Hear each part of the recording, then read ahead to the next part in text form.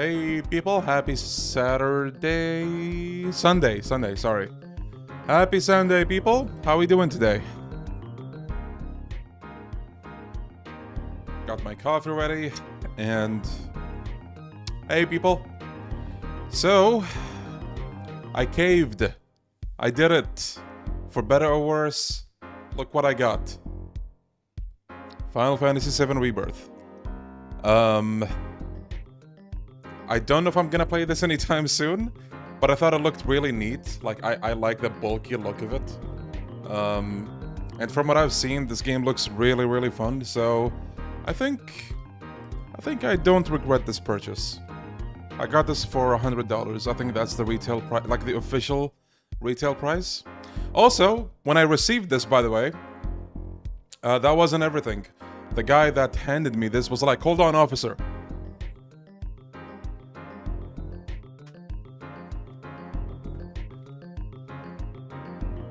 Got a little poster with it."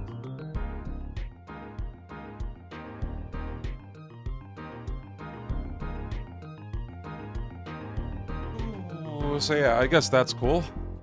I didn't expect the poster, but I'll take it.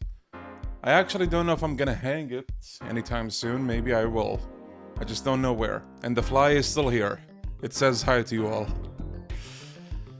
Hey. Coffee. I do have my coffee. Already. Feeling under the weather today, sadly. I'm sorry to hear that. But hopefully, by hanging out, that'll change. Hopefully. Yo, Isaac, how you doing, buddy? Yo, Brendan. Welcome. Yeah, I need to probably... Actually, no. I was gonna say I might play Infinite Wealth on hard, just for the achievement, but I remembered I don't care for achievements, so maybe not. Actually, wait. Okay, chat, I'm gonna ask you not to look, okay? Don't look. I see you looking, don't look!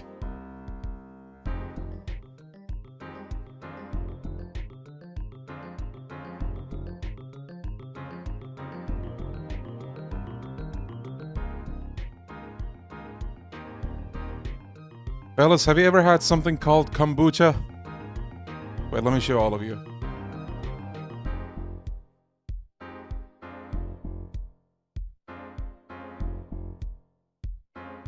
Kombucha.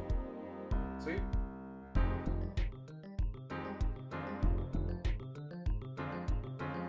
I've heard about this, and how it's basically like fermented tea, and how it's very good for you.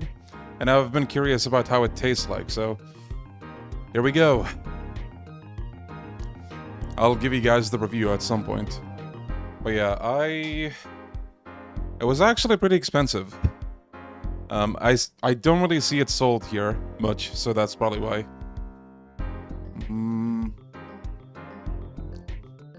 Kombucha is good. It better be. I bought it for like... God, how much would that be in dollars? $4, I think. So yeah, compared to other drinks, that's pretty expensive here. I think it should be in the US, because like my first time seeing it was from a Canadian streamer, so it probably is somewhere there.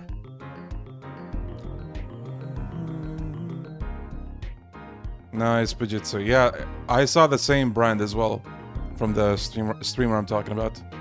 So I'm looking forward to trying that. Okay. Are we ready to finish Ace Attorney? The big question. I actually really hope I have enough time to beat the case today, because it's a long one. I expected for yesterday to take like 4 hours for that case, but it took almost 6 hours, so I'm kind of scared, not gonna lie. Ooh. Yeah, Blitzy. I love this theme. God, I can't wait. I want to say I can't wait till we get to Apologize this, but like that's a long way off. But hey, if we keep up the pace with, like, you know, the viewer interest, we might actually get there. Okay, let's launch the game.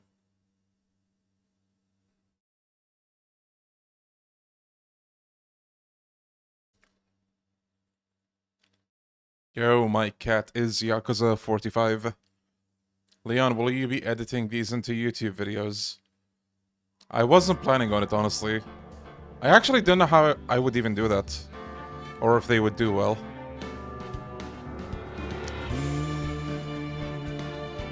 Actually, yeah, how would you edit that?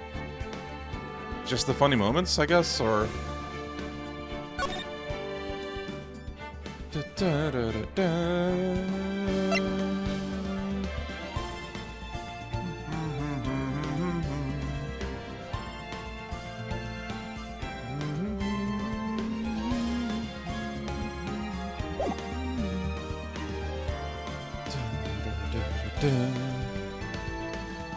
Have you played any of the Yakuza games? I think you would like them. I've been told a lot about them. I should check them out.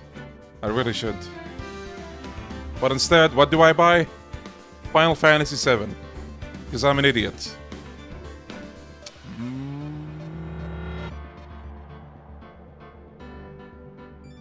Wait, the breakdown in this case crashed the DS's? Really? Wow. Okay, let's jump right in. The last episode of the first game, Rise from the Ashes. This was not available in the first release of the game. This was added for the DS release. An exclusive case for the DS release of the game. So, let's see how this is gonna be like.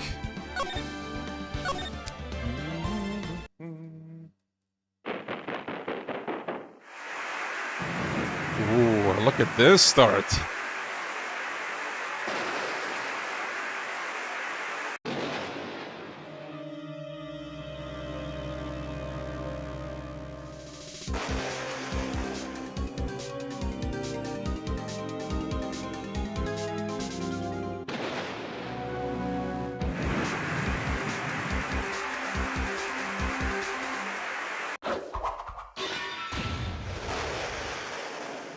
The hell is going on?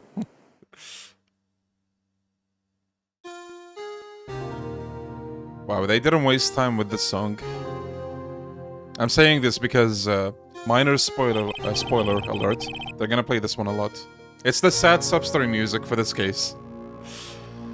It's been 2 months since Maya left the office. 2 months without a single trial. I've had offers, but none I took. That is, until the day that girl showed up. The Shinji Mikami case. Did he write this?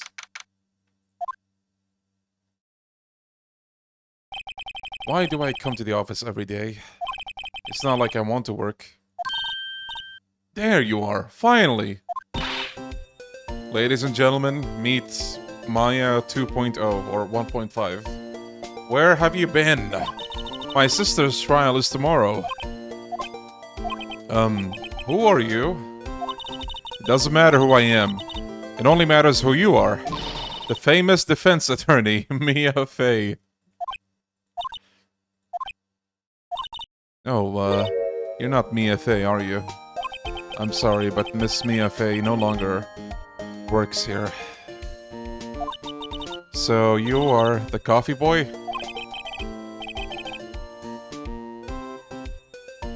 Phoenix Wright, a defense attorney. Right. Wait, you're the Phoenix Wright? The Phoenix Wright from the Edgeworth murder case? Yes, that's correct. It wasn't Edgeworth who was murdered, though. That's a relief, then. You're better than nobody. I'm sorry. I'm afraid I'm not taking cases right now. But you're Phoenix Wright, right? The undefeated defense attorney? Look, I'm not accepting any new cases. I'm sorry, but you'll have to try elsewhere. Please! I'm out of time. But, please, you have to help. It's my sister. What did I tell you guys? Maya too. Maya? Could it be...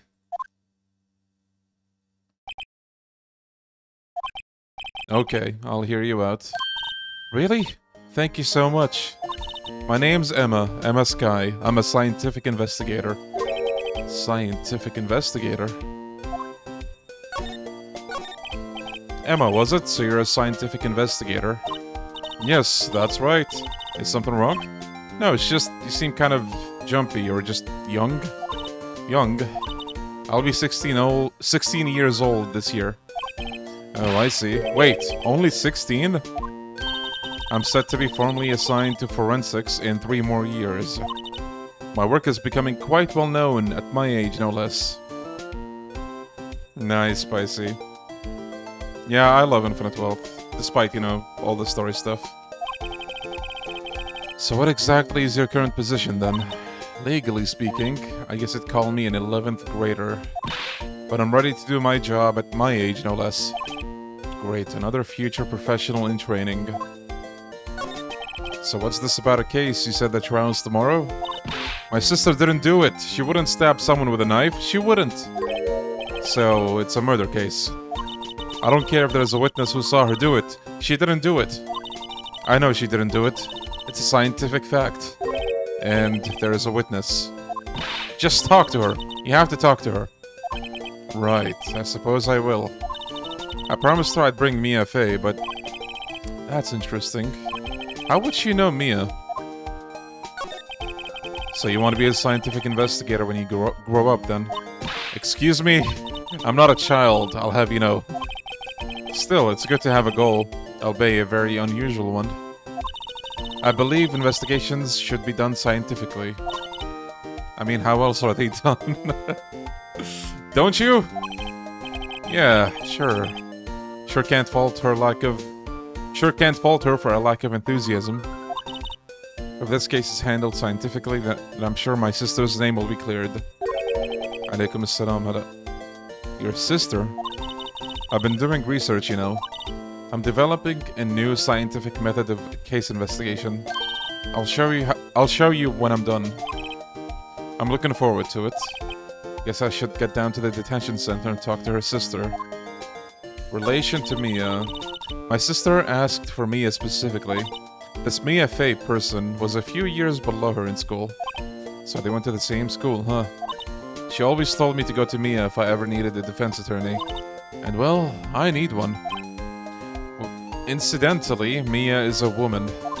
Now that you mention it, guess it is more of a woman's name than a man's. Well, it's nice of you to help your sister out like this. You must be close. Sad sub-story music time. Well, actually, when she gets like she is now, I kinda hate her. Huh? But she's my only family. Your only family? What about your parents? They died in a car accident when I was little. Oh, I'm sorry. Well, let's go then. قبل ما أكمل لعبة أشتغل محامي أفادك. I wonder what's wrong with Emma. She got quiet all of a sudden as soon as we arrived. Guard, I thought I told you I didn't want visitors. Sorry, ma'am. It's just your sister. No excuses. Or did you not want to raise this year, Looks like someone other than Gumshoe's eating a pay cut. Understood, ma'am. What was that all about? Hi, Lana. Funny. I seem to remember specifically telling you not to come here. Perhaps my memory is failing. Look, I didn't want to come here either, okay? But your trial's tomorrow and you still don't have a defense attorney. I'll be the one in court tomorrow. This has nothing to do with you, Emma. Isn't that right, Mr. Wright? Hey, how do you know me? Mia mentioned you. I've heard quite a bit. Is she sitting on the chair backwards? I know, right? It's so silly. What exactly is it that you do? My name is Lana Skye. I'm Chief Prosecutor for this district. You're a prosecutor?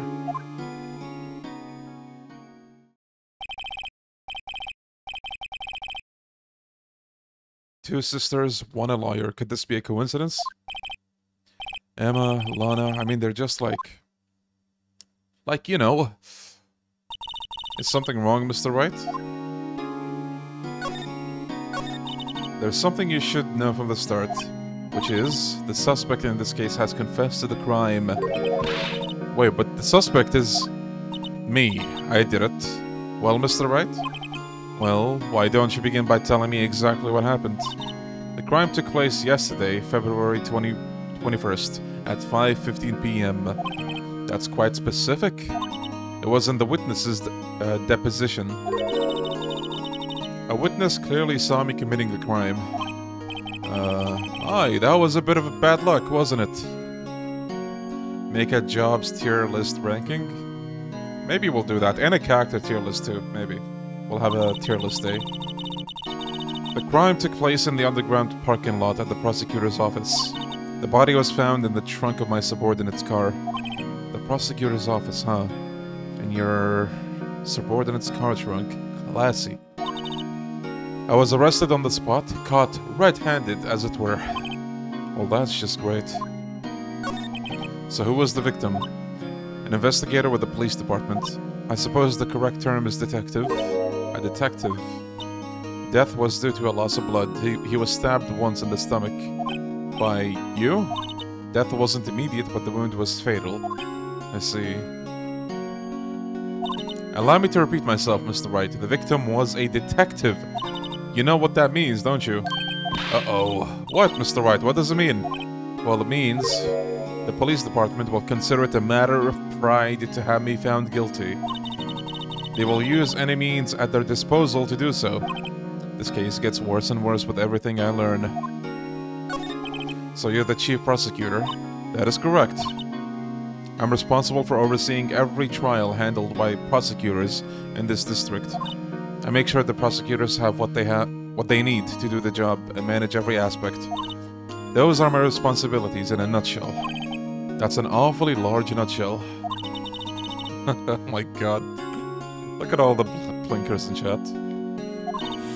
I would think you'd recognize the district's chief prosecutor, Mr. Wright. Huh? In fact, it seems impossible you wouldn't. Lana? What happened to your hand? Oh, this? I cut myself by accident when I stabbed him, that is. Ah. I'm not very good at being a criminal, I suppose. How am I supposed to defend this? Time to change the subject. Wait, she was in the class ahead of Mia, wasn't she? You were in school with Mia, correct? A few years above her? Emma told you about that too, did she? Well, why not? I did drag him all the way here from his office. Although it seems he has very little in common with Mia. Hey! It was in law school. I was in my 3rd year and she was auditing the class. She was different than the other students. Different? She was strong. She'd do anything to become a defense attorney. Anything. That was probably why she was attracted to me. Excuse me? Intellectually attracted. Lana was top of her class in school. I was the best there was. Oh. I'm doing pretty good in school too, by the way. It sounds a bit different when Emma says it. Well, Mr. Wright? Excuse me? As you can plainly see, I'm admitting my guilt. I think it's safe to say there's no way you can take this case. None. But Lana... Why? Why are you doing this to me?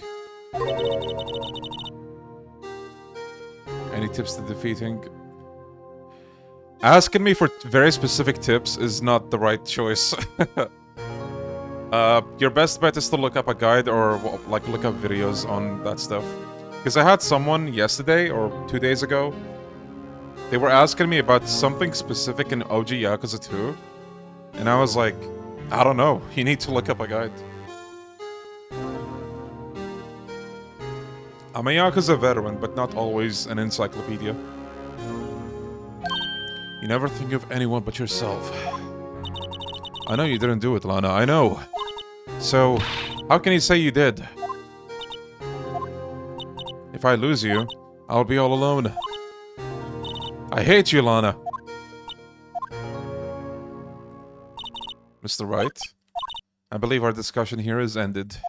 The rest I leave to you. You mean you're requesting my services as your defense? Don't lose any sleep over it. Your client has confessed after all. The case is over. Right, I'll do what I can to get to the bottom of this.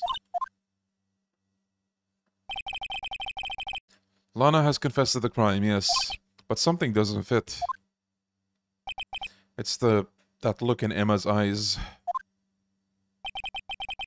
There's something else going on here, and I'm gonna find out what.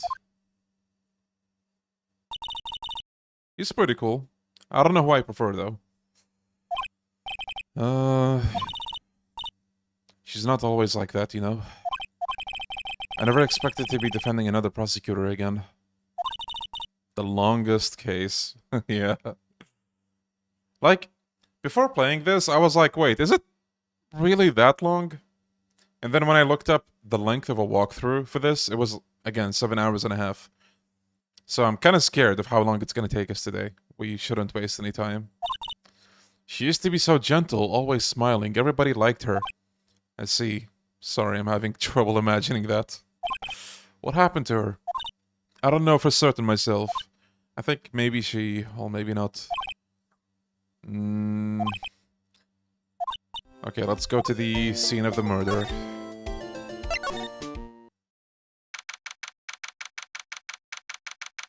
Yeah, I love this case, even with the length of it.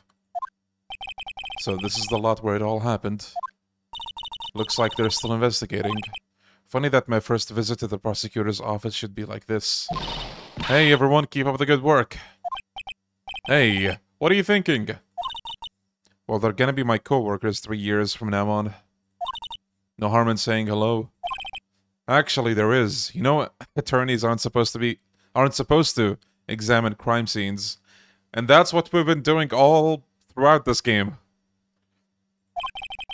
I'm trying not to stand out too much here, see? Hey there. You expecting to go unnoticed here, partner? Fellas? Banger alert. Partner? I love his theme so much. It's so good. What do we have here? Looks like a bambina got loose from the ranch and is up to no good. Folks gotta learn to keep them doggies tied down, partner. Mr. Marshall. Look at this giga chat. Who needs a razor? Just use a knife, bruh. We are winning, I think. Marshall looks more like a sheriff to me. Looky here, Bambina. I know how you feel. But this is my gang's gold strike. See? Strike? This is our claim, our territory, with a mother load of evidence. If you're fixing to mess with what's ours, you'll regret it, partner. You know what dreams the cacti out in the desert dream? You want to? What's this guy talking about? You had a long home now. Happy trails, Bambina. No, bring the theme back, please. Was that a hombre, a friend of yours? Kinda, sorta. Yeah, he's a detective. Who thinks he's a sheriff from the Wild West? It seems. You gotta love how nobody in these games notices something like this. Like, come on.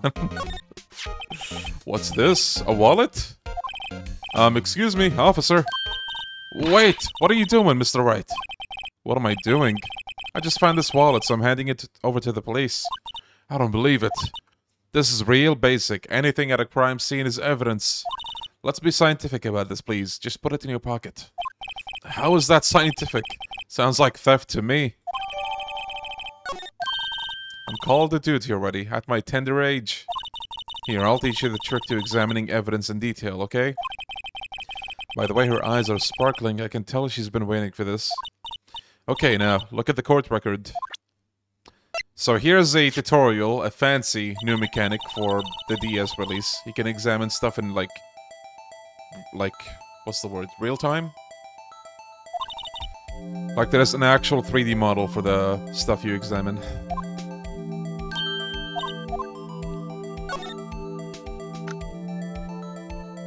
Who's that? This is an ID card. This is evil Arakawa. I don't know, Eric. By the way, take it easy with the questions. Don't bombard me with like 10 questions in the span of 5 minutes. Relax, man, please. You just gotta wait and see how long the next podcast takes. Nice, Christopher. Yeah, I already played the games. I'm just revisiting them now. Sergeant Bruce Goodman.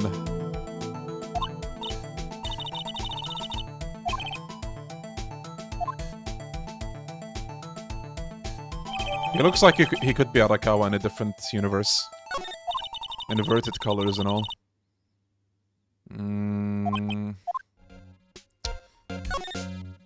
Okay.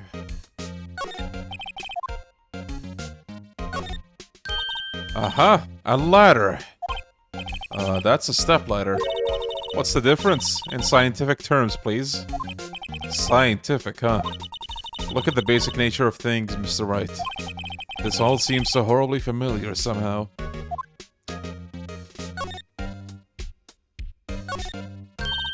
Well, no time to waste. Let's get hunting for clues. I wonder what this is. Well, partner, looks like you got no intention of going home quietly. Yo, Stefano, thank you, buddy. Thank you. Hope you're doing well. This is making me want to continue the 3DS games. Oh, man. I'm still in disbelief we got the Apollo trilogy on PC.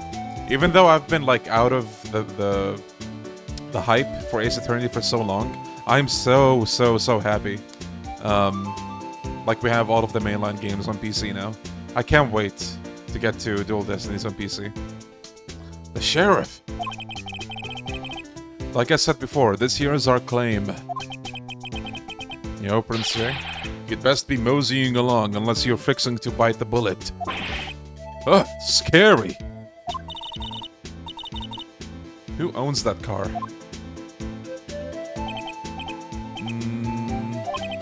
You wanna know who rides that red Mustang with the body in her saddle, eh?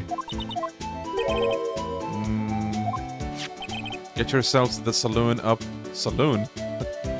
Up on the 12th floor of the Prospector's office. Might just find a Cerveza. What the... Where does this guy think he is? Yeah. Tell him, Phoenix. Yeah, Fabio. Yeah, and all the extra content in the Apollo trilogy as well. Like, being able to make your own custom scene. I love that shit so much.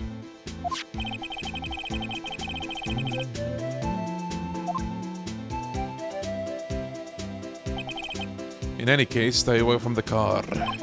You can look around here all you like. Just keep your paws off our claim. Okay. Excuse me, were you two all set? Us? Oh, there she is. What's this? She couldn't be. You're selling lunches? Here? This is a crime scene. Lunch, anybody? Hello, half and half, was it? Oh, thanks. And you, sir? Yes? Some crunchy goodness coming at you. Thanks. Interesting way of doing business. This area is off limits to anyone without clearance, especially passers-by, or are you officers? Wait, there's an achievement for all lunches? What?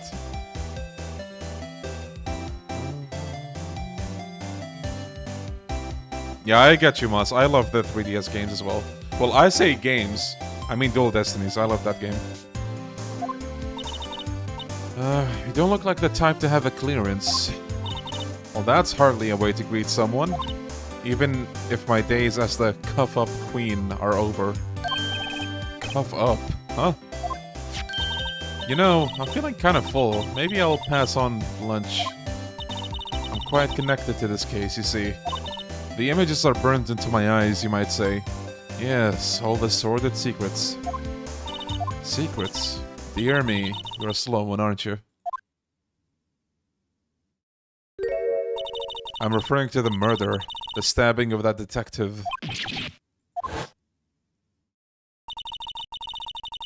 A witness clearly saw me committing the crime. You mean you're the witness my sister was talking about? Please, cough up, Queen. Tell us what happened. The name is Angel Star. Don't you go forgetting it. Or before you know it, I'll have you whimpering at my heels. Yes, ma'am.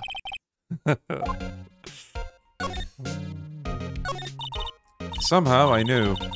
Yesterday was a day of destiny. I knew something was gonna happen. Just like I know that the daily special on Friday every week is salmon. Actually, wait. Do you pronounce the L in that word? Because I think I've seen people or heard people say salmon. And I'm like, wait, salmon? What the hell?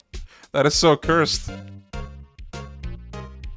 I think people here pronounce it like Salomon.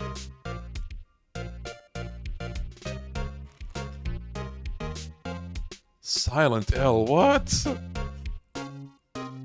That is so cursed.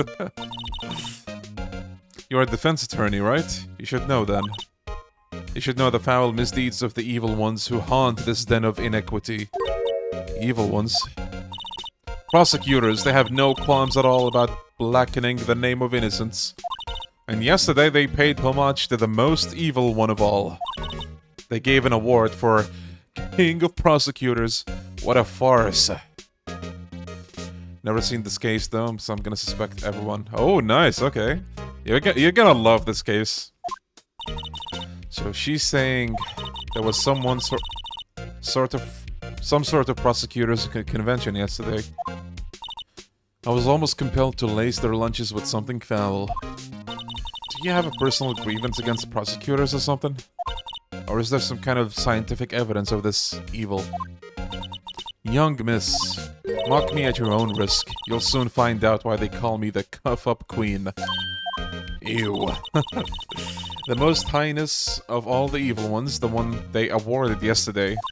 It was in his car that they found the body. Proof that he devours all the evilest lunches of all. Really, what? I'm totally confused. One thing's clear, though. This lunch lady has a thing against prosecutors. That she does. So, what did you witness? Fascinating spectacle, to be sure. I now feel I know what they say when they talk about a woman's wrath. To see Lana Skye wield that knife, so... Her knife flashed in anger, bringing him to a sad end. It was truly a sight to see. You mean he saw the very moment of the crime? The sound of his silvery ties to this world being cruelly cut still rings in my ears. And the rhythmic beat of Lana Skye's knife. Wait a second, you know Lana Skye? Of course, it's quite a feat becoming chief prosecutor. How many lunchboxes of sin did she pack to make that journey, I wonder? She always travels light. Now why would this pretty lunch lady know the chief prosecutor's name? Could we ask a bit about yourself? I come here to sell lunches every day. I import only the freshest and best from the Far East. For some reason, the box lunches are a hit here. Why not make the lunches here rather than import them? Did you say something? No? Only true connoisseurs can understand. The kind you can only tell someone who has tried General Tso's Trilobite lunch set. Never mind, you win. I don't even want to appreciate part of a Trilobite's flavor. My boyfriend works in the security room here at the prosecutor's office. Your boyfriend? See the security room over there? The glass-walled booth? I sell my lunches, and since I'm here anyway, I drop in to see him. Since you're here anyway, I guess selling lunches is more important than romance. You, Miss Star, are a lunch vendor with an ulterior motive for coming here. Did you have a bad experience with the prosecutor, Miss Star? I sense some hostility. Hostility? Perhaps. Prosecutors are all alike, and the bigger they get, the worse they smell.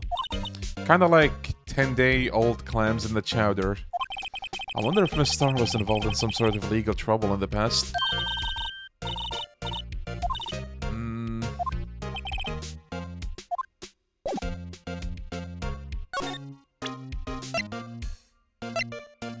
I'm just gonna move to the office.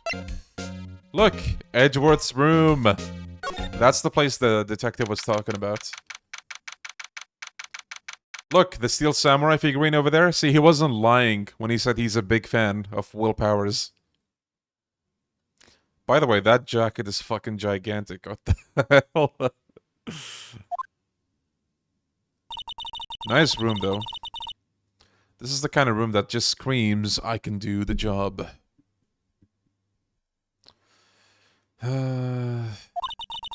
Quite a change from your office, really. Thanks. Look, there's a trophy or something here. A trophy? Hey, hell yeah, Roxy. Glad to have you. A trophy? What, that shield? It takes real nerve to display stuff like this. Whoever's office this is, they must be a real stuck-up jerk. Phoenix Wright. You never tire of prying into other people's business, do you? That voice. He heard that, Emma.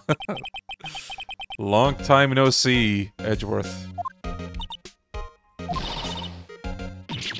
Mr. Edgeworth! You know him from somewhere? Of course. I'm his biggest fan. My sister introduced us once and... Right, her sister is the chief prosecutor after all. Well, what brings you here? I'll warn you, I've been known to be a real stuck-up jerk. I love the sass on this guy. No, did I? No. It was just Mr. Wright here, Hey, don't blame me. We're just here to investigate a murder case. Murder. A body was found in this nasty, bright red sports car in the parking lot. Hmm? That would be my car. What of it? Your car?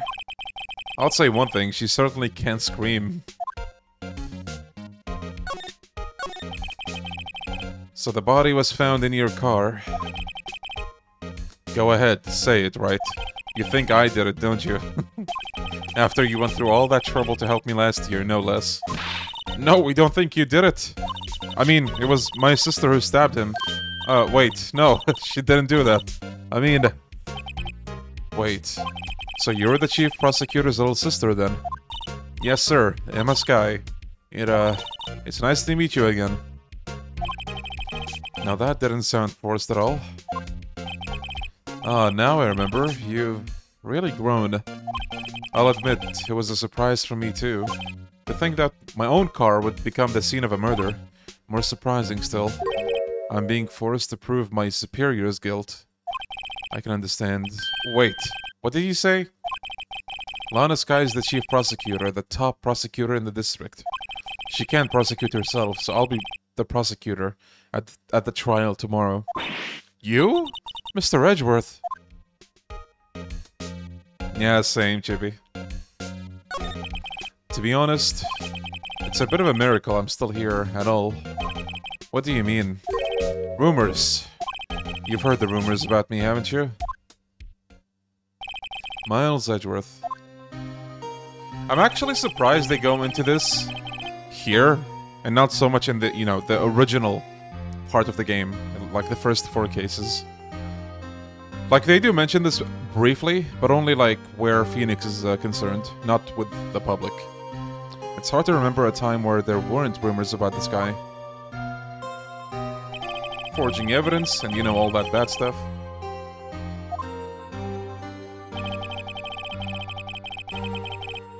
Thanks to you, my innocence was established in the trial last year. However, there are some who say I'm the one responsible for the current incident. What? That's crazy. Some people need very little excuse to think ill of others. He's so real with that one. The internet in a nutshell, actually. Oh, what's this? You don't like Yakuza 3? Fuck you. It's a fact of life. Impossible to stop. True. Some of them even go so far as to present me with toys like this. They think it's funny. Toys? That bronze shield? There's gotta be a story behind that one. Chief Prosecutor Skye. Yes. We first worked together on a case 2 years ago. It was my first big case. That's right, I remember.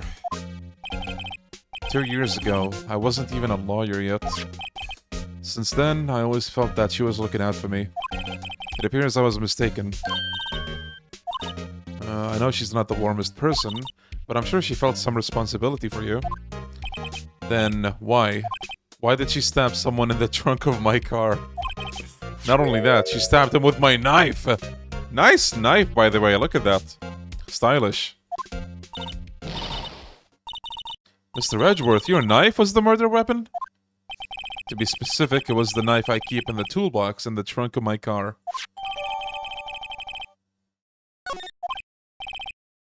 Edgeworth? What? Are you sure you didn't do it? The glare. Come on, can't he take a... See what I mean? Phoenix is a fucking jerk sometimes.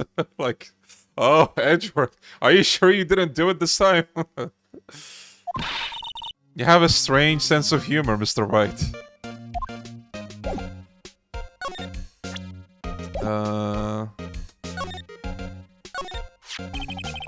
I've been wondering, what the heck is this? It has a big K on it. Mumbles of prosecutors. Huh? What's that? It's the King of Prosecutors trophy. King of Prosecutors? It's a great honor. They send that shield to the best prosecutor each year. What? So that K, that's... K stands for King? Yeah, you got a problem with that? Hey, why is he blowing up at us? I didn't design the thing. King of Prosecutors, kinda like Employee of the Month, only better.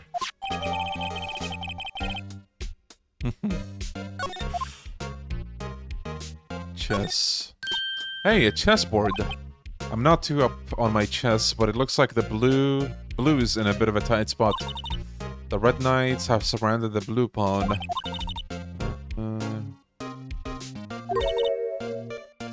His head is kinda... Check out that poor pawn. His head is kinda spiky. Kinda reminds me of you. Mr. Edgeworth must be an avid chess player. What's wrong, Mr. Wright? Edges surrounding a pawn with spiky hair. Nah, it's nothing. Wow, this jacket is even lacier than his usual ones. This must be his lucky trial jacket. Lucky jacket... Lucky jacket, right. I've never seen him wear it. Yeah, this is the last episode. Maybe I'll be naughty and take a picture. She's getting way too excited about this. Oh yeah, wait, we need to present that one. No, never mind, actually. I thought we got a paper from Marshall. A work desk. Oh. Strange. Why did I just picture Detective Gumshoe?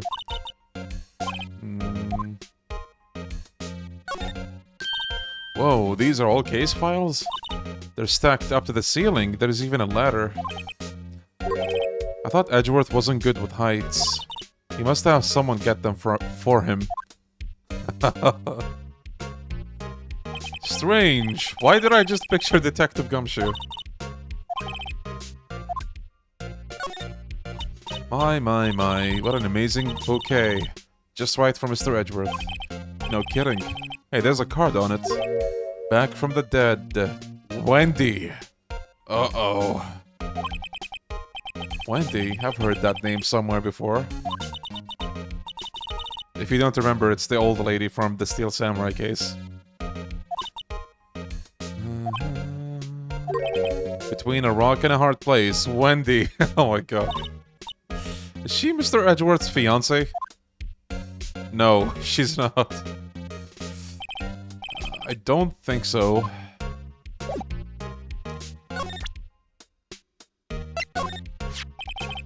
So basically this says you were the best of the best last year, huh? You can take that foolish grin elsewhere, right? I lost a day of work to receive that travesty. Why is that? I had to go to the police department to receive that broken shield. The police department? Where Detective Gumshoe works, yeah. Why is it broken? What does it matter? I've got more important things to worry about. Oh, right. He doesn't seem too concerned about this award, for better or worse.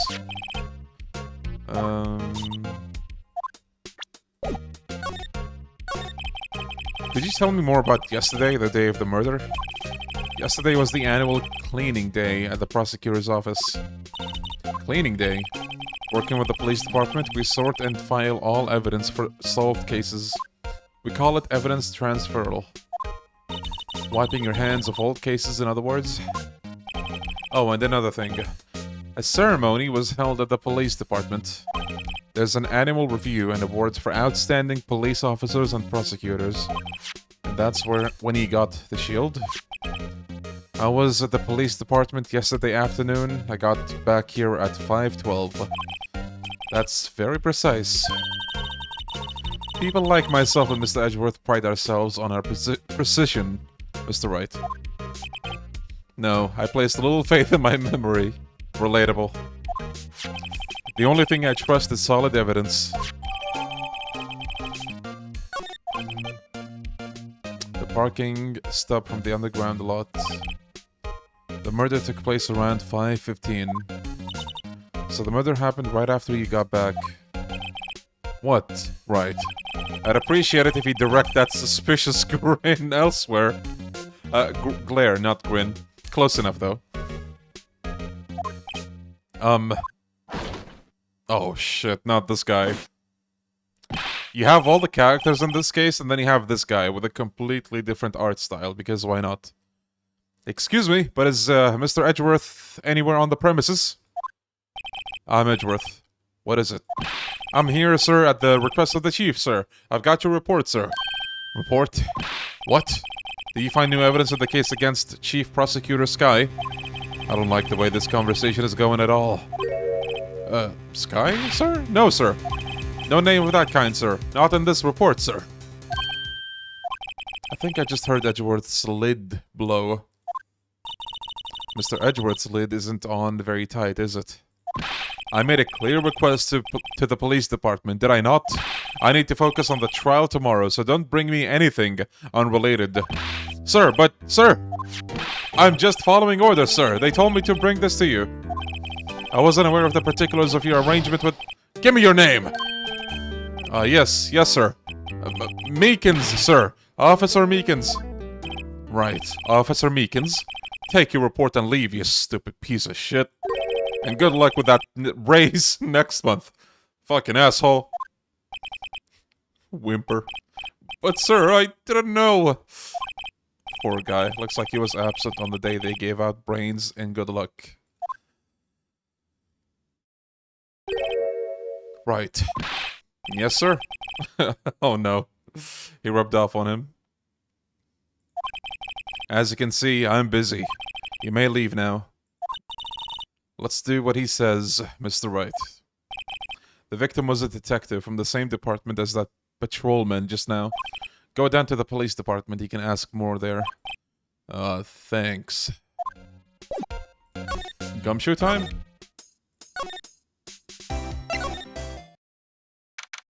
Hey. Phew, we're finally here. Why would they put the police department so far away from the prosecutor's office? Beats me. That took almost 30 minutes by taxi, and traffic wasn't even that bad. Damn.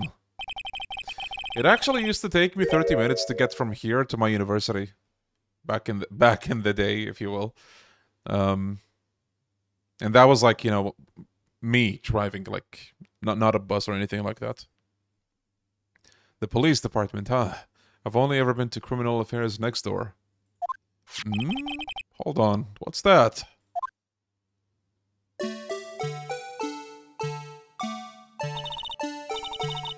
Now this is what I call a banger. Disturbing. Why does it undulate like that? Oh wait, I know. This is the Blue Badger. They're trying to make him the police mascot. Wow, Mr. Wright, you sure know a lot about the police.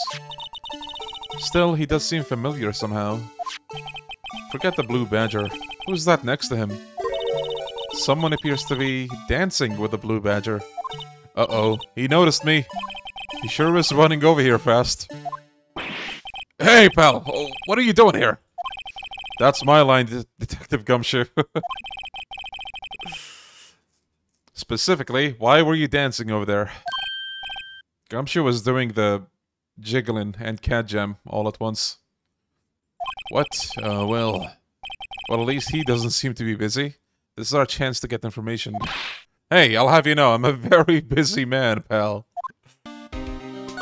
Nice. A classic. I'll give you one word of advice, pal. You'd better not agree to defend the suspect in this case. Why not?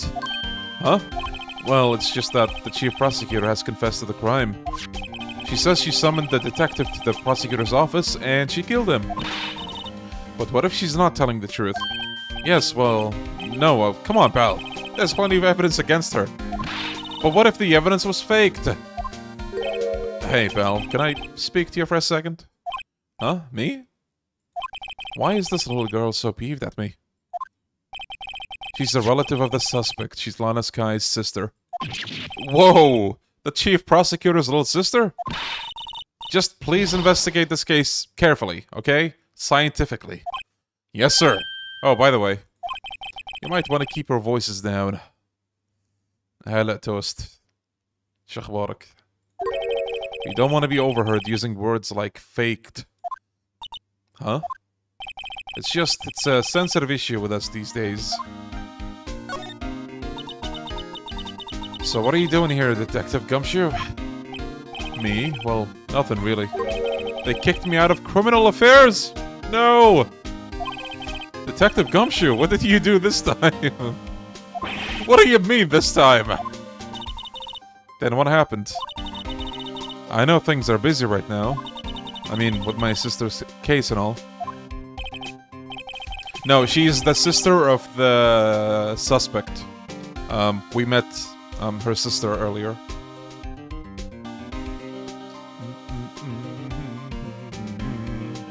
It's true. We've never had a chief prosecutor murder anyone before. Only the highest ranked people are being let into criminal affairs now. The lowest ranking guy in there is our chief of detectives. They're not letting any of us rank and file detectives in at all.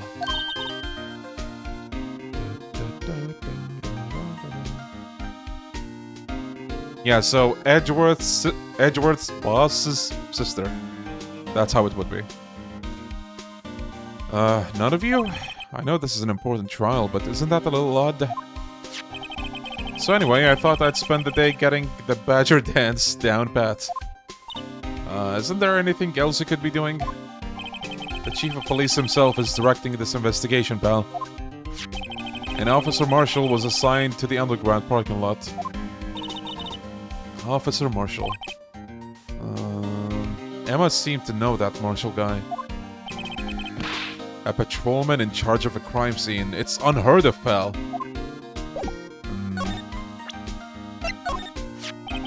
Found in Mr. Edgeworth's car, stabbed with Mr. Edgeworth's knife. What would drive Chief Prosecutor Skye to do such a thing? ايش رايك في اللعبة حاليا؟ هل هي أفضل من الفيجوال نوفلز؟ يعتمد على الفيجوال نوفل اللي تتكلم عنه. بس اللعبة يعني شو أقول لك؟ من رأيي يعني في نوعية ألعاب الفيجوال نوفل يمكن هاي أحسن شيء بتحصله. لأن مو فيجوال نوفل وبس، في شوية لعب يعني تختار تروح أماكن تحقق في مسرح الجريمة وفيها شيء كذي يعني فيها تفكير. Wait, I didn't mean... I mean, sure, of course someone else really did it. Someone who must have...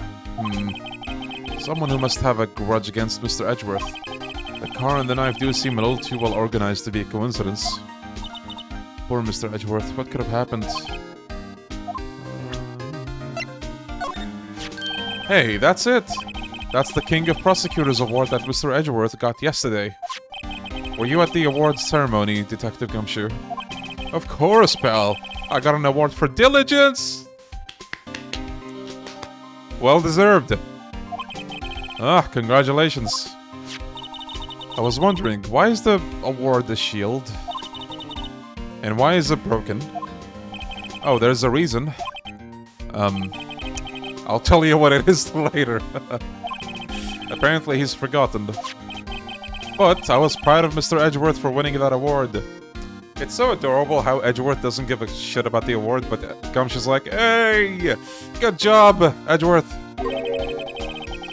Even with all the naysayers in the prosecutor's office. Naysayers must be because of the rumors. Oh wait, that's the same thing. Yeah, Roxy. Can you present profiles in the first game? No. I think that's a thing from the second game onwards. Detective Gumshoe, what can you tell me about this? Hey pal, this is a detective's ID card. You can't just keep that, you have to turn it into the police. It's people like you that get me into so much trouble all the time.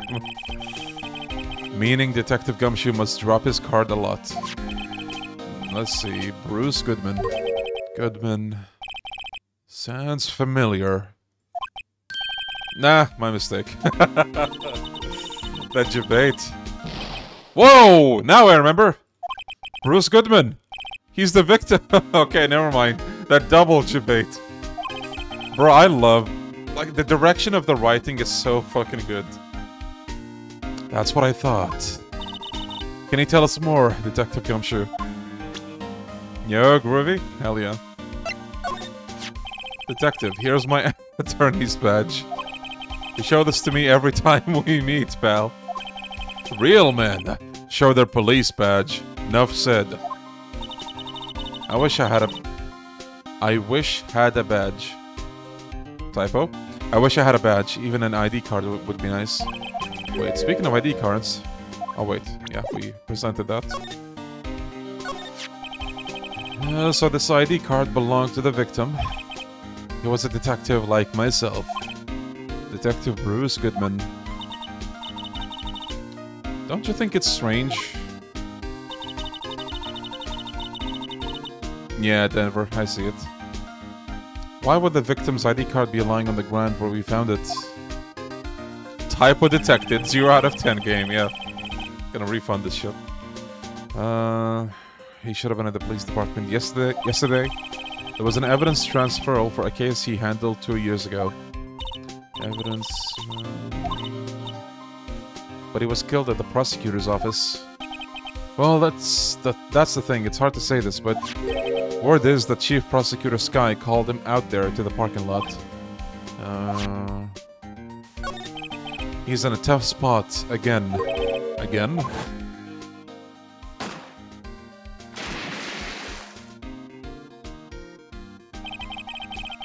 Well, it all started with the murder of that defense attorney, Hammond. But Mr. Edgeworth was found innocent. Listen, pal, there have always been rumors about Mr. Edgeworth. Forging evidence, you know, that good stuff. Nothing outright, but there were always whispered rumors. Ever since he was accused of murder, no one's whispering. They're practically shouting. But there's no evidence against him. Yo, Crimson, doing good. How are you? Wait, hold on. For those who missed it, I was talking about this earlier, but look what I got. I need to finish part 1. I might not stream tomorrow just to finish, or try to finish part 1. And then maybe I'll play Rebirth. I don't know if on stream though, because if I stream this game, it's gonna take like 12 streams of 12 hours, maybe. So yeah, I don't know.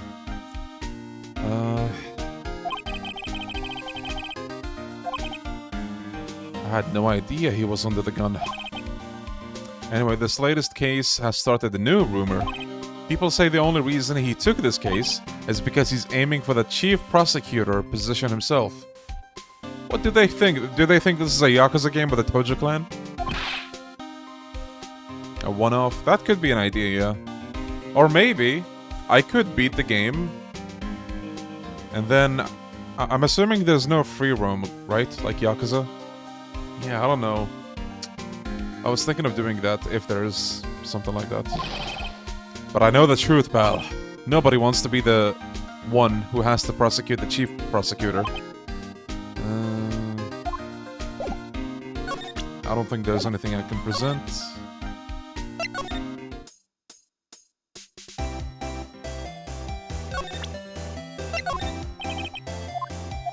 Oh.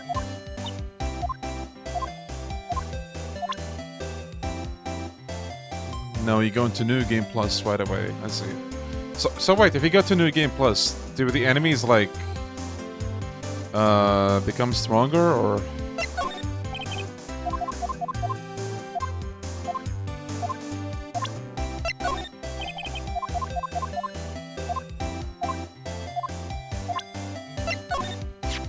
About this card. The Lunchland vendors only accept cash, no cards. Especially not a card belonging to someone else. No, this isn't a credit card. It's an ID card. Belongs to a detective. And you're showing this to me, the lunch lady. Why? That's like showing a fine honeyed ham to a detective. Why do I always feel like I'm being mocked? Well, to be fair, Phoenix, you mock the hell out of people. A defense attorney must be able to fight. How about you? Do you think you can win? How about tackling Lunchland's Pickle Supreme lunchbox? Wow, it's really crunchy.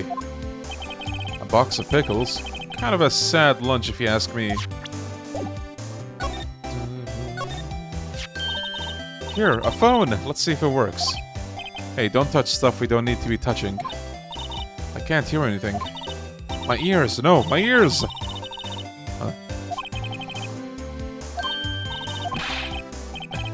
The phone's broken. Okay. Oil drum filled with water.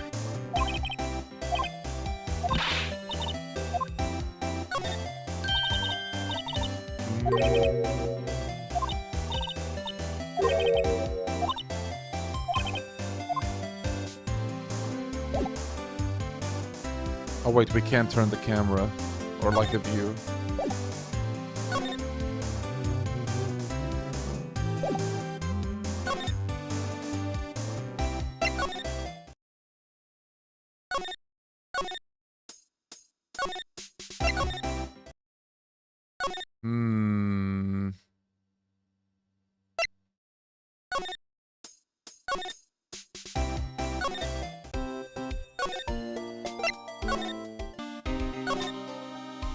Did I miss... Wait, did I miss a place? Hold on.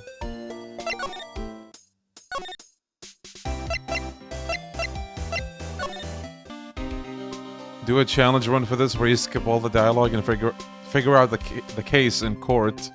That might actually be fun. I do wonder how long that takes. Because I feel like even with skipping, that's... A lot of the one is going to be just skipping. Or, well, I mean, it sounds obvious, but you know what I mean.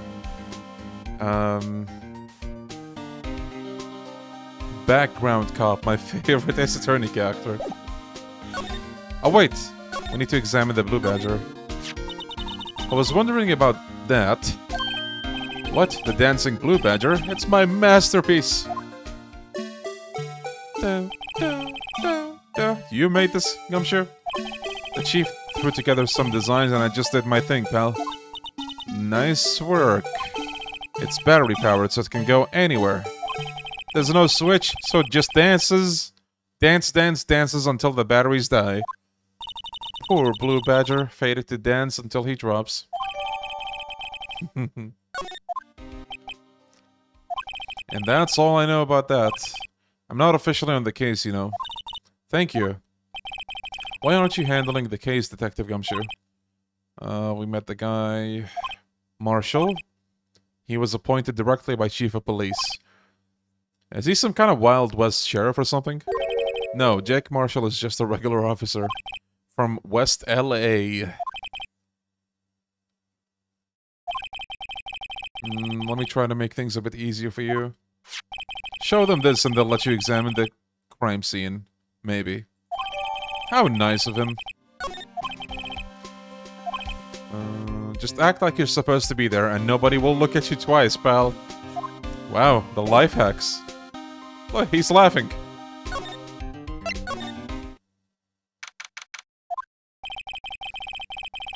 Yeah, Marshall just equipped the Desperado class. I have to be getting back to the shop. Sorry, looks like I'll be stuck in this pit till the sun sleeps. I'll see you in my dreams tonight then, baby. Oh, still in here? Oh, hello. Why the surprised looks? Didn't I mention? I've got a boyfriend in criminal affairs too. What happened to the security guard? Hey, what's wrong, Bambina? You're looking like a doggy that's lost its herd. Jake Marshall. Strange guy to put in charge of a crime scene. He has a banger theme, though.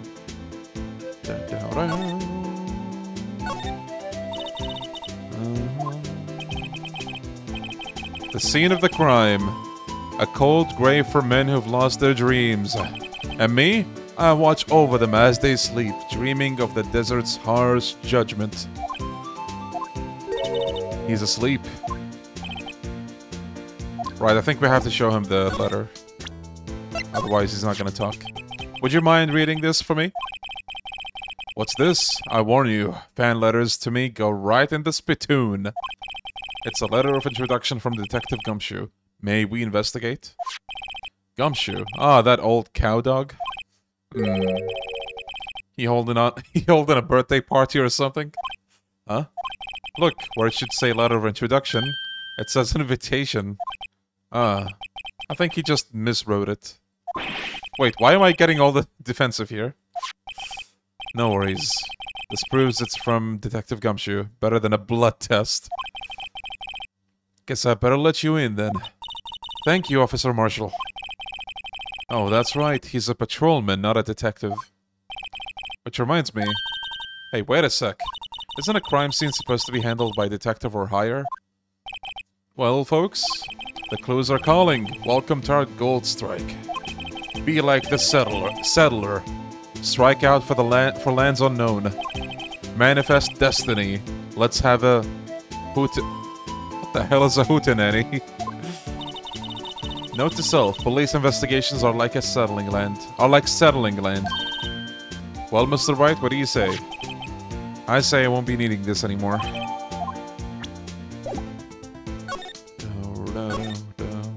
Look, a cell phone out in the open. How much you want to bet the police missed this? This looks like a cell phone. Scientific analysis would suggest this belonged to the victim. Check it out, of course. Let's check it out. Oh yeah, we have to do it the fancy way. The DS mechanic.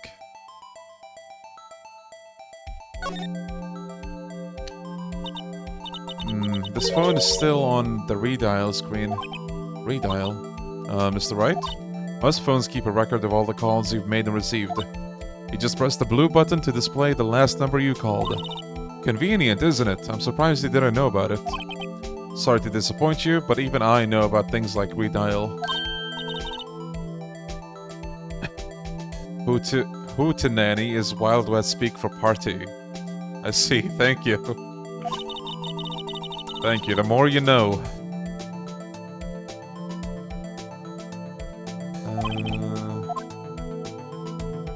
Did Maya go home? So, in the end of the fourth case, Maya goes home. And this case is made not only after this game was released officially, but after the whole trilogy was complete. So, it made some consistency issues with the later games, but you know, as a standalone case in this game, yeah, that's what happens. Maya's gone. Yeah, Emma's the Maya replacement here. Now, to see who the owner of this phone called last. Note to self, a defense attorney doesn't think first, he just pushes the button. How many cases are in a game, though? It differs from game to game. This game has 5. The second game has 4. The third game has 5. The fourth game has 4. The fifth game has 5. The sixth one, I'm not sure because I didn't play that.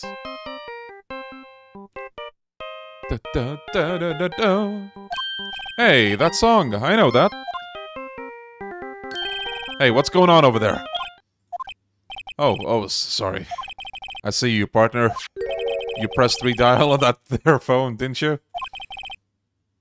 Well, yeah. Whose phone is this anyway? It was on the ground over there. Whose is it? Whose is it? That belongs to Chief Prosecutor Skye. 6th game, 5 cases. I see.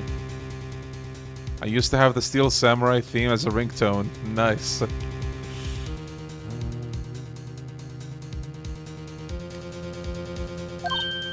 It's my sister's? She apparently dropped it when she was taken into custody right after the crime. Look, the last call was made right when the murder occurred. Looks like she was fixing to call someone. Except she only spoke for a few seconds according to this. Who did she call? No idea. Sorry, partner. Now, we got a question for you, partner. I heard the phone ring just now. One of those new-fangled ringtones. Oh, that. Oh. I'm sorry, that was my phone. Oh, what? Your phone? Yeah, it's kind of strange, but someone called me right as we picked up the other phone. A wrong number. Is that a lie? I hope you're not lying. They shoot you for that in Texas, partner. Any Texans? Can you confirm that? Uh-oh, I've incited the wrath of the Lone Star Patrolman.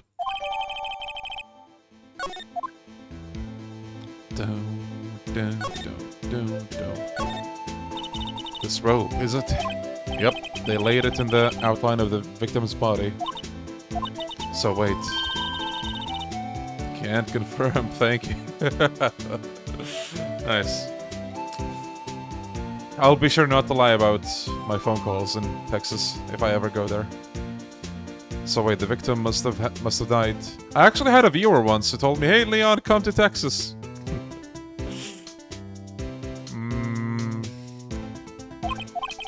You have got to be the only one I know that would come to that conclusion.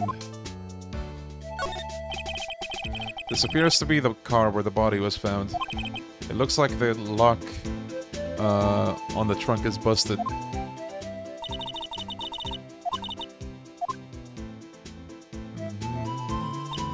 Quite a luxury car. It screams I have money to burn. Yeah, prosecutors get the big bucks. I'm still so confused. Like, how come defense attorneys don't get as much money? What's this? Looks like a note of some sort.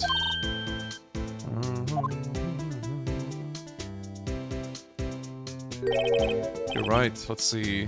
67S122. There's a name printed on the paper above that. Goodman.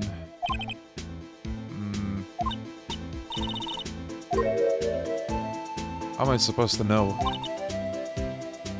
For deductive reasoning, go to Edgeworth, not Wright. Thanks.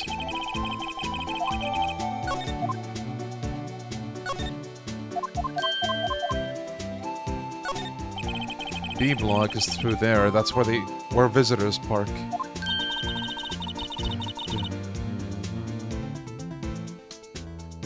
I guess because prosecutors get that government money. Because the defense in Japan has a low win rate. Yeah, I heard about that. Like in this game, in Judgment, in real life. But also... So wait, do they make the same amount of money, give or take? It's just... they don't win often? I actually never looked into it. If someone loses a case, do they get less money or like... I always assume they get the same amount of money, because, like, they're just doing their job. I don't know.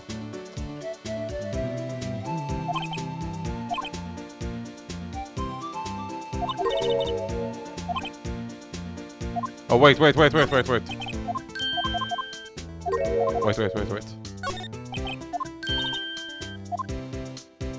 I can see a cartoon cow munching down on a juicy-looking steak. Doesn't that strike you as a little creepy? Just don't think too deeply about it and you'll be fine. Cannibalism, baby.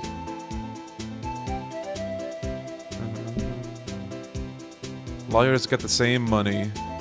At least here they do. Yeah, as far as I know, same here.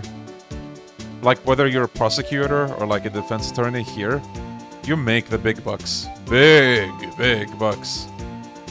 Huge bucks.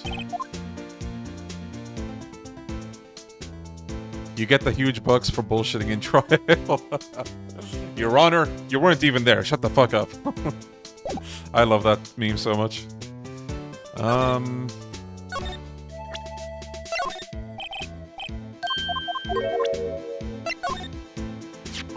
My sister's cell phone. The last time it was used was 5/18, right after Goodman was killed.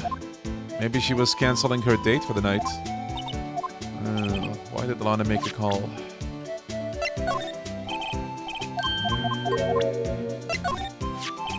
$512.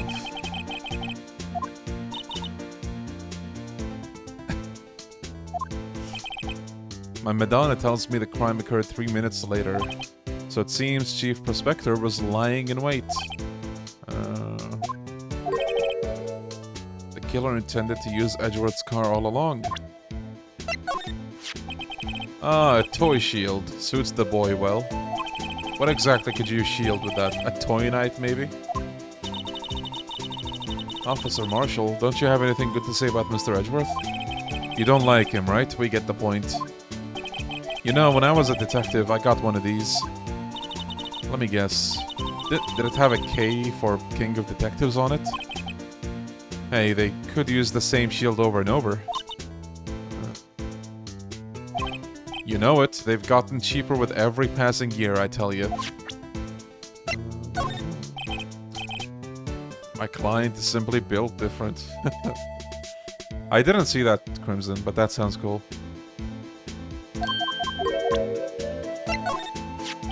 What's that? Some sort of police passport? This is Detective Goodman's ID card. Strangely enough, we found it a good distance away from the crime scene. Good distance. In this rat hole?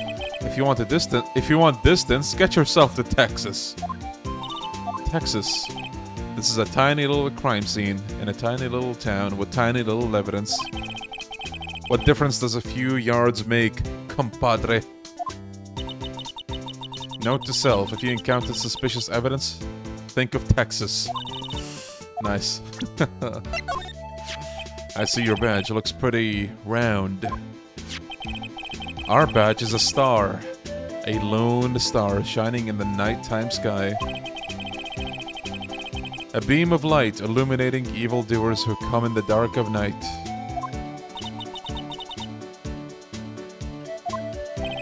Hey, that's a sheriff's badge. Officer Marshall, could you tell us more about the victim? Good men always die young. Remember that, partner. Could you be a little more specific? Bruce Goodman. He was a detective, right? Well, aren't you a feisty doggy there now? Detective Goodman was stabbed here at 5:15. Smiling Madonna told me the tale.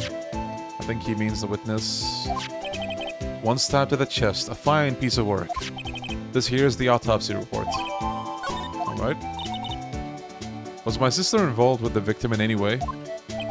Funny you should mention that, Bambina. Chief Prosecutor Skye and Detective Goodman had nothing in common at all. I'm hoping it doesn't take 2 streams. I'll fucking rush through this if I have to. And I'll try to summarize. So there's no motive. Gotcha. Skip. No motive. No motive. That's what you want to know here. I don't mean any offense, but Marshall, you're kind of stinky.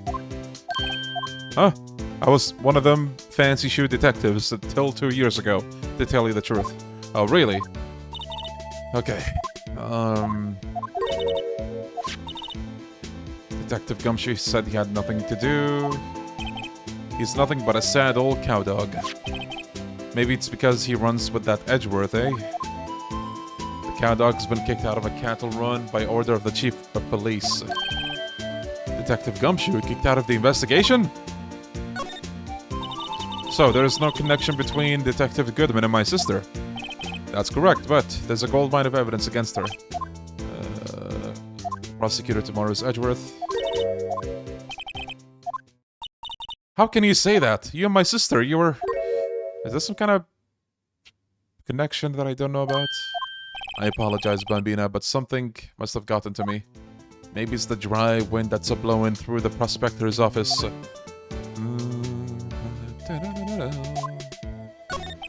Suspicions about Mr. Edgeworth have been flying. We heard about that. Unbeatable. That is until he met you. Haha, Giga Chat Phoenix.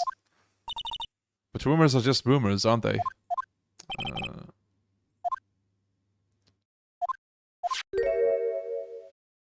If you follow the rumors about Edgeworth, you keep stumbling onto one person. It's your sister, Bambina, Lana Skye. My sister? Edgeworth couldn't rustle all those cattle by himself.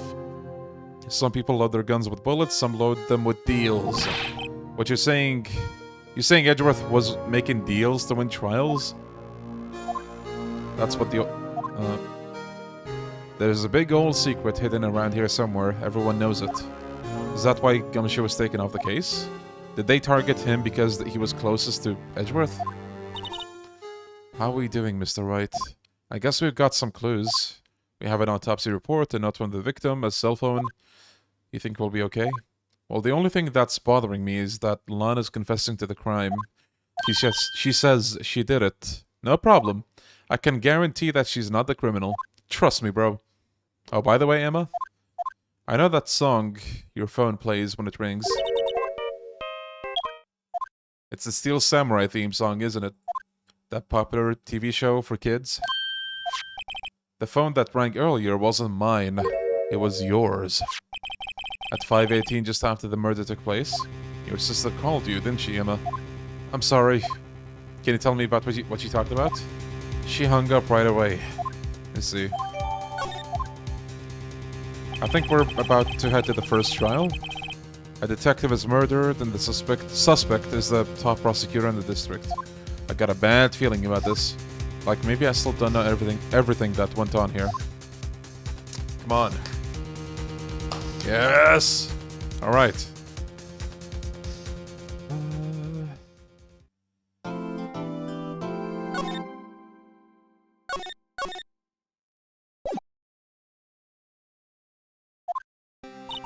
How did the investigation go?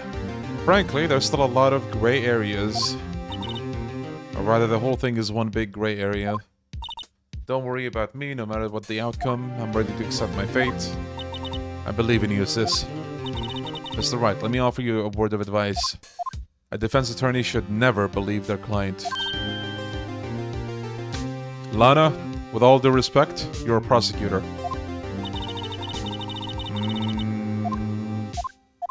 You remind me a lot of Mia, but there's one decisive difference between you and her. You're not a defense... Ah! See, what did I tell you? I believe it's time for the trial. It is. My first trial without a Fae helping me. No one's gonna bail me out this time. She died too soon. Man, I would have loved a case with this Mia. I say this Mia in particular because I guess minor spoilers for those that are watching and haven't seen anything of this. You do play as her in the third game, but in a flashback. So that's nice, at least.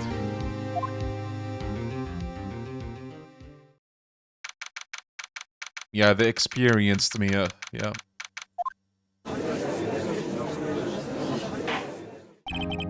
Court is now... Oh, Judge, my beloved, I missed you, you stupid idiot. The defense is ready, Your Honor. Edgeworth is back as a prosecutor. Let's go. He's been away for one case too long. It's been 2 months, but I haven't been in a courtroom since his trial. I hope that personal feelings will not be a part of the proceedings today, Mr. Wright. I will choose the path I think is right, regardless of what those around me might say. The judgment to be made here is in our hands, not those of anyone else. Very well. The opening statement. Chief Prosecutor Lana Skye has committed an unpardonable crime. Not only this, but she was rash enough to commit it in the prosecutor's office lot. Wow, he's much more forceful in person. I suddenly feel like confessing to everything.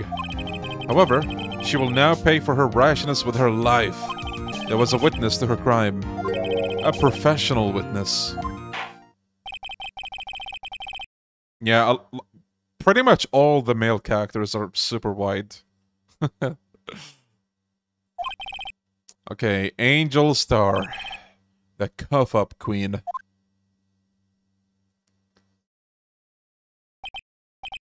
Haven't I seen you somewhere?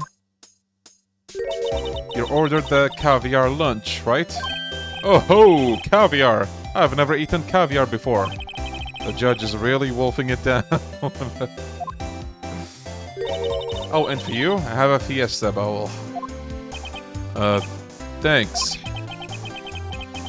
Yeah, Yakuza 3 carry wide. Will the witness state her name and profession? Ah, and you, sir? Did you order the fingerprint lunchbox? It's too early for lunch. Your name and profession, please. Well, Your Honor, how does it taste? So this is why everyone raves about caviar. It's so tasty it hurts. I always thought caviar would taste like pickled tapioca. What the heck does pickled tapioca taste like? Dude, get out of here, fly. Name, profession, now! Me? The name is Angel Star. Don't go forgetting it. I find myself running Lunchland these days. Is that what you wanted me to say, Mr. Edgeworth? Very well, witness. Please describe the incident to us. The prosecution will wait. I'm not finished eating. Hurry it up, goddammit! Very well, Mr. Edgeworth. As you know, we usually call on the police to provide the description of the crime. I am a professional witness. Professional. What does that mean? Until 2 years ago, Miss Angel Star was a special investigator with the police. She was a first-rate homicide detective. What? She was a detective? Yeah, my guy was eating lunch during the fucking trial. You don't get trials like the Ace Attorney trials. I know who you are. Cuff up. Cuff up Queen Angel Star, Your Honor. Long time no see. Very well. You may continue with the description, Miss Star. Just who is this lady? If I might have the court's attention over here. The parking lot at the prosecutor's office is divided into 2 blocks. A block is for the prosecutor's office personnel, A block, and B block is for visitors and clients. A chain divider separates the 2 blocks. I suppose that's to keep visitors from taking up prosecutor spaces, yes? The crime took place in A block, in the car's trunk. The killer stabbed the victim with this knife. Okay. Unfortunately for her, there was a witness, and an arrest was made on the spot. Okay, out of curiosity, put a 1 in the chat if this is your first time seeing this case. I think I've seen a couple people so far, but I'm curious. Who was this valiant witness? Why, it was me, Your Honor. Witness, did you see the very moment of the crime? Of course, Your Honor. Immediately after that, I apprehended the chief prosecutor. Oh wow, okay, 3 people is still good. 4, okay. Nice. You guys are gonna love this, I think. Okay, for those who have been watching this game for the first time, which case is your favorite so far?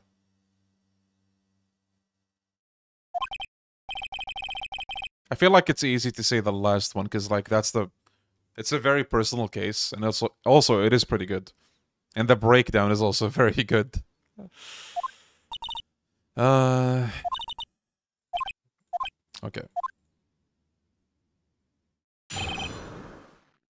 Hey, Kokotoni, how you doing? Somehow, I always knew a day like this would come. I was on my way to deliver a lunchbox to my boyfriend when I sensed something. Perhaps it was my finely honed detective's intuition at work. Through the wire fence, I saw the chief prosecutor standing next to a... Do you say garish? I guess it's garish, right? Garish car. The chief prosecutor was holding a knife in her right hand. Then she thrust the pointy tip of the knife into Detective Goodman's chest. Bringing a lunchbox to your boyfriend? How touching. As you can see, there is no room for doubt. The key point of your testimony seems to be nothing other than the point of the knife which you saw being stabbed into Detective Goodman. So, how does it feel to be so utterly crushed? I'm still thinking about that. It's merely a flesh wound. Oh, okay. The reference. Mr. Wright. Let's do this. I just realized, or remembered, rather, something that I miss in the HD collection. When that... What was it called? The cross-examination pop-up comes in, like the text. On the DS, because you had two screens, like, on the other screen, you see, like, this face-off between, you know, Phoenix and whoever the prosecutor is. I really missed that. So, when I played the Apollo Justice trilogy, so starting with the fourth game of the franchise, I was so happy to see that they brought that back. It's back in that game. I don't know if it's back in the second or third game. I didn't get there. But I'm assuming it's not there because it's not here. So, just wanted to comment on that. It's hard to... If you don't get it, it's hard to kind of describe. But basically, again... Think of the Yakuza title cards. You know those? Like, fourth chairman of the Tojo Clan, Kazuma Kiryu. And then, like, you know... you get, like, a logo. There's something like that. Originally. Oh, it isn't? Feels bad. But yeah, I love that so much. It's like a very little thing. You see it for like 2 seconds as the text shows up. But I love it. And it's not here. Is it like the Cabaret Club battles? Yeah, you can say that. Yeah. Which case is your favorite in the trilogy? In the whole trilogy? I don't know. Somehow I knew a day like this would come. How would you know that, miss? How did you know?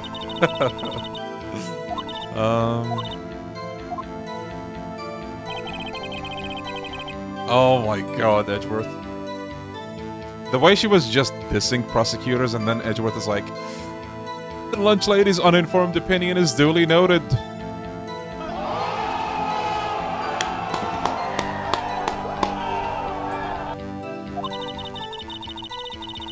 Who do you like most in the series? That's an even tougher question. I don't know. I like a lot of characters. Killing off a detective that knew too much is merely an extension of that.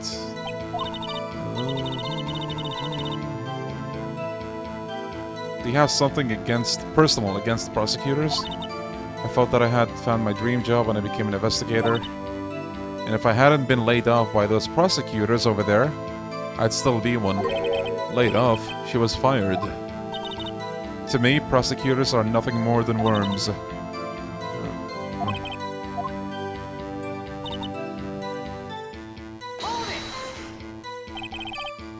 This boyfriend, he's the detective? Not that boyfriend, the security guard. Yo, Melon, thank you for the honey tier, buddy. Hope you're doing well. Thank you. Let me fix something real quick. There's a gap that was in the corner here that was bothering me. I just filled it.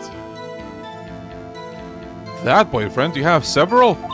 Yes, this boyfriend, that boyfriend, the other boyfriend. Care to join? The yet another boyfriend position is still open for applicants. I'll stick with the lunches, thanks. Note to self, the judge had to think before replying. The security guard room is in the lot, in A block. It's up on the 2nd level, so you can see everything from there. That would be the room with the security sign. Incidentally, did you bring your lunchboxes by car? Since I'm a visitor now, I parked in B block. So she was in B block when she witnessed the crime. I sensed something. Perhaps it was my finely honed detective's intuition. So you sensed something? It felt like, how would you say? Oh yes, it was like the feeling you get when you view a pumpkin chock full of seeds.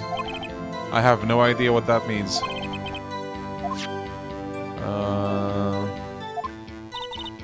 Yes, he was like a young cheese. What? A young cheese. A pale white cheese, not yet tangy with experience on the streets. A greenhorn. Then I must be hard, yellowed, and sharp as a tack. Yeah, with the odor of an old cheese to match. Stinky judge. In any case, there in the lot I felt something stirring in the back of my mind. Through the wire fence I saw... By garish car, you mean... Mr. Edgeworth's car, yes. Mr. Edgeworth's? Incidentally, the knife with which the victim was stabbed was also Mr. Edgeworth's. Wasn't it? Indeed, it was. Oh no. What an odd case this is. And the person you saw, you're sure it was the defendant? I am certain it was her. Let's just do what we can.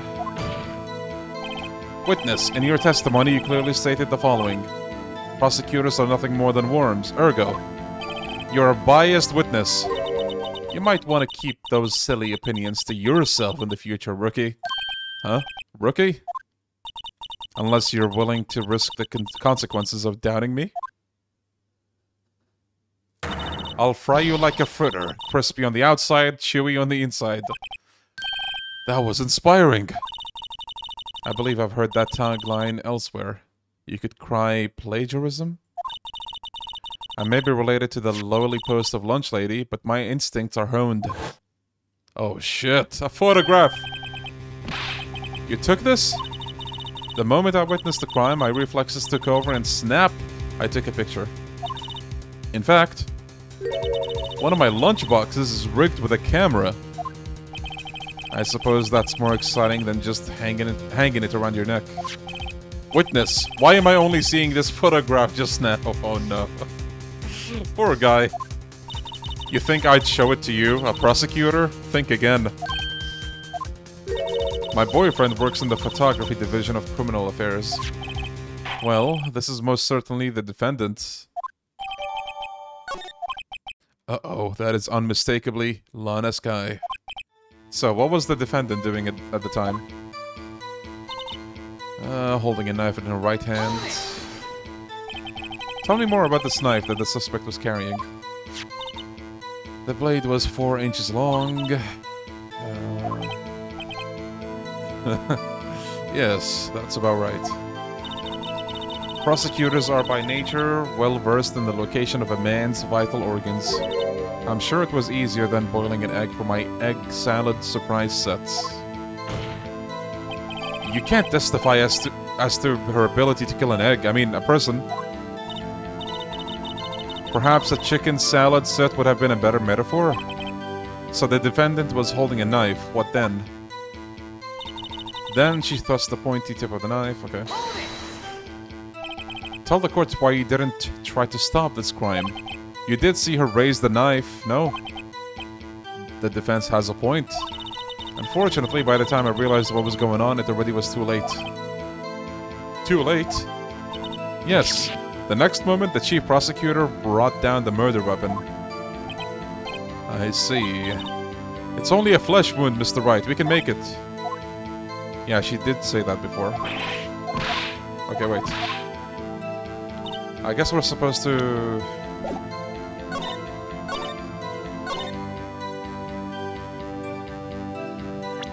present something, but I don't know what it is.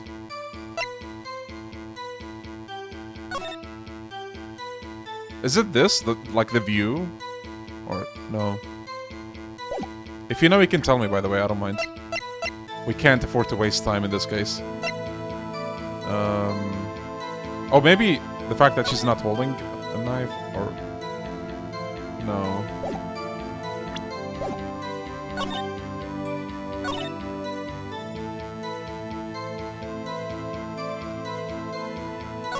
Okay, I'll save it.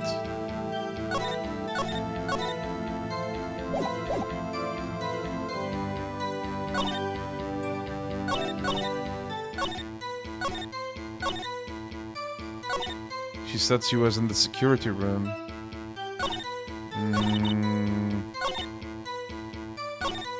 She doesn't mention it here, I think.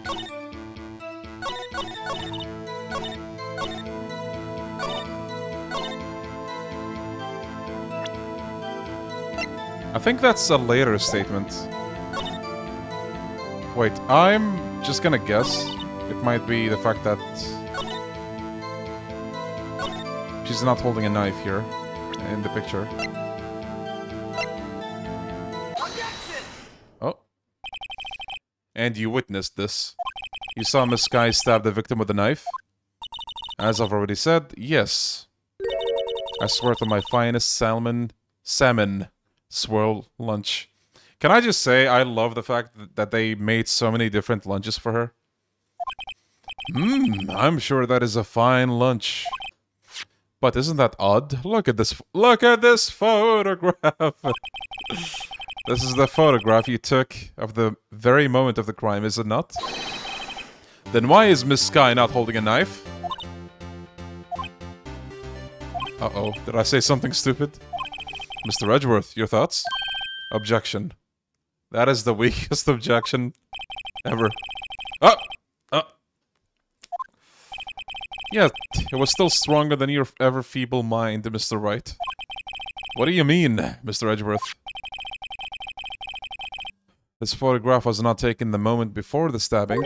This was taken the moment after the stabbing. And how can he tell that? Blood splatter. See the dark crimson stains on the chief prosecutor's coat? But it's a black and white photograph. Ah, yes, it's hard to tell, but this could be blood. Well, Mr. Wright, I see no problem here. No problem except you. Okay. Mr. Wright, you gonna just sit and take that abuse? You got a better idea?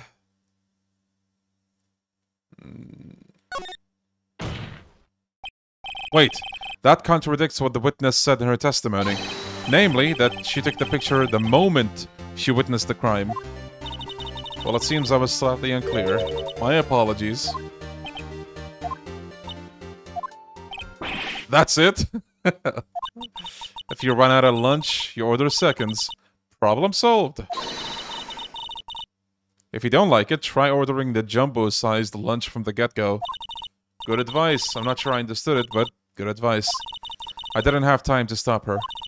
Prosecutor Skye was cold, calculating like a robot. She killed without pain or remorse. It was a premeditated murder. Premeditated? How do you know? Look at the chief prosecutor's hands in that photograph. Well, are those gloves? Surgical gloves made of thin rubber, most likely. Why would she have those on? If it was not premeditated, she would not be wearing those gloves. Uh-oh. These gloves do seem to tell a tale of premeditation. Premeditated murder, a serious offense. Witness, add this to your testimony. Planned. There was something to prove otherwise. What was it again? The knife, I think, right? Because, like, she, you know, she didn't bring her own weapon. Hold on.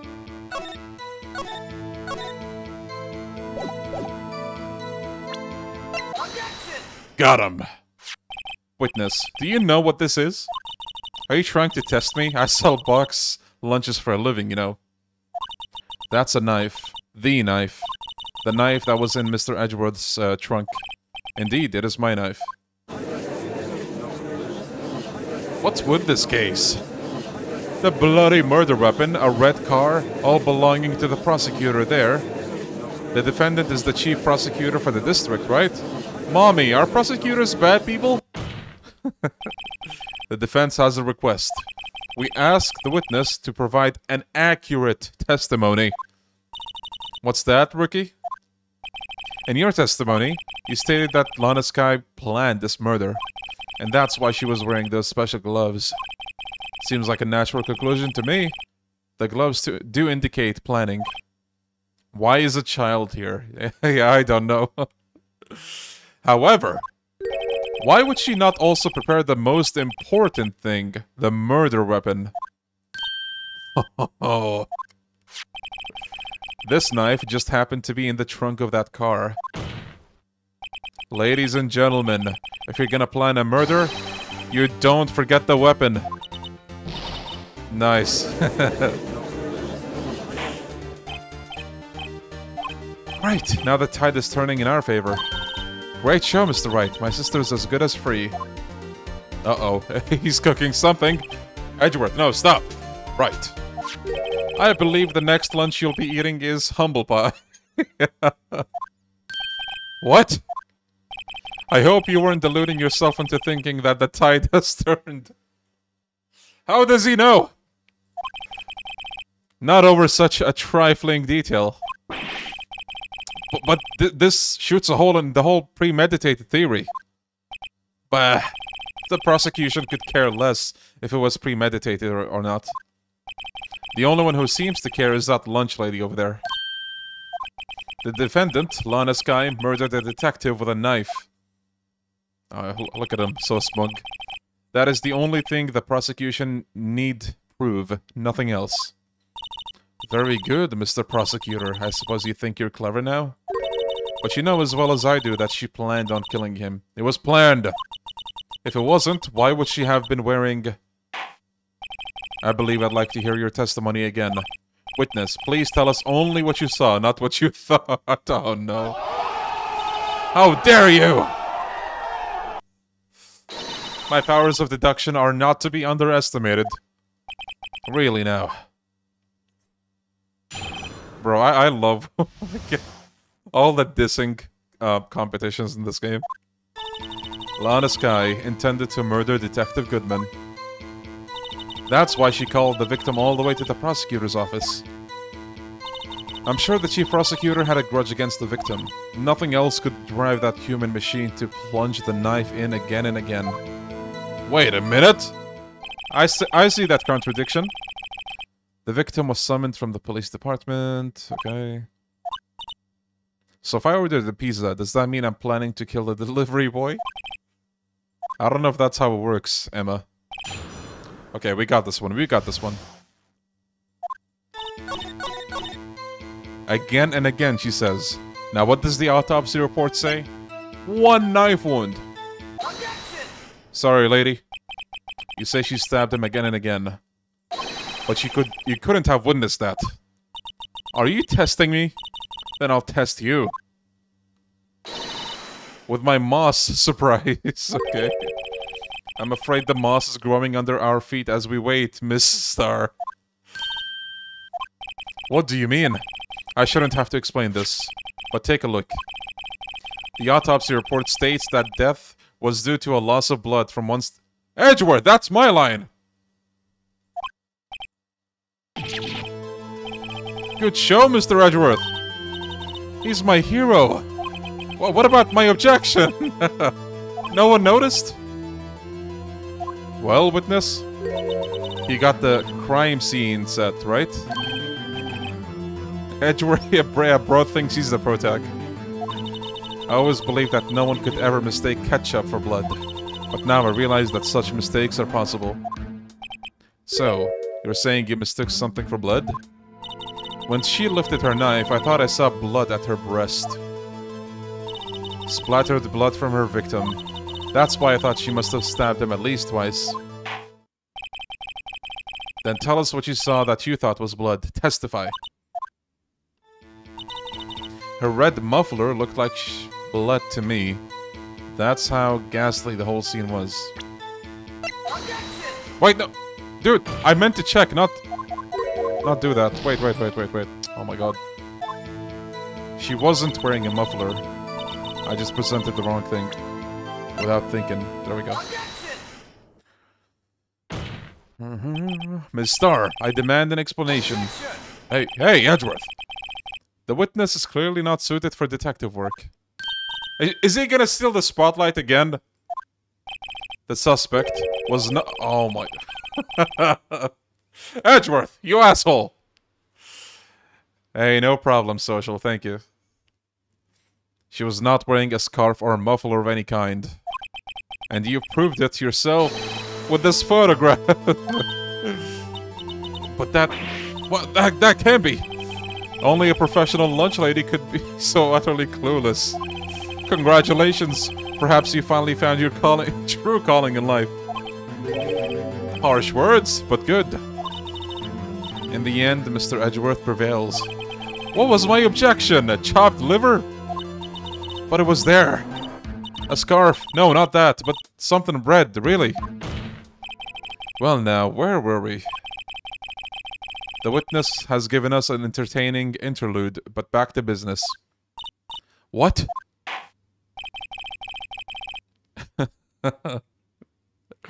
Very well, witness. Continue your testimony. Now, you know what Edgeworth is doing?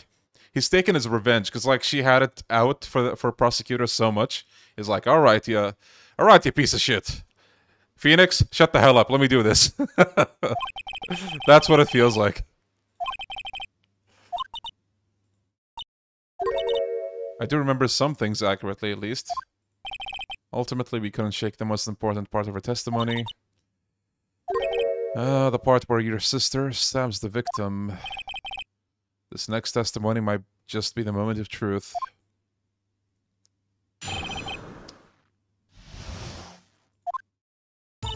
After the murder, the suspect attempted to run behind the partition off to her side. I quickly caught her, explained her rights to her, and arrested her on the spot. Ah yes, when I arrested her, she mentioned the muffler. That's what had me confused in my earlier testimony. The chief prosecutor made to escape, but against Angel Star, resistance is futile. I think I have to press everything. You're quite determined about the scarf, aren't you? I strike like a snake and bite like a cobra. That's me, Angel Star. That wasn't a very good metaphor. First of all, a cobra is a kind of snake. Don't bother me with the details, unless you want to get bitten. Rawr. You know what this reminded me of? The Viper and Snake talk with Kiryu and Rikiyo. Nice, Snake. What the hell did you just say? It's a Viper, not a snake. A Viper is a snake. No thanks. Okay. Oil drum. Oh, she's beautiful, but deadly. A predator. This one, a leopard woman. Rawr!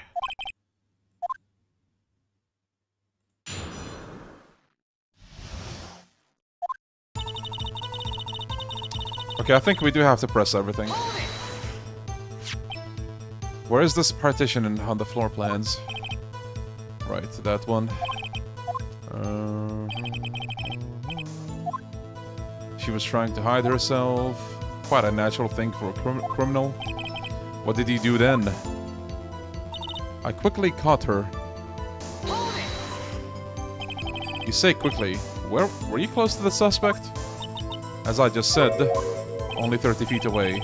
Maybe I should press her for more details. Of course, we always do that. I'd like to see this on the floor plans, just to be safe. The Lunchland car was... She was a visitor, so she parked over there. You witnessed the crime from here. About 30 feet from the car. How many games have you played so far? What, in this franchise? This is the first one still. We're gonna finish this today though, hopefully. There was a chain link fence in front of you. I went over it, of course. Amazing! It would have taken her a little time to climb over the fence.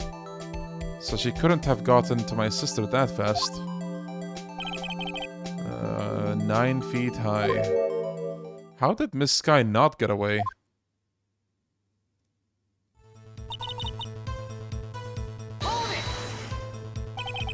She mentioned the muffler. What exactly did she say? What I've told you. So what you heard wasn't the suspect talking to you, but to someone else? Yes, the chief prosecutor was talking on her phone. Her phone? She can't mean... By phone, do you mean this cell phone discovered at the crime scene? I played the 5 up until Ace Attorney 5. Ultimately, my memory, it's like a salmon heading upstream, you see. No, the court doesn't see Miss Star. The chief prosecutor first attempted to use the phone hanging on the wall. On the wall? Oh yeah. Apparently it was out of order.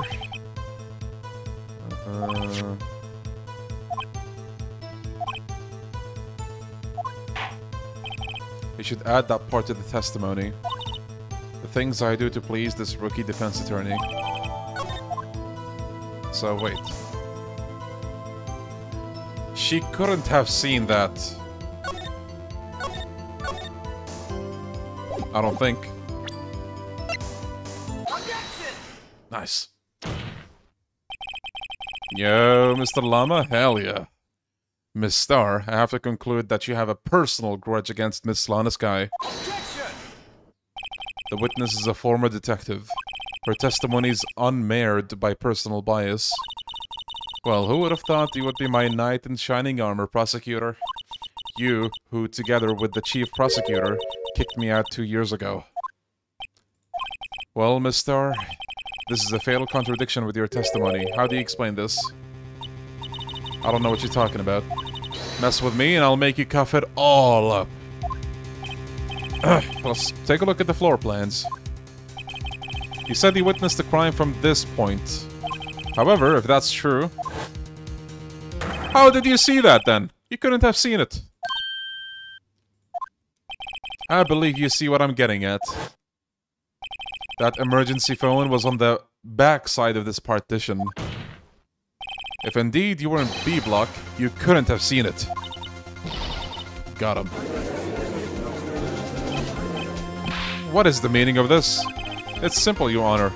She's not cuffing up lunch. She's cuffing up lies! That's quite a claim, Mr. Wright. Perhaps you will allow me a question? Tell us exactly what lie this witness has told the court. Here's where the counter-attack begins. I can't afford to get this wrong. The witness lied about where she saw the crime. Miss Skye tried to use the emergency phone, but it was out of order. What is significant about this fact? Nothing. Therefore, it would be pointless for Miss Star to lie about it. Pointless to lie, I see. But say the witness did actually see Miss Skye using the emergency phone. It would mean Miss Star witnessed the crime from a different location. A different location? Now that's a pointless lie if I ever heard one. Before you call my lie pointless, at least let me tell it. Let me ask a question to our clever wordsmith, Mr. Wright. Just where was the witness when she saw the crime? All the testimony we heard until now points in one direction. The place where she saw the crime was here. The security room. This is the only place where she could have been. The security guard room. Indeed, the security guard in the underground parking lot is well positioned. The security room. Did I say guard? It's built on the second floor so you can see the entire lot.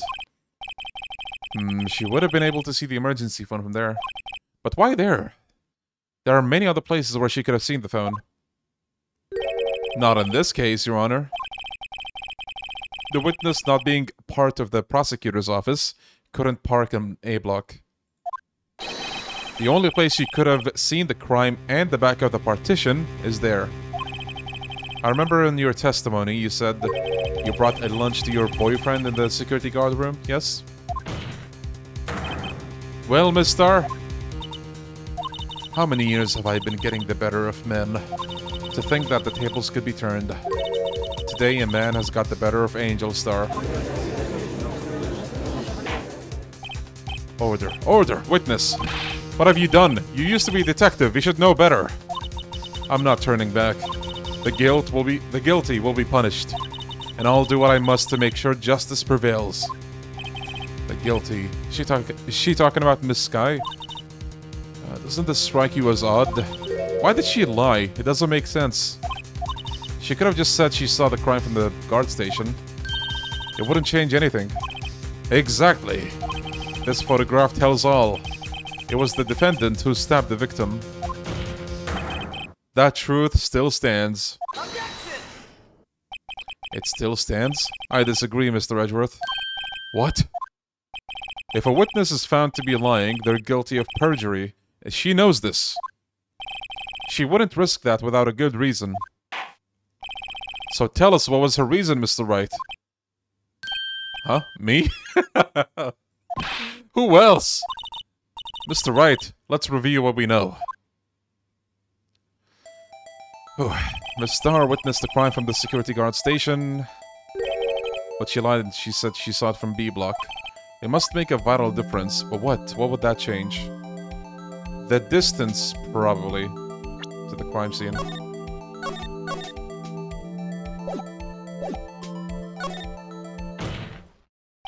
It changes the distance between her and the scene of the crime.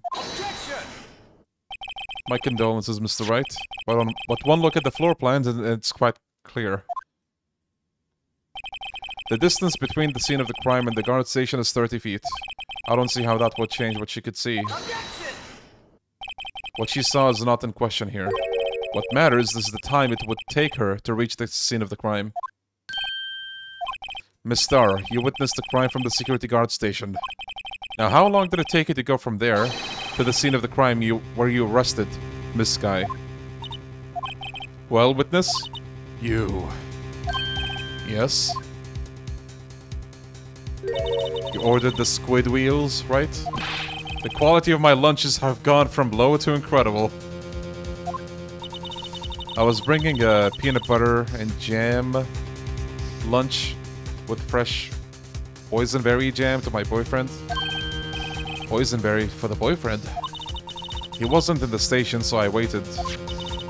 I witnessed the crime from the glass-walled station.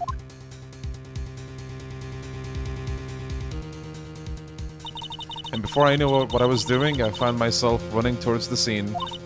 But the door was locked. I couldn't open it. Wow. What a detour.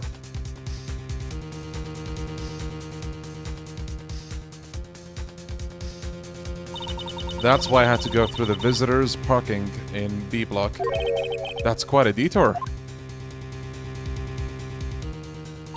It probably took me at least 5 minutes to get to the scene of the crime. 5 minutes? Hey, you guys enjoying the lunchboxes? Nice. This changes things considerably. But it was that woman over there in the defendant's chair who stabbed him. I know it. I have photographic evidence. I swear it. I swear it on my finest plastic spork. You have a point. And the spork is a wonderful invention. Would you like another caviar lunch? Absolutely. Uh-oh. Mr. Wright, you have to do something. Do I have any evidence to stop this? I actually don't know if I do. Objection! 5 minutes between the witnessing of the murder and the arrest. Think about it. You could make pasta in that amount of time. If you like it al dente. I've got lunchboxes that tie pasta into knots, rookie. A 5-minute blank. Isn't that strange? Strange. If you were a criminal, what would you do with 5 minutes, Your Honor? Well, I guess I'd flee the scene. Hey! Don't get the wrong idea. I didn't kill anyone.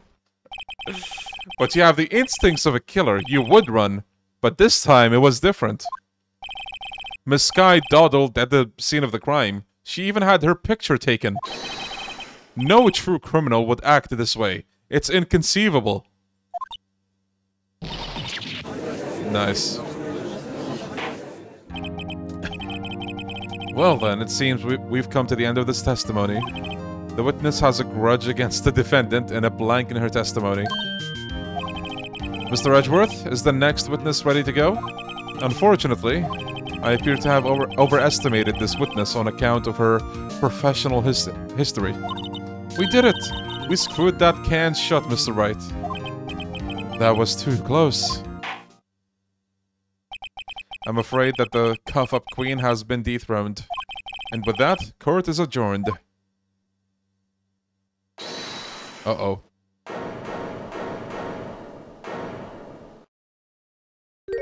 Mr. Edgeworth, you ordered the squid wheels, right? That's the one she tried to foist off on me. I prefer not to take the defense team's leftovers. Anything else to say? Yeah, Jade. I might be able to save you. I have decisive evidence. What was that? Is this another one of her trick lunchboxes? My apologies, but we have no further questions to ask of you, Miss Starr. Ah. Is this your jumbo lunchbox? Whoa, a triple-decker! Out of deference to the witness's determination, I'll allow one more testimony. And just like that, he was bribed. Let's hear about this decisive evidence. Like the Lunchland motto says, you won't be disappointed. What's she going to pull out of her lunchbox this time?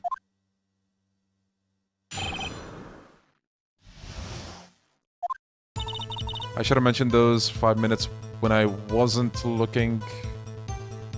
I should have mentioned those 5 minutes when I wasn't looking at the crime scene. And now, to the matter of the victim's shoe, did I not bring this up? 2 types of blood were found on the shoe. One was, of course, the victim's, and the other matched that of Lana Skye. This shoe proves it. It's flawless, decisive evidence. What? There was blood found on that shoe? Try Lunchland for all your lunch and decisive evidence needs. Yeah, Fabio. Witness, what's the meaning of this? Why is this the first time I've heard of this evidence? Simple. As I've already said, I don't trust you with evidence, Mr. Edgeworth. That's why I took the liberty of investigating this myself. And you had blood tests performed? Didn't I mention? I have 3 boyfriends in forensics. In any case, Your Honor, I can't accept this as evidence. What? You must know the 2 rules of evidence law. Rule number 1. No evidence shall be shown without the approval of the police department. Didn't we break that before? In other words, this shoe is illegal evidence, at least for the time being. Is that right, Mr. Wright? It seems so. Edgeworth sure is celebrating. Not so fast, Mrs. Edgeworth. Don't forget. Yeah, they remembered the laws for just a little bit. I used to be a detective. As I mentioned previously, this shoe has already been tested by a member of the forensics department. As you can see, it was approved by the police department as of today. Even the general public can produce official evidence, Mr. Edgeworth. Uh-oh! Is that right, Mr. Wright? It seems so. Edgeworth is looking pretty sullen. Didn't they just say a minute ago he was celebrating? Could at least study some evidence law, really. The prosecution's complaints notwithstanding, it appears that this evidence satisfied the first rule of evidence law. However, it seems you have yet another count against you, witness. Anything to ensure that the guilty are properly judged. Alright, cross-examination time. I think we press everything.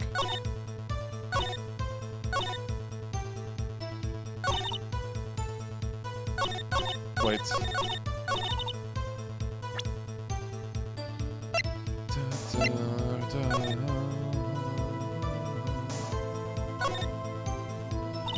This blood, it's my sister's, right? Appears so. Her right hand was bandaged when we saw her. She must have cut herself. Oh, I think I remember what it is. So we find blood here, right? But when you look at the scene of the crime, there's no blood. And then the drums come into question, like those are filled with water. So that means the scene of the crime was not the parking lot. But I think we have to investigate this first, so that's why I'm doing this. Okay. So...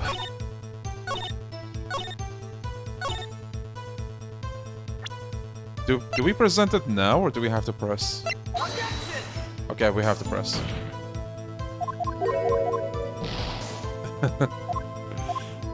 Okay. Oh, wait, not the shoe. Oh, I'm not sure. I'm not sure. Let me just press everything. Why did you lie about the 5 minutes?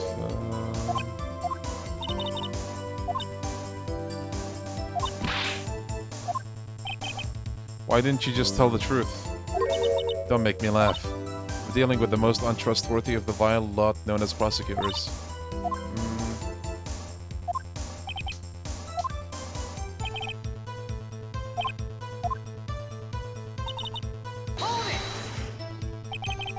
We found this, the scene of the crime.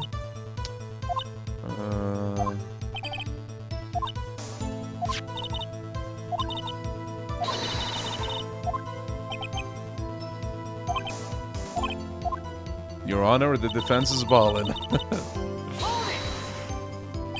So you brought it to the forensics department.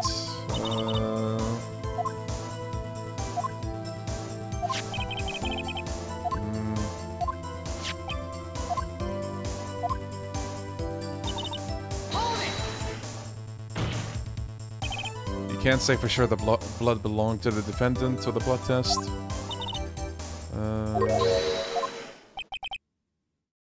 Blood comes in 4 types: A, B, O, and AB. However, you can't tell from a blood test whether a murder was committed in cold blood. Wait, what? That's just a figure of speech, Mr. Wright.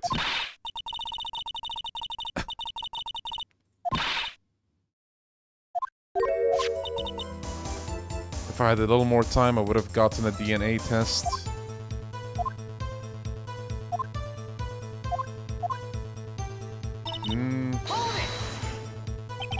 I can't let this evidence go without a fight. Oh, you ordered the peppered fish guts, right? Some like it hot, Mr. Wright. Some, like your client, she's in enough hot water to make a whole vat of soup. There is a problem. Okay, we had to press everything, I think. Or the last statement, maybe. I'd say there's one critical problem with this evidence. A clear contradiction. That gleam in your eyes. You're still young, Ricky. I'd give you a peppered fish gut now, but you couldn't take the heat, could you? Okay. I'll show you the contradiction.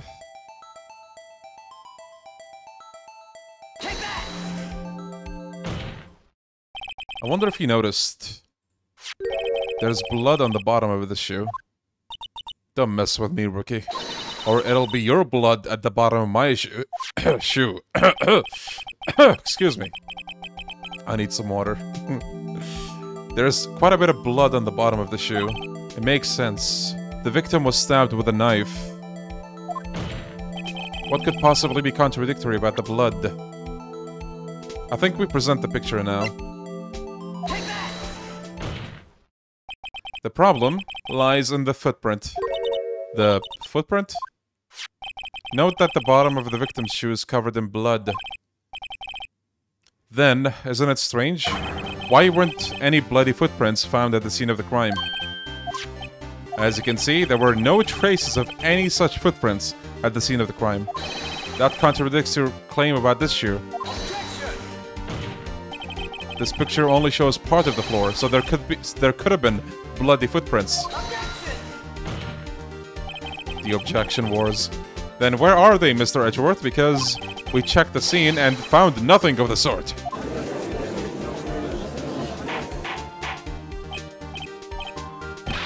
Well, witness?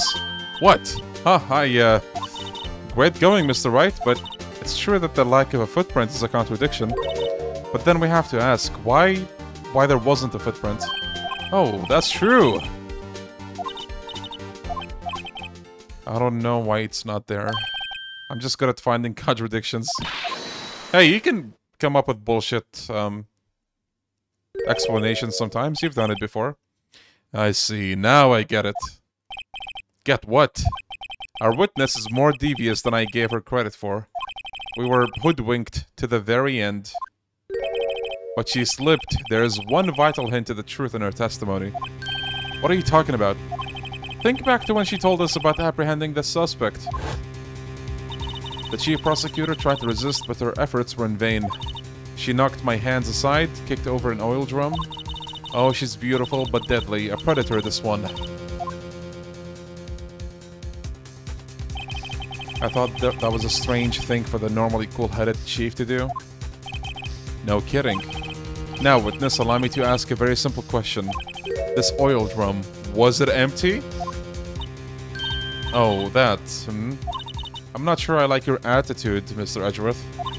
Though apparently you're not the slowest conveyor belt in the lunchbox factory. Witness, well, was the oil drum empty? The oil drum kicked over by the chief prosecutor was brimming with water. Water? What does that mean? Still don't get it, Mr. Wright? Do you want to know the reason she knocked it over? The real reason? You don't mean... Yes, the suspect knocked over that oil drum for one reason, and one reason alone. To erase the bloodstains that would become evidence against her.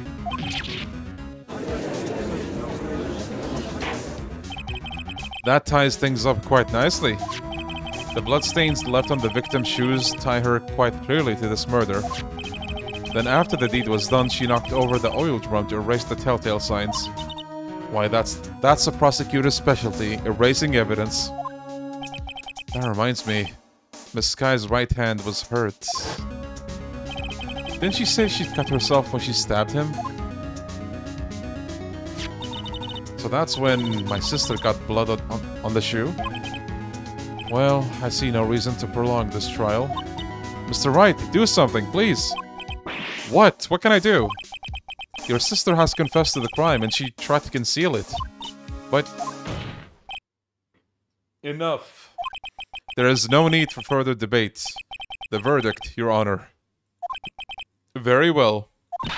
But Angel Star is on the prosecution's side.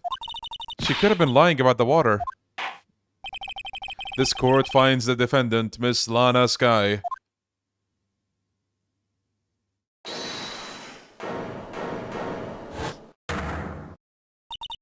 Little girl. What did you just say? Huh? Me? Did you say that I, Angel Star, was on the prosecution's side? Well, yeah, you are. You're saying my sister had evidence by erasing the bloody fingerprints. Footprints. Well... I thought you'd had your fill, but here you are, demanding a second helping. Another lunchbox. A lunchbox called evidence. Wait, witness, don't tell me you have something else? Objection! The time for deliberations is past. Any further comments and you will be held in contempt of court. Your threats don't scare the cuff up, Queen. Look at this! A photograph. I had it just in case anyone had the gall to suggest that the white shoe didn't belong to the victim. I see no room for error in this evidence. Yo, Static, hope you're doing well too. Mr. Wright, wait, look at the... wait, how do you say it in English? In Arabic we say asphalt. I'm assuming... asphalt? Asphalt? Bro, playing visual novels really makes you question your language skills. Hey, it's clearly wet. Asphalt. Erasing the last trace of doubt from the Kurt's mind. Immediately after the murder, the crime scene was washed with water. I'm sorry, Mr. Wright. I guess I couldn't help after all. Asphalt.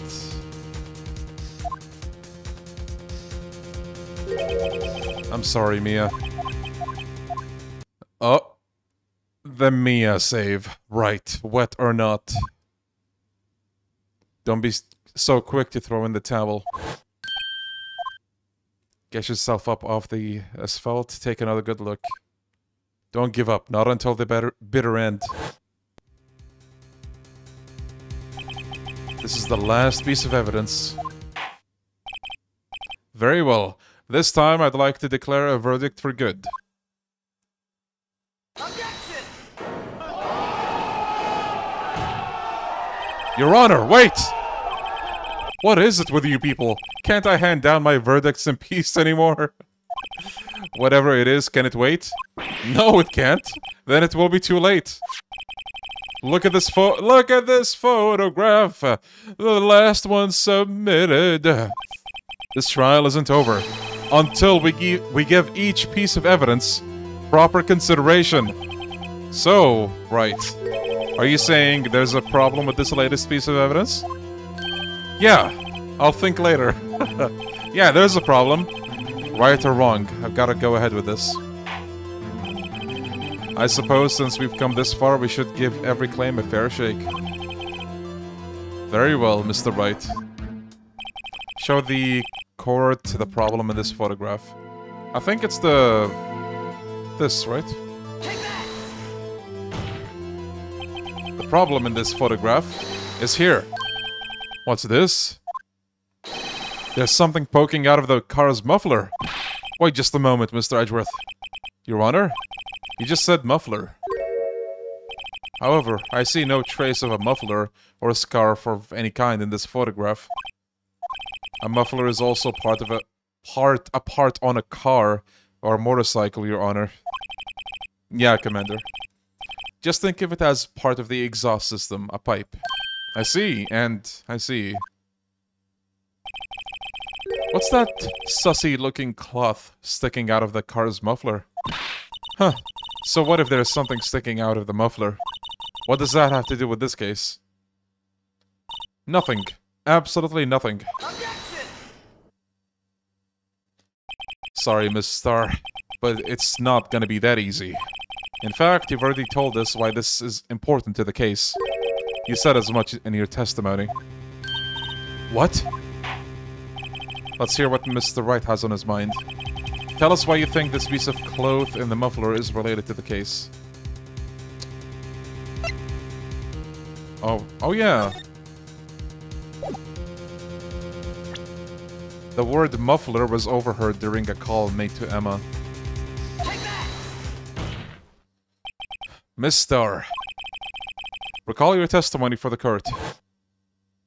Ah yes, when I arrested her she mentioned the muffler. That's what had me confused in my earlier testimony. Right, muffler... Oh, shit! Could it be that the muffler you heard mentioned was actually this exhaust pipe? Oh, wait.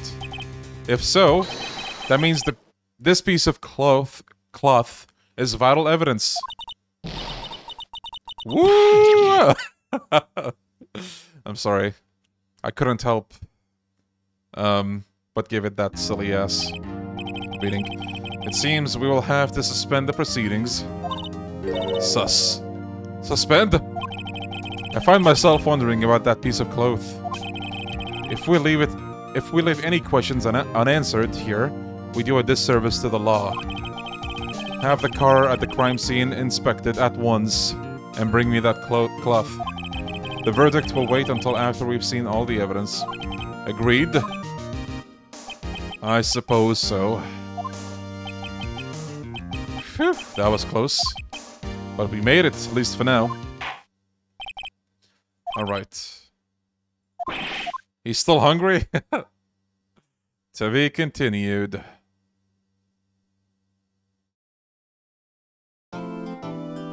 Wait, are we done? Or is there a continuation? Oh, there's more. Goddamn. Are trials always like this with you? Like you're swimming up from the bottom of a lake, trying to reach the surface? But no matter how you paddle, you never seem to get there? Pretty much. Except today we're swimming in quicksand. So what happened to your sister anyway? She got called off to the judge's chambers.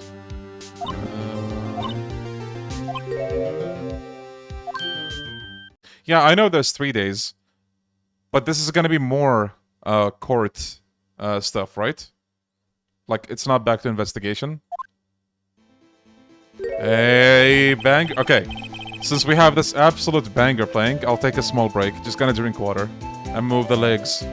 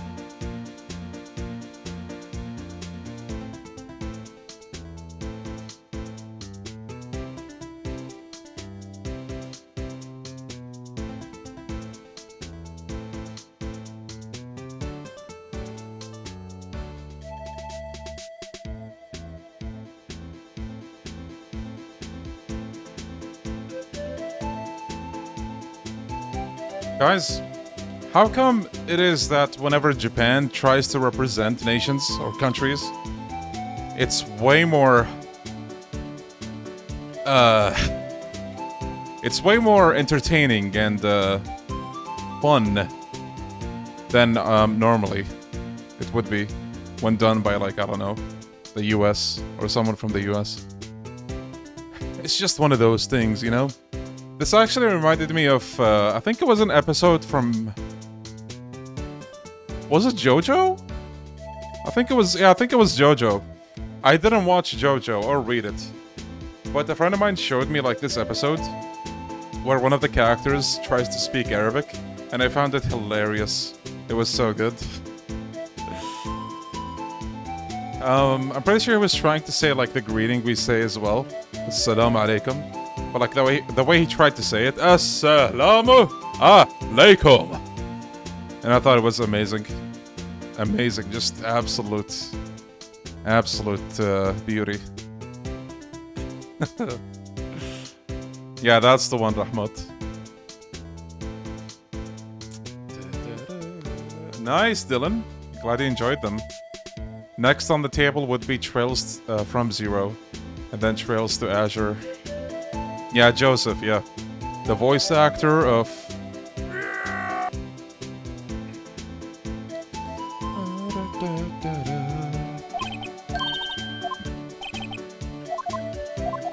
Okay, they don't really say anything important here.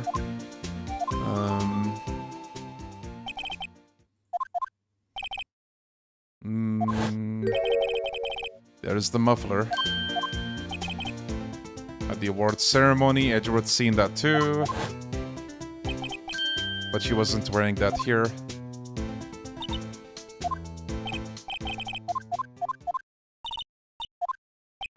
This is the skipping part, guys. We have to make up for the long ass case somehow. Or, like, you know. I'd like to resume. What's up? The judge keeps looking over at the prosecution. Edgeworth? Is something wrong, Mr. Edgeworth? Your face is blue, your lips are purple, you're sweating bullets. That furrowed bro. Those grinding teeth, those watery eyes. What's more, your eyes are unfocused, but you're doubled over, your back is bent. Bro, the judge is writing a whole fucking novel about Edgeworth looking like this. It can't be. This can't happen. I wonder what happened to Mr. Edgeworth. Well then, I believe it is time we continued on with this trial. During our recess, I had requested that the prosecution conduct an investigation. This is unacceptable!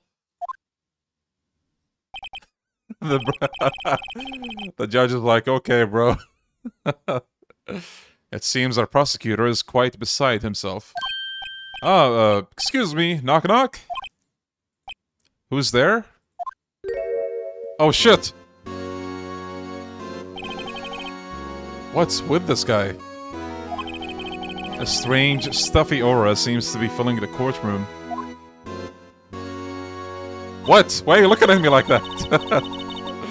Hey, the temperature rose 5.7 degrees when that man came in. Who on earth is he? Dude, stop looking at me. Stop! Ah, it's you.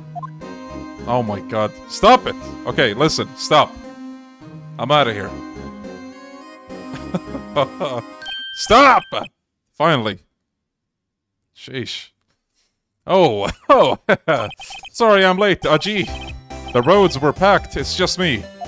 Long time no see. Hey, Aji? How you been? Swim much these days? Ah, hello. No, I've been so busy.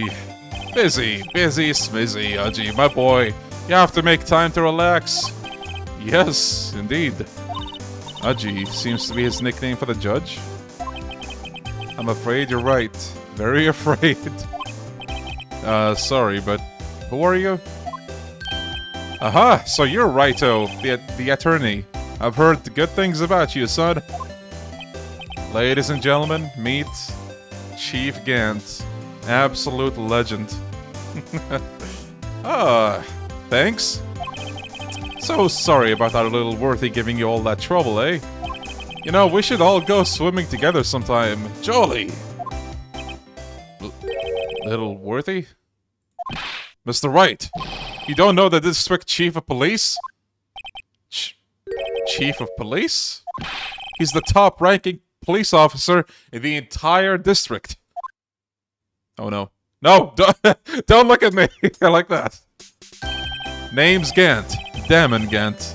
Pleased to meet you, everyone. So, to what do we owe this honor today? It's been over 2 years since you last came to this courtroom, hasn't it? Well, it's Worthy here. Look at the poor fellow. I just thought I'd help out by bringing this. Hey, that's my sister's muffler. So Miss Starr wasn't just seeing things. When the crime occurred, Miss Skye really was wearing that muffler. But to think that it was stuffed into that exhaust pipe. On little Worthy's car, no less. Can you stop, please? It's really quite embarrassing, even for us. What's this? It's what you call a switchblade knife. Quite perplexing, this.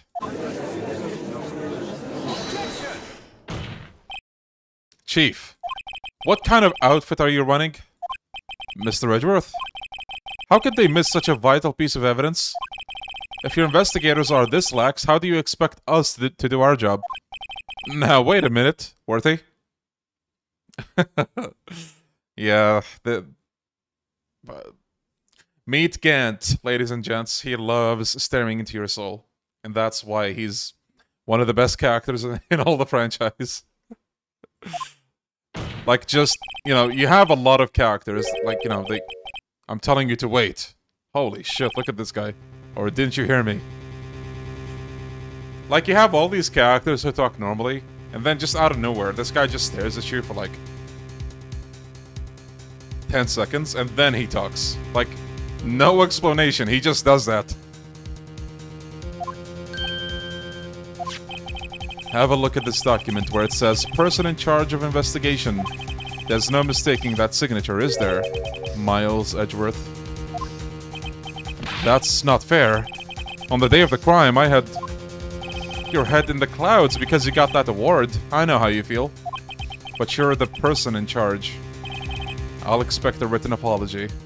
What? Are you serious? Don't be too upset. We'll find a way to clean this mess that you made. This is the first time I've seen Mr. Edgeworth at a loss for words. This kind of major blunder is unlike you, Mr. Edgeworth. The court accepts this new evidence. But I'd like to ask the defense a favor first. Yes? Just to be sure, I'd like to take a look at the blade of this knife. The blade, Your Honor? Well, I don't see why not. Could you open it up for me, I wonder? Yes, well, I think all you have to do is push that switch, and if I cut my finger, Mr. Wright, I wouldn't be able to pound my gavel anymore. Yeah, but if I cut my finger, I wouldn't be able to point it at people anymore. Come on, just hurry it up and open it. We gotta flex that DS feature.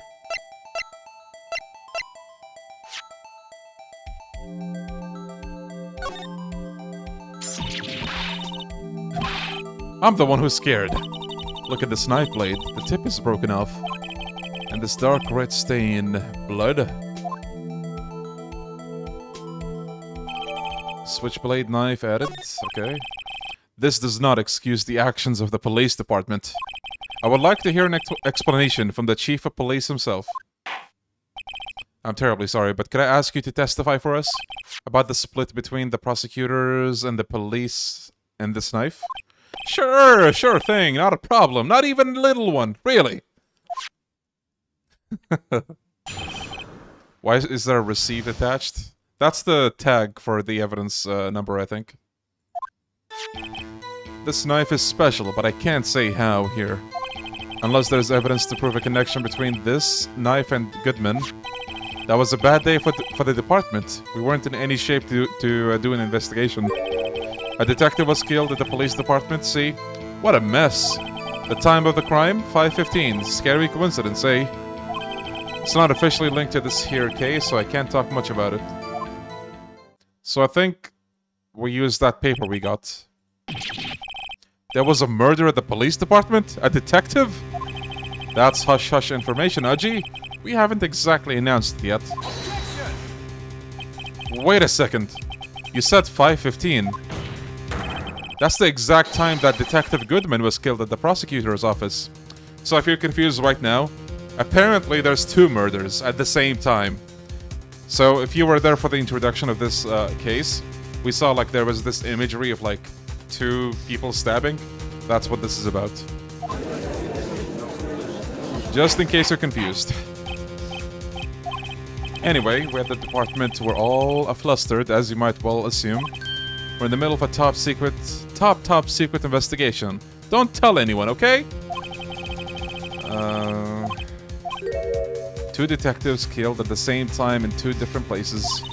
The chances of that are really slim, scientifically speaking, of course. Okay. Okay. A double feature, yeah. Okay, so wait.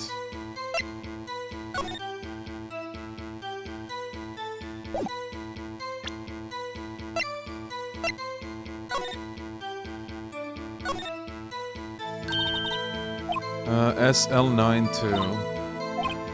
Reminds me of a similar code. DL6. Maybe it's a case number? I think I've seen something like this somewhere. Yeah, maybe we present that here.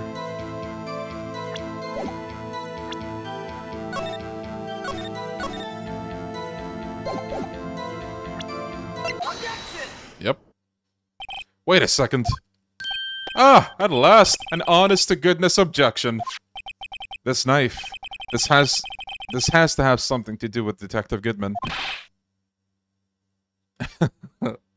I really hope I can finish this case today. I'm giving this like 8 hours.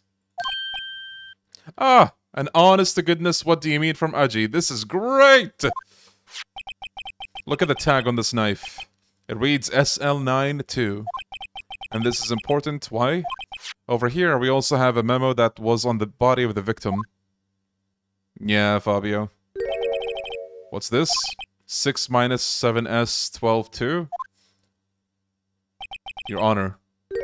It's upside down. Upside.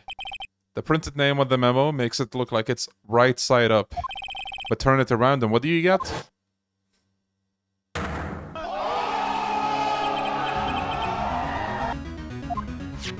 Whoever wrote this note was holding the paper upside down. SL9. That's the same thing that's written on the knife! Order! Well, Chief. Oh, well. I guess the cat's out of the bag. You win, righto! I win? What game is this guy playing? The knife was evidence in a case... It was stolen from the department's evidence room.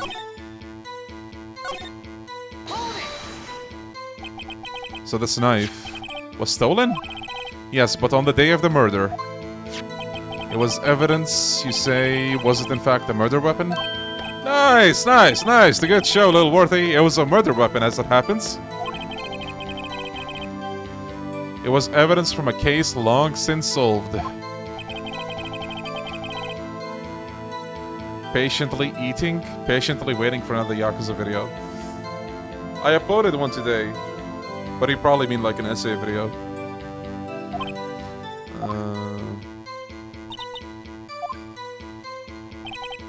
That was a bad day for the department. Scary coincidence, eh? I think we have to do something here.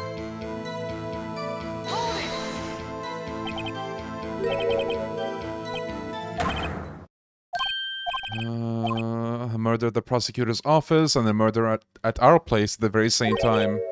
What are the chances? Coincidence? I'd say there's a 0.001 chance of that happening. Patiently eating a Yakuza video.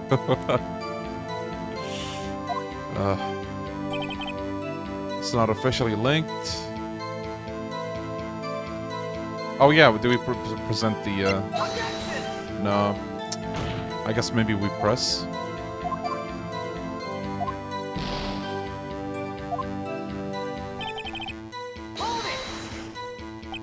How can you say there's no connection? How? Because I'm the chief of police. I can't just say anything I please, righto. You understand? Try to understand, righto. If you can prove there's a connection, more power to you. Maybe there's something that ties the two murders together. The knife?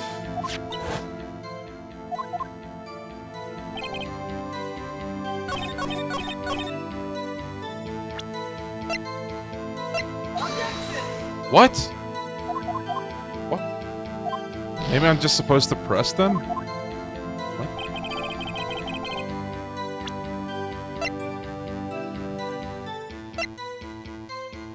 If you know, you can tell me, by the way. Oh wait, I think I did this already.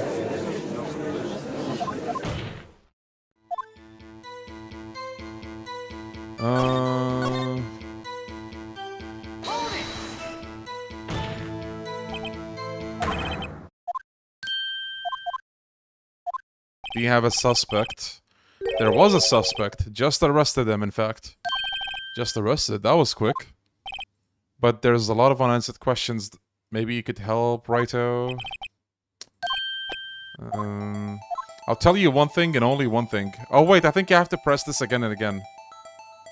Where the victim was found. Where was the victim found? Well, I can't speak on where the corpse was found. But I can say the crime took place in the evidence room in the police department. The evidence room? Wait a second, I've heard of that.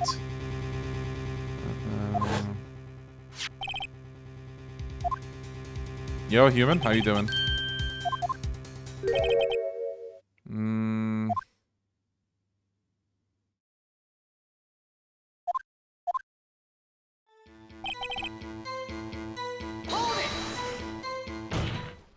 Oh, there we go.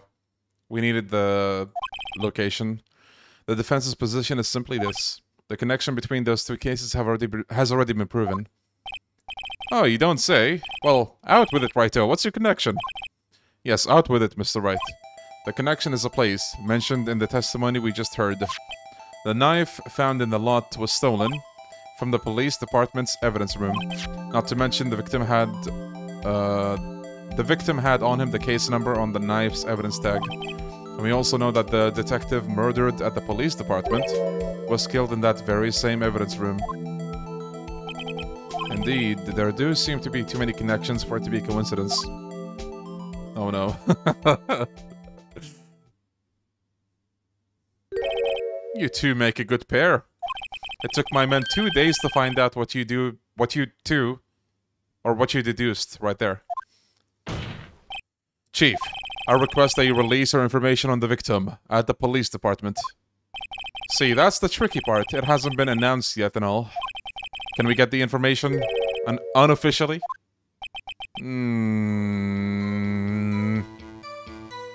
Sure, why not? It's unofficial after all. What? Really? Who would have guessed? I'll cooperate, but I can't reveal the name of the victim at the department, okay? If you're gonna tell us a little, why not tell us everything? Oh, well, case information is sticky stuff. You have to do everything properly. The victim's ID number, because we have the card. And it could be relevant. Sure, why not? It's not like you'll be able to tell who it is from that. Of course not. You won't tell me their name after all. We keep a tight lid on ID numbers, so don't go getting your hopes up. The number is 5842189. Look! It's the same guy that's murdered in our case, so... What's going on here? That's quite long. And we have to remember these. It drives me nuts. 82... I can't do it. You didn't even get the first number right. Well, Mr. Wright, does this tell you anything? The ID number of the victim? Yes, it does tell us. 2 Detective Goodman. Mirror face, yeah.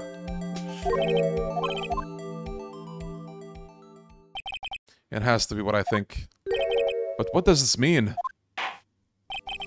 Alright.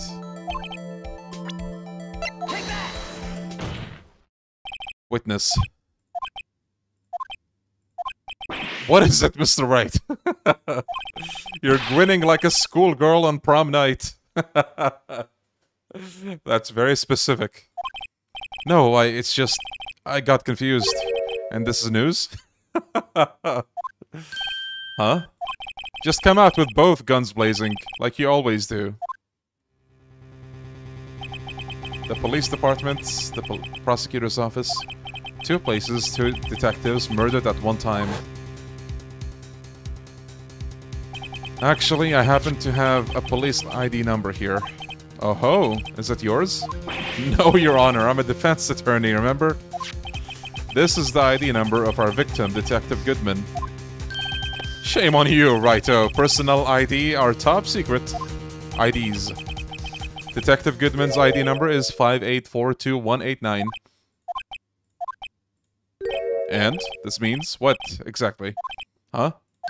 Wait, that ID number we heard from the chief earlier, that started with 82. No, no! You got it wrong again. You didn't even get the first number right. Again! The number the chief of police gave us was... yeah, that. Wait a second, right. What does this mean? That's what I want to know. The 2 ID numbers are identical. In other words, the detective killed in the police department's evidence room was Bruce Goodman. What does our witness think about that? Oh, sharp as a tack, righto. Sharp as a tack. Oh, wait, Detective Goodman is our victim. He was killed at 5:15 in the underground parking lot. Yet a detective, Bruce Goodman, was also killed at the police department. In the evidence room at the exact same time. That's impossible. So what are we saying? What we're saying is the same person was killed at the same time and in a completely different location? Mirror face moment. Order! Order! Chief! What does this mean? No. What I want to know is, why didn't I hear about this? Yes, it's top secret, fine, but I'm the prosecutor in charge of the case. No, just wait a second, Worthy. No need to get all flustered. Your Honor, the police department has made a grave error in this case. Wait. I said, wait. Or didn't you hear me? Why is bro scary like that? The oversight, the grave error. Mr. Edgeworth. They're yours. What? How dare... We informed you yesterday. I believe it was our Officer Meekins who brought you the news. Officer Meekins? Mr. Wright, where have we heard that name before? Wait. It's the goofy-ass guy.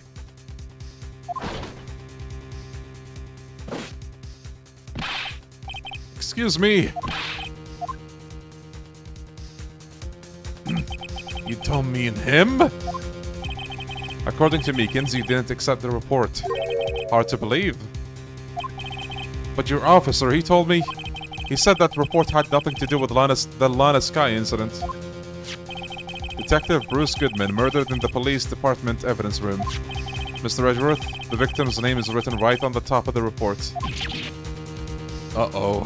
He goofed. He done goofed. Why didn't your officer tell me? Honestly, I'm not sure if that officer was capable of making the connection. He did seem challenged.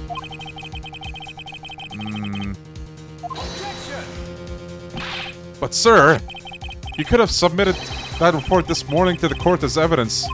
Then I... Oh no, he's getting the stare.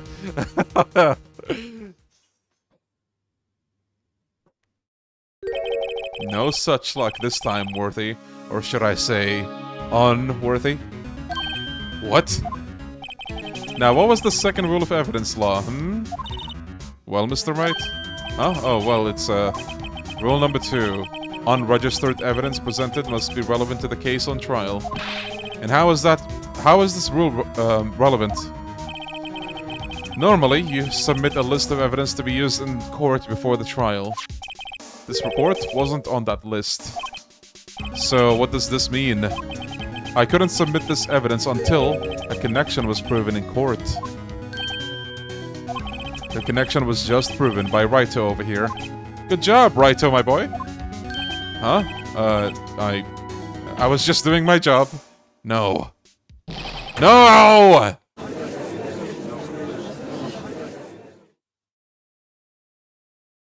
Edgeworth got destroyed, goddamn. It seems we've come to the end of the trial. I know you're going through a tough time, Worthy, what with all those rumors. You were even in the defendant's chair just this past December. Oh my god. How does Gant do it? I apologize for this terrible lack of due diligence on my part. Mr. Edgeworth, please, just give me one day. I'll get to the bottom of what happened. If it's the last thing I do. Wait, are there 2 days in total? 2 long days? Is that it? It seems like it.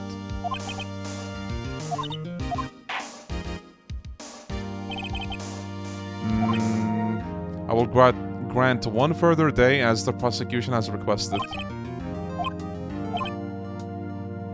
By the way, when I say 1 day, I mean like half investigation, half trial.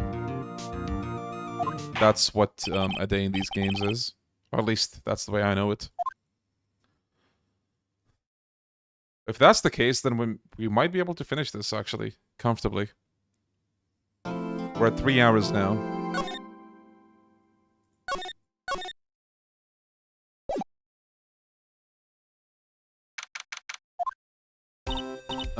Mr. Wright, so what's going on with the case anyway? I'm a little confused. Well, let's see. What is going on? The victim, Detective Bruce Goodman, was stabbed to death after 5 p.m. on the 21st. He died in the prosecutor's parking lot in the police department's evidence room. What's this "and the evidence room" part? Those 2 places are 30 minutes apart by car. Well, that's what we're trying to find out.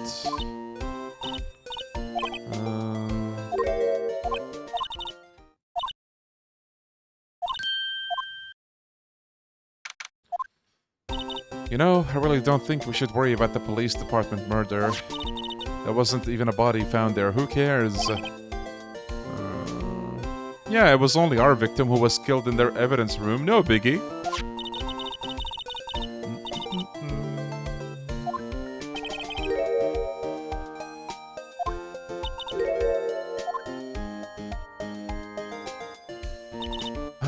My sister erasing evidence? Never!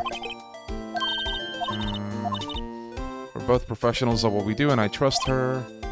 Big words for a high school student. Ignore the strength of my science at your own peril, Mr. Wright. The situation calls for one thing, and that is luminol testing fluid. So this is another thing that they wanted to flex with the DS, as you'll see now. So we're gonna test for blood over here.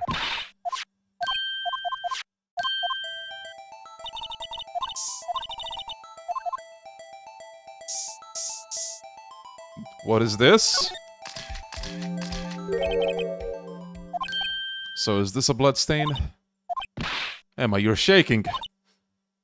This is my first time seeing real blood.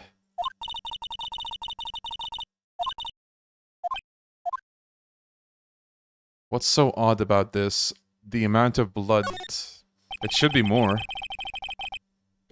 Don't you think there would be a little more blood? Yeah. Yeah, look at all that blood.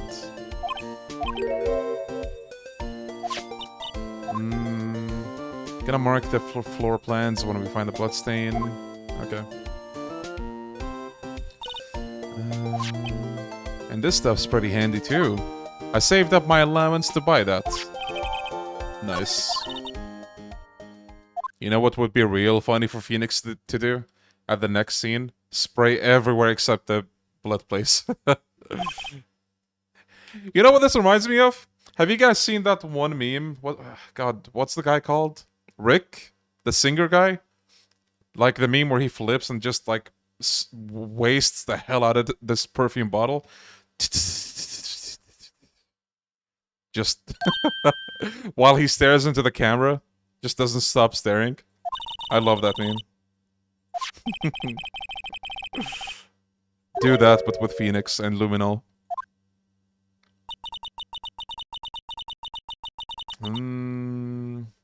I wonder how that fluid of yours would react to a nice deli box. Miss Star.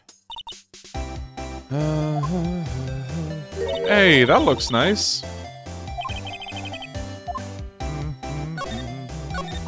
Kinda sad she didn't get her own theme. Especially considering how much you talked to her. You two put me on the spot today. My apologies, but no, it's okay. It was my fault. Hey, she's a good sport too. Just like, who was it? Lotta?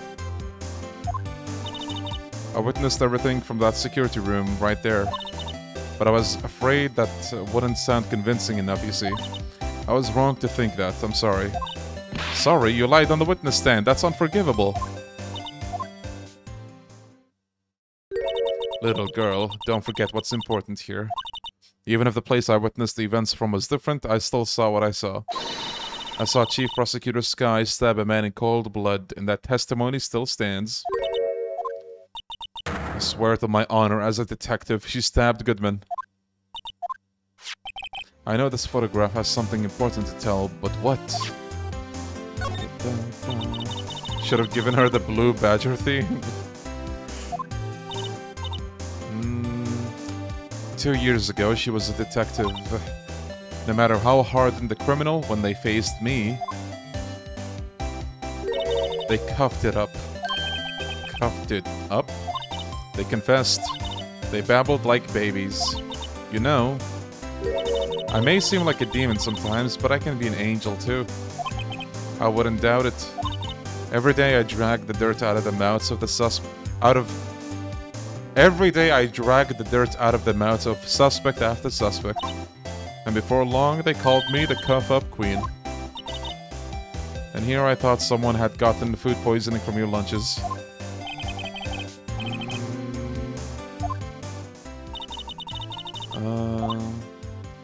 Right, and then she was fired. It's all because of that case, the SL9 incident. SL9? Wait, she doesn't mean...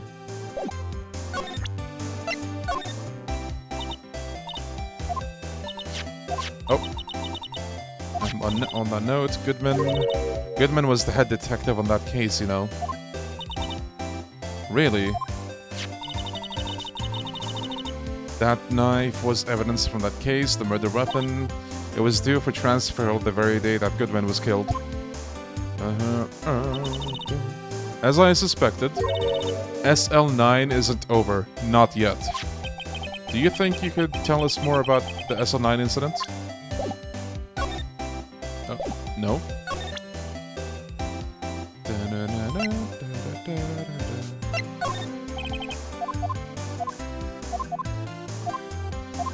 Knife.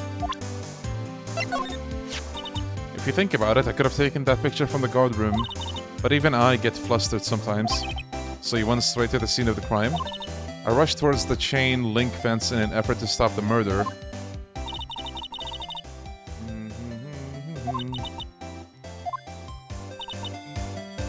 Those 5 minutes are the whole problem.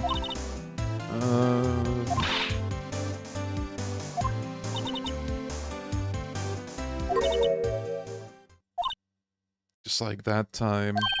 That time? Is she gonna talk about the case already? Oh, there we go. That incident really opened up my eyes to the truth.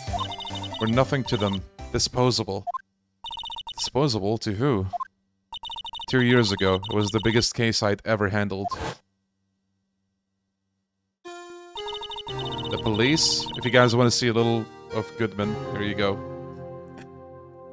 The police and the prosecutors were desperate for decisive evidence, so they didn't solve it. On the contrary, it was solved quite cleanly. The criminal was caught and executed. Executed? Yes, the criminal got what was coming to him. It doesn't get any cleaner than that. The only problem was, they never did find decisive evidence, not a shred. What? But the criminal was executed, right? On the basis of evidence of a sort. Made up evidence. You mean they executed someone with fabricated evidence? The best part came several months after the trial. Every detective involved with the case was dealt with. Some were demoted to patrolmen, others found themselves out of a job. And you were one of those? Myself and one other person you know well. What could it be? Cowboy man. As professional detectives, we investigated that case from every angle. Jake was particularly determined. And then it was over, and then he was demoted. However, he hasn't forgotten, and neither have I. You haven't forgotten SL9? There was another side to that case, a hidden side. That's what we're after now. And no one up in their fancy offices can stop us. Wait, those lunches you sell? There's only one reason I come to sell lunches in this accursed office. I come here to meet old friends, boyfriends that can help me investigate. Miss Star's old boyfriends. How many does she have anyway? Just when all the detectives on the SL9 have disappeared, we find new evidence. There has to be a connection. So, rookie, it seems like you're serious about investigating this case. Yes. Steak!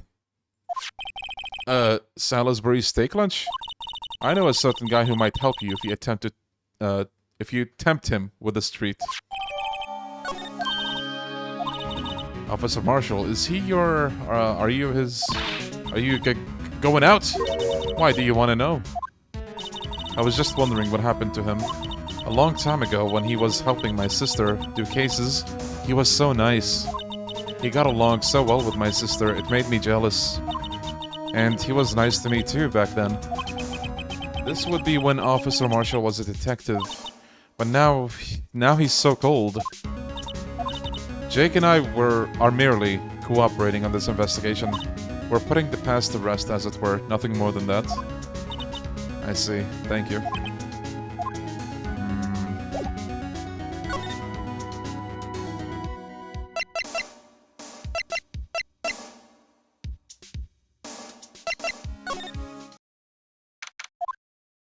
It's even busier here today than it was yesterday.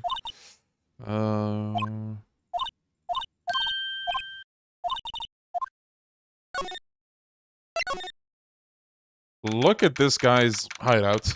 I wonder who stays here. I could never tell. No, sir. What's with the decor in this place? It's very eccentric.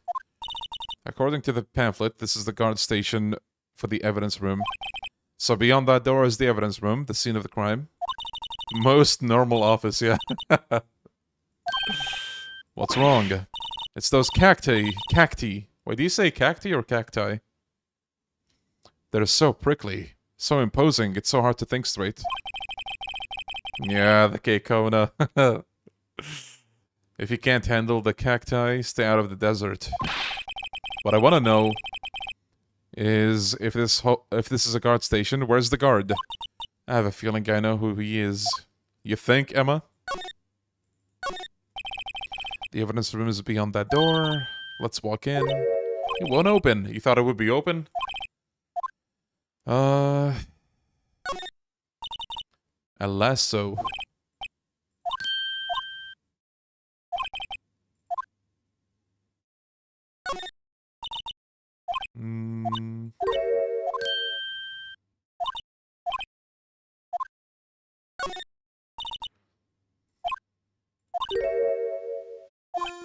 These cacti are a lot like my sister. Wow, that's so deep. Encased in a cold, rigid shell with spines pointing in every direction, just like her. I'm not sure I see the resemblance. It's more an attitude thing than a physical similarity. Nice. Phoenix is like, don't care. Please! One steak lunch, please. Oh, it's you. Now is no time for chit-chat, pal. I'm a busy man. What are you doing looking for steak, then? Oh, you mean one of these? Actually, it's not for sale. Oh, please, don't be like that. I think I just heard the sound of his heart breaking. Now's no time for despair. We caught our criminal. Now we just need evidence. The criminal? You mean... You heard about the stabbing in the police department evidence room, right, pal? On the same day that a detective was killed in the prosecutor's parking lot. Right. It's the biggest scandal to hit the station in ages. Everything's topsy-turvy. But Detective Gumshoe, who was it? Listen, pal, all I know is I need the steak lunch, pronto. Well, there he goes. Wait, don't leave! If you want to know more, head on down to the detention center, pal. Oh. Questioning should be over, so I figure he's down there having a good cry. Okay.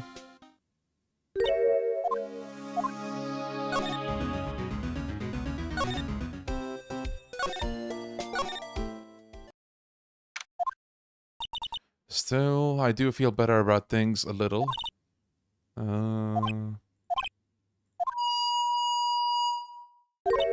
What was that? Sir, that's what I'm saying. Me? A perpetrator? I'd say I was the perpetrated against, sir. That's what I'd say. Oh, look who's the suspect in this one. Hi, greetings, sir. Well, I know who you are. Excuse me. Officer Meekins, so you're a guard here at the detention center?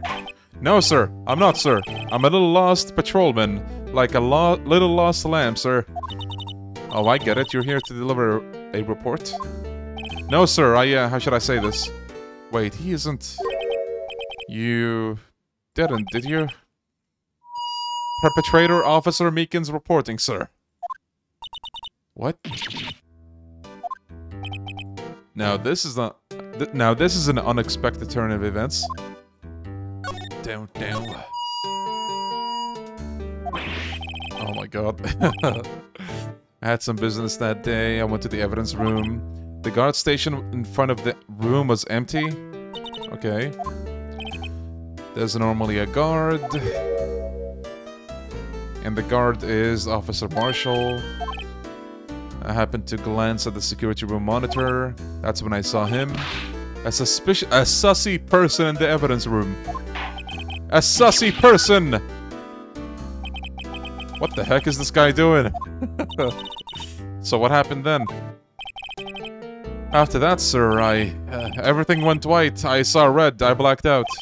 When I came to, I was here, in the detention center. How long were you out? Days? What happened to your hand? There was no one to bandage me, sir. I did what I could to wrap it up, sir.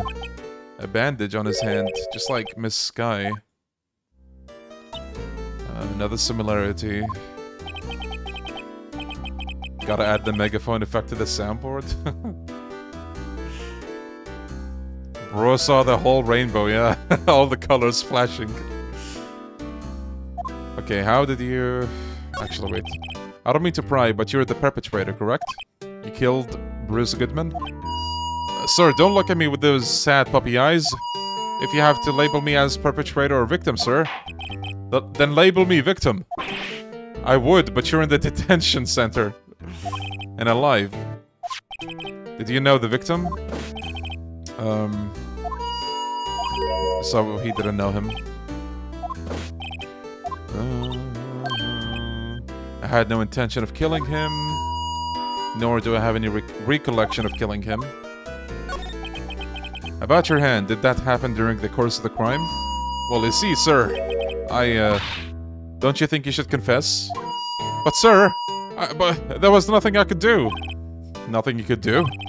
To tell the truth, sir, when it happened, when the detective pointed the knife at me, I hollered. The next thing I knew, I was unconscious. I really feel bad for Phoenix listening to him. Yeah. Imagine how Phoenix's hearing is right now. Yeah, Meekins is not nowhere near my favorite NPCs or people in general. He's like... I know Ace Attorney is all about over-the-top characters, but this guy is a little too much. Which is funny, because he looks mundane as hell. Like, as far as character design goes, he's nothing special. He looks like the guard over there, behind him. But like... I don't know.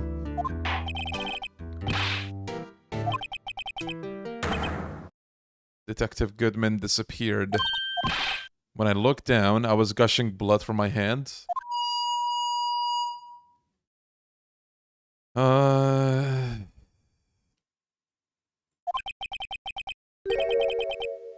like the guard behind him better. Yeah, look at this guy. Look!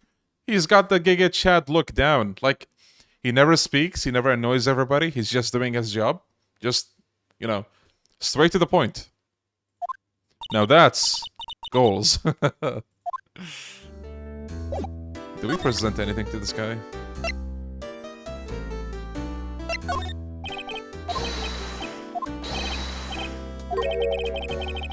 I was an wait, I was an apple? What?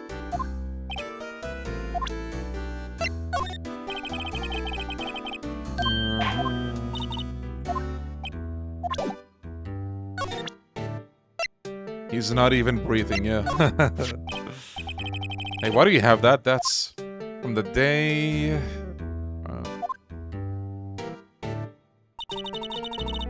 Yeah, I think he is wearing a protective amulet. So this means I'm a free man, innocent. If this is a dream, sir, then I hope I never wake up. If this is a dream, you'd better wake up right now.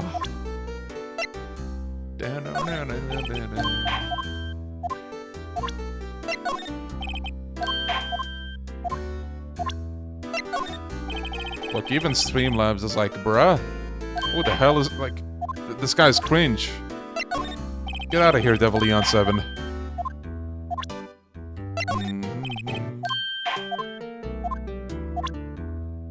Traffic safety amulet, I see.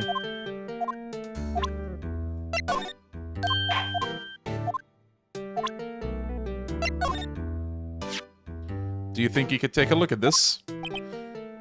Hey! That's it, sir! That's it! That's it!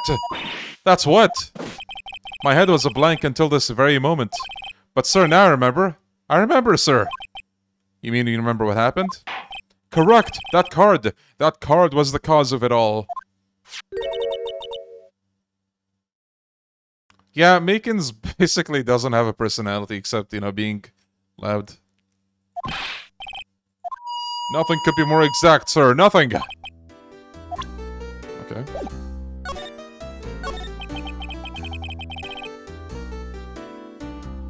Yeah, Stefano. Can you tell me what it is you remember?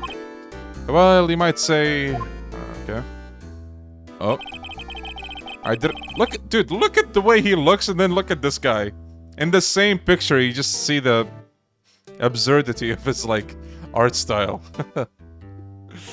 Didn't know Mr. Detective Goodman who was in the evidence room. And that's why I thought he looked sussy. I entered the evidence room, asked him to show his ID card. That's right, sir. So, what did he do? That's the thing, he suddenly pointed the knife at me. What?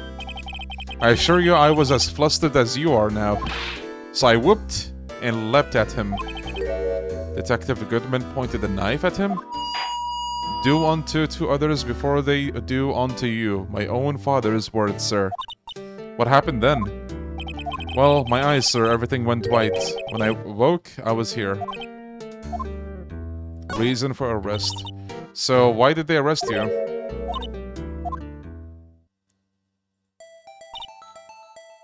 Meekins didn't know that Meekins didn't know Goodman. So... the victim who he met didn't show his card. In other words, we have no way of knowing if the victim really was the victim. And this body just disappeared from the evidence room. We don't even know if anyone actually died. That's it, sir. That's what I wanted to say.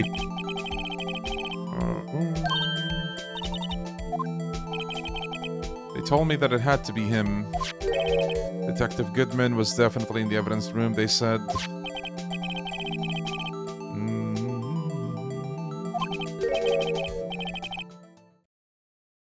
The videotape is quite clear.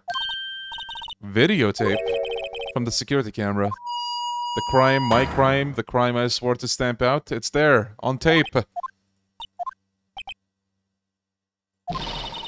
And you waited until now to tell us that? I'm sorry, sir. I'll hand over my badge. I don't deserve it.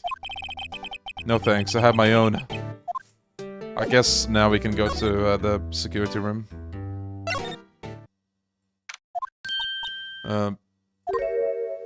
Oh shit! No!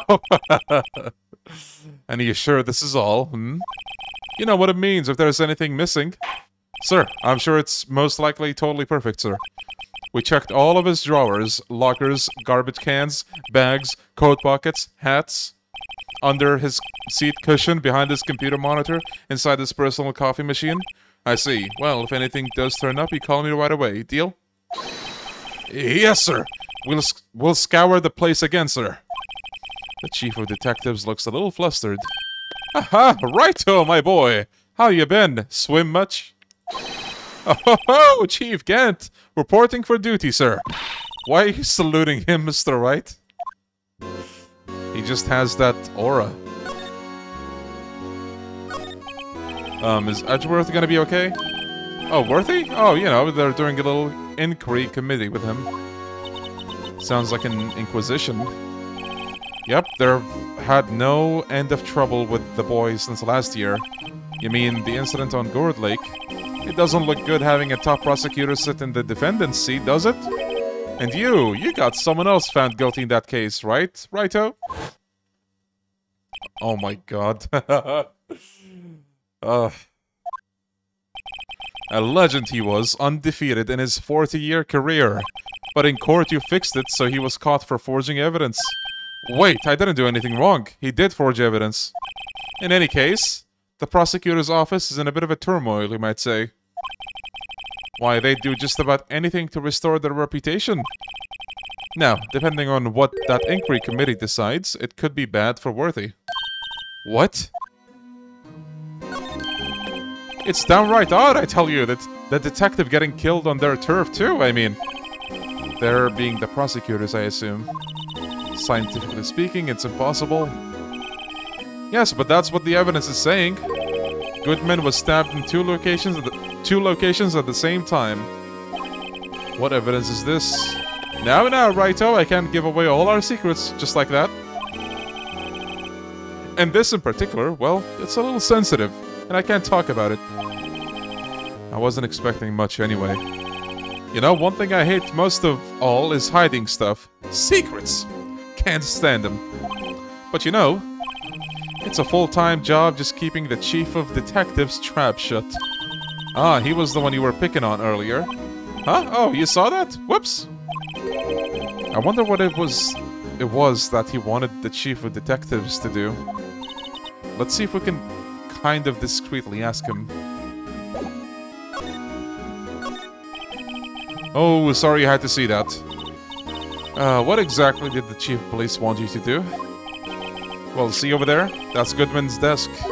He wanted me to check it for anything that might be a clue. They took away every last piece of garbage in the trash can. So nothing belonging to Detective Goodman is still here? Of course not. Well, except for this. Oh, he's helping us out already. What? You kept something? Sure, why not? It's not important. He didn't even finish writing it. It's a lost item report, but it's only half complete. A lost item? Did Detective Goodman lose something? The date is February 21st. Better make a note of it. Yeah, the chief is the guy in the background. Behind Emma. Look at him. Chillin'. So this is the police mascot, is it? The Blue Badger, the future star of the police force. The design's a little changed from the one outside. Well, the dancing Blue Badger, TM, is still under development, you see. You have it trademarked? Absolutely, it's cutting edge stuff. Very now. I showed this doll here to my daughter and she burst into tears. Don't show her the moving mock-up outside, then you'll give her nightmares.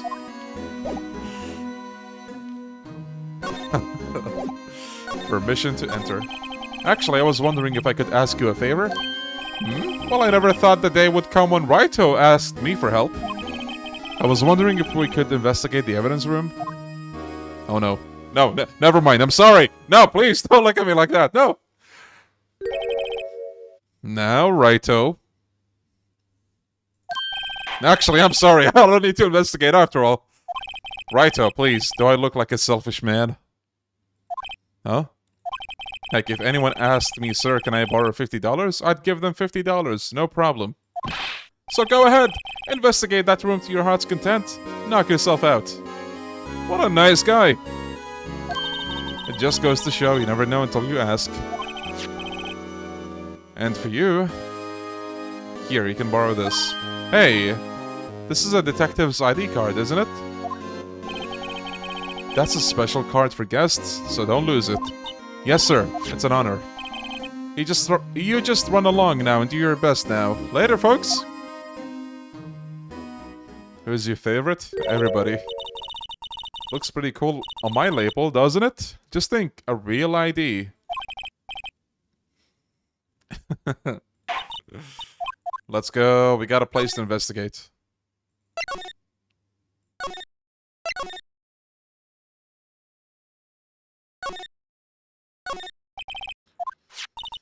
It won't open. The card reader's turned off. Howdy, partners. Well, well. What's made my Bambina skies so grey? Actually, on this topic, I'm gonna go put some kombucha in the freezer and I'll be back, okay? Enjoy this banger once again.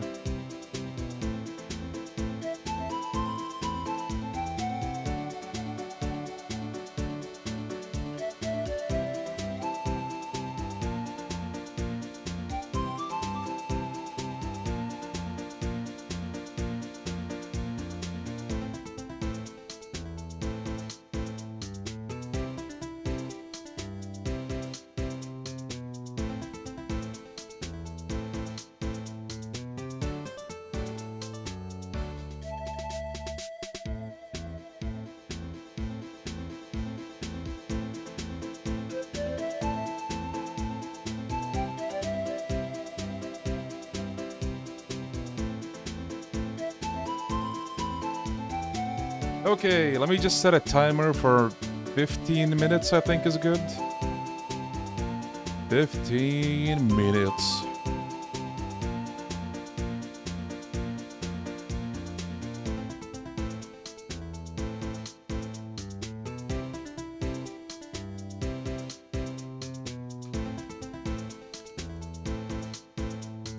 Okay. Okay, I'd like to ask chat a favor. If someone can check. Is there only, 2 investigation days and 2 trial days? Or is there actually 3 and 3? So 6 in total.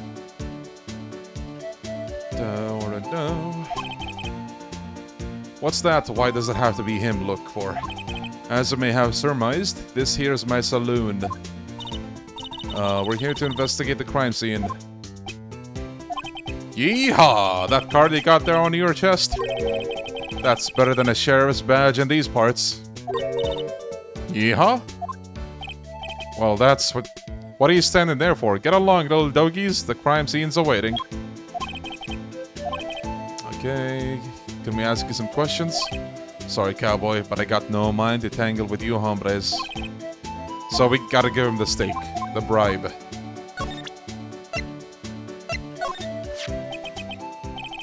That smell. Ah, reminds me of Texas. Oh, okay, there he goes about Texas again. So, Officer Marshall, you're from Texas? No, I just saw a special on television the other day.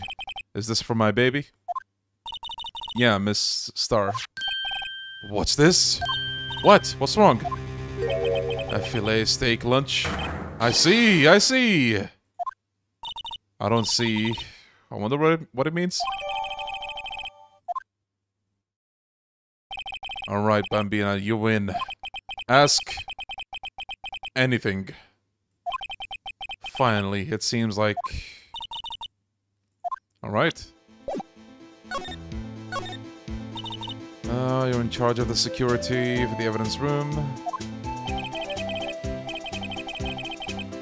Yeah, Roxy.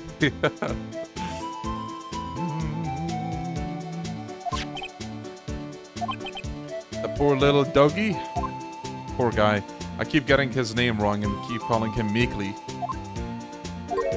You said that when the stabbing occurred, you weren't at your station. Well, maybe I shouldn't be telling you this.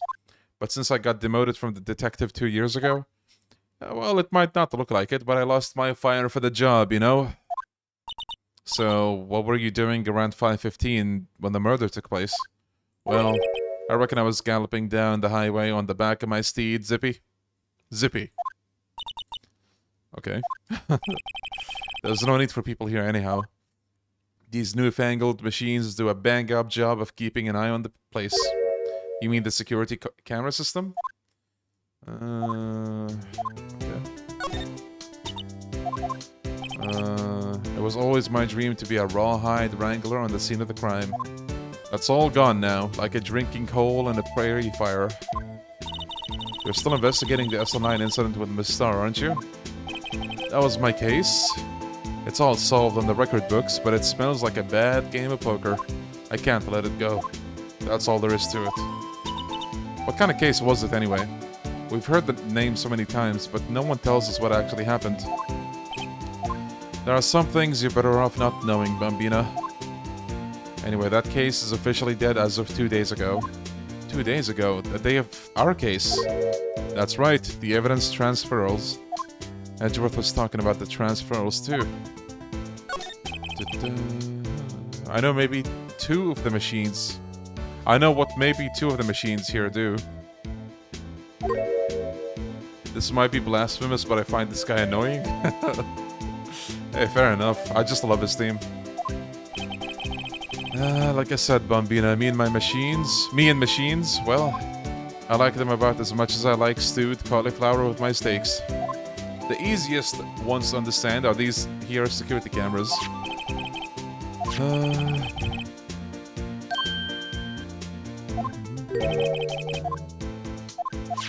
When you go into the evidence room, you need an ID card. We got one. Oh. The ID card record. Hey, I've seen that number somewhere before. Sorry, Bambina, I can't show you more than that. I haven't heard whether this case is related.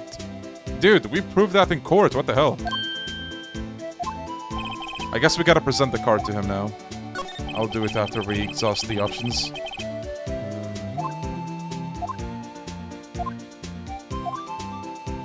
What happens to the evidence after 2 years? It goes to sleep forever in the underground vault at the county sheriff's department.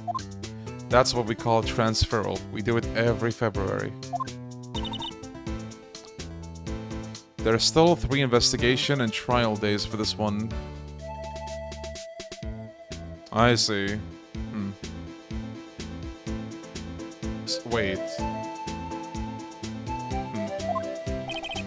Okay. Now let's prove that relevance to him. See this? This is the victim's ID card. Ah, the one that was on the ground in the parking lot. Yeah, so the number is on that list, and we get to keep that list after that. We prove the link. Gonna be skipping this, because again, we need all the time we can get. This case is long. Okay.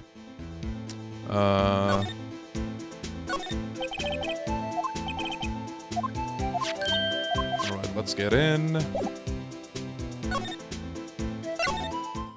There's the evidence room. It's quiet. The investigation must be over here.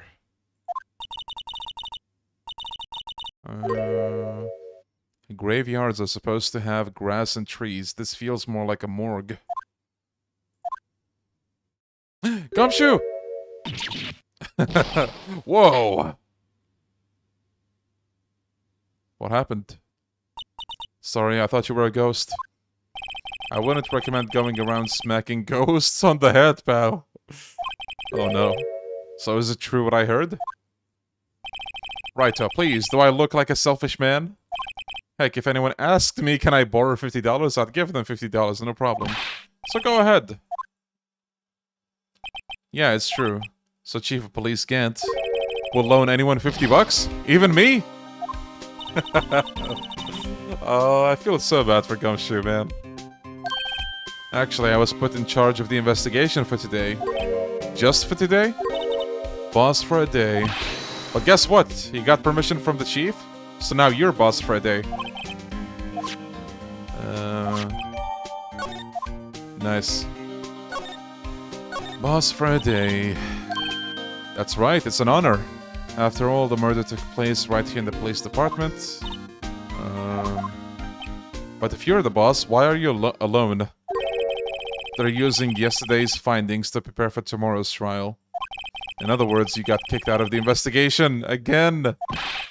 No. I'm gonna take control and put this case to rest. In my own evidence locker, pal. You have a locker in here? Yeah.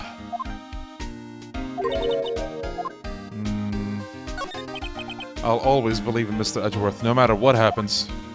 So, Mr. Edgeworth is with the inquiry committee now, right? Trying to figure out who's responsible for the mess up in court today. I guess this is what you call fate. Mr. Edgeworth just can't get away from that case. The SL9 incident. That was the beginning of the end for Mr. Edgeworth. Maybe we can get him to tell us more about the case.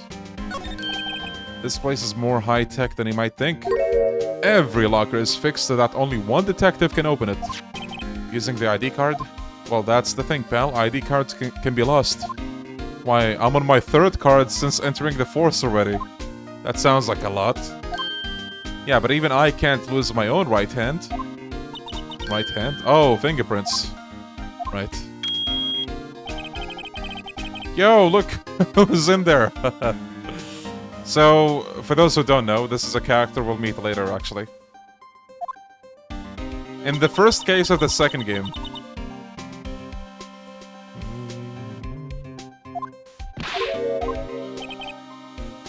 On the...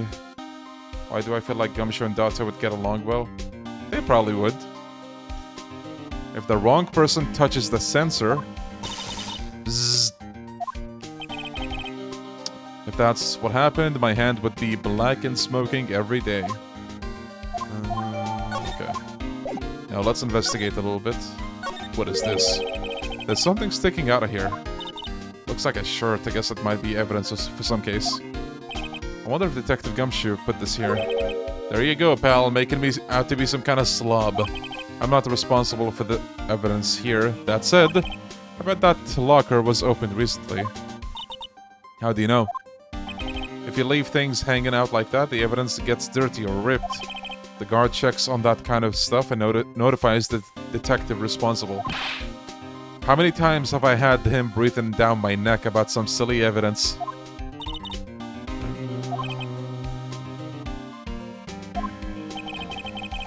If you're gonna talk behind someone's back, don't do it in front of them, pal.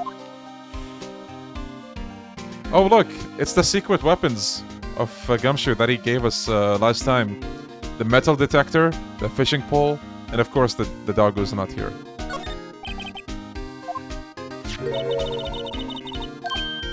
That's my personal pole.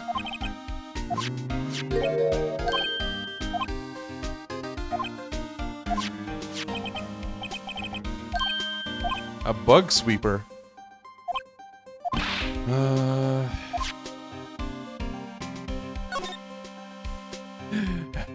Blood!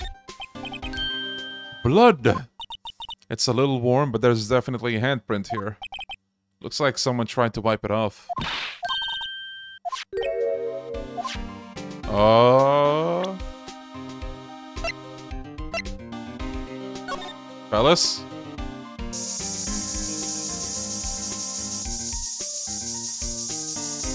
Okay, I'm sorry, Emma, but goddamn. I don't want to waste her allowance, you know, but I kind of just did. I knew it. This is someone's right handprint. What? What's the matter, detective? That's my locker. Please, you have to help me. When they come to take me away, promise me you'll testify that I wouldn't harm a fly. You'll do that for me, wouldn't you, pals?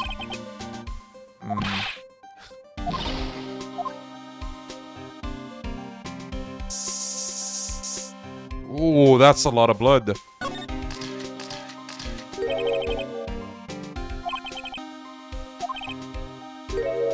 Pale blue blood. Maybe Detective Goodman was actually an alien? Amazing observation, Gumshoe. Hey, if he didn't want my opinion, he shouldn't have asked. Oh my god. How can he hate Gumshoe? I think that's everything, actually. When it comes to blood, at least.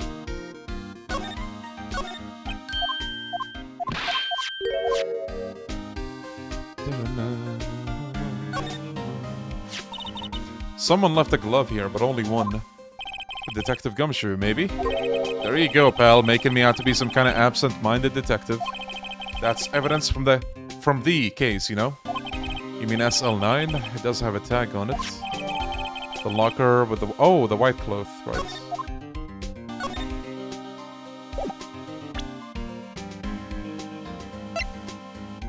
Thank you for that.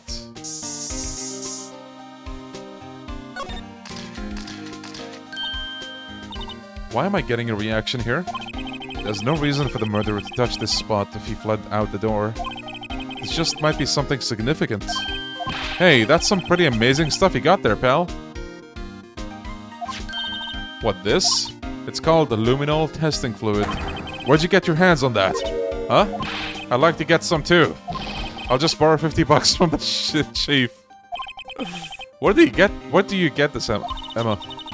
I was by mail order. I better jot this down. Man. Okay, hold on. My kombucha is ready, so I'm gonna go get that.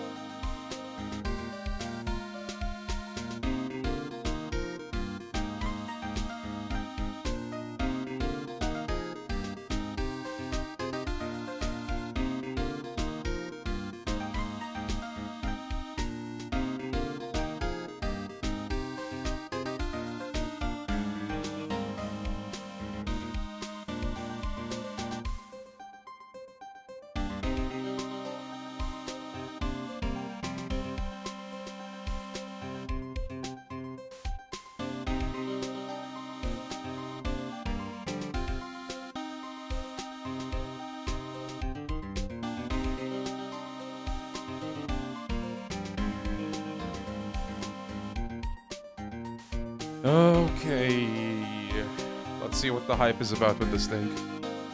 So, this here is the kombucha. It's like fermented tea, basically, and apparently it's really good for you, so... Oh, and apparently it also has, like, 7 calories, so... Let's crack it open.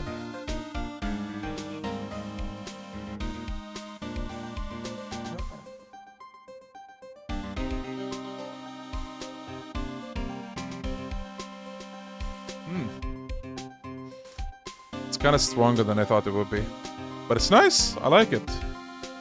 I like it. It was pretty expensive, by the way. Like I said before, it was like $4, which, you know, compared to other stuff, that's a lot here.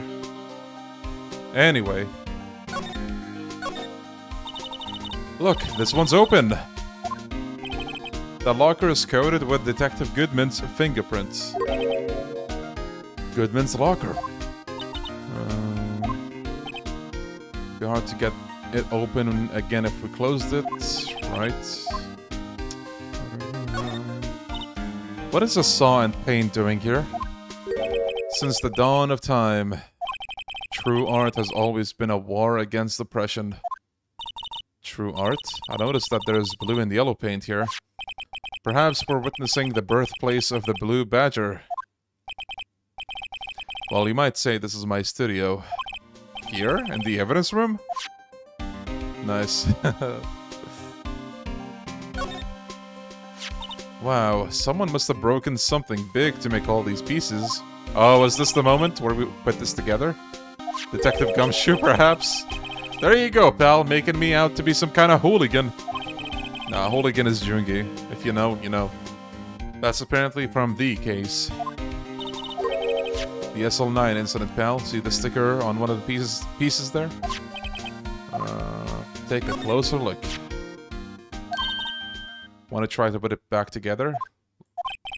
I spent a good 3 hours on that before I gave up. Nice. Let's do it. Alright. Oh boy. We want... No, wait.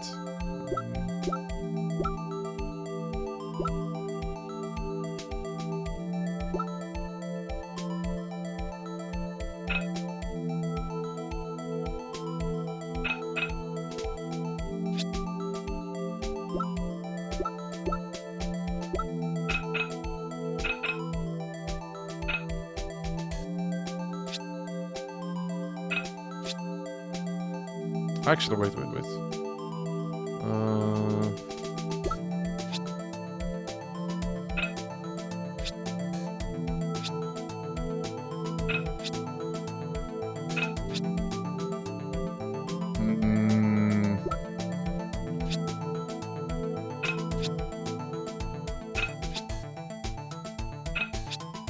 Oh, there we go. Okay. Next. No?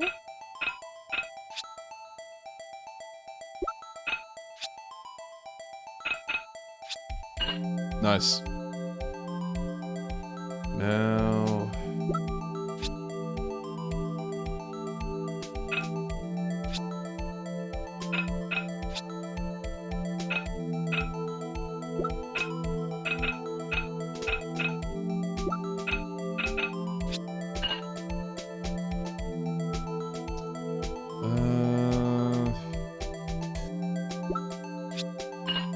Easy. Yo, Super Glove.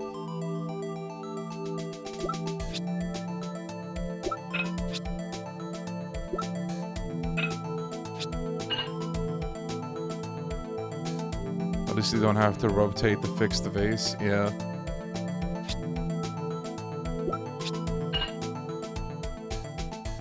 I think you have to do it in this particular order. You can't, like, choose the order. So that does make it kind of easier. Nice, one more piece. And we did it!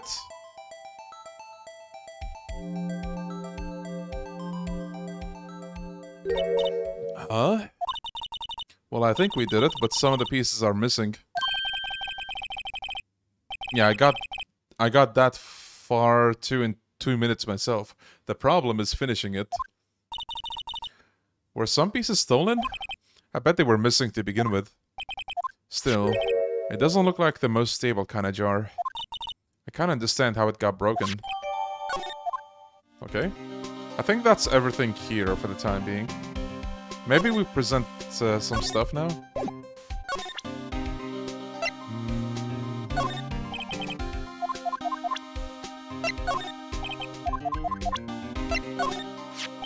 You can't open the lockers if your fingerprint doesn't match. Okay. If you can open it, they'll give you 50 cents. The police department lacks faith in its lock system. Okay. They're using Emma's glue. She was flexing about it.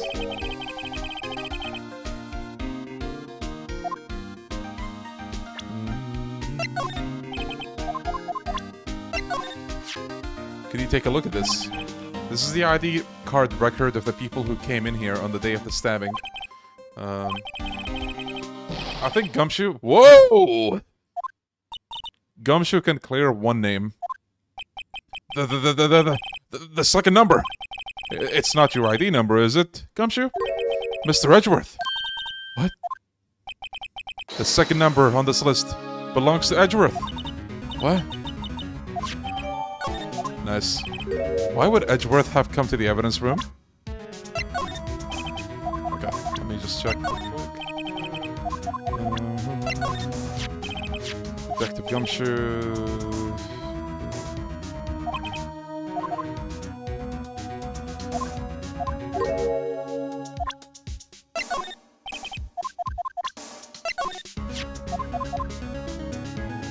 I remember it was winter, I was 16. What? She was the only one who ever got me to talk about what happened.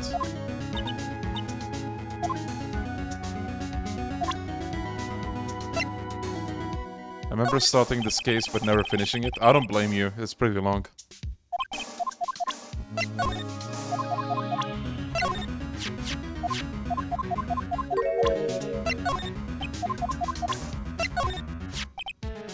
This is my crowning achievement, my masterpiece, you might say. But art is always misunderstood, pal. Art? He was dancing proudly on the day of the award ceremony, but there were a lot of people coming and going after the ceremony, so they took the blue badger away for a while. Really? Why? Oh, they said it was shameful, or something like that. Shameful! I toiled night and day. I sympathize with Detective Gumshoe, but I can see why they moved it. Found in Mr. Edgeworth's car. Oh wait, I think he said that same dialogue before. Hey, that's it. And we also saw that, actually.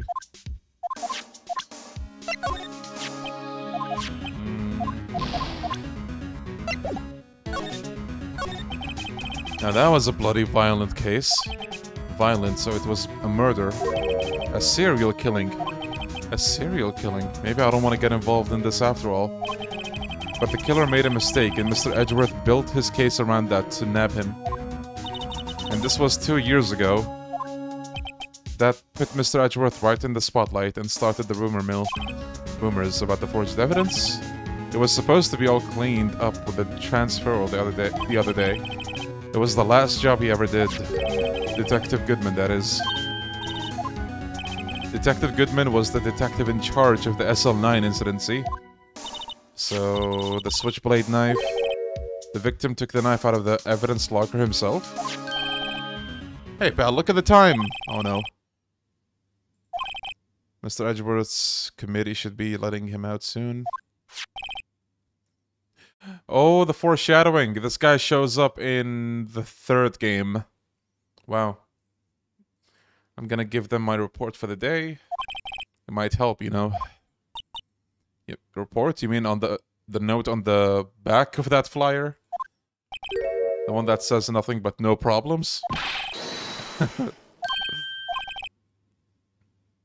Who needs enemies when you have friends like Detective Gumshoe? I'm off, pal. Later. Hot take. Blue Badger is cooler than the Steel Samurai. I might agree with you on that.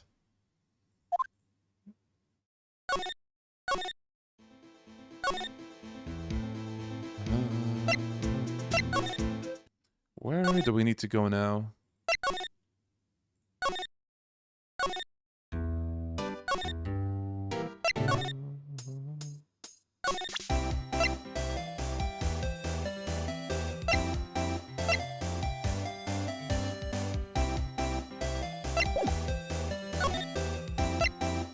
Oh. The bellboy! Ah, guests, my apologies. Oh, it's you. Have we met somewhere? Huh? Mr. Edgeworth, I beg your leave. So long. Is Edgeworth here? There, standing by the window, a teacup in his hand. Right. He has the hotel bring him tea service? By the way, Detective Gumshoe was looking for you. Ah, yes, he brought me the latest information, it seems. Really? Was it helpful? Apparently, a new French restaurant is opening near here. I think he was trying to console me somehow. The real info is on the other side, Edgeworth. Poor Mr. Edgeworth, I think this whole thing is really taking a toll on him. So how did the committee go?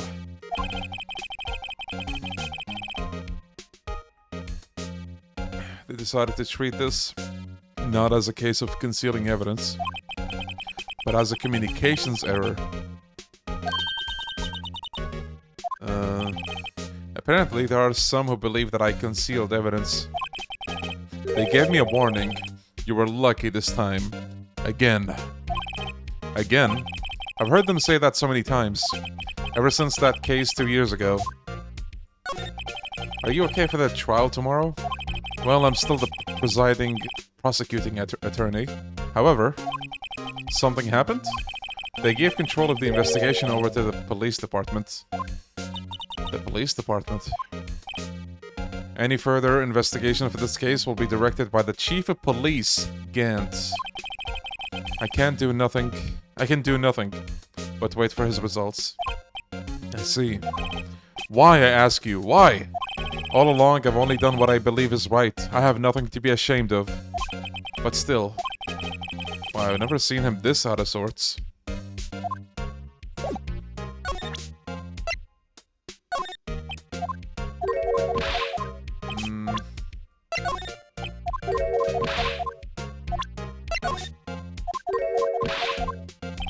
This is Ace Attorney gameplay right here, people. Present every single thing to every single NPC. Alright, I better check this now. As I was saying, What's this? A record of ID card usage? Edgeworth, you went into the evidence room that day, didn't you? Just before the incident occurred, no less. Yes, that is true. Why, Mr. Edgeworth? Please don't look at me like that. I love the sprite so much, man. I was asked to go by Chief Gant, no less. The Chief of Police? He wanted evidence for a case that was wrapped up half a year ago. He told me he wanted me to keep it here in the prosecutor's office. But it was solved, right? It would have to be if the evidence was already filed.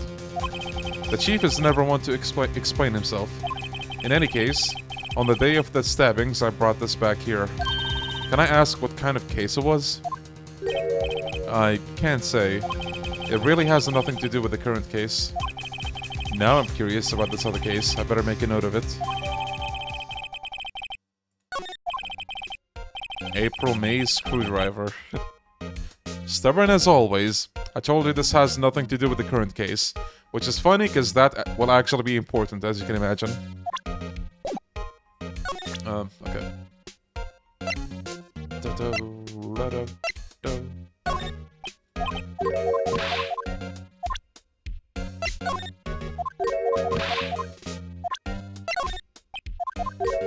Oh. Oh. Is he gonna tell me about the SL9? Okay, Edgeworth, why don't you tell me about it? Tell me the truth. Allegations of forgery, I see. The SL9 incident was a heinous serial killing case. The head of the investigation was the Deputy Chief of Police at the time, Damond Gant. That wacky old coot was involved in the case 2 years ago too, then. Yo, one man cast, thank you for the $5. Thank you, thank you. Nice. Oh.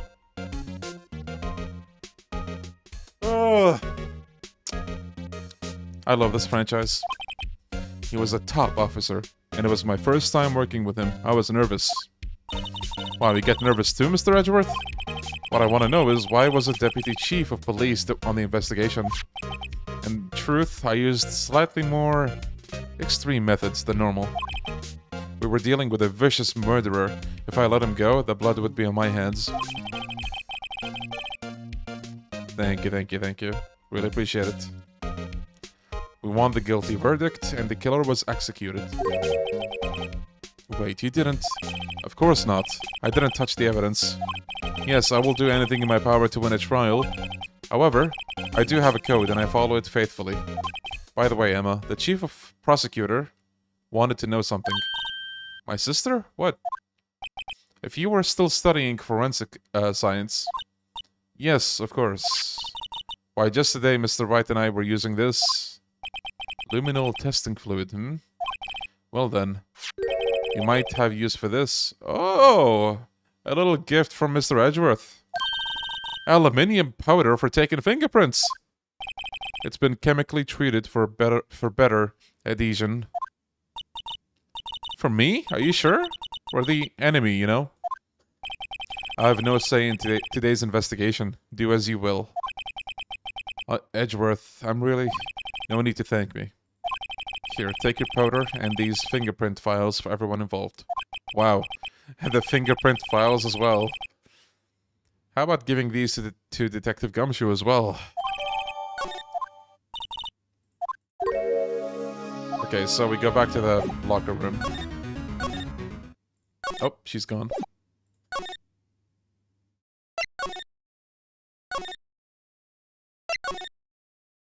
He's gone too. Okay.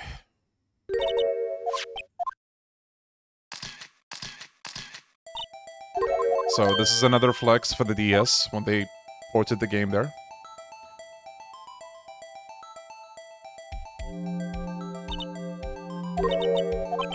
So...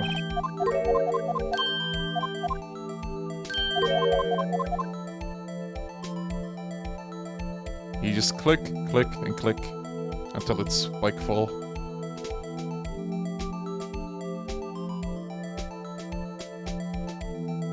And then... wait. Oh, oh. Aha, you did it! You found one! But this looks nothing like a fingerprint. Now that you mention it, it doesn't. What does this mean? The person must have been wearing gloves. Don't tell me we've been wasting our time. Let's look for other prints. Seems like there are fingerprints outside the bloody handprint as well. Over here. I filled the screen fully to white. Yeah, just look at all these pixels pile up.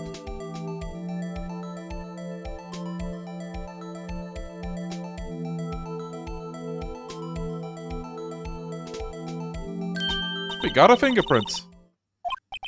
Dazzling. Okay. Now let's see who this matches.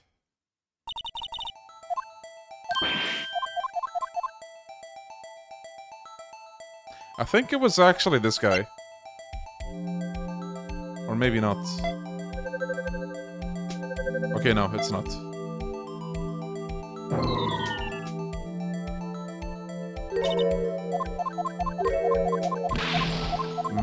Gumshoe? I think Gumshoe, yeah, it's his locker.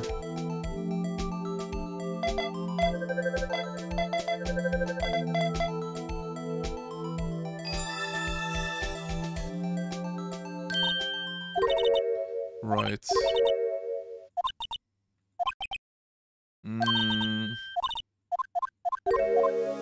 Yeah, that was one of the locker.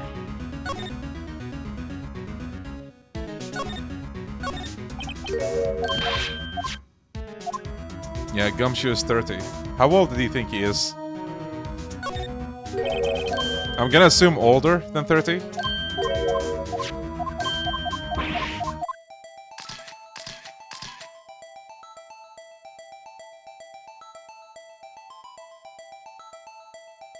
Hello? I guess we have to get it wrong first, then.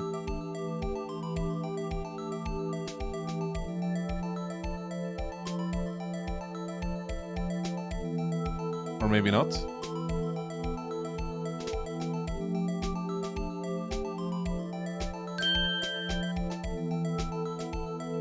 So this one is, dude, I can't move. There we go.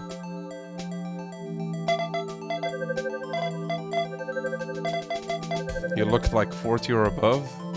Yeah. Jake Marshall is 33. Whose are they? It's Officer Marshall. Huh? Now, why would Officer Marshall have a fingerprint over there, and a bloody one?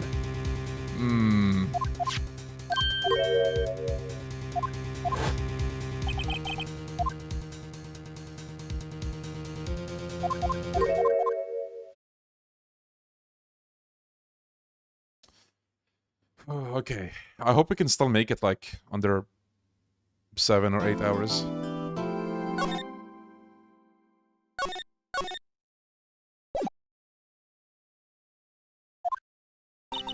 Okay, the victim was murdered in 2 different places at the same time. Just to recap, that's what's going on now. And a different suspect was arrested at each of the crime scenes.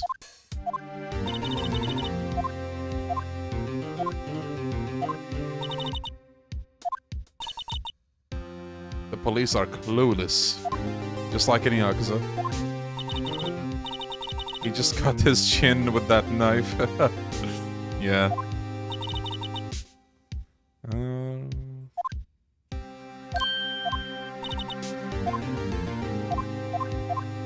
We found a trace of evidence of a certain person in the evidence room. They belong to Jake Marshall.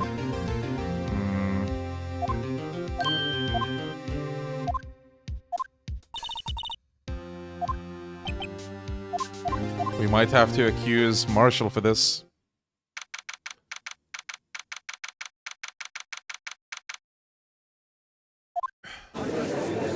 Okay, showtime.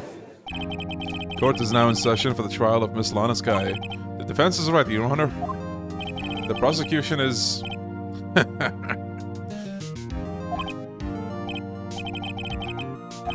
It takes 30... Oh, he just jumps right into the action. It takes 30 minutes by car to reach the police department from the prosecutor's office. Yet the victim, Bruce Goodman, was slain at both places at the same time. But that's not physically possible, is it?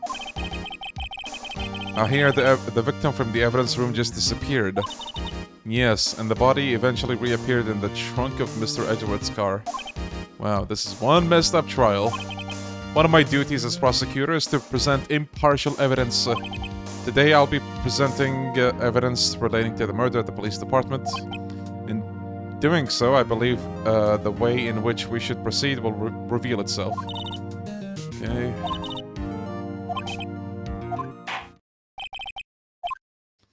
Okay, what happened in the police department? The first witness is the suspect of the murder at the police department. Meekins!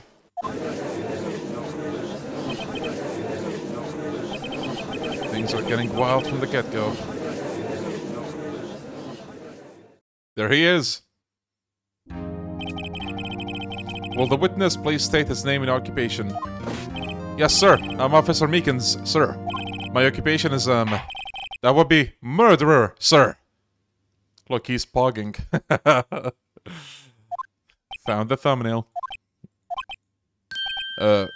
So you're telling us you're a professional killer? Sir, it was me, sir. I'm the one who did it. I'll never kill anyone again, sir. You gotta believe me. Dude, this guy is an idiot. Shut up! I'm what you call part of the younger generation, sir. Okay. Take a stab in the dark, chat. How old do you think this guy is? You'll never see it coming, I don't think.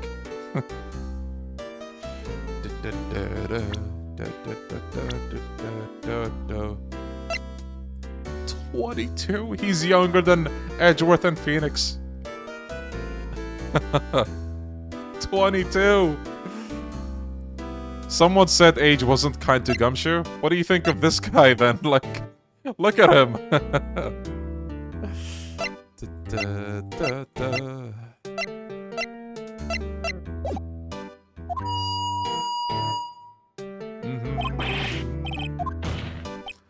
Officer Meekins, give us your report of the crime. Consider that an order. Yes, sir. Yeah, he looks like he's from a different game. Although it's not my normal duty, I was assigned to guard the evidence room that day. I spotted a sussy man on the security screen, so I rushed to the room. I was only doing what I was trained to do, sir. I was suddenly attacked. I fought for my life, then I did it. After that, I passed out until another officer smacked me awake. I think you just press for this one.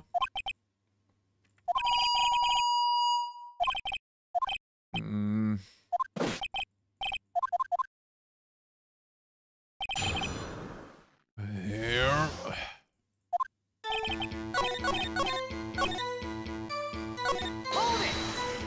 What do you mean I did it?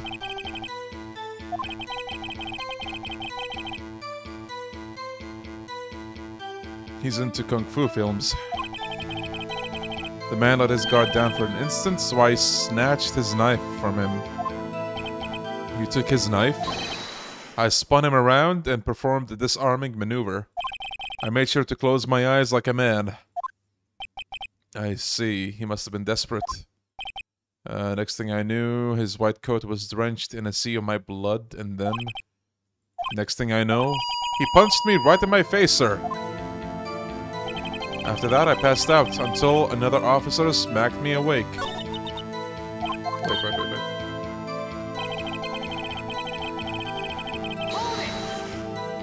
Wait, hold on, someone's knocking.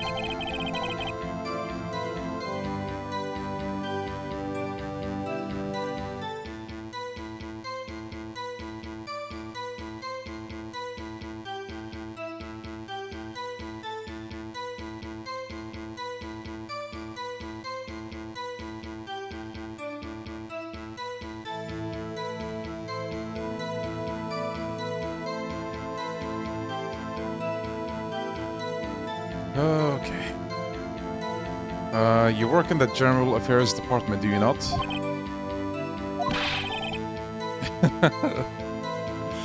I'm in charge of hiring new recruits, sir. Yikes, now there's a scary thought. Evidence transferal was taking place on the day of the crime. You know what the whole art style debate reminds me of? It's like when people talk about Yakuza Online and like how you have anime girls and then you also have 3D like renders of Yakuza characters. You know what I mean? Like next to each other. I was in charge of guarding the Blue Badger, sir. So Edgeworth just said on the transfer all day, they give them jobs that they normally don't do. So there's that. That's why he was assigned guard duty for some reason. The lovely police mascot created by Chief of Detectives, sir.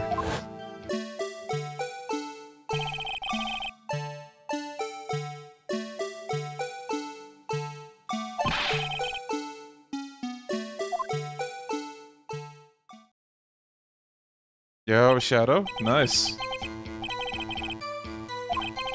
After the award ceremony finished that day, there were so many people running around that I relocated the Blue Badger to the evidence room.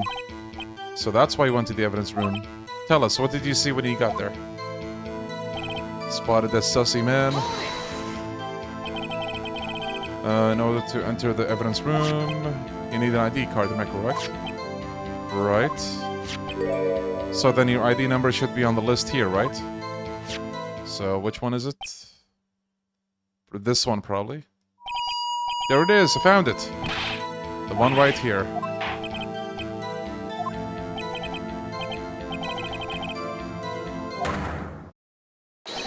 Mike Meekins. It's no real mystery, sir.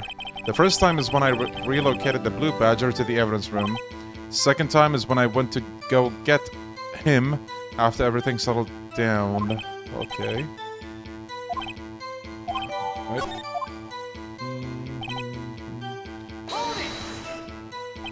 So you were attacked. Can you tell us what happened to you? It was a knife, sir. A knife! Goodman pulled the knife on you. What happened then?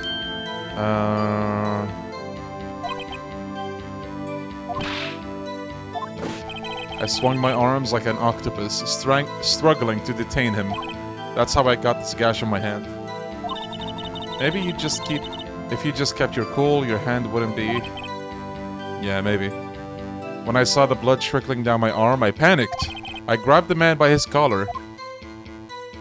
I think I pressed this already. And then he passed out.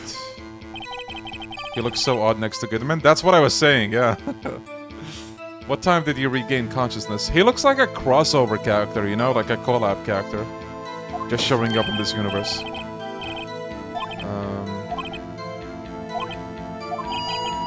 I woke up crying tears of pain.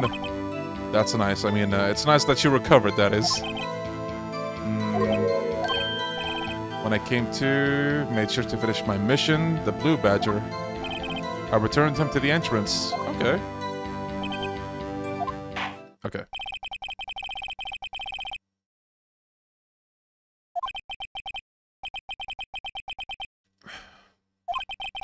Was the man this officer murdered really the victim?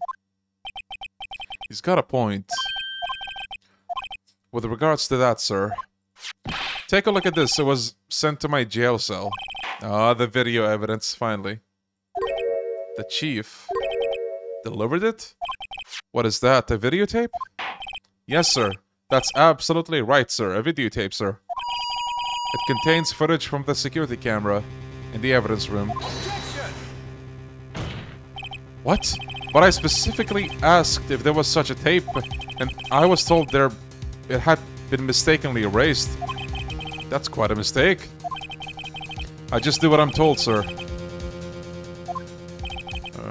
Looks like the communication with the police department is as good as ever. Yeah, holy shit, dude. Okay, let's see the video.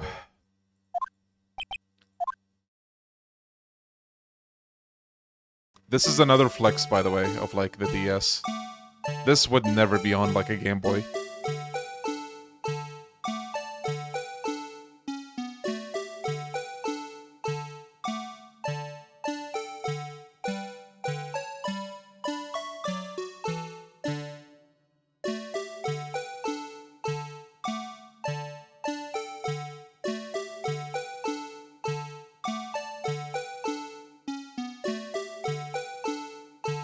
Blue Badger in the video is terrifying.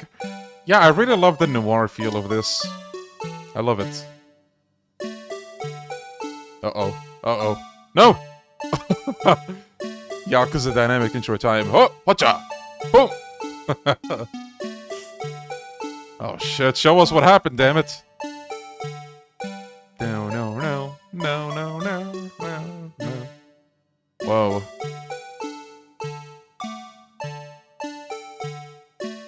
Well, from the footage, it looks like the police guy got murdered.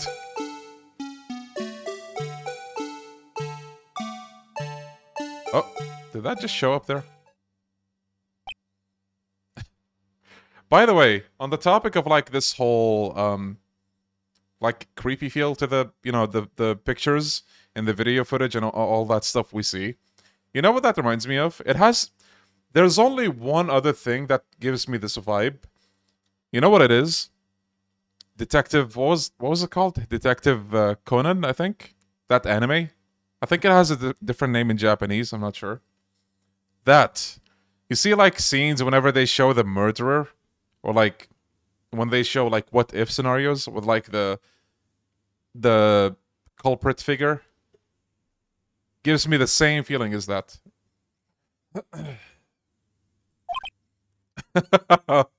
He's balding. Well, I believe we're all thinking the same thing. How can we deal with these unsettling feelings stirred within us? What the hell was that wriggling piece of plywood? Sir, that is the pride and joy of the entire Criminal Affairs Department, sir. It's the Blue Badger, sir. Why am I not surprised that this isn't going smoothly? Yeah, Stefano, exactly.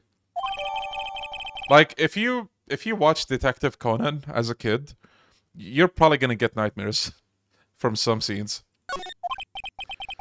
Yes, well, anyway. This tape seems to prove that the witness did indeed encounter someone in the evidence room and some sort of activity to take place. Your Honor, instead of relying on clearly incomplete footage, the witness's testimony will suffice. Is that alright with you, Officer Meekins?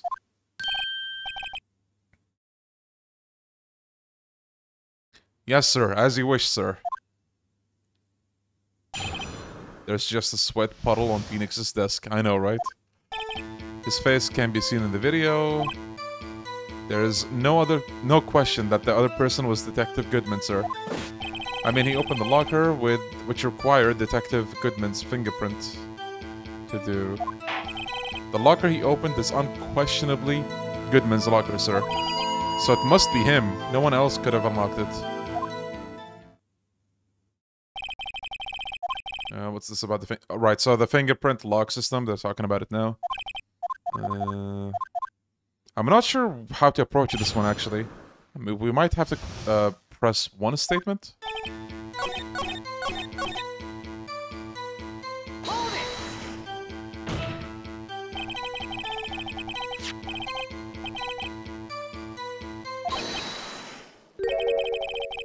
If I may say something, sir.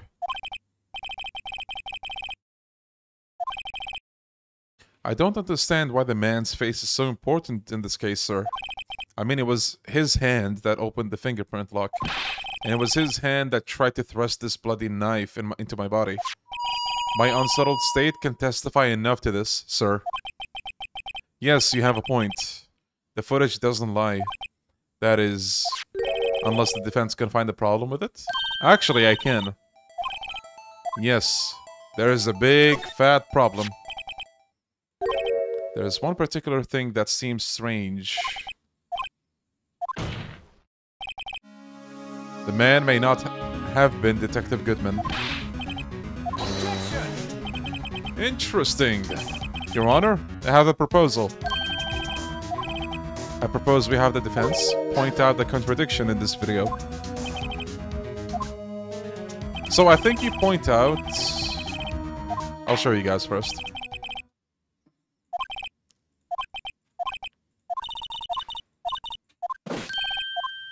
It's rewind time. So, let me pause and fast forward.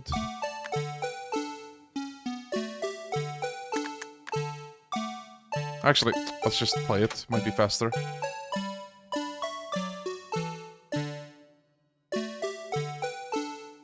Actually, wait.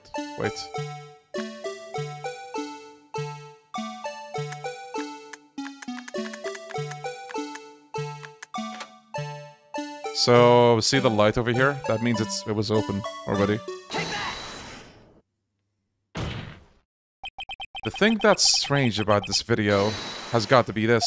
Officer Meekins. Sir, do you mean me, sir? As I understand it, the locker apparatus works like this. When you grab the handle, a sensor reads your fingerprint. Right. Okay. If so, then something is seriously wrong with this picture. No. Pause. No.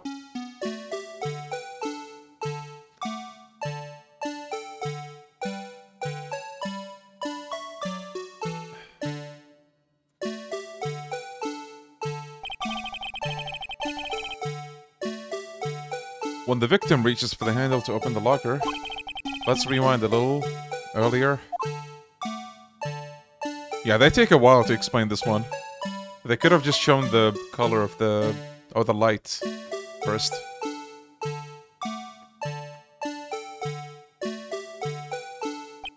Here, notice the light? What's this? It's already lit? Precisely my point, Your Honor. The locker was already open before the victim grabbed the handle. Ah!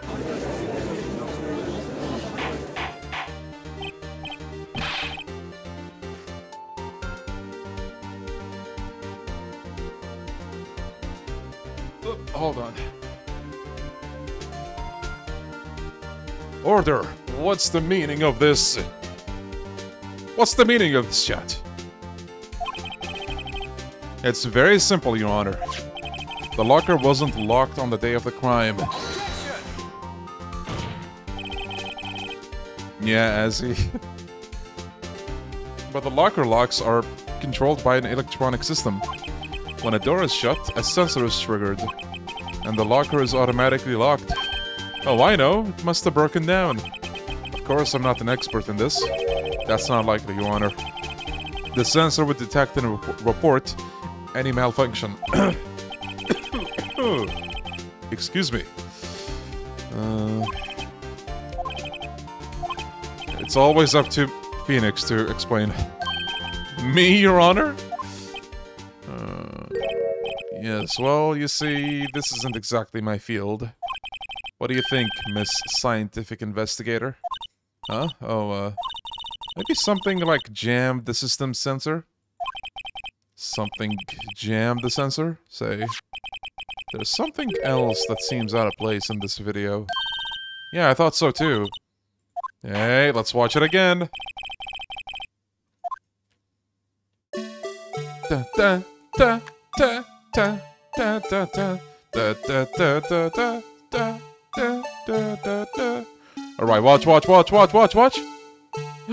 do we have here?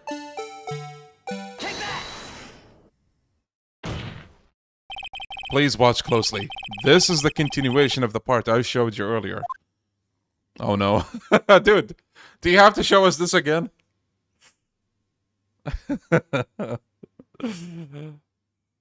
Da, da, da, da, da, da, da, da.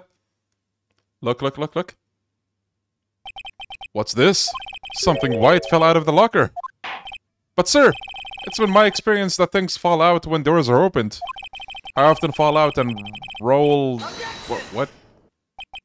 We can't be sure. That item was completely inside the locker to begin with. What do you mean? The sensor triggers the lock when the door is shut. What if something was inserted, say, between the sensor and the door? Surely this is the last time we see the video, right? Surely! Oh, yay. I actually don't mind it, by the way. It's just, you know, they take their time when they show you stuff like this now. This white thing wasn't inside the locker. It was stuck between the door and the sensor. Oh, I understand now, sir. It's just like my tie. 2 out of 3 times it gets stuck in the door when I get out of my patrol vehicle. Okay. But the object would have to be extremely thin to fit in the door. Not only that, it would also have to block electrical currents. It would need to be an insulator. There just might have been something that fits the description. I got just the thing. See this? I found this near the locker, a thin rubber glove. But we can't be sure that was in the victim's locker. It has a tag that says SL9 incident. Ooh. The video seems to depict the victim opening the locker. But that isn't the case. The lit lamp attests to this. On the day of the crime, even I could have opened the locker. Is this not so, Officer Meekins?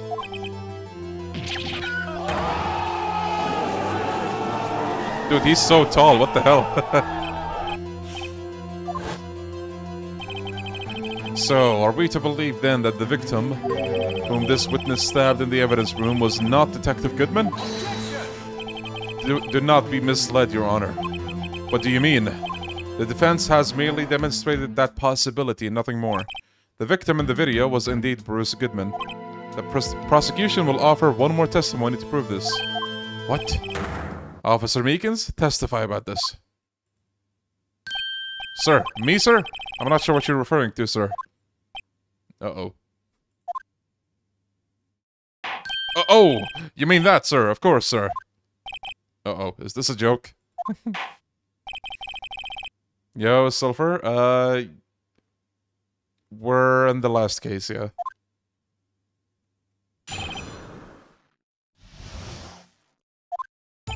There's one other thing that proves the man was Detective Goodman, sir. To enter the evidence room, one must use their ID card. Oh, that's where the lost item report comes in, I think. Right, so if that wasn't Goodman, how did he get the card? Now, we're gonna prove that.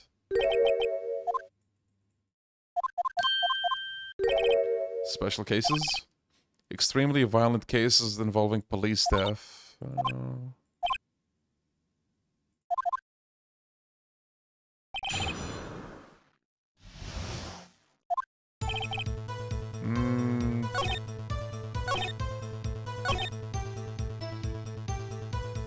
Can't use this card.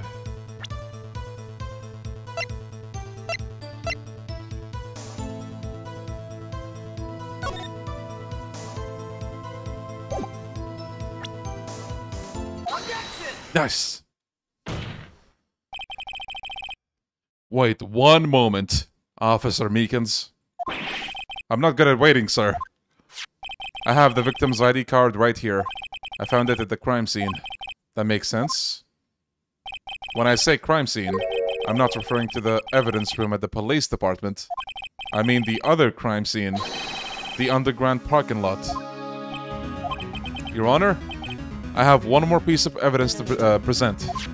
It's a very important clue regarding the victim's ID card. Our lost item report seems only half completed, but it shows that Detective Goodman had lost something on the day of the crime. Something important enough to fill out this report. Let me guess, you believe this something to be his ID card, right? I can't say for sure, but there is a high probability. What's your favorite Yakuza? 0, 7, Lost Judgment, and Infinite Wealth. Those 4. Guys, what's your favorite Ace Attorney game? I have a whole tier list video, by the way. You can just check that. I might make a command for that. Hey, Leon, what's your favorite Yakuza? Exclamation mark. Tier list. It doesn't even require much thought. The man Meekins encountered was not Detective Goodman, but rather the man who stole his ID card.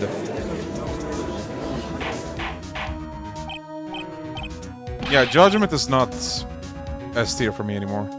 I don't think.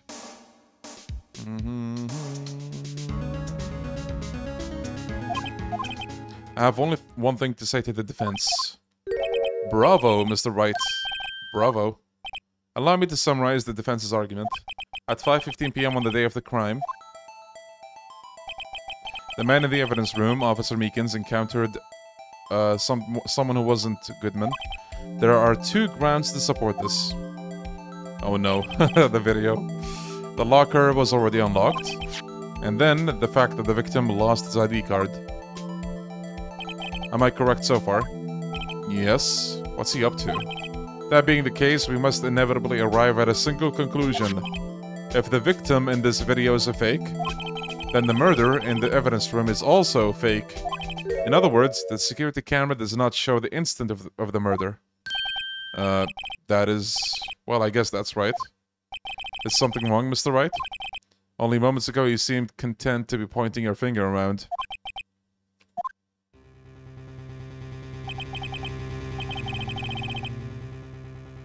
Does Lost Judgment retroactively make OG Judgment feel like complete dog water in comparison with going back?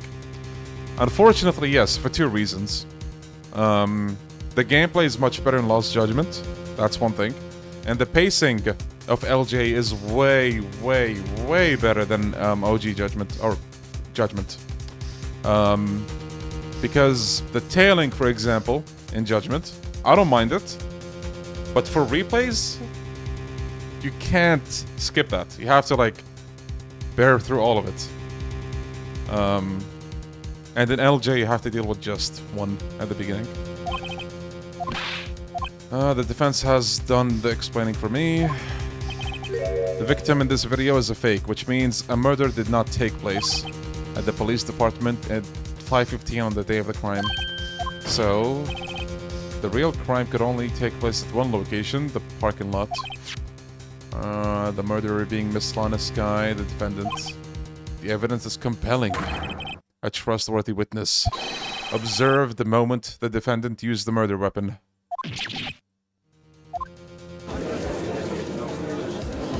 Yeah, Moonlight. LJ is way more replayable. I knew that testimony was way too shabby. It was all a trap from the beginning.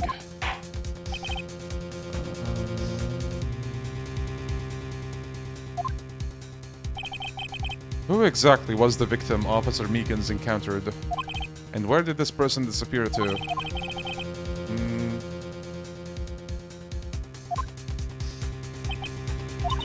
Mr. Wright, you have to do something, or else, Lana... What do I do? How am I supposed to get myself out of this mess? Objection! One moment, Your Honor. By the way, out of curiosity, for those watching this for the first time, do you feel lost so far? Because, you know, I know I skipped a bunch of stuff, but I'm trying to skip the, you know, the feeling, if you will. Like, if I skip anything, I try to explain it afterwards. This is a long-ass case, once again. Don't tell me you're objecting to what you've just proven. Of course not, but I almost walked right into the prosecution's trap. What are you talking about? This cross-examination has proven one thing and one thing only. The security video did not show the actual murder. I'm only lost because I joined late. No, it's pretty straightforward, even though I joined a bit late. I'm only lost because I'm in Nice, dude. Okay, well, that's good to hear so far.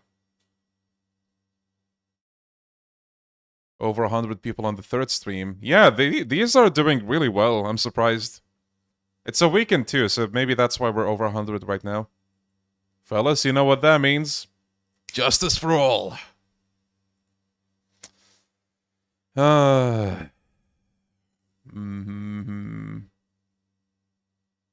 Oh, don't worry, your questions are going to be answered. The video doesn't hit the same without the music, yeah. Okay, the video did not show the actual murder. However, it cannot be said that it is unrelated to the murder in the parking lot. Specifically, large amounts of blood traces were found in the evidence room. The defense demands further examination into the truth of the matter. Mr. Edgeworth. Yes, Your Honor. If this court were to examine this further, other witnesses will be necessary. Is the prosecution prepared? I'm sorry, Your Honor. The prosecution considered the incident at the police department to be unrelated. We have not prepared any other witnesses for this incident. This just might be my chance. Time to call a certain Texas Ranger to the stand. The defense would like to request a specific witness. Oh, who do you have in mind? Someone we have reason to believe knows the truth. Let's call him. Yeah, sorry to hear about that, Crimson. Yeah, YouTube notifications don't always work.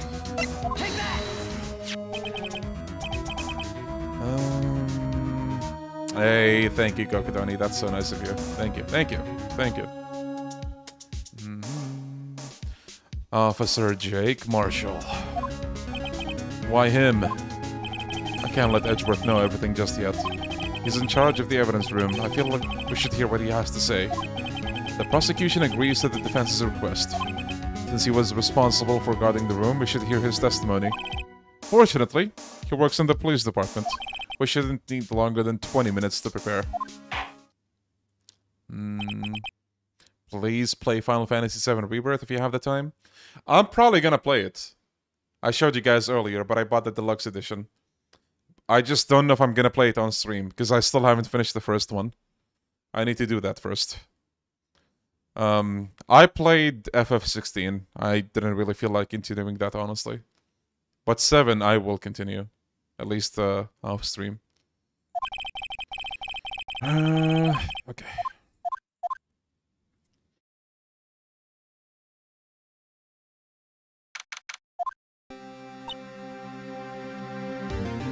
No, I don't have my PS5 here yet. It's not even mine, it's my dad's.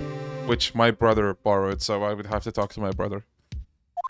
There's no stopping you, is there, Mr. Wright? What do you mean? You called for Jake Marshall. It seems you figured everything out. I haven't figured anything out. Lana, you're the one who knows everything.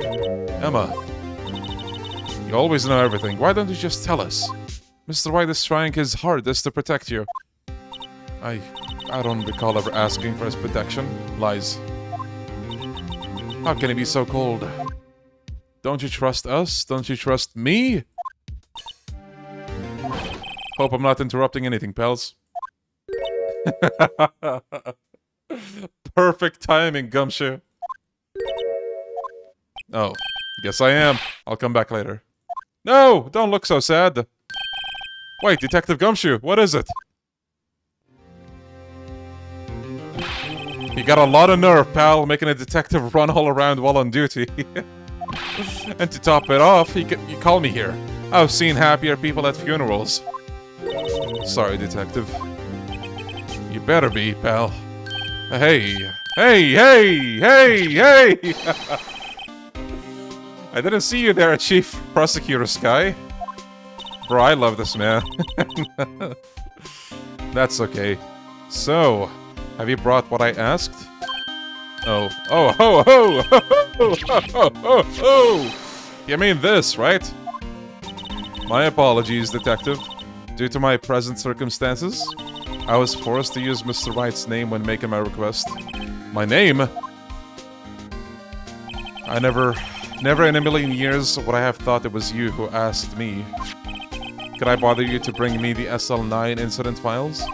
I'll need them by noon. Talk about crazy. The SL9 incident? But Lana, that's...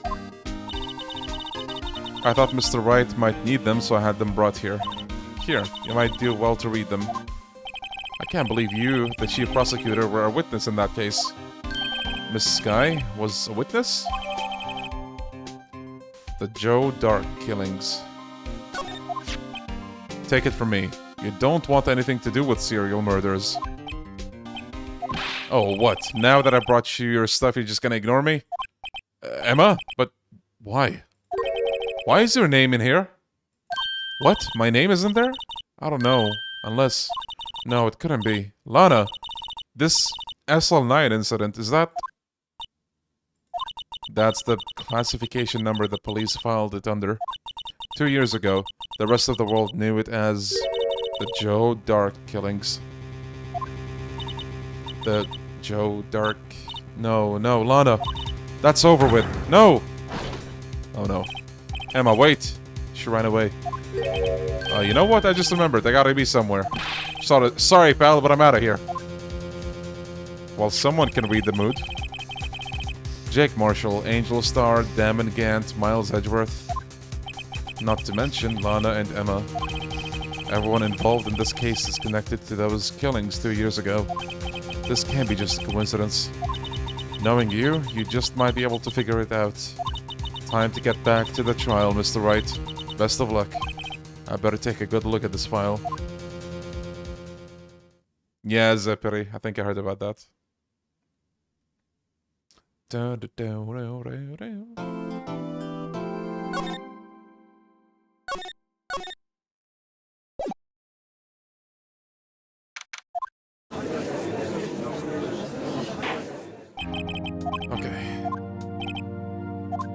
Officer in charge of guarding the evidence room. Here he is, Cowboy Man. Are we gonna hear his theme? Witness, please state your name and occupation. Me, partner? Oh, I'm just a man, same as you, wandering the trails of civilization. Occasionally helping the elderly cross intersections when needed. Yes, we get it. Oh, I know, you're a patrolman. As for my name, if you listen hard enough, you can hear the howling wind calling it out. To be exact, it's Jake Marshall, Your Honor. Howling wind? I've never heard Edgeworth described that way. Now, Mr. Marshall, let me ask you something. You were in charge of guarding the evidence room on the day the crime took place. Is this correct? According to the papers, partner. What do you mean? A desperado. Oh! A what? A desperado's soul is as boundless as the desert sands. No paper can sum it up. Is that a fucking Yakuza reference? Maybe it's the best we get on with this quickly. Please share with us your testimony of the day of the crime. In plain old English.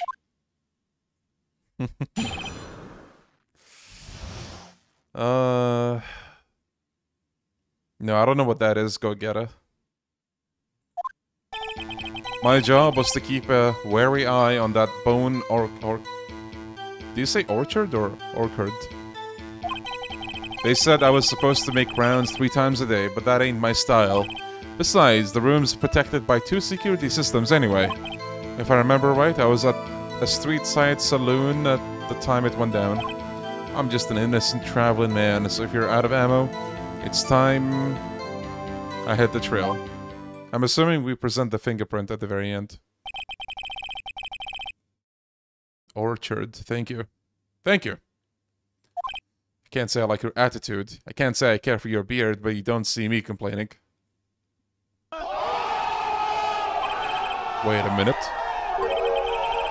What do you mean by 2 security systems? I mean the security cameras and the ID card reader.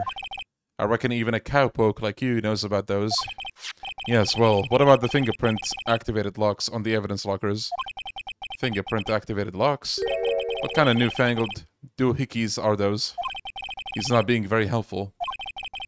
He's not that good with machines or with following orders. Everyone's got their weaknesses now, don't they, Mr. Prosecutor? Okay.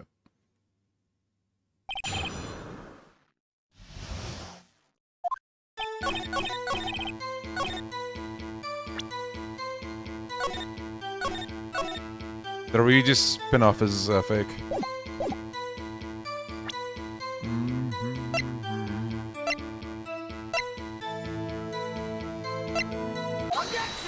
Got him. Officer Marshall. Doesn't it strike you as odd? That is, you being called to testify like this? After all, you weren't in the security room at the time of the crime, and yet you dragged me down here. Explain yourself, partner. It's quite simple. You left a very large trail behind at the scene. Or to be exact, a handprint. Huh, listen real good, partner. Like I said, I'm the caretaker of that crypt. Pay my respects. That is, make my rounds about once a month. It's only natural my fingerprints would be in there. Yes, but hold up. I only wish it were, officer.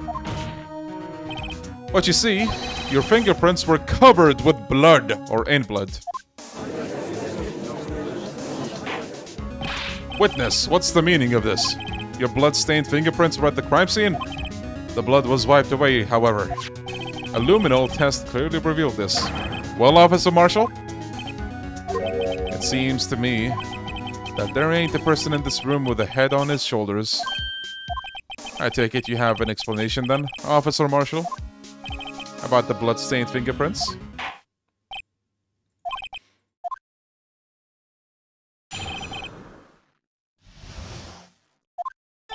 Like I said, it's only natural for my fingerprints to be in that evidence room. One of them just happened to be at the same place as the blood-stained handprint. The murderer touched the locker where my fingerprint was by chance.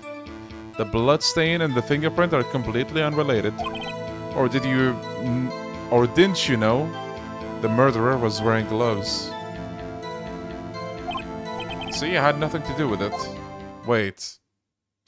I'm actually not sure what to do in that one. If you know, you can tell me, by the way. To save time.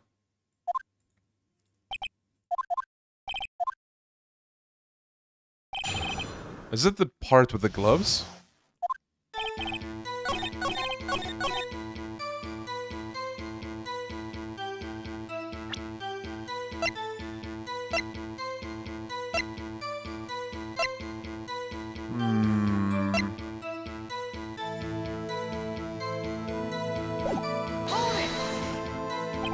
How do you know that?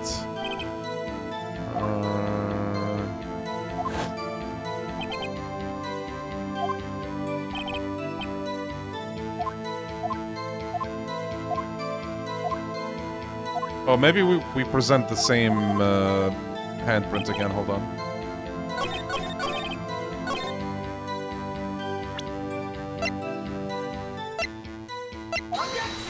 No? We might have to press something else.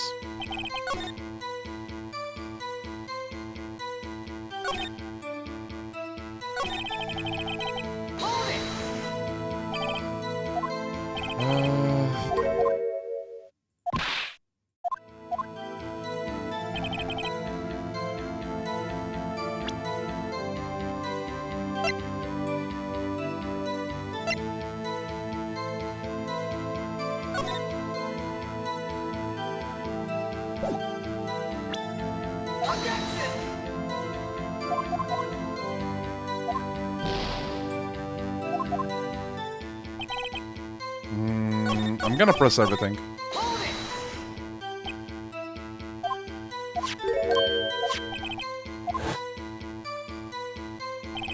That's the locker I used when I was a detective. Okay.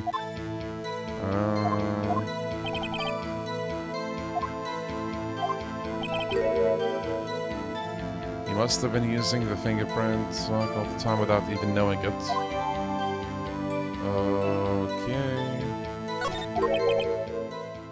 Oh, I think that's what I had to do. The seal of blood in the desert is just food for the buzzards. There is only one reality, and that's this. The security tip. So long as my trail isn't in there, you can't say otherwise. Fellas, we have to go back to the goddamn video.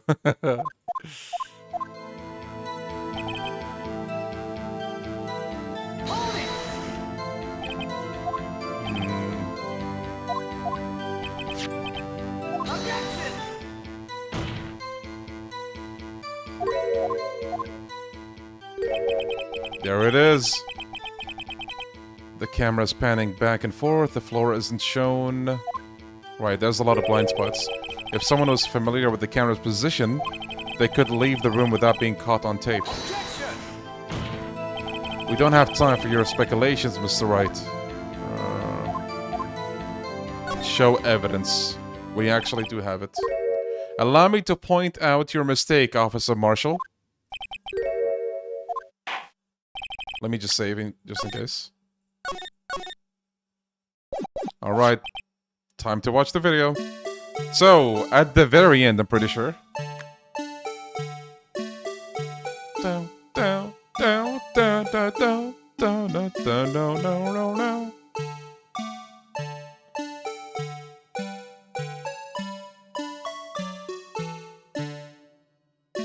So, that locker of his... Look now. Look! Look!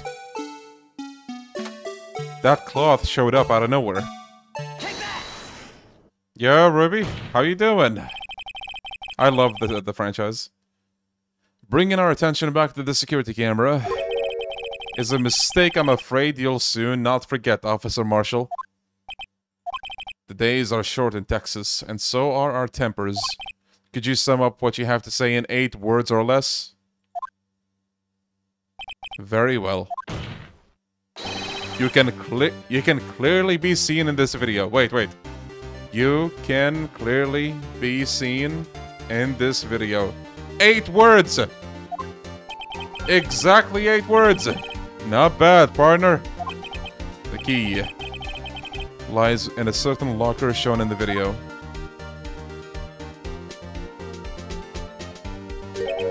That locker with the white cloth sticking out, that was the witnesses, I believe. Now then, let's rewind the video a little bit. It's rewind time! Can you do it a little faster, please?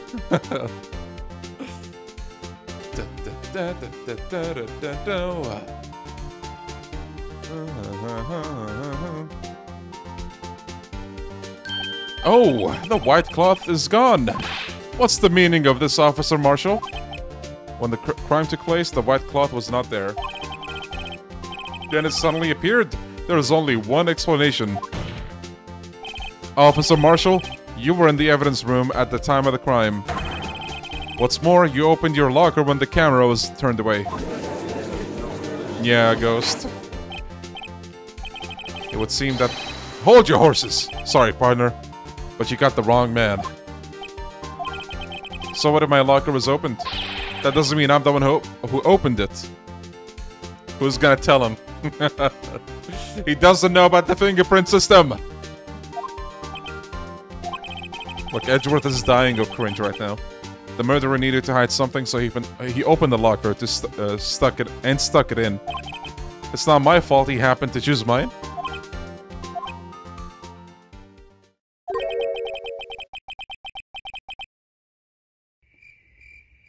Why is everyone staring at me like I'm a wanted man? This guy isn't just playing dumb.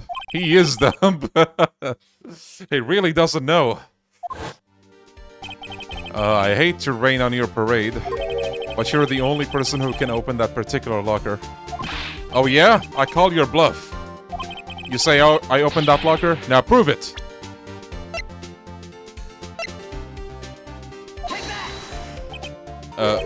Fingerprint sensor? We talked about this earlier today. The lockers can only be opened by the detectives they belong to. What kind of crazy talk is this? Well, Detective Gumshoe did mention something about this. In any case, the locks aren't that obvious. There are even some people on the force that don't know about the fingerprint locks. Like this guy here. So, Sheriff, what do you have to say? In 8 words or less? Oh, shit. I only got 1 word for you, partner. No! Nice. Witness, explain yourself. If this is a joke, it's the worst I've ever heard. I assure you, this is no joke, Officer Marshall. Now then, please tell us what you were doing in the evidence room at the time of the crime. Olay! Please answer the question. What is he now, a bullfighter? That's alright, Officer Marshall. I believe we can figure the rest out from here. We can? Have a look at these floor plans. There's no place for someone to hide in the evidence room. Yet Officer Meekins didn't see Officer Marshall. If that's so, then where was the witness? It seems Mr. Wright has an answer. That's right. The only possible conclusion... Wait. Well then, let's hear it. Where was Officer Marshall at the time of the crime? Well... Wait. K... What? I'm actually not sure which one is supposed to be which. I guess that.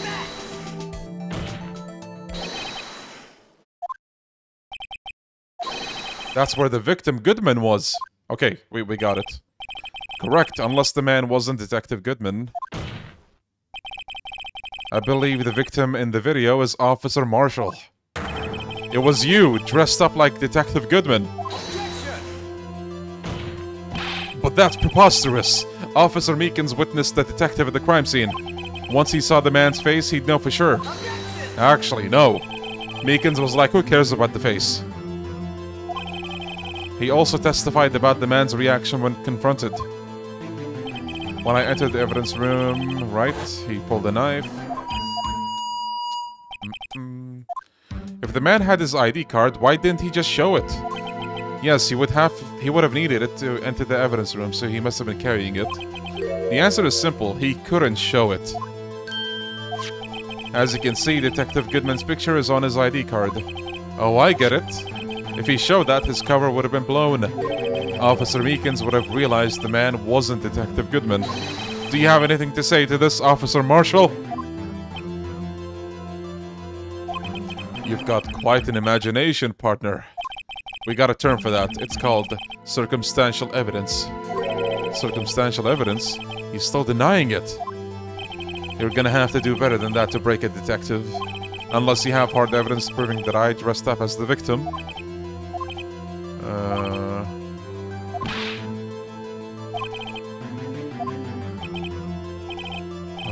Do we have that proof?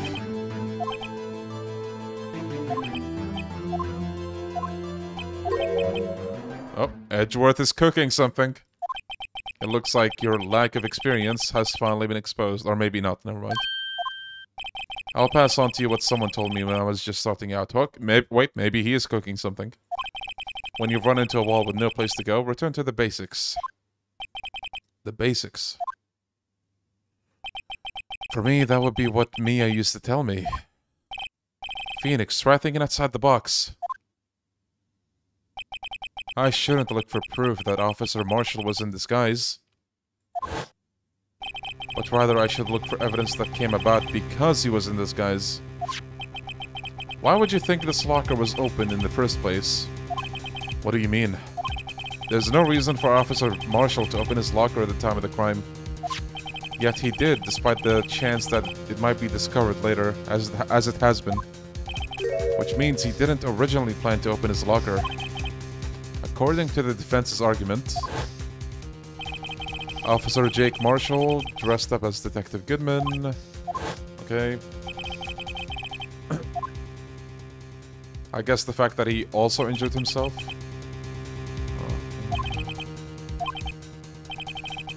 What is this piece of cloth? Perhaps the video is the key to all our unanswered questions. But going back to the video again. Very well, let's take another look. Oh yeah, right, I remembered. Alright, here we go. Down, down, down, down, down, down, down, down, down, down, down, down. Now watch close. Watch. Look. Look closely.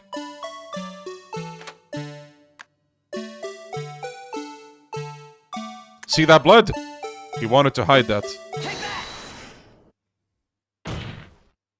For some reason, he disguised himself as Goodman and entered the evidence room, though I don't know to what end yet. However, something unexpected happened. Officer Meekins barged in on you. When asked to show your card, you pulled a knife on him. However, Officer Meekins panicked, and the white coat you were wearing was soiled with blood. A bloody white coat. You couldn't just walk out like that, so you hid the coat in your locker. Not bad, partner.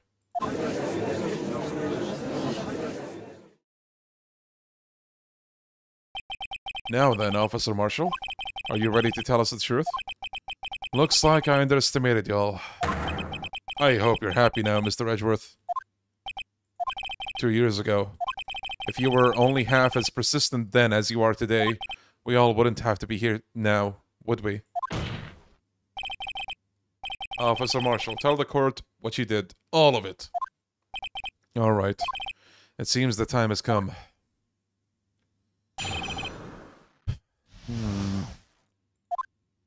I had to do it that day. I couldn't just stand by and let it die. I stole the detective's ID card and dressed like him. I planned to take out the evidence. I wasn't expecting Officer Meekins, so I knocked him out. I managed to escape. I knew which areas wouldn't be caught on the camera. There wasn't any murder in the evidence room at 5:15.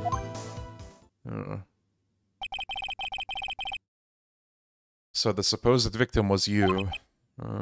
There's one thing I don't understand. Traces of a large quantity of blood were found on the floor of the evidence room. If no one was murdered, then how could that be? Officer Meekins managed to cut his own hand. My guess is he's the donor.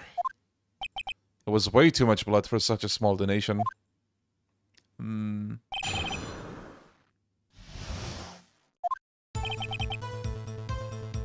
I think we have to press everything.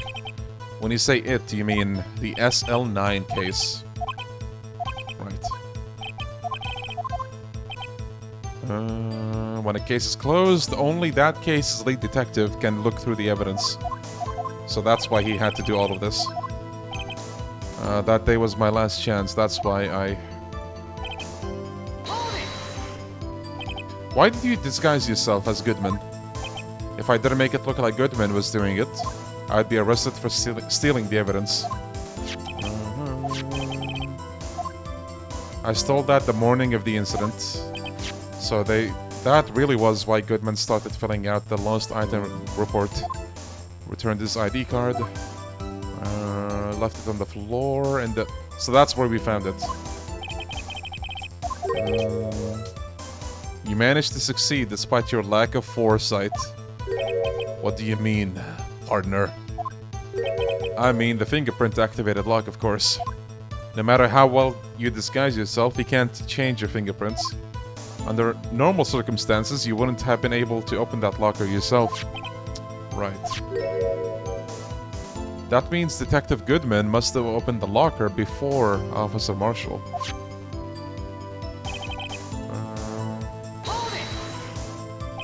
You pulled the knife on Meekins. Let's just say I was surprised. I only planned on being in the evidence room for no more than 5 minutes. I didn't think anyone would come. Right. Oh, you mean this? Oh, that's the knife. The same one. Okay. Look at it. So you did your research beforehand. Those who go into the desert unprepared don't live long, partner. Right.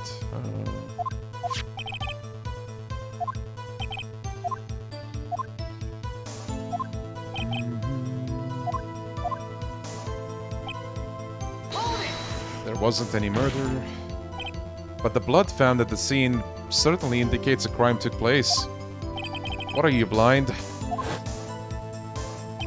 The victim shown on that tape is me, and I'm not dead yet, partner. So you stole that evidence from the locker? Actually, no, I didn't. Why not? When I opened the locker, the evidence was already gone. What? Mr. Edgeworth, where's that evidence?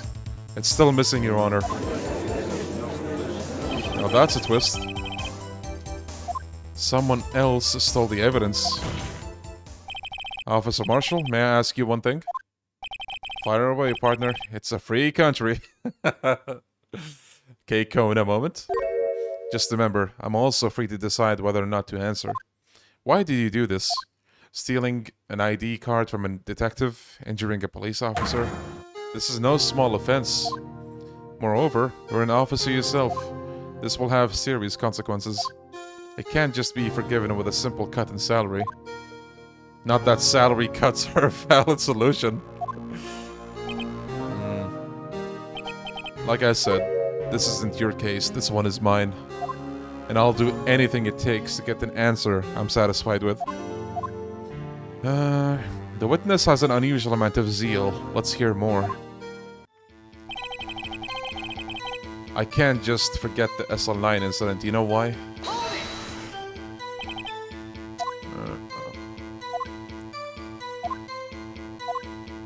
I remember that Joe Dark case.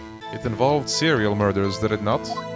I didn't intend to complain about how it turned out, but there's something that still bothers me. Something went down at that trial. Something no one will talk about. What happened? I don't know, that's what I'm trying to find out. Why is he so concerned with that incident? Maybe I should present him with what I think is his real reason is. What's that reason? Hold on.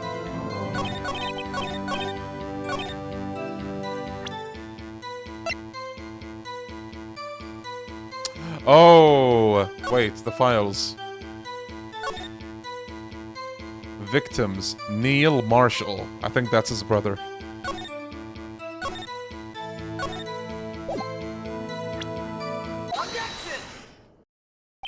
Officer Marshall, I think I understand. I think I know why you care so much about the SL9 incident.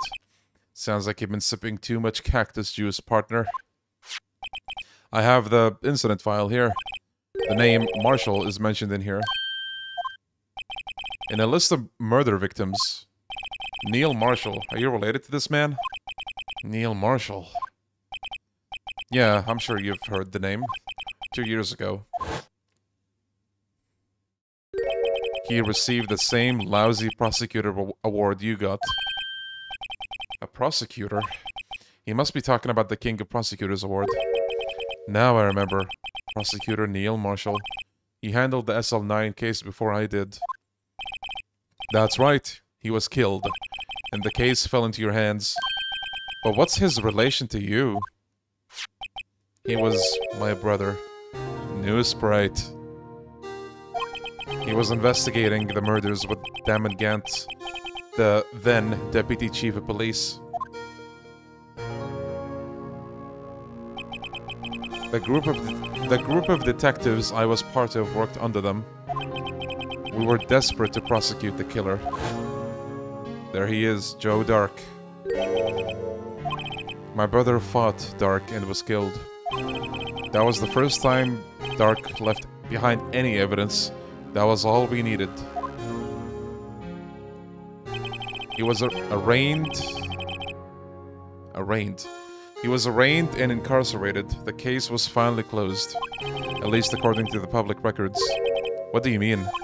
My brother couldn't have been killed by Joe Dark. I knew my brother better than anyone. No one could have beaten him in a fight. And that's it? That's your reason for your insane actions? This makes me remember that image of the cult operation in Trails. Oh yeah. There's more to my brother's death than what the records say. No matter how much you try to hide it, you can't fool me. Well, at least one thing's for certain. Now we know what happened at the police department on the day of the crime. That was the last day the SL9 case could be reopened. Not satisfied with its resolution, Officer Marshall planned to steal the evidence.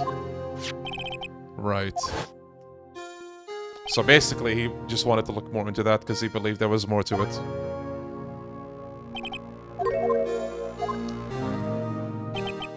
The things that happen by chance never cease to amaze. At exactly the same time as the murder at the prosecutor's office, this fake murder was going on in the police department. Chance? It's gotta be more than just that. So if no one was murdered at the police department on the day of the crime, that means the murderer in the prosecutor's office parking lot was the real one. Which in turn means only one person could have committed the crime. Chief Prosecutor Lana Skye. Uh-oh. But wait! A verdict wasn't reached in yesterday's trial? Which is why we examined the incident at the police department today. But there's only one reason the defendant was not convicted yesterday. There yet remained the mystery of the simultaneous murder at the police department.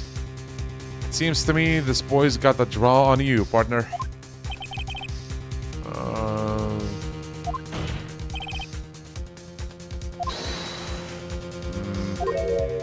If you have a response, make it a single word or less. Oh boy.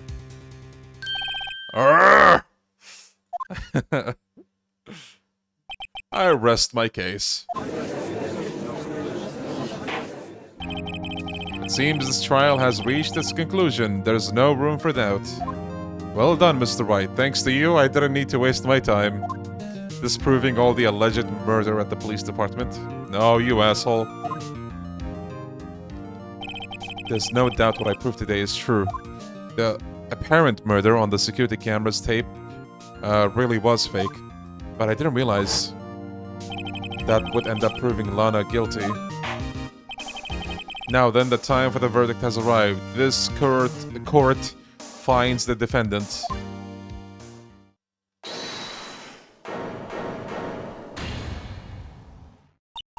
Your Honor, wait! Emma, the defense has an objection. A scientific objection. Right? What do you mean, right? Mr. Wright, are you this girl's guardian? Your Honor? Oh, in a sense. Please, Your Honor. All I'm asking is for a minute of your time. Please hear me out. Mr. Edgeworth, please. I don't want to leave any loose ends. You want a minute? I'll give you 3. Nice. I was kind of in shock.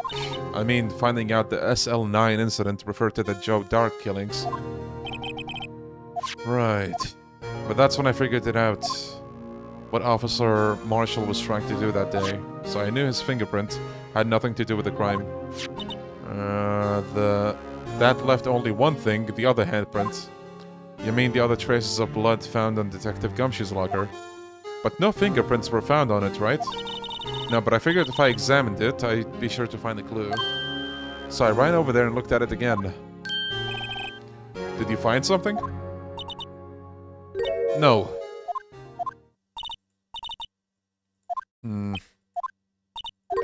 Is that all? And I'm just an attorney.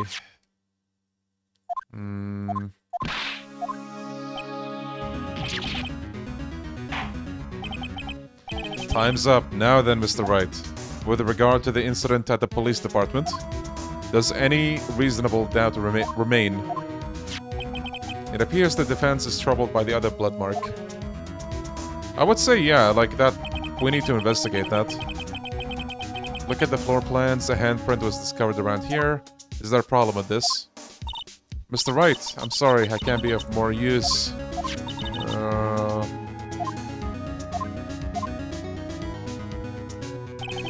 What could be wrong with that handprint?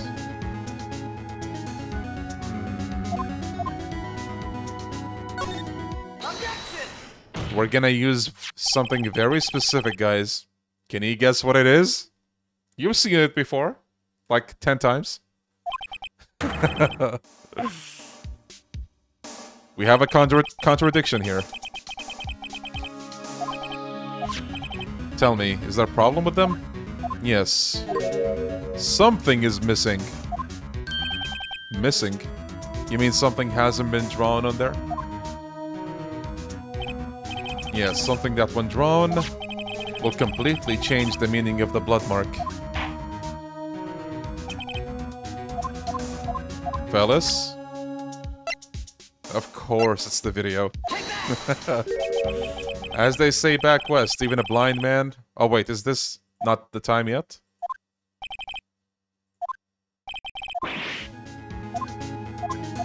Yeah, not yet. Or maybe. Yeah, it's not time yet. But it's gonna go back to the video, just wait. The badger. Close enough. What about that piece of plywood? The blue badger. Mascot of the police force. Defender of truth. Guardian of proof. Explain yourself, Mr. Wright. Please look at the floor plans of the crime scene. The blue badger is not here. So watch what happens when we put him in. This is where he was dancing at the time of the crime. Well... That's right. So long as the blue badger is dancing here, it would be impossible to place a handprint at this spot on the locker.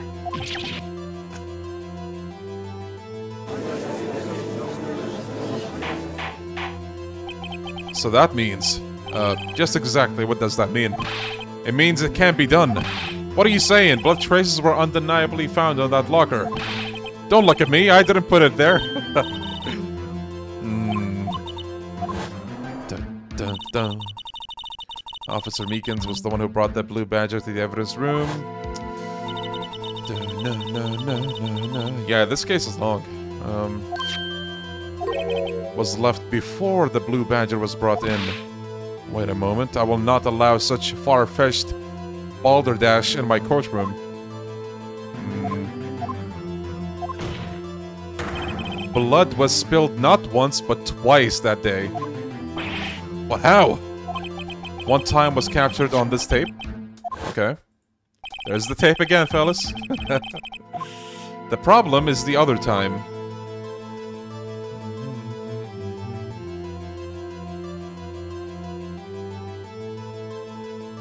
The blue badger says hi to you guys. Someone bled prior to the struggle. It had to have been... It had to have been Detective Goodman when he was really murdered. Yeah, go Phoenix. That's ridiculous. I refuse to accept your absurd claim. The murder portrayed in the security tape has been proven to be a fake. However, That does not explain the blood mark found in the locker. So then, assuming this murder you purport really happened, when did it take place? I demand you show evidence that proves when it occurred. When did the first incident occur? We have just the thing. To summarize, the defense claims that prior to Officer Meekins being cut by Jake Marshall, who was posing as Detective Goodman, another incident took place in that evidence room. Yes. The blood mark proves that. Okay, when did that happen? We're gonna use that log, if you remember. If the crime took place inside the evidence room, then the killer would have had to enter it. In order to do so, an ID card would have been required. An ID card? Oh! There is still one unknown number. Officer Meekins brought the Blue Badger panel into the evidence room at, let's see here, 4:50. If the crime took place before that time, then it would be 4:40. Edgeworth! How could you do this? Miles Edgeworth! Just what have you done? I never would have figured you had the nerve, boy. Drop the act, witness. It doesn't take a lot of thought to figure out it couldn't have been me. Nope, I ain't getting it. I'm afraid I don't get it either. It's clear from the luminal test blood. From the luminal test that blood was there. However, when the second crime took place, both Meekins and Marshall failed to notice the blood. That means the blood was from the first crime was wiped away by the real murderer. I would have had just 10 minutes to murder the victim, carry his body away, and clean up the blood. Unfortunately, that's physically impossible. That would mean the crime must have taken place before Mr. Edgeworth entered the evidence room. Let's look at the chart again. There's only one other card number remaining. 77777777. Talk about a lucky number. But wait, that doesn't make any sense. How could Detective Goodman have entered the evidence room? Since there is no record of his card being used beforehand, he must have entered along with the real murderer. That's the only plausible explanation. He went in with 77777777. Mr. Edgeworth, please look into this ASAP. Find out whose ID number is 7777. That's 17 too many, Your Honor. Unfortunately, I'm unable to look up the owner of that ID number. At least at present. What? Explain yourself, son. The ID number 7777 belongs to someone with a rank of captain or higher. Someone who's a so-called executive officer. I can't believe 777777 would commit murder. Same, I know. I'm shaken right now. We don't have the authority to inquire into such a person's identity. But that's ridiculous. Just how? I'm not finished talking, Mr. Wright. There's one situation in which we can be granted such authority. If an official charge filed against an executive is accepted. An official charge. You're all alike, aren't you? With your cover-ups and your forgeries. That's how the prosecutor's office operates. I take pride in my work, Officer Marshall. I would appreciate it if you would keep your slander to yourself. Slander, is it? Okay. Let me ask a question. No, not to you. To her, the defendant sitting over there. Your own little executive. Lana. Don't be stupid. She's been charged with murder. Of course we've looked up her ID number. And it's not 77777777. Don't play with me. Don't play me for a fool, partner. That's not what I want to ask. All I want to know is one thing about that incident. Answer me this, Chief Prosecutor. In that trial 2 years ago, did you really only use the legitimate evidence?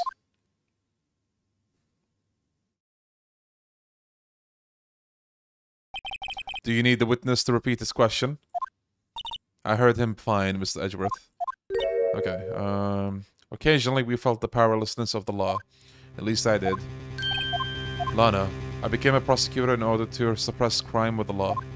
But before I realized it, we were the ones being suppressed by the law. Defendant, just what are you saying? I'll ask you again, Chief Prosecutor. During that trial 2 years ago, did you really present all the evidence in court? Can you look me, an investigator in that crime, in the eye and say that you did? Chief Prosecutor, you didn't. I don't have to, Officer Marshall. Why won't you answer him?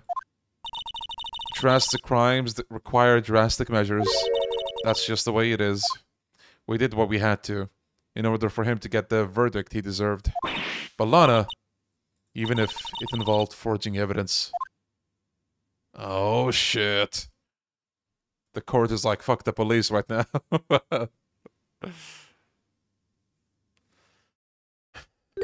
See? That's what I'm talking about. No. No! Oh shit, they're mad! They're mad! Lana's remarks caused such a stir. The chaos in the courtroom could not be quelled.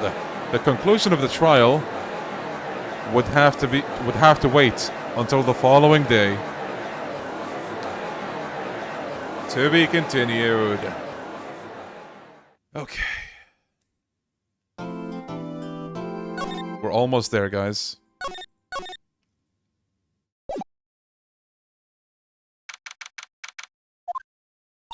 I'm so sorry, Mr. Wright. I'm sorry for what my sister said.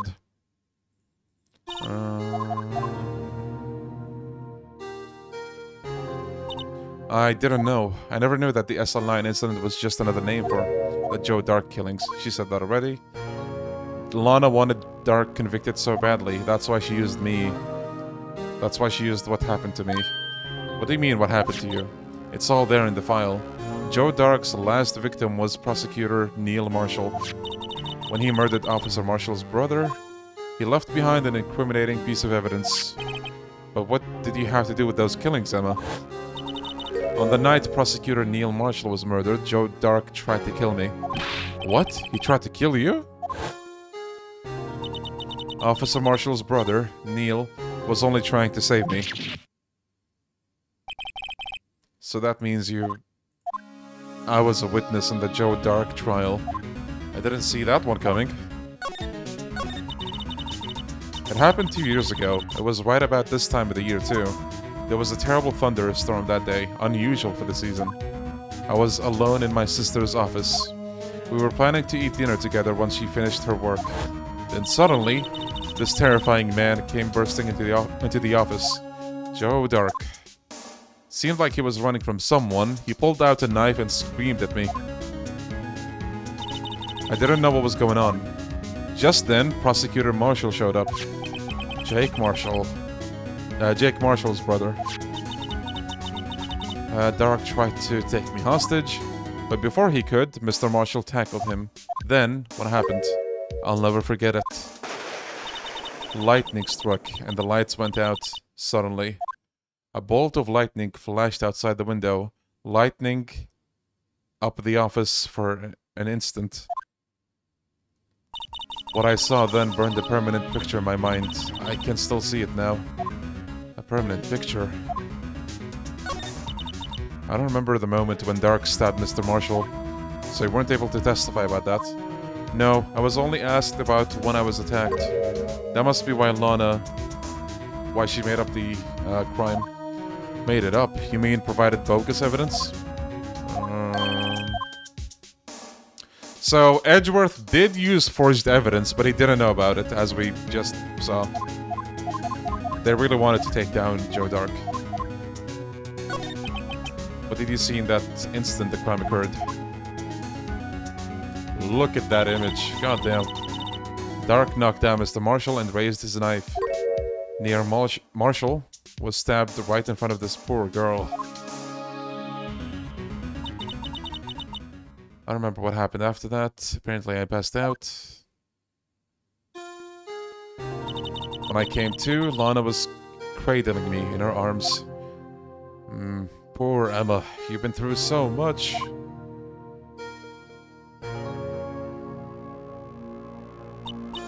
I couldn't bring myself to testify about that instant. I tried, but the words just wouldn't come out. I drew a picture, but it wasn't any good. 2 years ago. He must have been 14. That's understandable.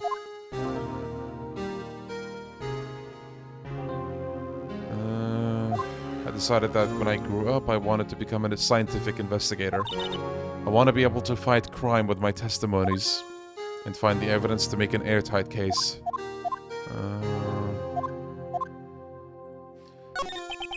There's something that's puzzling me, Emma.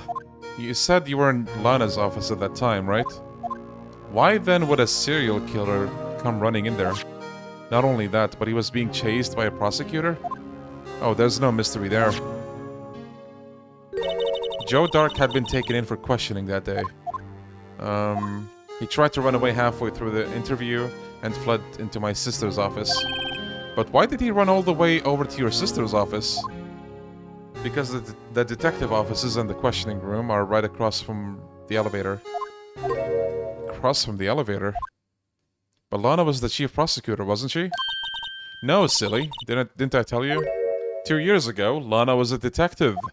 She was the best in the entire force. What? That's news to me. After the Joe Dark case, she was transferred to the prosecutor's office and made chief prosecutor. Lana used to be a detective. I better have another talk with her. I'm gonna assume there's nothing else here. Actually, water break, guys. Hydrate. Drink some water. I'll go do the same.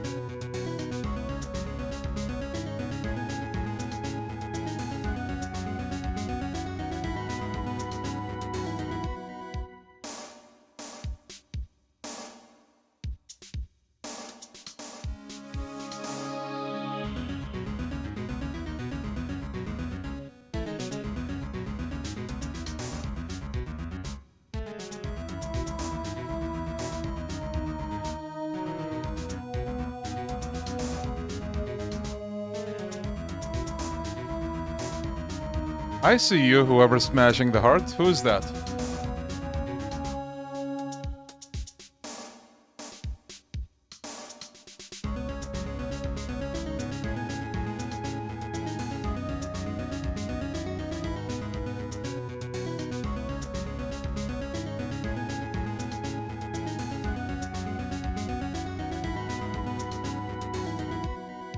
All right.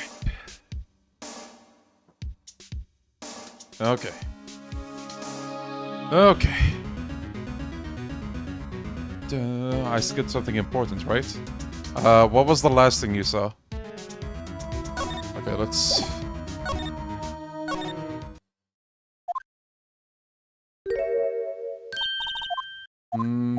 Falsifying evidence. Did I think you were the type? Criminals don't mind playing foul. Why should we?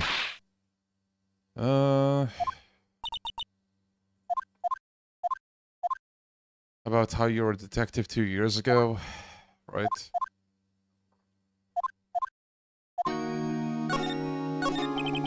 A lot of revelations were uncovered at the trial today, not the least of which was the fact that this case is largely connected to another one 2 years ago. Evidence from that case was stolen as well, though I expected as much. I know how obsessive Officer Marshall can be. That trial, it really wasn't fair, was it? I believed in you, Lana. I believed that no matter what happened, you'd always stick to the truth. It couldn't be helped, Emma. At that trial, 2 years ago, I sold my soul. Who's still mashing the reacts? Shout out to you, whoever you are. Well, all the drama aside, the fact of the matter is... I left in Edgeworth's apartment. Oh, that's a while ago, I think. I wish I could try to explain what happened since then, but...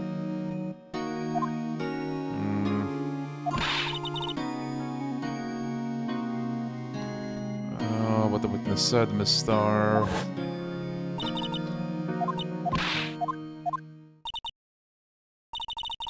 Emma, this doesn't involve just me. I don't think I've seen Lana look so phased before. No, don't worry about it. If anything, I'm sorry. I want to catch you up to speed, but I'm just not sure where to start. It's probably easy to just play.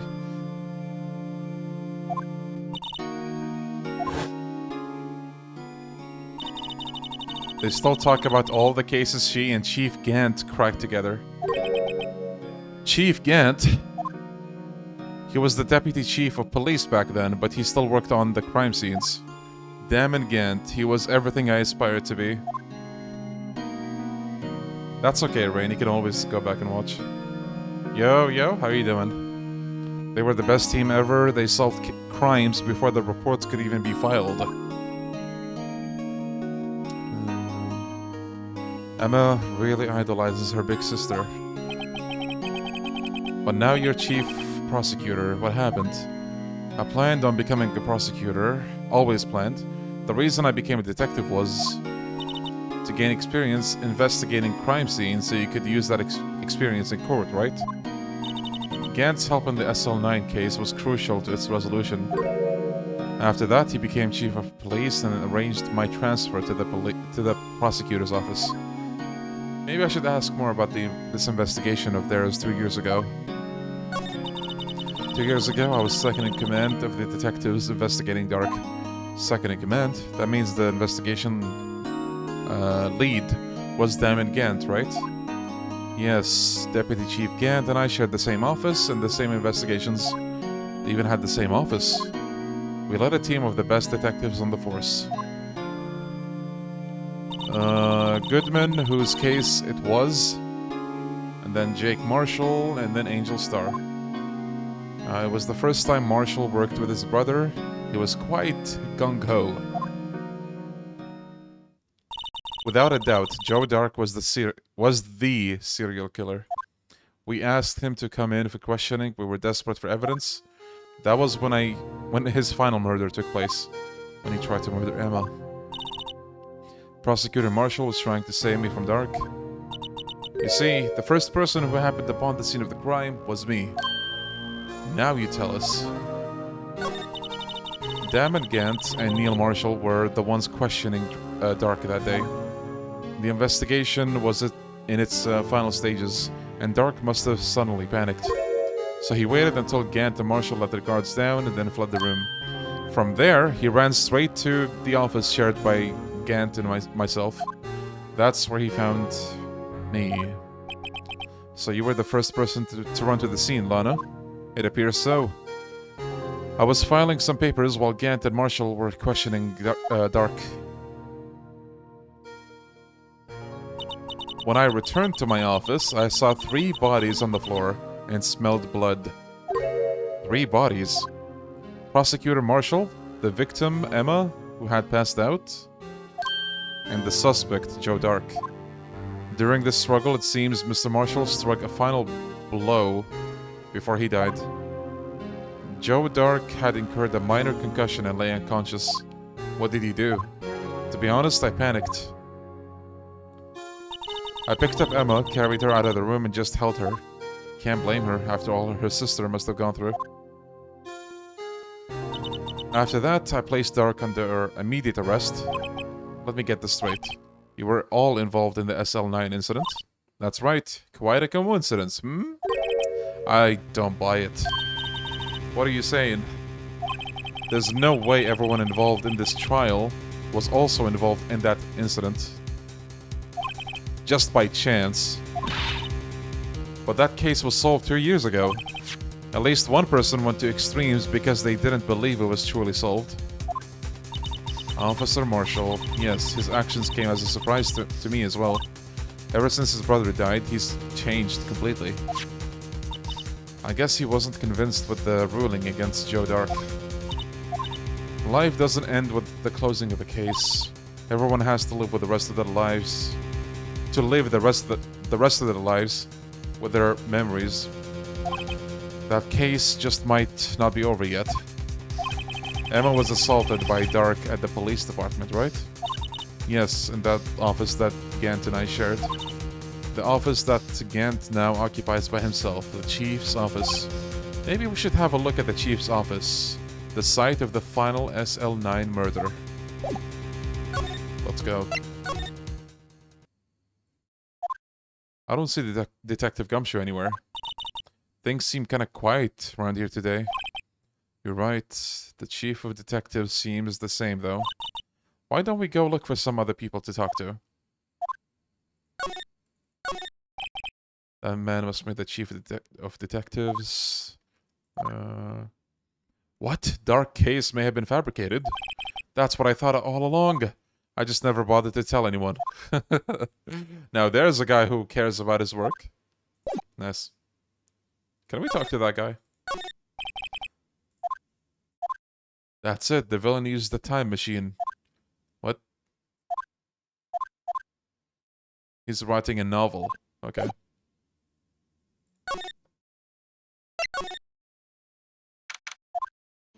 Jake! Howdy, Bambina. Yo, Jade? I never thought things would turn out this way when I woke up this morning. You never know where life will lead you, eh, Bambina?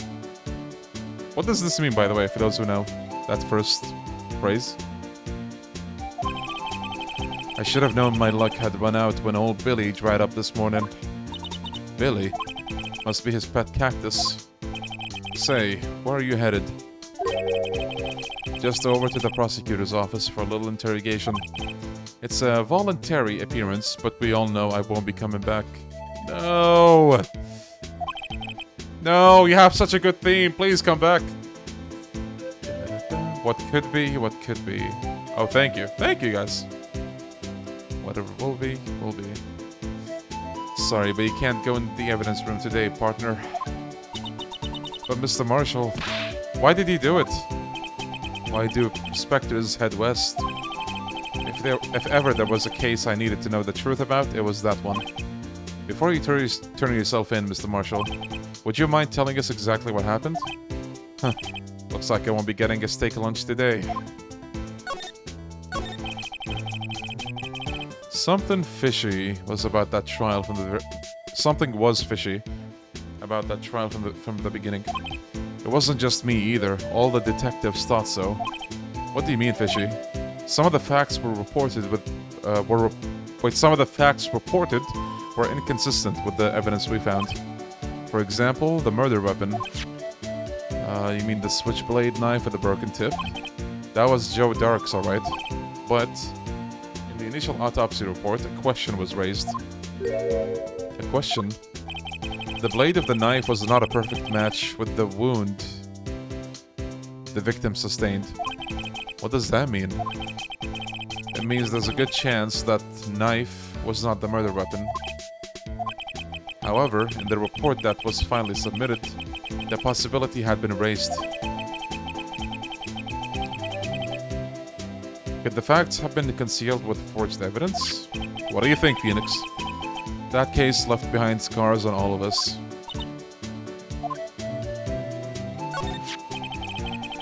I got the looks, but he got the brains.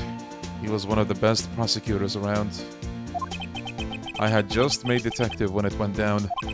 It was our first case together. How old was he, your brother? He was 27 at the time. He was awarded the highest honor that very day. Oh yeah, these games have insane stories. The highest honor? You mean the king of prosecutors? I knew it. What are you looking at me like that for? That's an honor for a prosecutor. Mr. Marshall must have been really close with his brother. The day the SL9 incident took place, that wasn't the same day as... That's right, it was the day of the evidence transferal. Interesting. It was drizzling that morning, and by nightfall there was thunder. I can't believe 2 years have gone by already. I tried to steal the evidence so the case wouldn't die. Apparently someone tried to stop you. Detective Goodman was murdered and the evidence locker was empty. There was something going on behind the scenes in that case. We all knew that. Okay.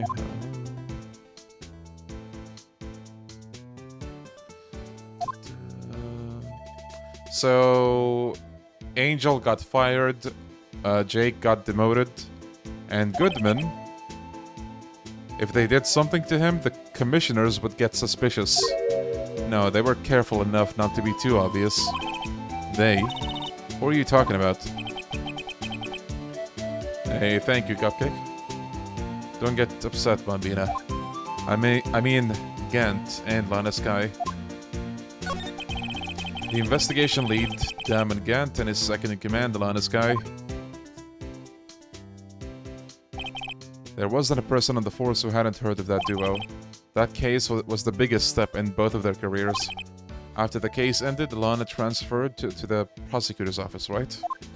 Yeah, Damond Gant, the new chief of police, arranged for that to happen. She's never been the same since she left. Everyone who knew her said so. The Chief Prosecutor Skye was totally different when she was a detective. Now that he mentions it, I must have said something like that too. What happened to my sister? Sorry, Bambina, but her secret is too well guarded. I never found out. Lana's secret. It all started 2 years ago. So there you have it. That's my story. Did you enjoy it, partner?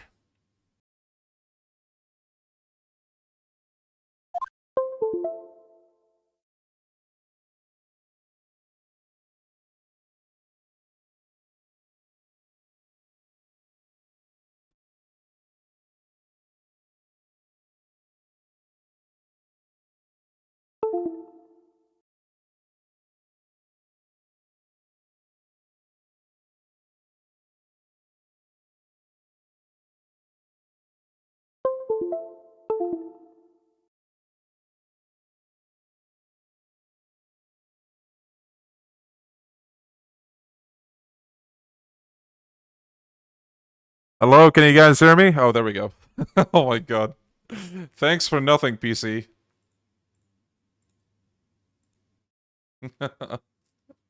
Technical difficulties, fellas, but we're all good to go now. Dude.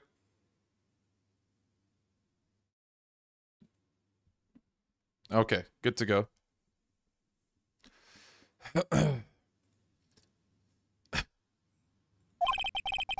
There's one thing for sure that I found out in court today. Oh, by the way, have you guys seen that merch from, what's it called? Anti-Social Club or whatever? I was thinking of buying the Ichiban shirt, but like with delivery, that was gonna be what, $125?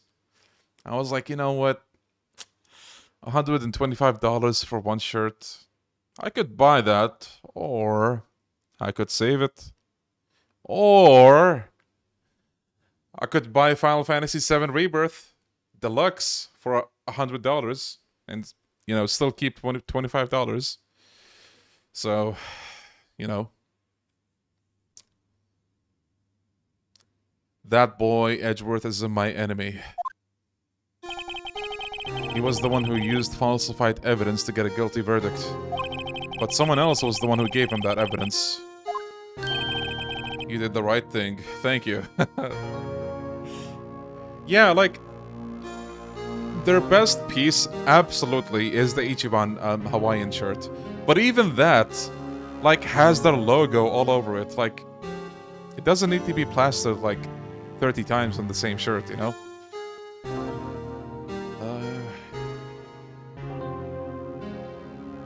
But yeah, that's a little too expensive, I think, for me. I mean, I say that, but I got a deluxe game for $100. That someone is Damond Gant. Don't believe me? Well, I don't blame you. I won't even be a patrolman after today.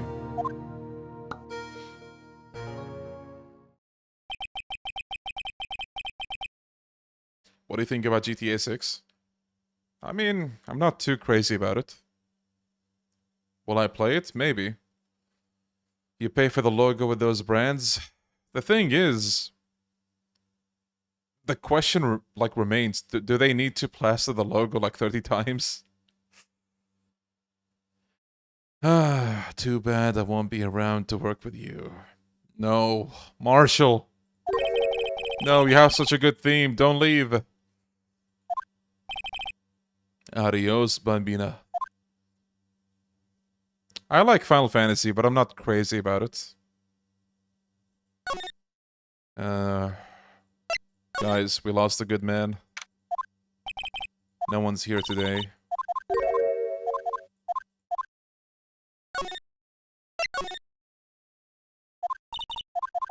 No one's here. I think now we can go to the precinct, actually.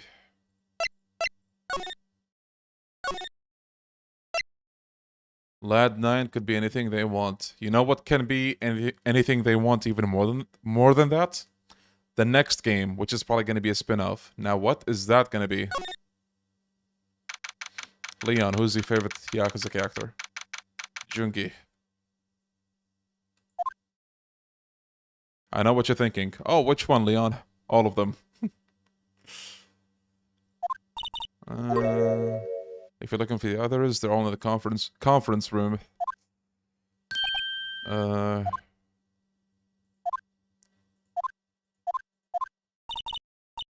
We'd like to have a look around Chief Gant's office.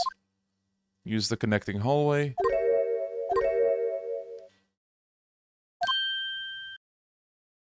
No, why did you tell him, Emma? She just told him, is it really okay for us to go? We're not police officers. And now he's like, hey, you're right, you can't go in there, it's off limits. Now I see where Detective Gumshoe gets his unique charm. It runs in the force.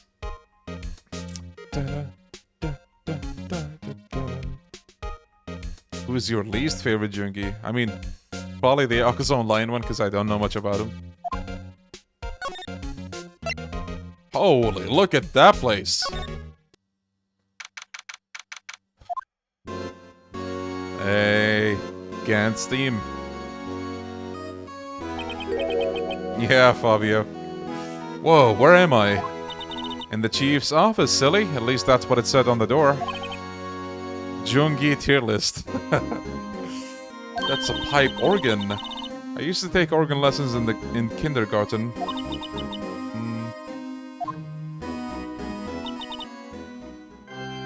Holy shit! Organ jump scare. No! No! No! No! No! No! No! No! No! Oh shit! Again, jump scare.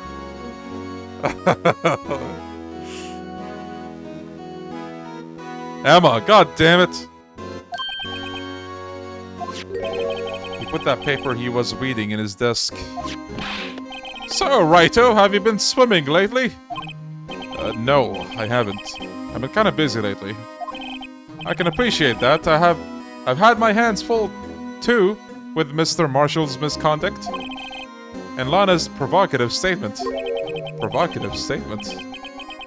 Oh, you mean the forged evidence. 2 years have passed since that incident. My, how time flies. See that big picture on the wall over there?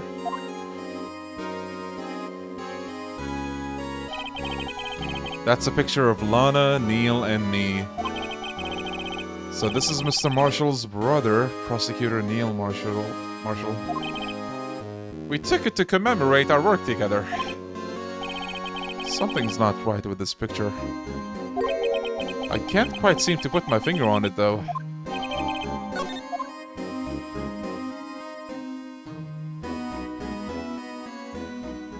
Gant? Anyway, I like to reminisce all day, but there are matters that need my attention. I'm going to lock up here, so let's go out together. Oh, but this office... It was a crime scene 2 years ago, wasn't it? That case has long since been over. There's no need to investigate it anymore. All the same, we'd still like to have a look around. Perhaps you didn't hear me. I said there's no need to investigate it anymore. This guy. Now hurry up and get out. I have a meeting to attend.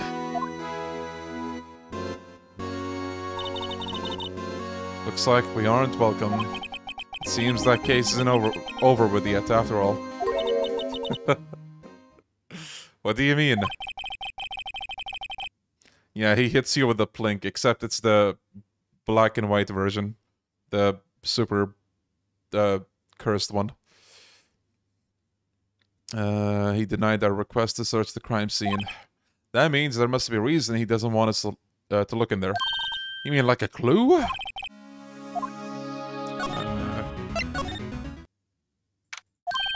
Gumshoe! Hey, pal! Detective Gumshoe! Aren't you supposed to be in a meeting? I'm, just taking a breather. My feet hurt. From sitting so long? Actually, from serving everyone coffee. Oh no. He's been reduced to a coffee boy. Sounds like Gumshoe's still out of the loop. Say, have either of you seen Mr. Edgeworth? Edgeworth? No, why do you ask? He's under fire from both the police department and the prosecutor's office. It's almost like the battles between you two in court. That sounds serious. Is it because of what my sister said? That's basically what it boils down to. That falsified evidence 2 years ago. Now Mr. Edgeworth has the whole world after his blood. Yikes. But why would Edgeworth be blamed? It's not like he knew the evidence was forged. Regardless, a prosecutor is responsible for the evidence they present in court. Not only that, but as you know, there's been a lot of rumors about him, right? People hate him, basically. Hey, Dick! Keep up the good work. Yes, sir. Let's go out for lunch again sometime, my treat. Yes, sir. You gotta take me back to that joint sometime, okay, Dick? Yes, sir. It seems you don't have problems with enemies. Yeah, well, I'm careful not to stick out. Anyway, I'm a bit worried about him. Under all this pressure, I'm afraid Mr. Edgeworth might just crack. Actually, I took a look at the file earlier while the coffee was brewing. He seems genuinely concerned for Edgeworth. Well, did you find anything out? The only evidence Dark left behind was during his final attack. When he killed Marshall, who was trying to protect some girl. It seems Gumshoe never realized Emma was the girl. That's when he left the most incriminating evidence of all. Let's see, I think it had something to do with the murder weapon. Oh, I forget. Well, look, it's all written somewhere in here, okay? His powers of recollection never fail to impress. Maybe we should show him the murder weapon. Let's do that. after this. Joe Dark was 42 at the time of the crime.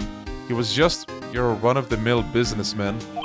A businessman? What made him take to serial killing? On one day, on his way home from work, he hit someone with his car. With his car? So it was an accident? An accident, yes, but it transformed him into an animal. Fellas, Joe Dark backstory. You want to pay attention to this one. He killed the man that witnessed the accident. Then he killed a lady who saw the second crime. A kid walked by, he killed them too. He was burying the bodies. A jogger came by upon the scene and was killed as well. Wait, bruh. Really?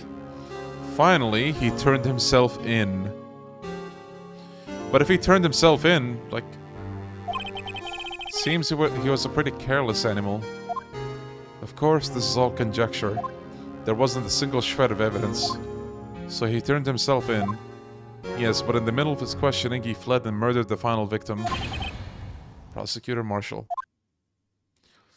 Yeah, like, when they presented him, he did have some kind of intimidating aura. But that backstory sounds like... like... a comedy, almost.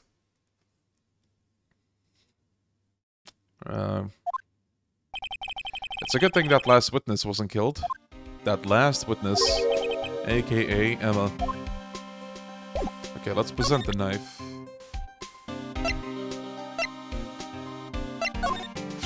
How about this? Hey, is that... It has a tag attached to it with the label SL9 incident. I believe this would be the broken murder weapon you were talking about. What are you doing with that?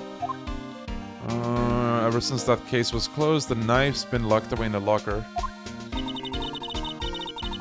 On the day Goodman died, this suddenly disappeared from the locker and was found in Mr. Edgeworth's car muffler. That's it! Now I remember what that incriminating piece of evidence was.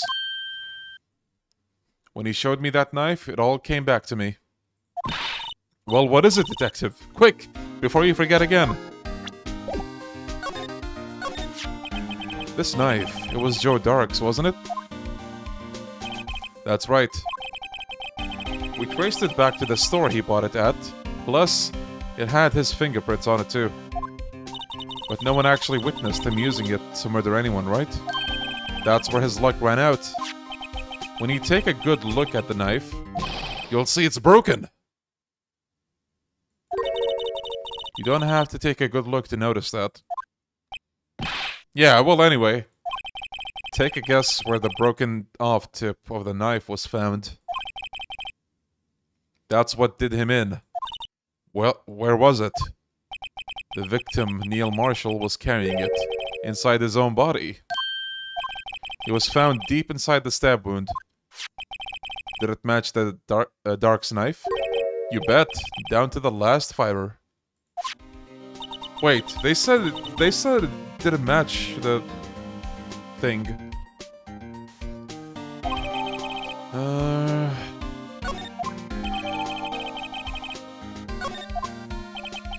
Well, there you have it in a nutshell. That's all I know.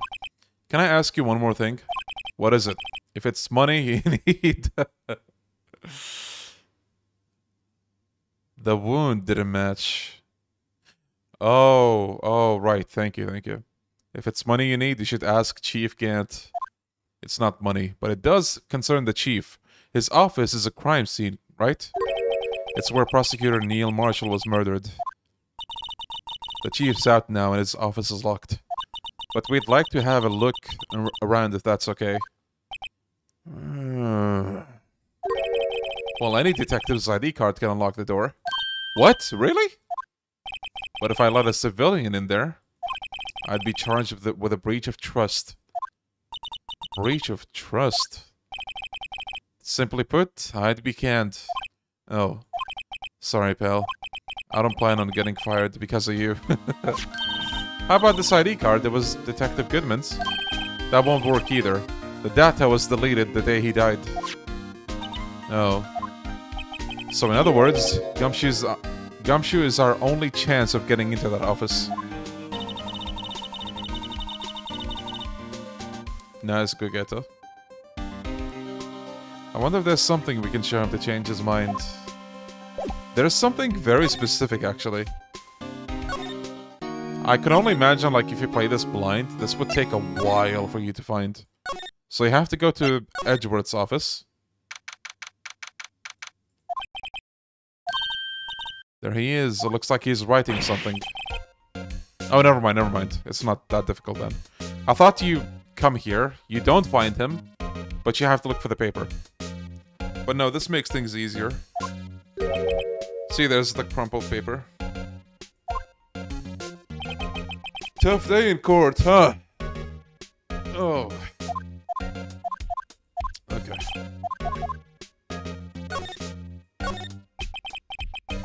I wonder what he was writing before.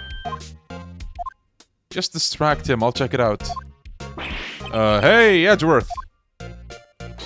Is that Detective Gumshoe out the window? Oh no, he's falling to the ground! Hold on. First, let me see what this girl's doing, crawling around my feet. Oh no. He didn't even look. What? Letter of... If you're having trouble reading, I'll read it for you. It says, letter of resignation. Resignation? Edgeworth, you don't mean... I'm tired, right? I feel as if something inside me has died. But Mr. Edgeworth, none of it was your fault. I know the path I've walked. You don't need to tell me. And the path I've walked hasn't been a just one. I can't forgive myself for what I've done. And no one else should forgive me either. Uh-oh, I think he's serious. You think, Phoenix? Right, please, you have to do something. This letter of resignation. I wonder if I can use it for something.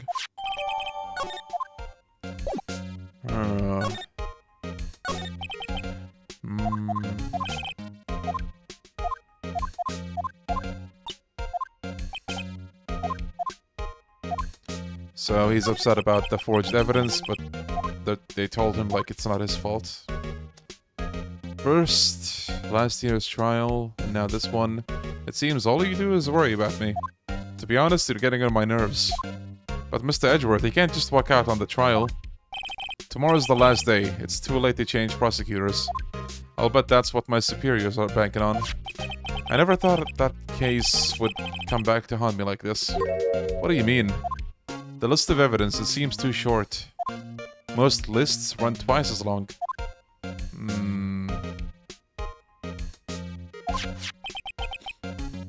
After Neil Marshall was murdered, I became prosecutor for that case.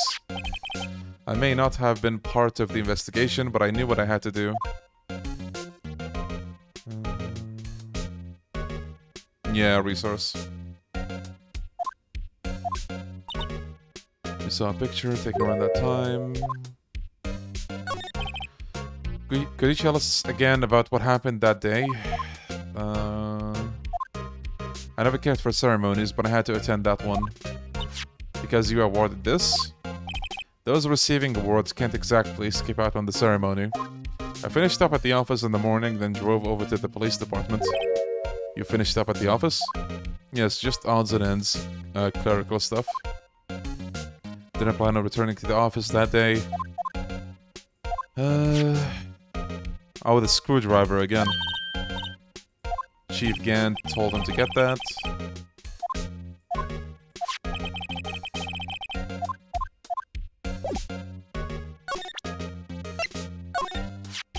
You know, it wouldn't hurt if you put this up somewhere, like on a shelf. That has no meaning for me anymore. What do you mean anymore? That's who I was last year. What good is it to dwell on the past? He's asking me? Why can't he just accept it graciously? Actually, something has been troubling me about this shield. Look, do you notice anything different? Different? Yeah, don't you remember the other shield? Wait.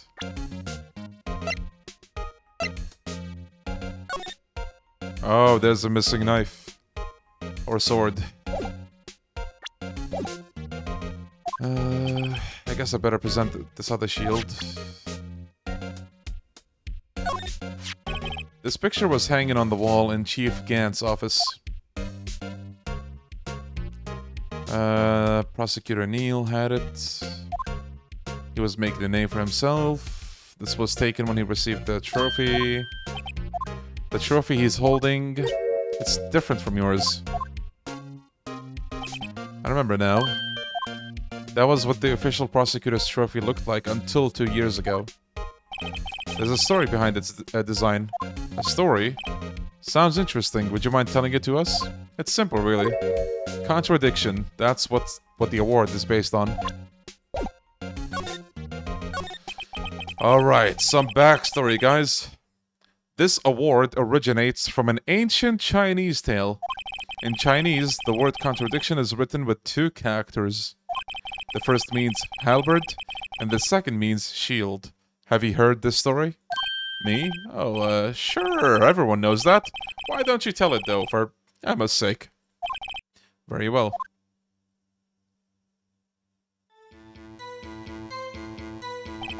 Long ago, in the kingdom of Chu, there was an arms merchant. One day, he presented the king with 2 items. The first was a halberd he claimed could slice through any shield or armor. The second was a shield he claimed could withstand any weapon. Wait a minute. Objection! Those claims contradict each other. Very perceptive. But then again, you've heard this story before, right? Anyway, as you mentioned, the descriptions of these items discredit them both. When the king pointed this out, the merchant was left speechless. And thus the Chinese word for contradiction was born. I see, so the chipped shield and broken knife symbolize... Precisely so, they symbolize the merchant's items. The ancient tale ends with the merchant at a loss for words. But it's in our nature to pursue matters to their conclusion. Even if it results in something as ugly as this. Yeah, the king ain't no dipshit. If that's so, then why were you only given a shield? You'll have to ask Gant. Right.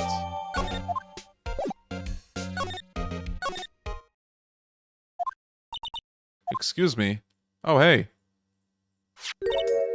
Would either of you care for a quarter pound of roast beef?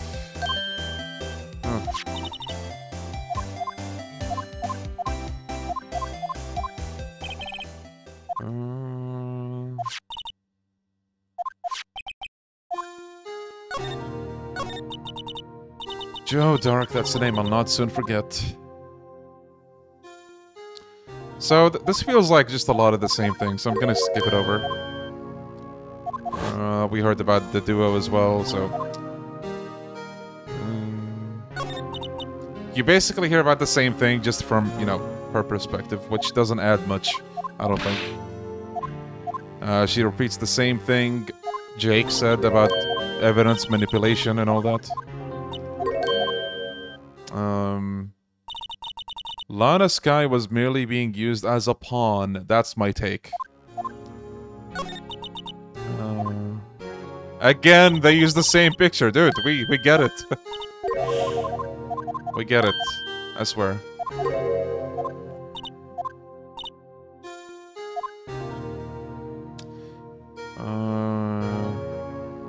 So, Lana helped Jake recover from the death of his brother, apparently.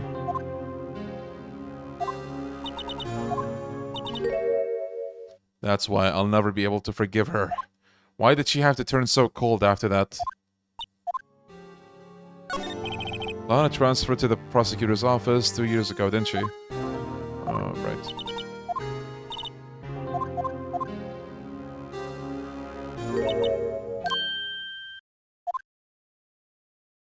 Right, so Angel is now theorizing that the reason Lana got that promotion in the first place to become, you know, chief of, the chief prosecutor, is to have Gant, give Gant access to basically, you know, all the prosecution stuff.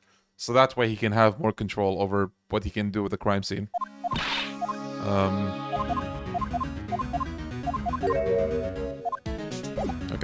let's go back to Gumshoe.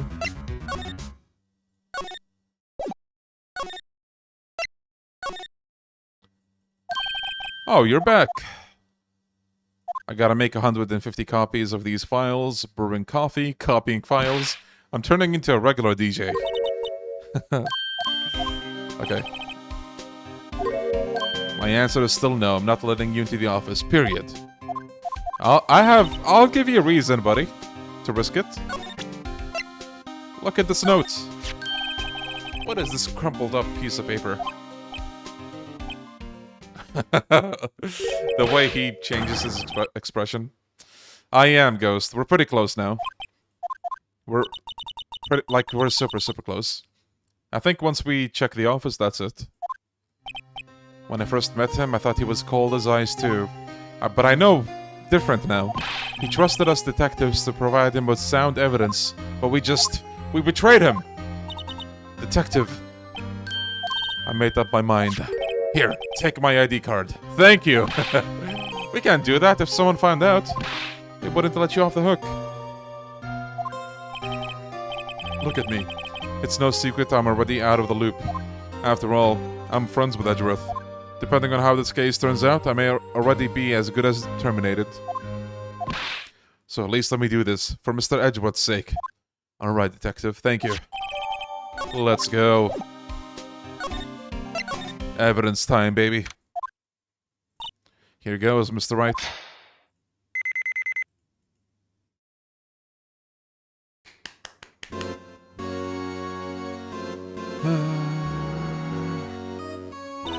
We're in. If anyone finds us now, Detective Gumshoe is a goner. If that happens, I'm counting on you to bail me out. Oh! Gumshoe jump scare. Or at least Emma got jump scared. Sorry, I thought you were a ghost. Second time it happens, by the way. I didn't even know you could slap a ghost. Gumshoe! What are you doing sneaking up on us like that? I wasn't sneaking, I was just worried something might go wrong. So I came too. If you're here, then what's the point in giving us your card? The ID crushed and rendered unusable? Hey! Phoenix, come on. I hope that was a joke. I hardly ever get a chance to come in here, so I figured I'd have a look around myself. Besides, we're all in this together now. Alright, let's examine stuff.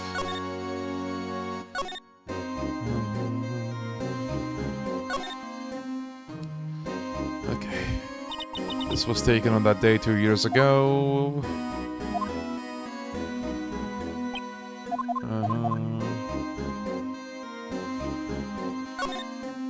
Look at that giant window.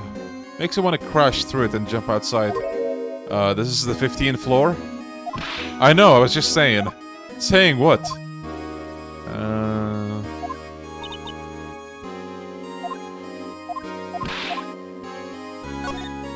So this was Lana's desk. It sure is tidy. Lana's always been a meticulous cleaner. There's not even any dust on it. Looks like someone still is keeping it clean.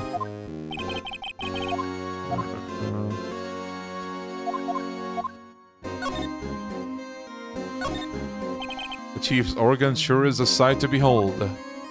Occasionally, we hear him playing it from the Criminal Affairs Department. That's on the 2nd floor, and this is the 15th floor of an entirely different building. When a detective screws up, the chief calls them to his office and makes them listen to the organ for hours. So this theme? Bruh. What's so bad about that? Music soothes the soul. After that, the detective can't hear anything for days except for the ringing in their ears. So it's an instrument of punishment, literally. Okay. But aren't the chief's ears affected? He never listens to anyone anyway. Huh. This is a safe, isn't it? Safe. That word is ripe with intrigue.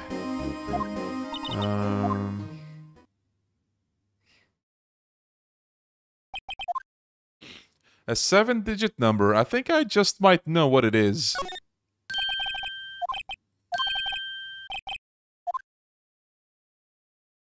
the ID number.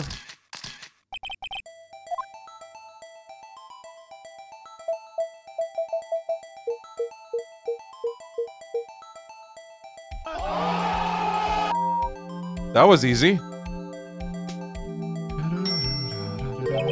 Bingo. What number did you enter? Whose birthday was that, pal? 777777777. The final ID card number on that record. What? The number of the mysterious executive officer who entered the room that day. You mean 777777777? That ID number? I think you're 17 shy this time. This can only mean one thing. That's Chief Gant's ID number. Say, anyone care to look inside? Is there any money in there? How much does he have stashed away? Look, it's a shard from a broken cup. This looks familiar. It's the pot we have, Phoenix. And the piece of cloth.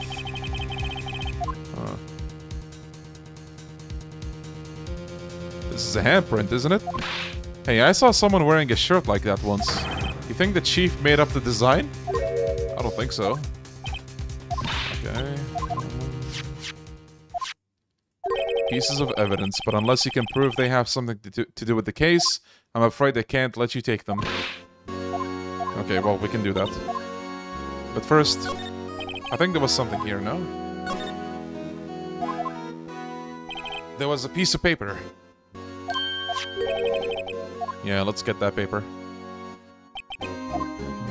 This looks like a list of evidence. The SL9 incident. I wonder what this is doing here.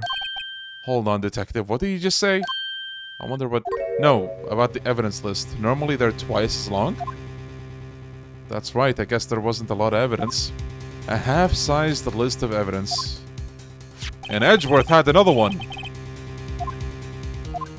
It's one list, fellas.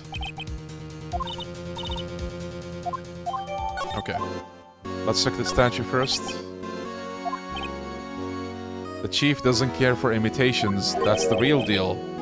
Do you know how many taxpayer dollars must have gone into this room? What? You mean we're paying for this? Who knows? The chief may be hiding in this armor as we speak. I don't think he'd fit in there. Even if he did, he'd never be able to get back out. Hey, cut it out. You guys don't know how scary that guy can be. We've seen how scary he can be. I believe you, Gumshoe. Okay. Let's present the jar.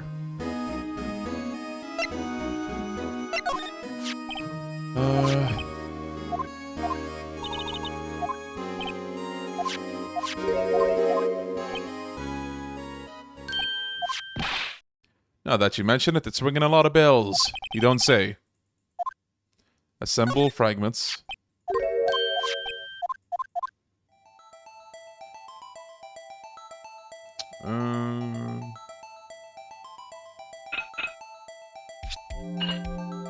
And now it's complete.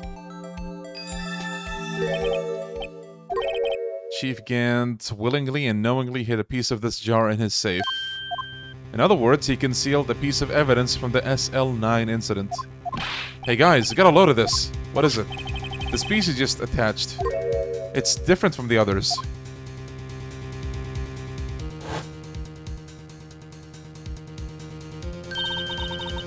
There's a reddish line on it. A reddish line.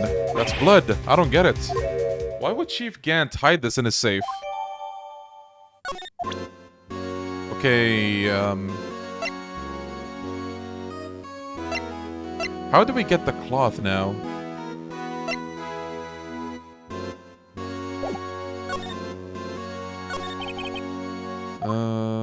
So that was Lana's desk.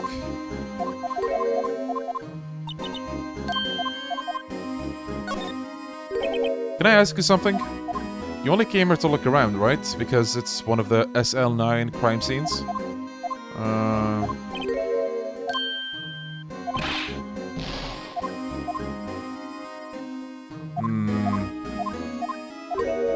You don't think Chief Gant might be a suspect, do you? Well, what do we think? Is there something on the... Oh, yeah! Wait, I should try that, Nix. Thank you.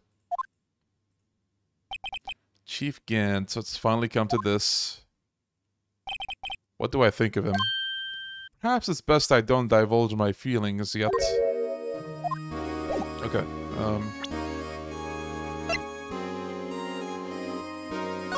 so on the back of the evidence list, what do we have here?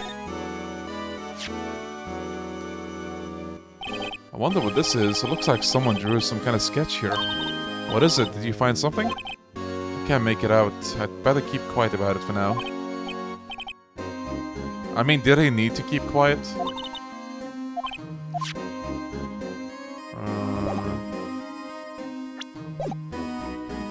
Okay, what else can we do here? We just need the piece of cloth now. I know we might have to show the list to Edgeworth. Hold on.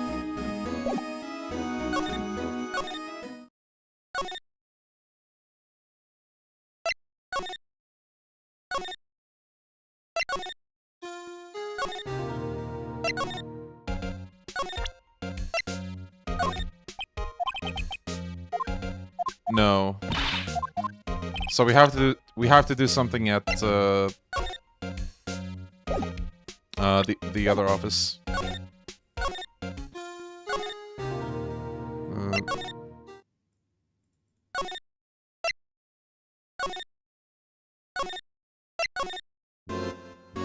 Okay, now what was it?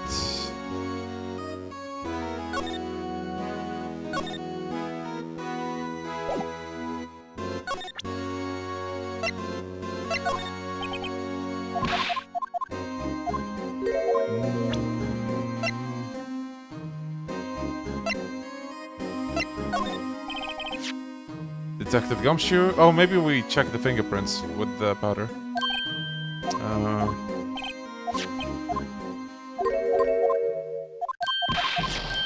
Okay.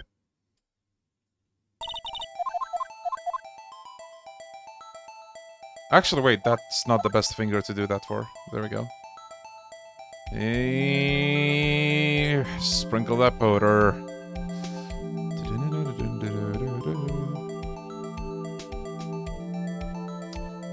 And...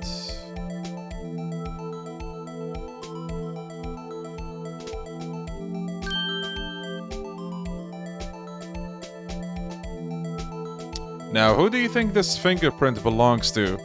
A piece of cloth? In a safe at Gant's office. Surprise.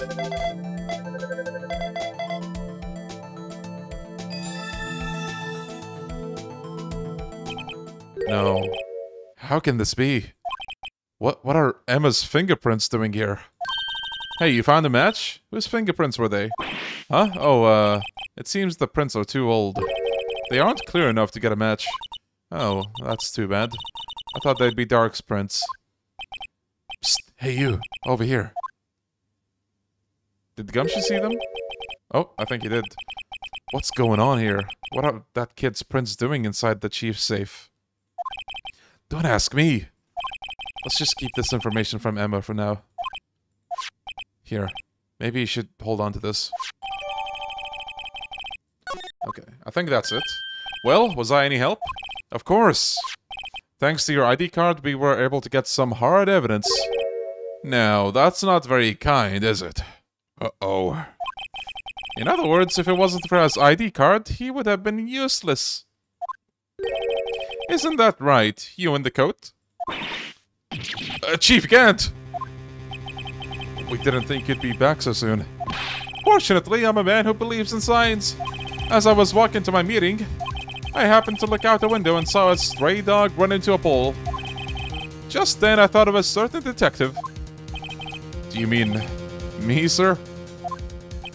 Now then, I'm afraid I'm gonna have to ask you all to leave. Yes, sir. Sorry. Oh, you in the coat. Me, sir? Drop off your ID on the way out. You won't be needing it anymore. But, sir... Uh-oh. Now get out!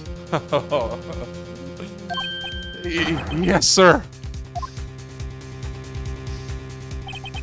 We'll be on our way too, then. Wait, you, the one without the spiky hair. Don't go yet. Me, sir? I'd like a word with you. But, sir, I'm not a licensed scientific investigator. You with the spiky hair, you're free to go. Mr. Wright. Uh-oh. Look, pal, if I've told you once, I've told you 1,000 times. The chief's office is off limits. But no, you just had to go sneaking in there like that, didn't you? I thought you said you didn't care anymore if you were fired. Yeah, but if I knew it would be like this, I never would have said it. Now that I've seen the evidence Chief Gant was hiding in his office, I think I'm finally starting to get the picture. But why has she kept eerily silent about it all this time? I'm gonna try to smooth things over with the chief again. Later, pal. Poor Gumshoe. After that, I heard from Emma. She said the police wanted to ask her some questions, so she'll be busy for the rest of the day. I see. So the chief asked Emma to come in for questioning. It's no use thinking about it. Tomorrow's the final day in court. I'm committed to doing everything I can to defend you, which is why I'm here. Okay. You know, I think I finally figured it out. I know who it is that's lurking behind your words. Mia did a good job mentoring you. I'm rather jealous. It seems Edgeworth was right. Edgeworth. Once you're convinced you know something, no one else can persuade you otherwise. Thick-headed is the term he used, I believe. Oh, we still talk to her, okay. I have to admit I was more than a little perplexed.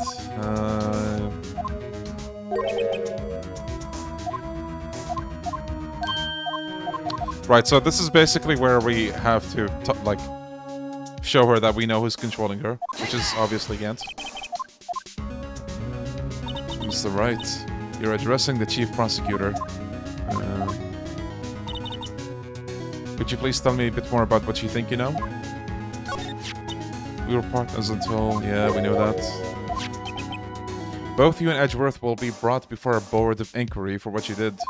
Specifically, hiding and forging evidence. Of course, these are serious offenses. Why is it, though, that Chief Gant's name was never mentioned? Chief Gant? Edgeworth didn't know the truth about the forgery. The only party who could have possibly tampered with the evidence was... me. I had access... because I was second in command of the investigation. Yes, you, but also one other. Damond Gant. If you intend to accuse the chief, you'll need more than just words. Show me proof that Gant falsified evidence. You want proof of the chief's wrongdoings? Here it is. Wait, what? Is that the wrong option?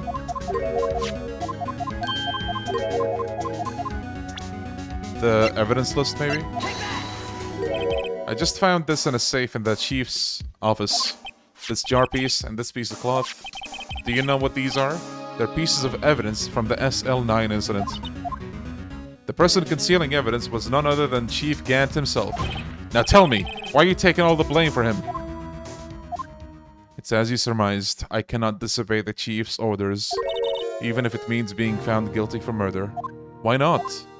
Come on now, Mr. Wright, you can't possibly expect me to be able to tell you that. 3 days ago, I had no choice but to cooperate. Yo, Dextro, no. I played this multiple times. I'm revisiting the game. In the murder of Detective Goodman. Or perhaps I should say, follow orders. By the way, I want to ask again, for those following this story for the first time, do you still feel like you have a good grasp of what's going on? Because, again, I know I'm skipping, but I'm also trying to make sure that I explain what's going on. So that you don't feel lost. That's more accurate than cooperate. Although I can't tell you the details. I can say that I was given an order that day. I need you to dispose of Bruce Goodman's body. You'll find it inside the trunk of Miles Edgeworth's car. How hard was this on your first playthrough? I still remember. My first playthrough of these games, I just used the non-spoiler guide. Like, it just tells you what you have to do, without saying the story. So I guess, that's cringe of me, but I didn't care. Despite what everyone believes, you were not the one who murdered Goodman. Correct. I joined in the middle. That's fine. I was trying to take the body out of Edgeworth's car. Okay, then with the weapon. When I found the body, this was the knife stuck in him. The knife from the SL9 incident. I couldn't just leave that knife in him, so I took it out and stabbed him with another knife. That would be Edgeworth's knife. That's right. Even though he was already dead, my hands were shaking at the thought of stabbing him. That's why I ended up cutting my hand. It seems I got blood on the victim's shoes as well.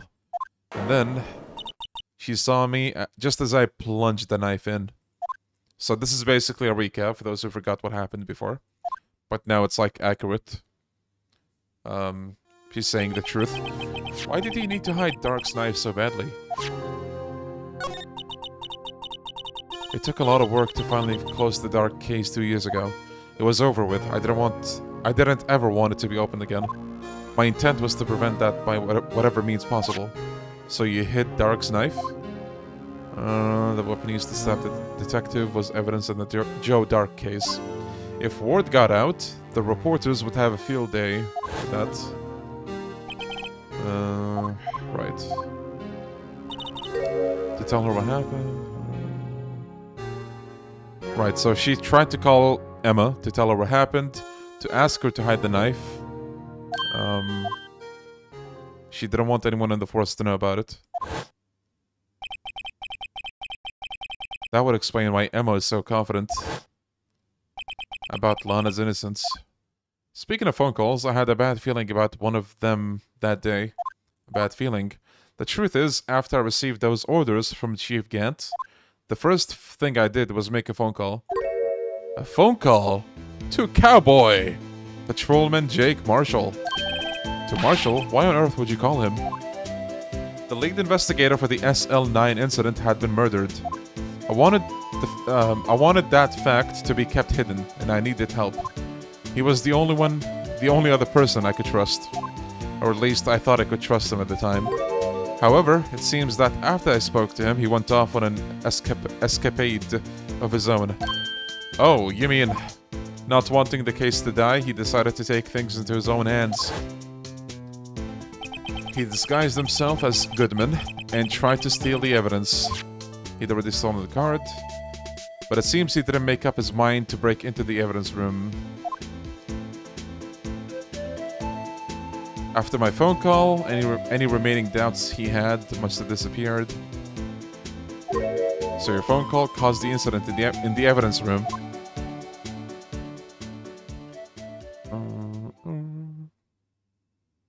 Why are you sitting backwards, Lana? I'm afraid that's all I can tell you. You've earned my respect, Mr. Wright, both as a defense attorney and investigator. Now please, don't pursue this any further in court tomorrow. Translation, please solve this tomorrow. Here we go, here we go!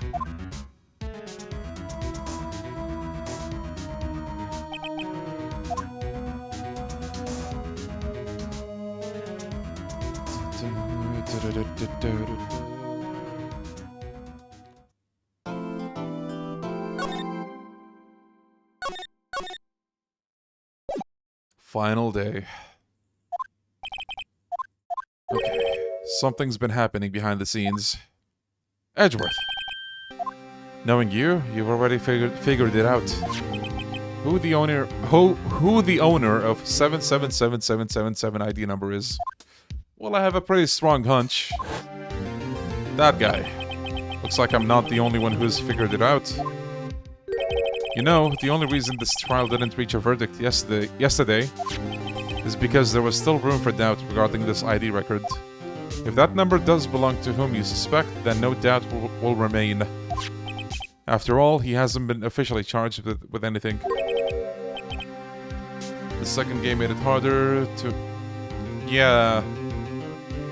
You basically had to present twice the things in the second game with the profiles. Okay.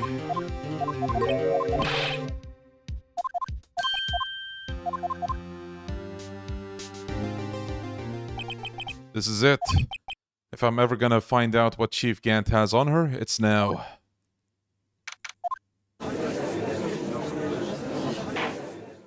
Court is now in session for the trial of Miss Lana Skye. Okay.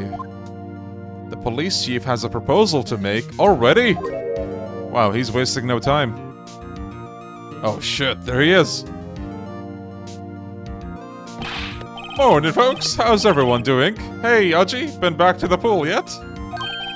No, I've been drowning enough as it is in my work. Oh, that's a good one. Don't think I can top that. If you don't mind me asking, Chief, exactly what is this proposal of yours? Oh.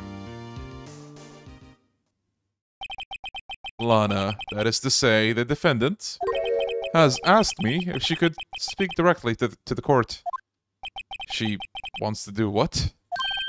Having heard what she intends to say, I feel she should be granted her request. In the end, it should save everyone a lot of time and trouble.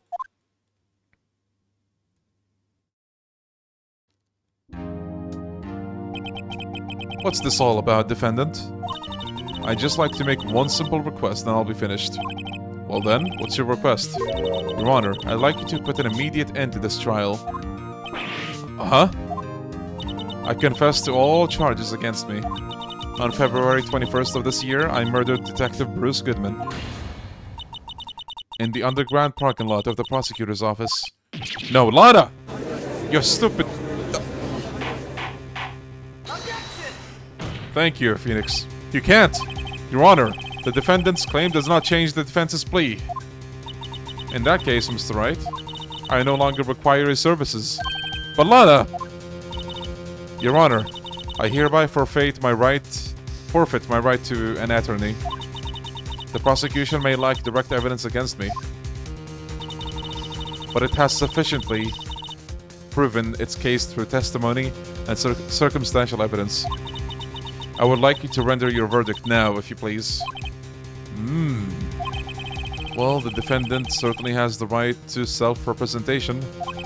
Her request is legally valid, although this is an unprecedented situation. Indeed, it appears there's no further need to continue this trial. Yo, Brendan, thank you for the dragon tier, buddy. Thank you, thank you. Even if Mr. Wright may feel otherwise, this can't be happening. It appears the time for the verdict has arrived. This court finds the defendant. Objection! One moment, Your Honor. Mr. Edgeworth, the prosecution has not yet proven the defendant guilty beyond reasonable doubt. Any ruling at this stage would certainly be premature. Come now, Worthy. I understand this is a difficult time for you, but why don't you just be a good little boy and keep your mouth shut,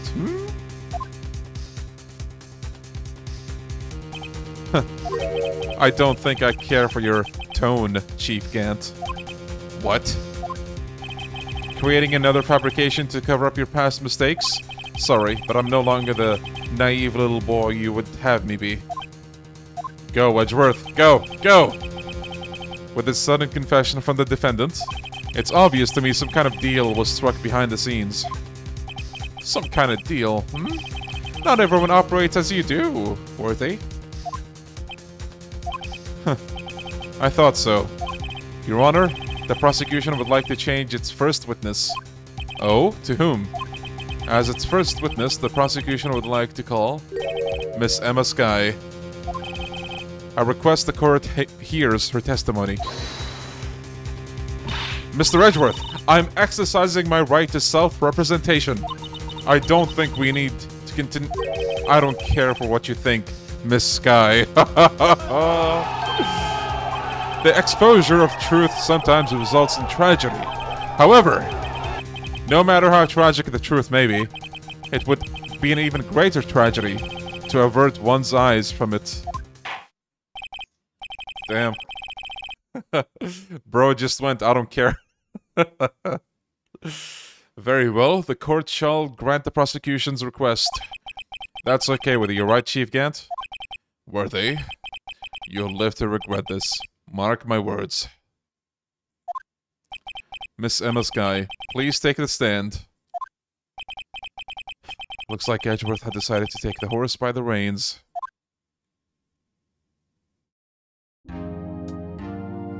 Now then, witness, please state your name and occupation. My name is Lana Skye.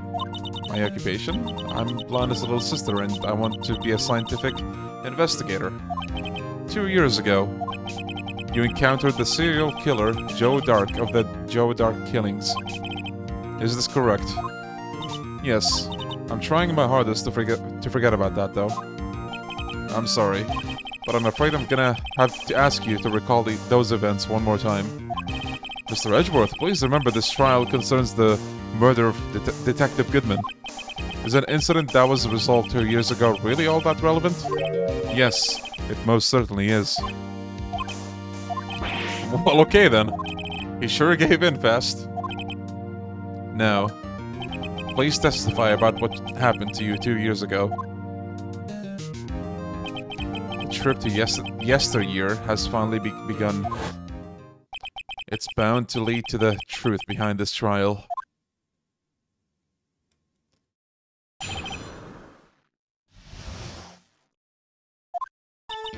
I was waiting in my sister's office that day. A man came running in and took me hostage. Whoops, excuse me. Neil Marshall rescued me.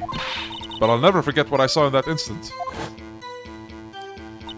The man raised up his knife and stabbed Mr. Marshall in the chest. I might have to press every statement. It's a good thing you weren't harmed.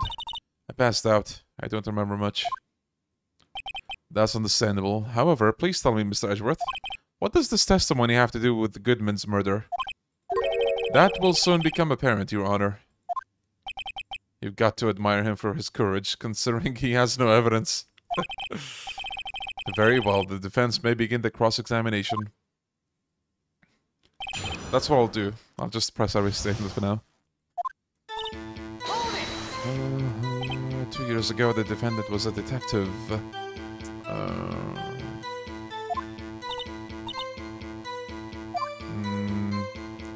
Right, so Lana was a detective. Yeah, Ghost. I'd always sit at my sister's desk and dream about playing that organ. Wanted to play that day too.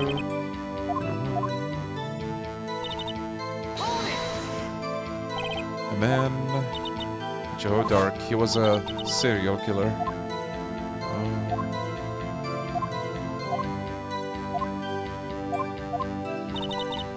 Right, so this is all just about him running away from the interrogation. They talked about that already before. Neil rescued her. What was the prosecutor doing there? Right, so Gant and Neil were interrogating the guy.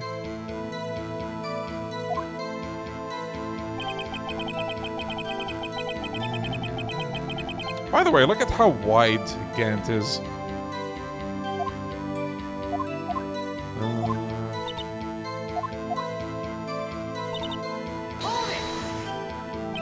Can you tell us about that?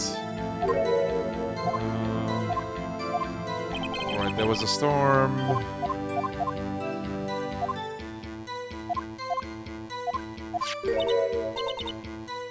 Detective Goodman.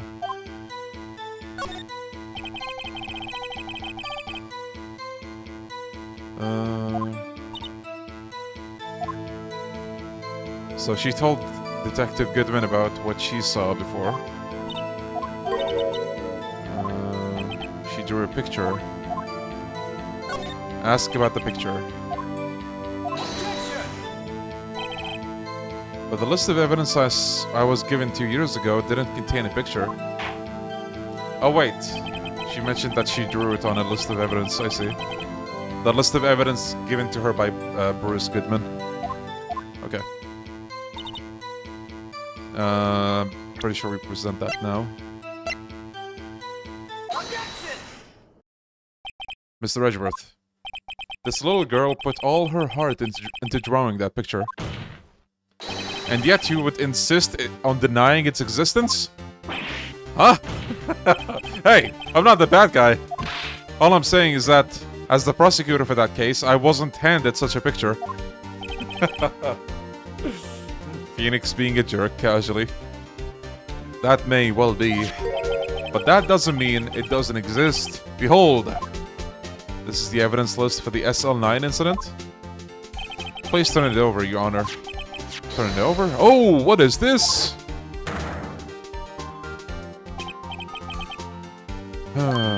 That's it. That's the picture I drew. Two men appear to be wrestling here. What's the meaning of this? What are you doing with that list? Me?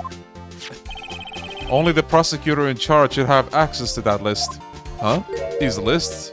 They're different from each other. What? It would appear, Mr. Edgeworth, that the evidence list you were handed 2 years ago was incomplete. These two lists fit together to form one. You can see the marks here where they were torn apart from each other. So you see, Mr. Edgeworth, it's quite obvious what happened. 2 years ago, only half of the evidence in that case ever reached you. Yeah, Ghost. What? Order. But Miss Skye, why did you draw your picture on the back of such an important list? Because that's what Detective Goodman handed me in the questioning room, Your Honor. Wait a minute. If this list was torn in half, then that means... Your Honor, are you alright, Mr. Wright? Your eyes are bulging from your head. If the evidence list was torn in half, then there might be more of the drawing on the back of Mr. Edgeworth's list. Yes, that's quite conceivable, Mr. Edgeworth.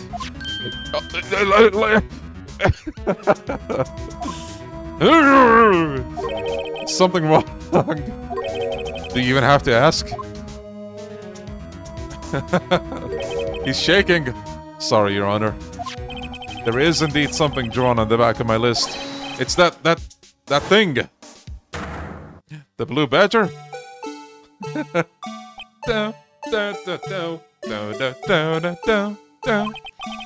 Yo, Itzy. That thing that was dancing in the evidence room. Clearly, this act of vandalism is the work of a certain chief of detectives. I guess he was out of scrap paper. Very well, witness. Will you please testify about this picture you drew 2 years ago? Okay. She seemed to be thinking about something when she saw the picture.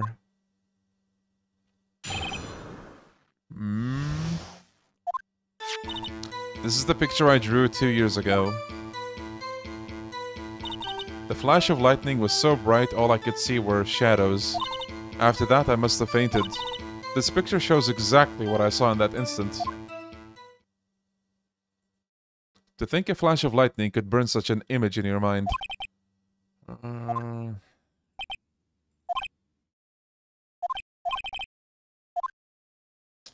Wait. I don't remember what we had to do here.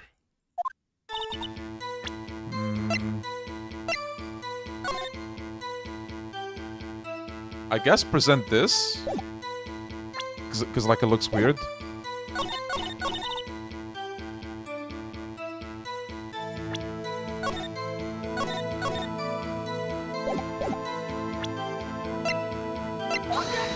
No. Let me load.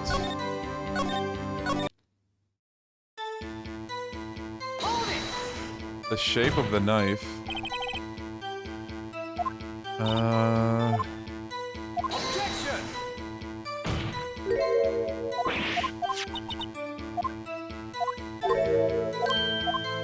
Oh, there we go. She claims this is exactly the scene that was imprinted in her mind, and yet there's clearly a contradiction here. Wait, what's the contradiction? Is it the knife?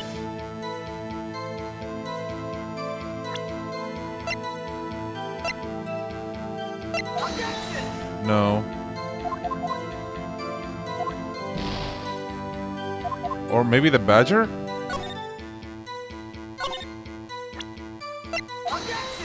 No. The tip of the knife. But how... Oh, wait.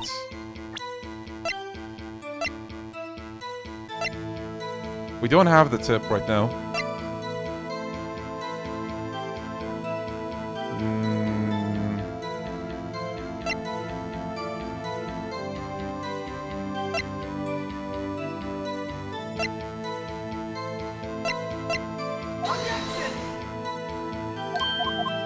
No, that's not it.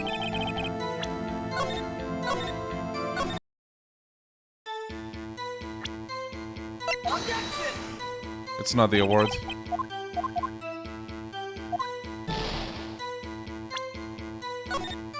Maybe we have to press everything. I'll do that. It might save us time.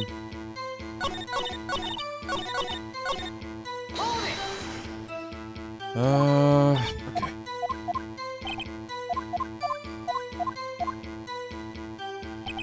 But can you please tell us why this picture is painted? Oh yeah, black and white.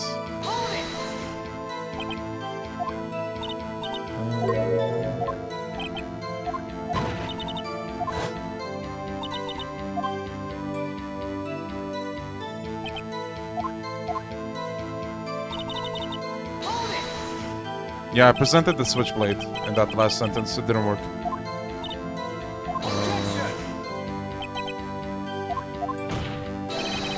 Do you really need to torture the girl any further? What? Hey, I'm not the bad guy here. Deja vu.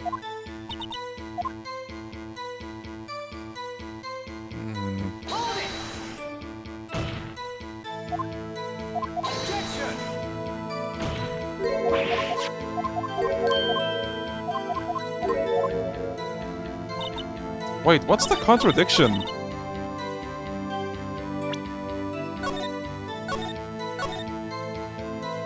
Hold on. Nope, didn't mean to do that. Yoshi, not a fan?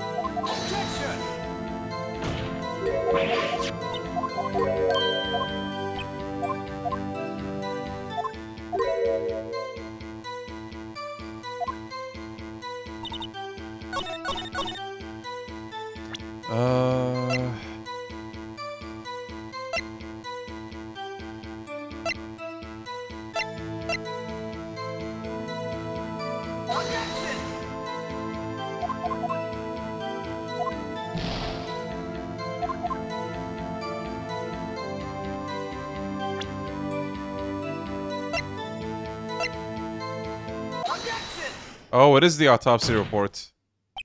Wait, let me load. So wait. Stabbed in the back.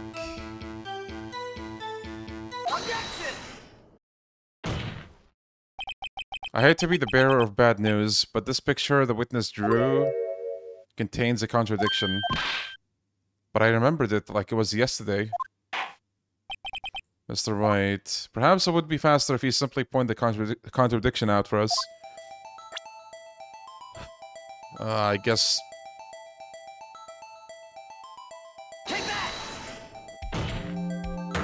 The contradiction, of course, lies here. Take a look at the knife the man is holding. If you look closely, you can see the tip is broken. Even I don't have to look closely to see that, Mr. Wright. If I recall, the tip of the knife was found broken off in the victim's body. It was in the conclusive evidence, piece of evidence that proved Joe Dark was the murderer. I'm afraid it's not so simple, Emma. And where, pray tell, could you possibly see a problem? Suffered a single stab wound to the back. If the victim was only stabbed once, then the murder weapon should not be broken yet. I guess so. Perhaps the knife was broken beforehand. Sorry, but I'm afraid that's not possible. The tip of the knife was found inside the victim's body. If it was broken beforehand, it couldn't possibly wind up there.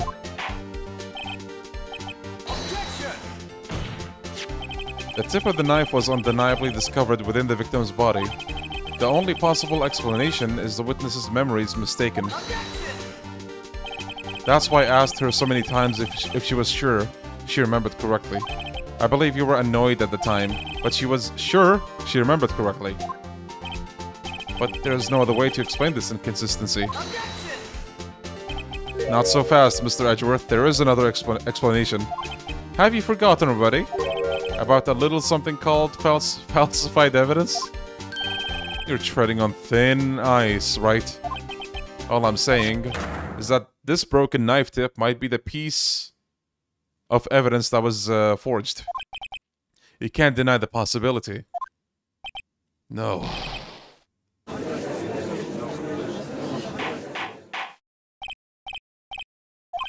Are you saying that the investigation really was corrupted? Your Honor, please allow me to once again go over the events that took place the day of the murder. The police department and the prosecutor's office were holding a ceremony that day. Okay, with me so far? After receiving the King of Prosecutors award at the ceremony, Neil Marshall questioned Joe Dark along with Damond Gant. During his questioning, Joe Dark fled the room. Prosecutor Marshall chased him and was killed by Dark. It is my belief that somewhere in this story, there is a lie. I'm not lying. The man really was holding up a broken knife. If that's true, then there's no other way around it. This could not have been the actual murder weapon. There must have been another broken knife. What are the chances of there being two broken knives? Another broken knife besides Joe Dark's. Could there have been one?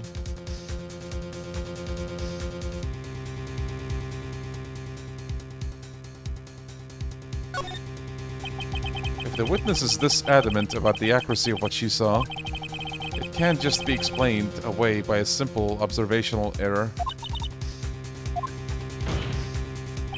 In that instant, Emma really did see a broken knife.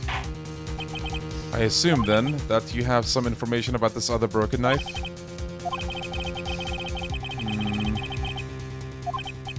Take a look at this. The real murder weapon. I'm not sure if I should present the shield or the picture of the shield. The answer lies in the past. Right here inside this picture. What is it, Mr. Edgeworth? It's the broken murder weapon.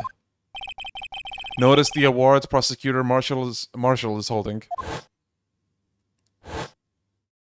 But like, could he just take that away like that? If it's like, you know, manufactured that way?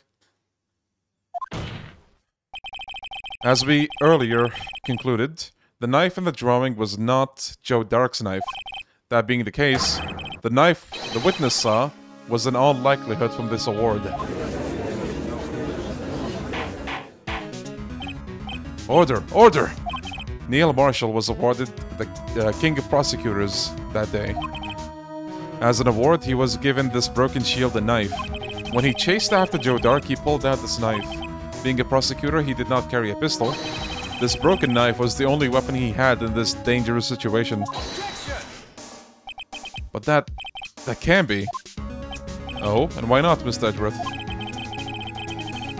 Because if the King of Prosecutors Award knife was the murder weapon, then the murderer and the victim would be reversed. What do you mean? I mean, this man raising a knife would have been Prosecutor Neil Marshall. Oh. Oh! But the prosecutor was the one who actually died. That's true. What's going on here? It seems Mr. Wright has been a bit too eager to jump to conclusions. Wait! Wait, I remember now. I remember everything. Witness? Mr. Edgeworth. What is it? Could you show me your evidence list again? Please?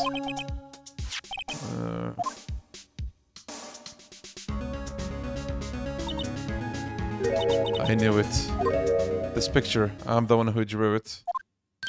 I mean, yeah, wasn't that obvious? The list wasn't torn in half at the time I drew this picture.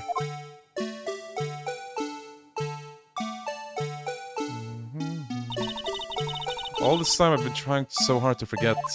I must have locked this part away deep inside me. Perhaps it would be best if we added this to the testimony. Okay. The blue badger.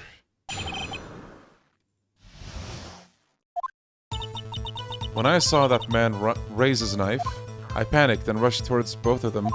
I think I knocked away the man with the knife. Just then, there was another flash of lightning. And that's when I saw the blue badger. He wasn't in the room, but I'm sure I saw his shadow. What the hell is that testimony? This is certainly most unusual. Try impossible. The chief of detectives hadn't even designed him until this year. That would mean he didn't even exist 2 years ago. Yes, well, the defense may now begin its... Uh-oh. Stop! Please! Don't pursue this any further. Lana, what's the meaning of this? Please remain seated in the defendant's chair. But he can't do this. I've already confessed to the crime. Why can't you just leave it at that? Chief Prosecutor Skye. We've already come this far. It's too late to turn back. Silence. The defense will now begin its cross-examination. Bailiff, please detain the defendant.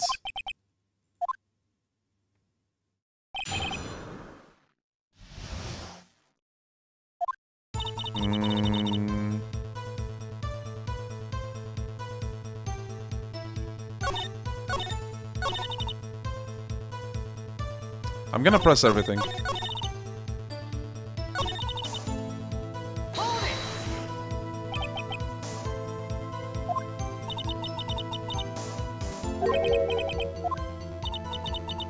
All I could really see were the shadows. Okay.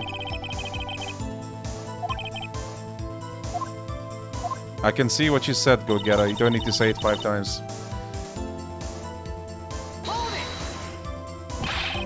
Why would you do something so dangerous?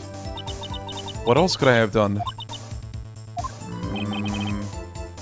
She seems convinced that Dark was the one holding the knife. Mr. Marshall was the one holding the knife. Well, I didn't know that at the time. When that Dark guy knocked me down, all I could think was, I've got to help that other person.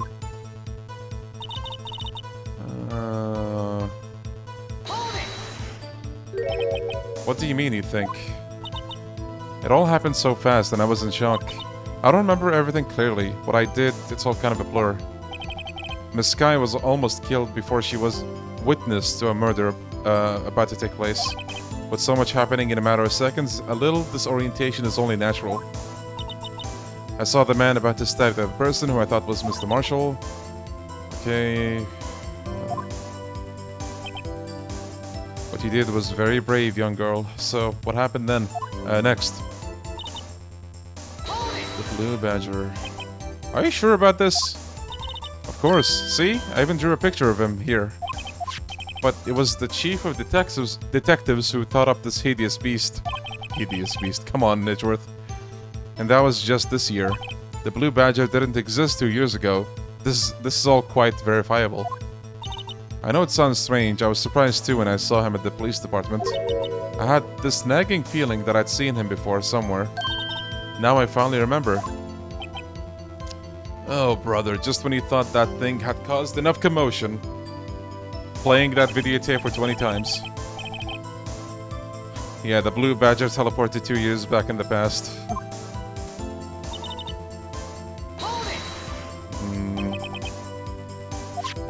So you mean you didn't actually see his face with its winning smile and all?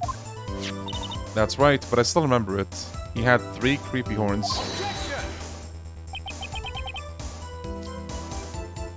No. With gamer subs, I usually have them sent to me. I haven't gotten any sent in a while. The witness must be mistaken. That may well be. But what's important is what caused her to think she saw what she did. Oh, and then I suppose you have an explanation. So then, by all means, tell us what this shadow really was.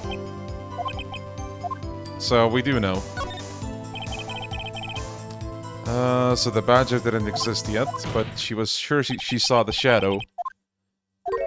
There was indeed something that looked similar to the blue badger. Something that is now sitting in this very room. Mr. Wright. I got you, Emma.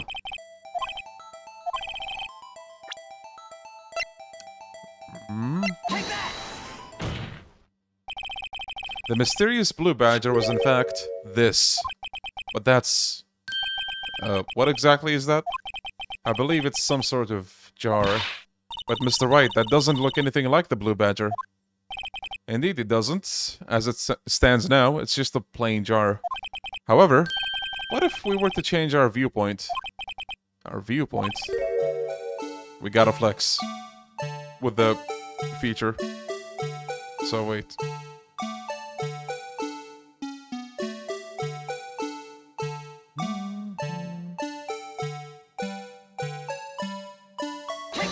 No, wait.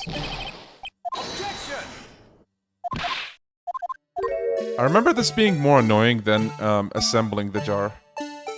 So wait. I think that's it. Really? Yeah, lining this up is a pain. I did this like a couple months ago, and it was a pain.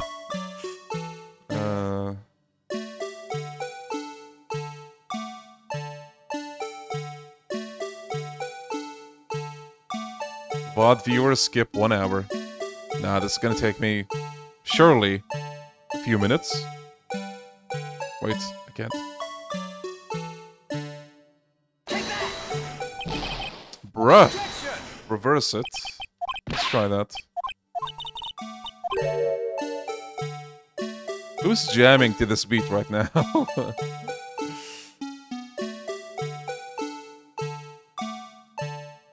I think that's it.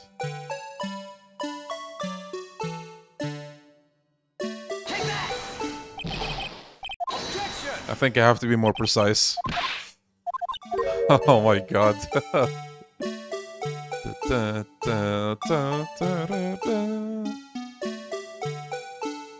Yeah, I think you have to be super precise with it.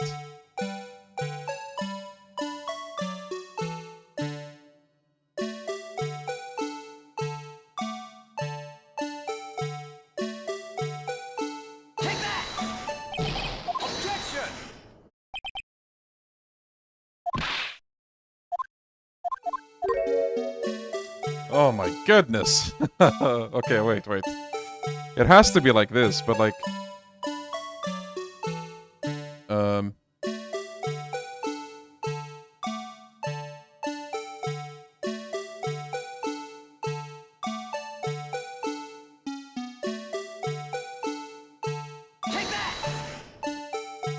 Finally!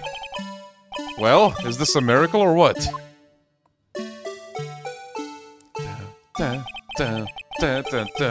No one can possibly deny this jar's resemblance to the blue badger. No. It can't be! Order! Order! Okay... Although we all enjoyed Mr. Wright's dramatic performance, one question remains. What's your point? What do you mean? So that badger thing was actually just a jar. That doesn't change anything. I'm afraid that's where you're wrong, Mr. Edgeworth. You see, this changes everything. Indeed? Very well then. Please tell us, what's different now that we know the witness saw this jar? the location, I'm pretty sure. Allow me to take these in turn. At the moment of the murder, the witness saw this jar. At a very specific angle, I might add, Mr. Wright. Yes, well, knowing this, where could she have seen this jar? Where? The location of the jar is shown in a picture taken on the day of the crime. It's on a shelf in the office of Damond Gant. But the body was found lying near Lana Skye's desk. Ooh. By the way, you don't have to say the twists that are gonna happen, like, in 20 minutes from now or 10 minutes. It's okay. Just let the thing play out. The witness testified so herself. Yes, and it is these two facts that reveal what actually transpired. You see, the struggle between Dark and Marshall did not take place in Lana Skye's office. It happened on the other side of the room, in Chief Gant's office. Are you implying the murderer moved the victim's body from Damond Gant's office to Lana Skye's office? Yes. Why would he do that? There's no reason. Exactly. If there wasn't a reason, he wouldn't have gone through the trouble. The only logical conclusion is that there was a reason. Do you know what that reason was, Mr. Wright? I finally figured it out. So this is why Lana tried to stop the trial.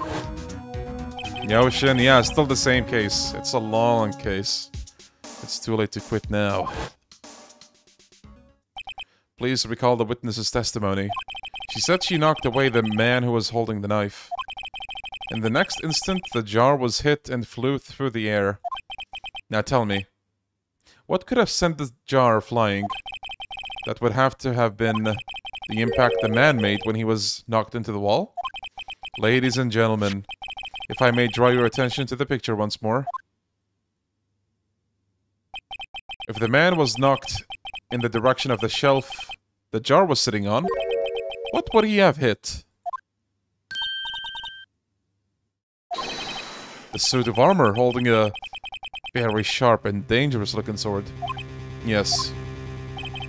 And since the man who was knocked into the armor was carrying a broken knife, it would have to have been Neil Marshall, wielding the King of Prosecutors trophy. No, Mr. Wright, you can't be thinking... Yes, there's another possibility of what actually transpired in that room. Another possibility? Of course, the perpetrator would have had no idea, but nevertheless... I don't know if I can go through with this. Mr. Wright? What's the matter? If events took place as the defense theorizes, then the outcome is obvious. In that moment, assuming the man Emma Skye knocked away was actually Neil Marshall... Uh-oh.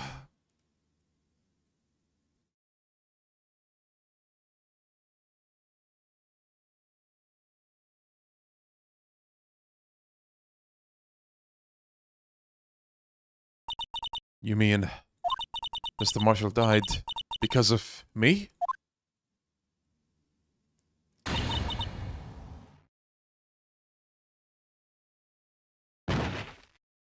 She fainted.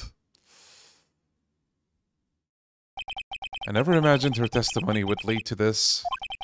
So it was the witness who took the victim's life, and then proved so with her own testimony. This is unprecedented. Objection! What are you saying? I'm sorry, Miss Skye, but given the circumstances, Joe Dark murdered Prosecutor Marshall. How can you think it was Emma? How dare you try to pin the crime on her? Imagine that coming from you. If you recall, it was you who admitted to forging evidence 2 years ago. The reason you moved Prosecutor Marshall's body was to keep anyone else from finding out about what Emma did, wasn't it? I assure you, Mr. Edgeworth, I have no idea what you're talking about. If you hope to have anyone believe your insane allegations, I'm afraid you're gonna have to have proof. Tell me, Do you have any conclusive evidence that proves my sister killed Neil Marshall? Evidence? I'm willing to bet you don't. Yes, it certainly would be difficult to prove this with evidence. If we don't have evidence, then we'll have to rely on testimony. Judges like this is unprecedented in every case. Yeah. I'm afraid that won't work in this case. Both parties involved in the incident are dead. We certainly can't get dead people to testify. This has all been a wild goose chase from the beginning. Huh. Of course, that only leaves us with one possibility. You mean there's still another possibility? What do you mean, Mr. Edgeworth? I mean the possibility that the victim has left us a message. For better or worse, Mr. Marshall did not die instantly.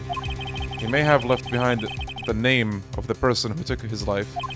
In one manner or another. That's impossible. Well, Mr. Wright, this is the only possibility left to you. A message from the deceased. Does that exist? It actually does.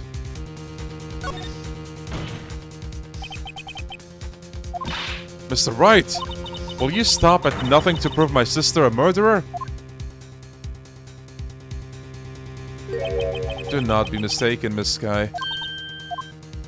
Our purpose is not to accuse Emma of any crime. There is only one thing we seek. The truth. No matter how painful it may be.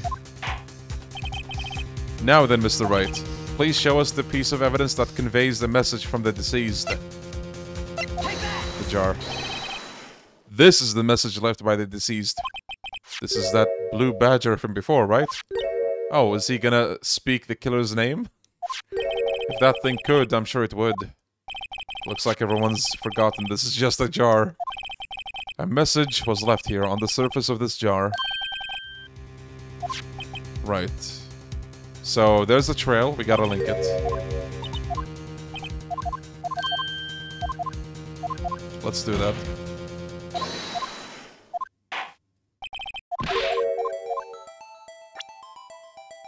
Now...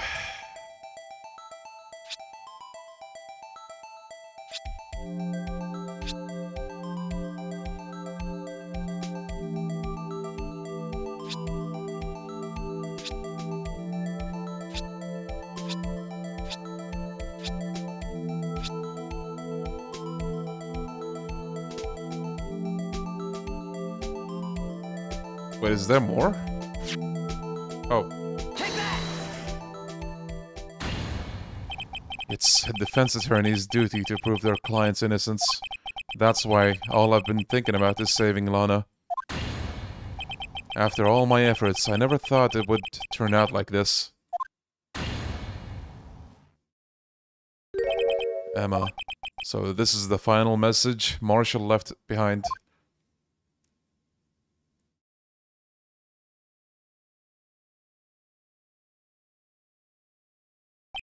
Of all people. She may not have meant it, but in the end, the one who took the victim's life was Lana Skye.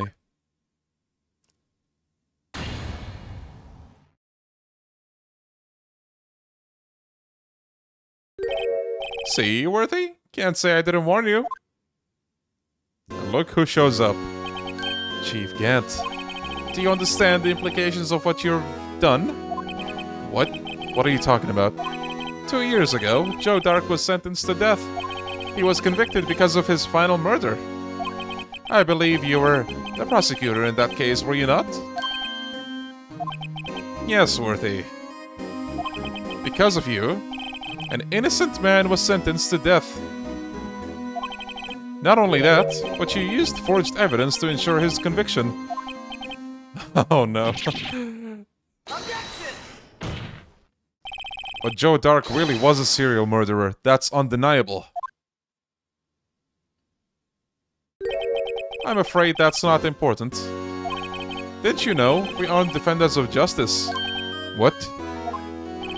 We're merely keepers of the law.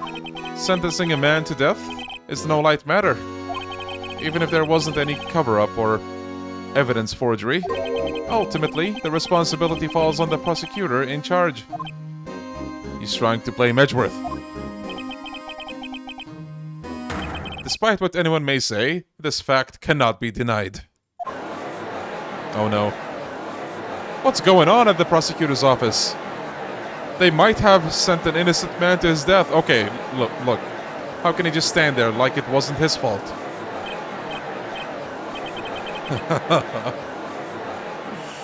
Oh boy. The gavel's pounding fell on deaf ears.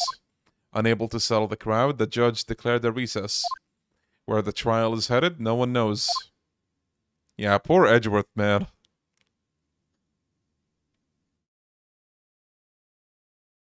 The fact that he can, you know, remain composed under all that stress is impressive. Okay.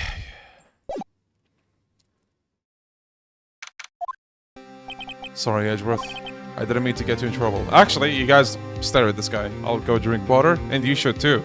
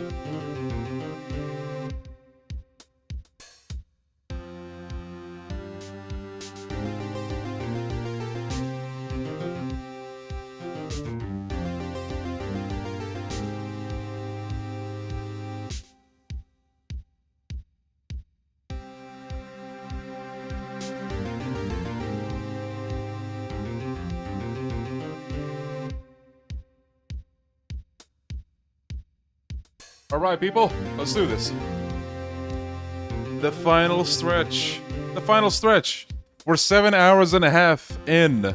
7 hours and a half. God damn. And I skipped stuff, by the way. Okay. Hope I'm not interrupting anything, pals. Oh, guess I am. I'll come back later. And there he goes, sad. Wait, Detective Gumshoe, what is it?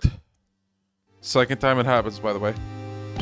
You got a lot of nerve, pal, making a detective run around while on duty. And to top it all off, he called me here. I've seen happier people at funerals. I take it Lana's having you run errands again? Let me tell you, this is the last time, pal. Here, she asked me to give this to you if there was a break in today's trial. Evidence law. Edgeworth was talking about this the other day.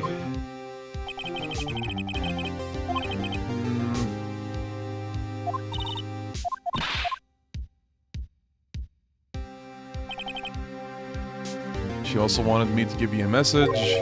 A message? Didn't he get fired? I guess he did, yeah. He's just sending a message. Actually, wait, yeah, you're right. The duty part. She said if you're planning to take him on, you're gonna need this book. Him.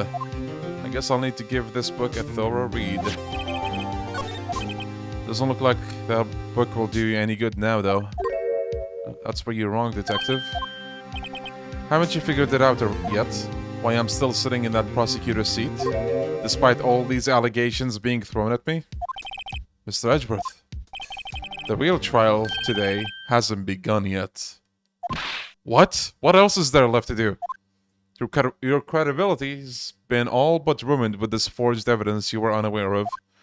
Emma Skye found out she unwittingly caused a man's death, and now you're telling me you want to do more?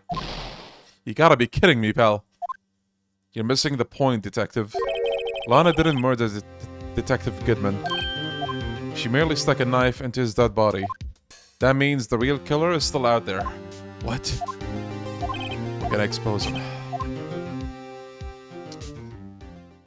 Okay.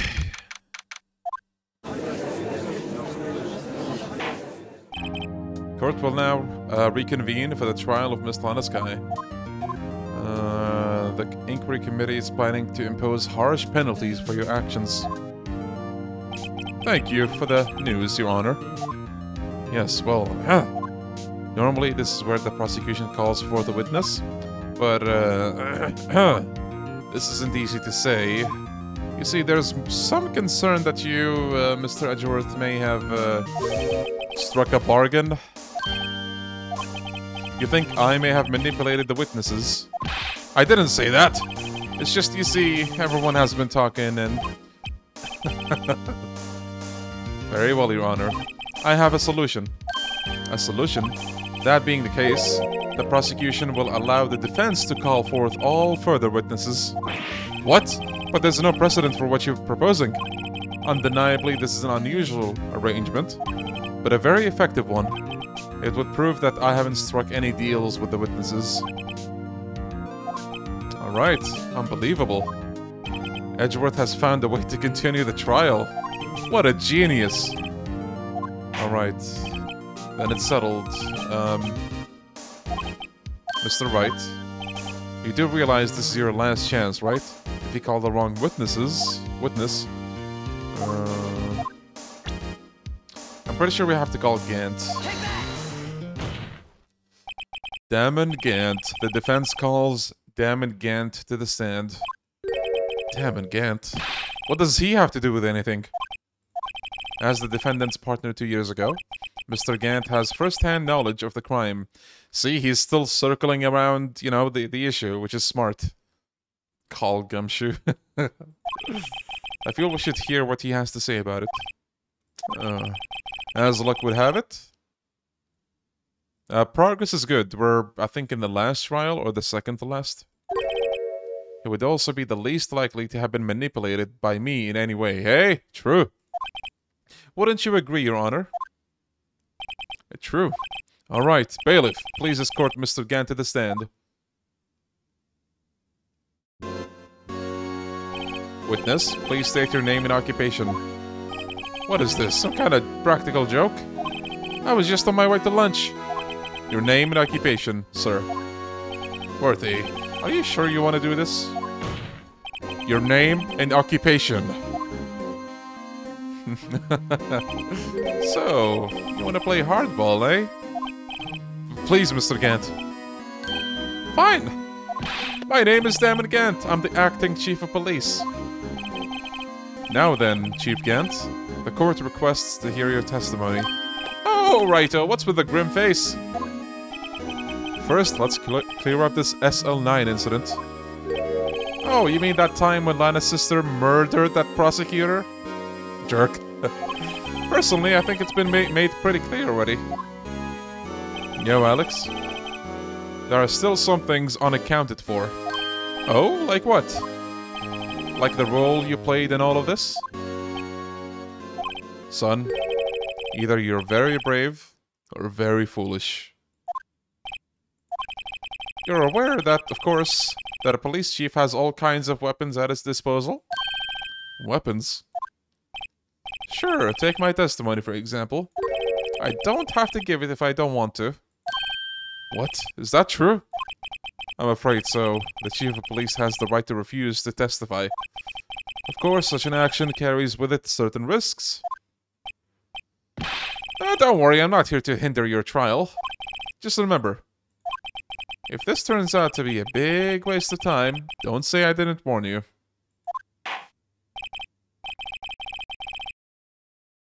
This is...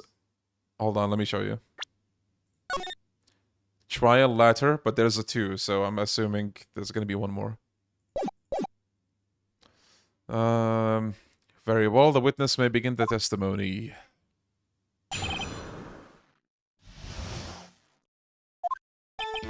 As I recall, Neil and I were questioning him that day. To make a long story short, we slipped up. That power outage didn't help either.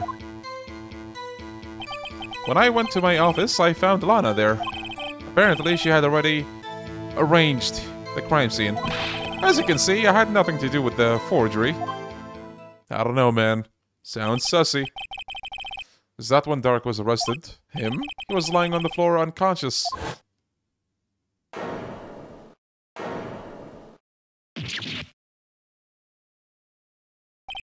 When Emma sent Neil flying, it seems Dark bumped his head. Let's see. Everything seems pretty clear-cut.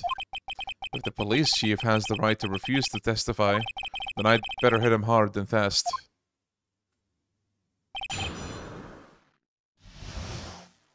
I'm not sure if we're supposed to present the evidence he was hiding just yet.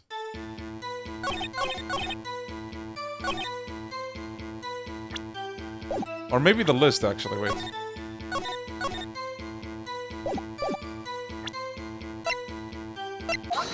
It is. He hid part of the list. You claimed you had nothing to do with the forgery. But I'm afraid that is a claim you cannot back up. Explain yourself. Several pieces of evidence were found in your office. Take this list, for example. That's the list Lana Skye drew her picture on. This was discovered in your desk. Not only that, but a piece of this jar that was sitting in your office was found inside your safe. It was found where? You see, Chief Gant, these articles of evidence uncovered in your office are both concrete proof that you also played a part in the illegal investigation. I don't know, Alex. Good question. Chief Gant, what is the meaning of this? Yeah, Phoenix admitting to stealing. Oh! Here's a defense attorney who may even rival Worthy. So you admit to it then, that you were involved in the forgery? Who, me? Or do you mean you? Why was that funny? Me? Why would I have anything to do with that? Well, you were the one who snuck into my office when you found this evidence. Prosecutors aren't the only ones capable of forging evidence, you know. Defense attorneys can do so too.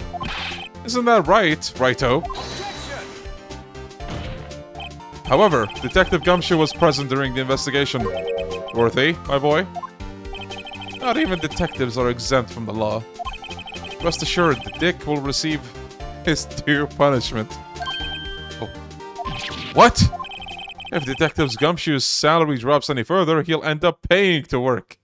Actually, yeah. Yeah, Mercure?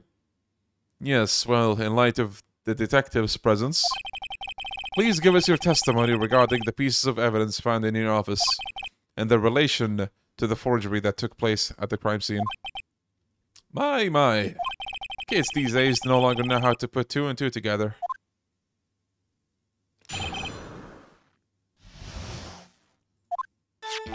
Let's see, what was it now? A jar fragment and a list? Well, for all I know, you could have planted them in my office. Anyway, you can't prove when those pieces of evidence were discovered. If they were found after Darks was convicted, then they're worthless. There's no reason I participate in a forgery. Rearranging the crime scene wouldn't help me out in any way. I don't know about that. When investigating the crime scene, you should have been more careful to observe protocol. You do understand that I am the chief of police, right? There will be consequences. Oh. Indeed, I believe I will press charges, so you won't make the same mistakes again. My apologies, Chief, but would you mind waiting until tomorrow for that? Today is, well, you know. Alright, Aji, in return, though. I know. That place, right? Huh? What are these guys? What are these guys? Telepathic? Okay.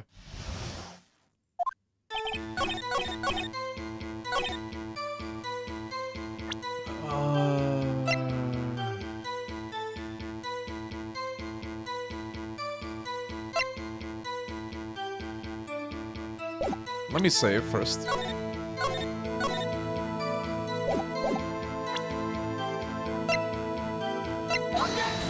No.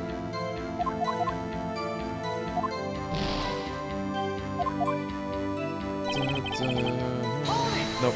Okay, well, I guess that works. At the very least, there is one very large benefit you reap from all of this. Oh, I wasn't aware. What is this benefit? That would, of course, be the position you have. Actually, wait, yeah, let me load. Get back that attempt. So, bro thinks rearranging the crime scene wouldn't help him, but of course we have something to say about that. The position you have. The resolution of the SL9 incident secured the promotion to chief. That in itself is sufficient motive. Ho, ho, ho, ho, ho. That's a good one. Huh? Do you really think I'm that incompetent? What do you mean? Even without that case, I was already in line to become the next chief. The resolution of the SL9 case merely sped up the inevitable a little. Is that true, Edgeworth? Yes, he was going to be made chief anyway.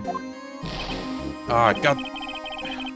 Be careful when pointing that finger, or you might wind up being the one pointed at. So that means there's only one possible motivation for you to commit forgery. If you didn't do it for yourself, then he did it for someone else.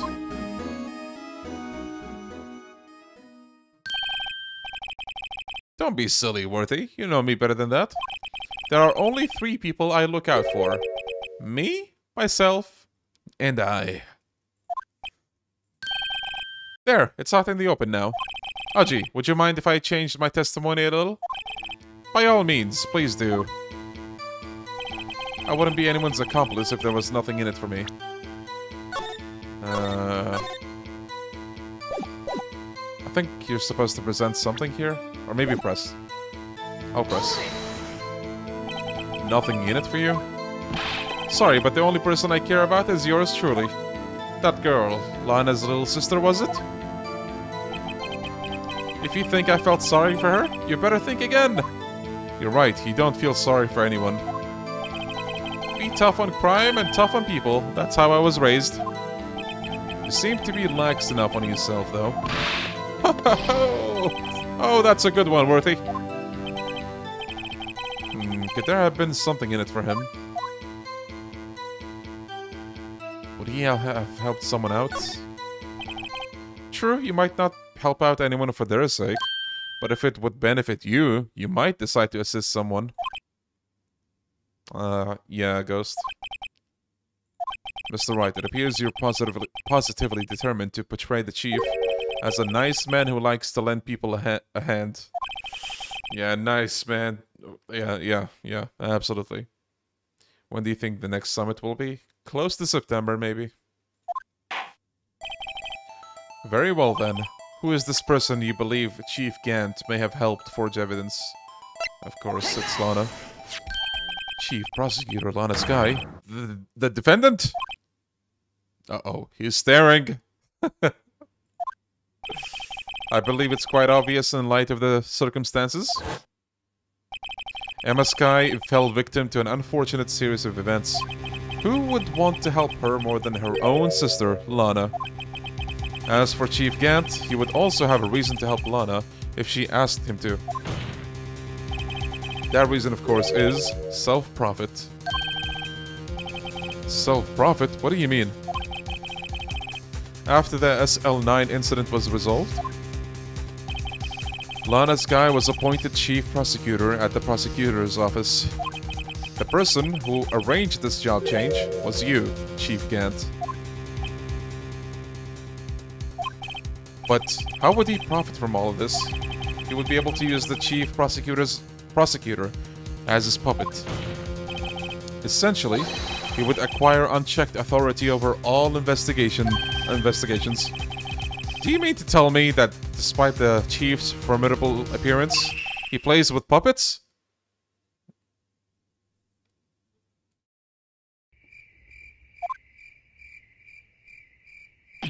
Oh, wait! You must mean puppet as in someone forced to do his bidding. Never mind. Yeah, about time. Judge. Admit it, Chief.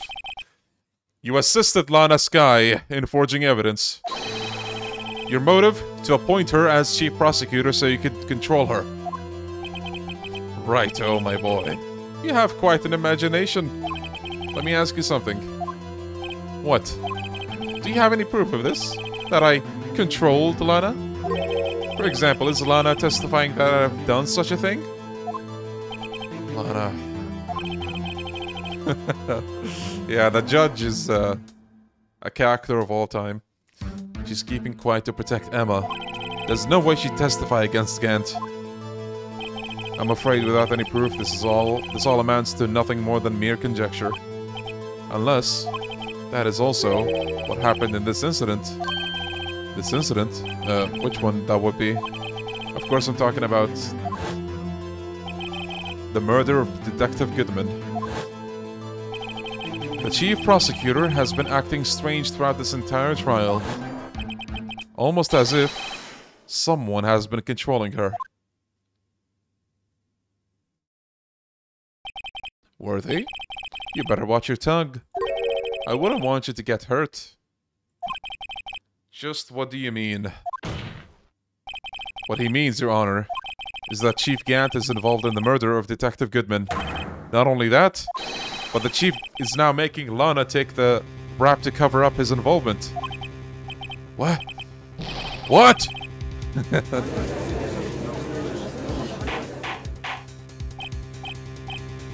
I said, order! Mr. Wright, you can't be serious. Huh? This is an affront to the highest ranking officer in our law enforcement agency to accuse the chief of police of blackmail and murder? Triple exclamation mark? Question mark? That's impossible. Why is bro so worked up? Your Honor, I was merely reiterating what Mr. Edgeworth said in easier to understand language. It's too late, Mr. Wright. There's no turning back for us now. Look at Edgeworth accepting his fate. It looks like he's the one who decided to go through with this. Can you prove this, Mr. Wright? That the chief, a high-ranking officer of the law, is involved in this murder? Good question. Corruption? In an Ace Attorney game? Say it ain't so. Regardless of his rank or title, Chief Gant is just a man. The question is he a criminal? Look him in the eyes. Is he a criminal? I believe the evidence will tell. I see. Alright then, let's see what Mr. Wright's got, and it better be good. Show us the evidence that ties Chief Gant to the murder of Detective Goodman. The ID card record. This is the ID card list. Yes, the one that shows who entered the evidence room on the day of the crime. There was one ID on the list that we couldn't determine the owner of yesterday. Yeah, Fabio. 777777. Sorry, but there's no way you can prove that's my card number. It's your number.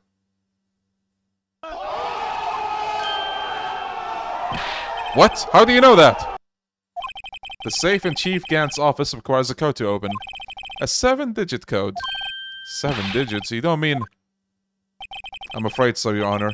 The code was 77777777.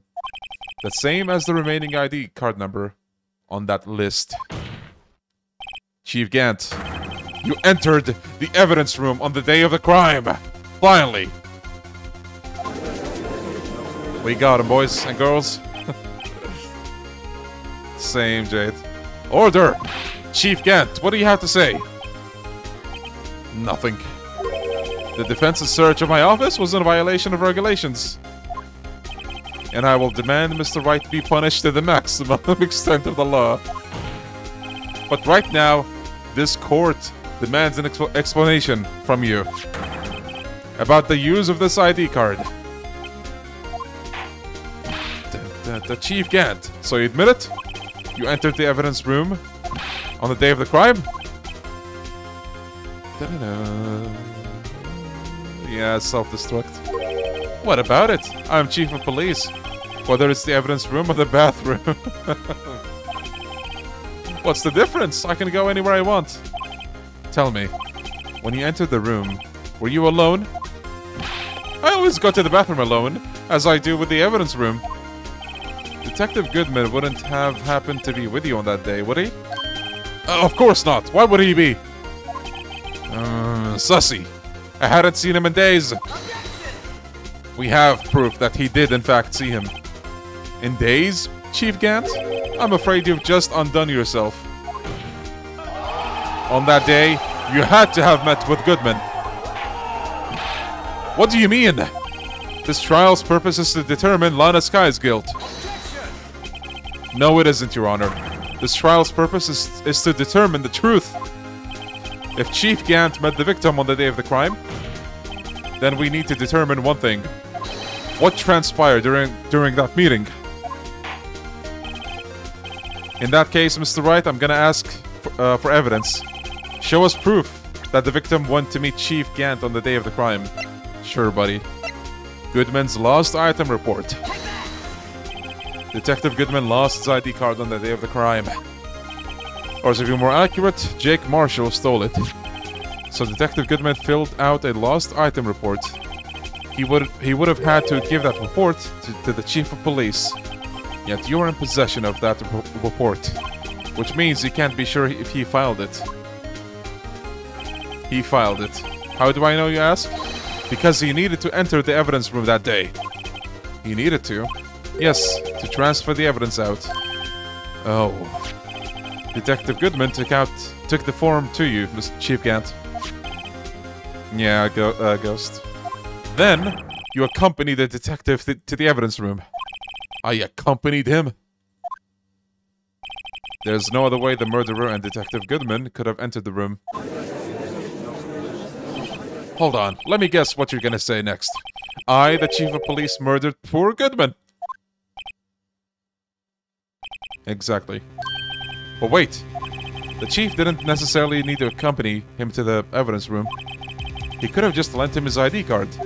Yes, now that you mention it, I believe I might have done that, something of the sort. Oh, Edgeworth is cooking. Sorry, but that's not possible. According to the record, your card was only used once. Yet you showed us your ID card earlier.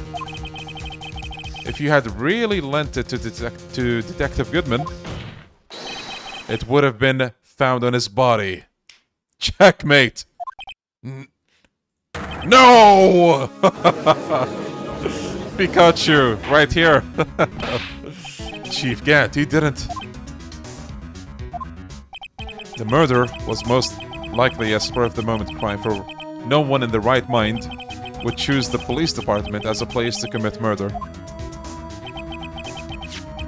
After the murder, you contacted Lana at the prosecutor's office. What just happened? Just Gant things. Why, to dispose of Detective Goodman's body, of course. You're forgetting, Mr. Wright, that the victim's body was discovered in the prosecutor's office parking lot. How did he manage to move it there? I was at the police department the entire day, you know. And everyone's aware that Lana stayed at the prosecutor's office after the ceremony. Everyone except me, it seems. Still, you're the chief of police. You have an entire police force at your disposal. Oh, so you think I just ordered an officer to do it? Hey you, take this dead body over to the prosecutor's office. I don't think so. Chief Gant, you left all the evidence we need to prove how you moved the body to the prosecutor's office. And all this time I thought it was a useless clue just taking up space. We actually got it. How could the chief have moved the body? Mr. Wright, show us this evidence. To move the victim's body, Chief Gant used this. So we present that, but obviously he didn't use just the screwdriver to move the body. He used Edgeworth's car. Like, you know, Edgeworth went to get the piece of evidence, being, you know, the screwdriver, and he used that time to put the body in. And when Edgeworth went back, you know, the body was already in there. Lana just had to, like, come into the scene and pretend she killed Goodman. This is how he moved Detective Goodman's body. What's that? A screwdriver? But what does that have to do with this case? Mr. Edgeworth, think back to the day of the crime. What is this screwdriver doing here? It's here because... Oh! I was asked to go by Chief Gant, no less. He told me he wanted me to keep it here in the prosecutor's office. In any case, on the day of the stabbings, I brought this back here. After the ceremony ended that day, I didn't plan to return to the prosecutor's office, but you did, because Chief Gant asked you to. You mean The body was found in the trunk of Mr. Edgeworth's car. I think it's obvious what happened. The body was moved by that car. Announce the truth, baby. Love this track. Detective Goodman's body was carried in the trunk of Mr. Edgeworth's car. Yes. Unless, of course, you have another explanation, Chief? Why else would you have asked Mr. Edgeworth to transport evidence from a closed case? There's only one plausible explanation. To transport the body to your accomplice, Miss Lana Skye.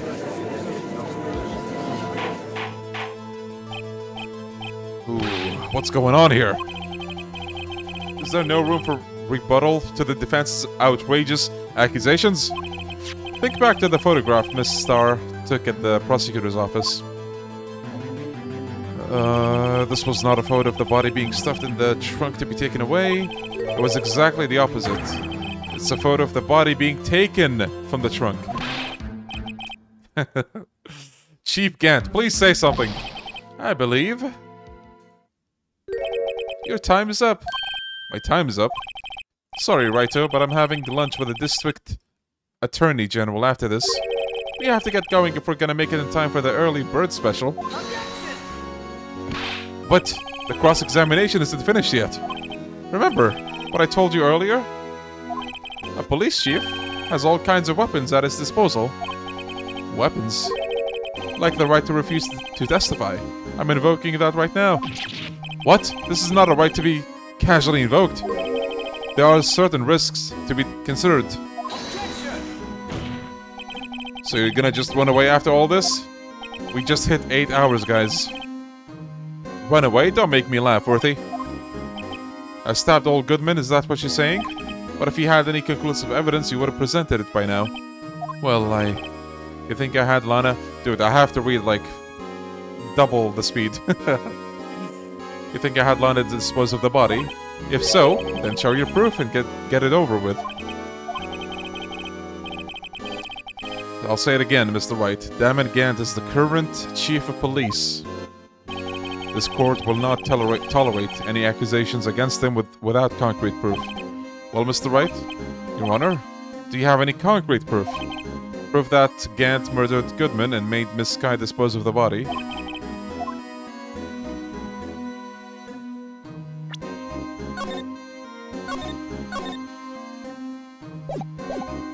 I have no proof yet.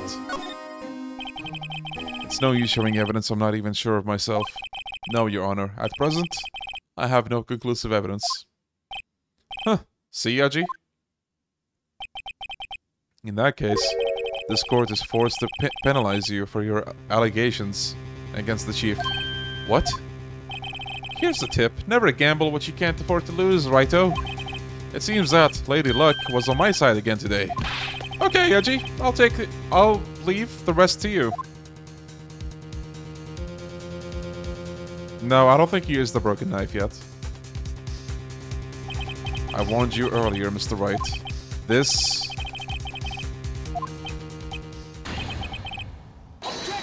Oh! That actually got me. I thought I had to reload. Lady Luck, Maybe we should have a word with her. Mr. Edgeworth, what do you mean?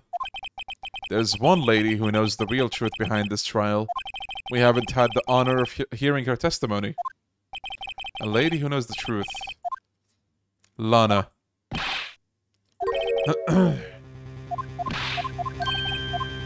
Let's call her. The defendant. Miss Lana Skye? She was in the underground parking lot at 5:15 p.m. on February 21st. Her task, dispose of the victim's body. In accordance with a certain someone's orders? Mr. Edgeworth? The prosecution has no objections, Your Honor. Alright. Final recess. Here we go. This is it. Hold on. Huh? Chief Gant! I thought you were gonna eat. Listen good, Lana. He's talking to Lana. I don't think you need me to tell you this, but if you accept Mr. Wright's claims, there will be terrible consequences. That's right. Your sister will be found guilty for Neil Marshall's murder. Okay, at this point it just sounds like he's guilty as hell. Like he's not trying to hide it. Of course, he'd never support such outrageous claims anyway, right? Just something to think about. Alright then, I got a lunch date to meet.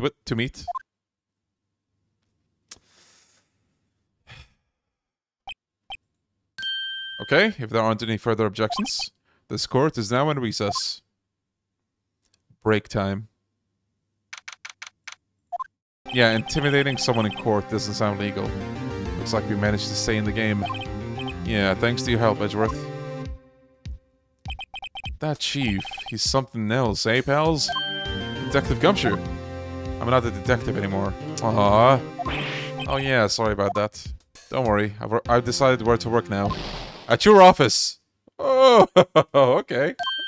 My office? Sure. I'll take the place of that top-knotted girl you used to work with. Could he mean Maya?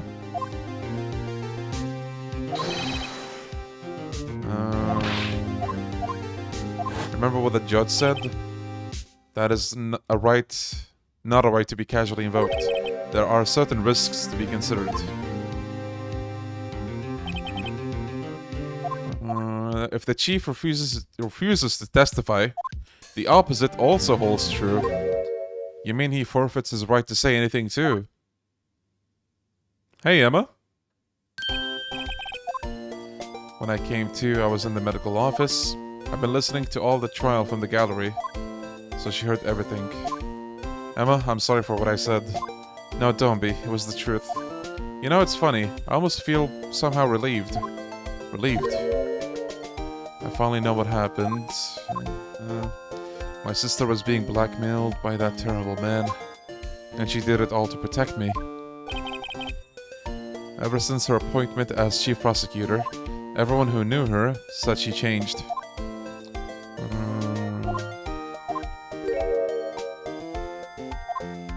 Right. If you want to blame anyone, blame society, pal! Oh, he is so real for that one. No, Carlos. Chief Gant may be able to fool everyone with his forgery, but he can't fool my memory. I remember now. I knocked Mr. Marshall into that armor.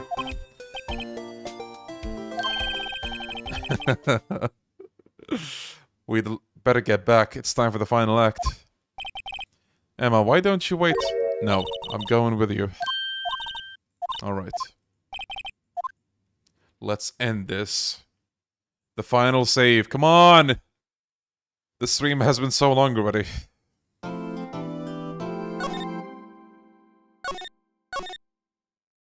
Is this actually the longest case in the whole franchise?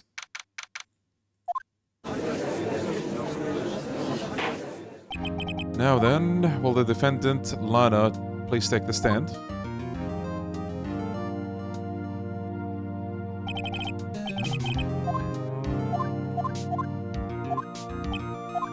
Please provide the court with your testimony, and remember, you're under oath. We want to hear the truth.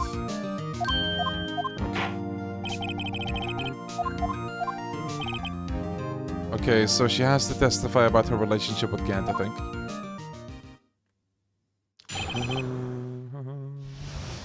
I swear it's about as long as all the other cases in one combined. Yeah, it really is. I worked alongside Gant for years. There's no truth to this blackmail theory. Yeah, Zuni. I fabricated evidence 2 years all by myself. Wait, hold on. There's a fly on the monitor. When I found Prosecutor Marshall's body, I rearranged the crime scene. My only motivation was to get Dark convicted. It had nothing to do with Emma. Right. Are you sure about this testimony? Your Honor, I'm confessing to a capital offense. Of course I'm sure. Lies. If this is true, then that means Chief Gant has nothing to do with this. That's what I've been telling you from the beginning. Lies, lies, lies! We're gonna expose it. Yo, Melon, I'm sorry about the timing. This case is so fucking long. We're still not done. Like, I'm in the final bit now, but I don't know if you're still gonna be available after this. If that's the case, we might just save it for tomorrow. I worked alongside Gant. I think we press everything. How many years? Okay.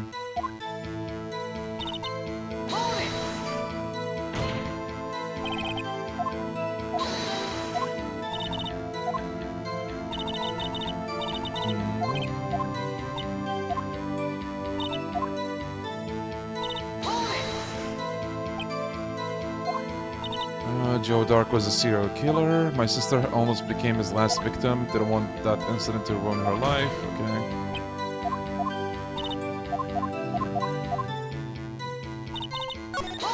I skipped a sentence. God damn it. Wait. Oh, I think I went back. I thought I advanced.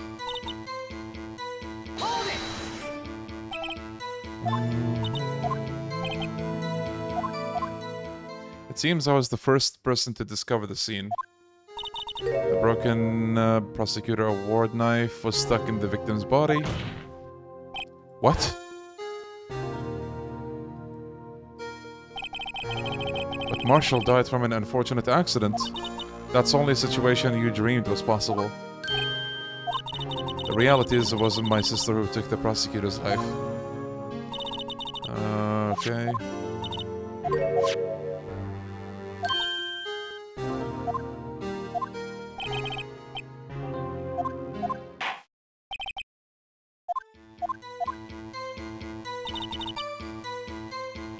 I broke off the tip of Dark's knife, planted it inside the wound, then moved the body. You... They're all like, you did what? You of all people should know, Edgeworth. You've always had a good head on your shoulders. Why did you move the body?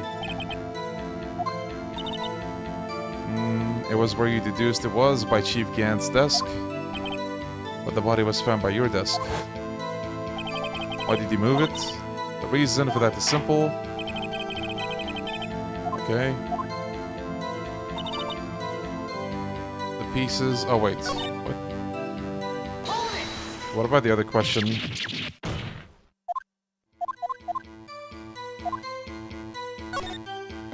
Why did you do that?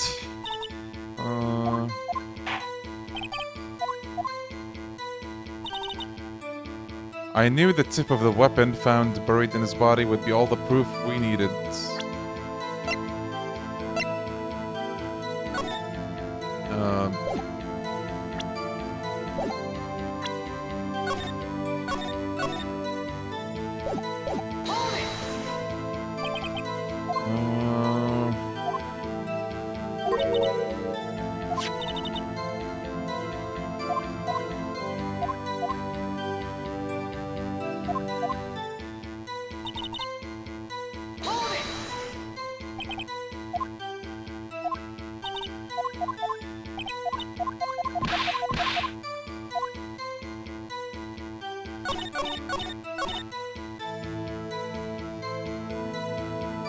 Wait, does this line change depending on the question you tell her? I think it does.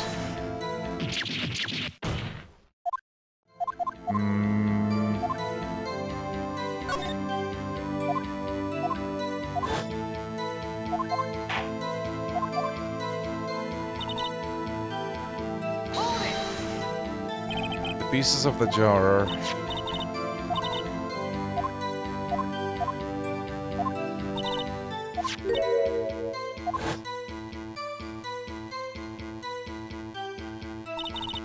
Marshall was dead, Drake was lying unconscious. The jar must have broken during their struggle. What's the matter, Emma? Apparently the jar shattered at the time the crime is committed. But I have a feeling there's more to it than that.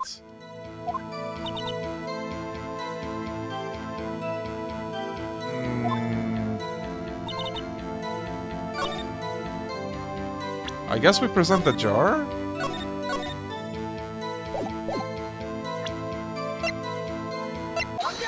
Okay, nice. Miss Skye, I understand how you feel. You committed the crime 2 years ago to protect your sister. You mean the forgery? Right. I'm compelled to bring to everyone's attention a significant contradiction within your testimony. You testified, and I quote, "The pieces of the jar that shattered during the events threatened my plan." That's right. You have a problem with that? A message was written on this jar with the victim's blood. Right. And this is where the contradiction lies. In order for the victim to be able to write his message on the jar, it must not have yet been broken before he died. Oh, wait. Yeah. He couldn't have written Emma's name on a shattered jar. Your Honor, it would appear more information is needed for this jar. We may be missing something critical here.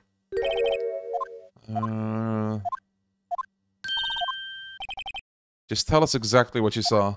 We'll piece together the info. Okay.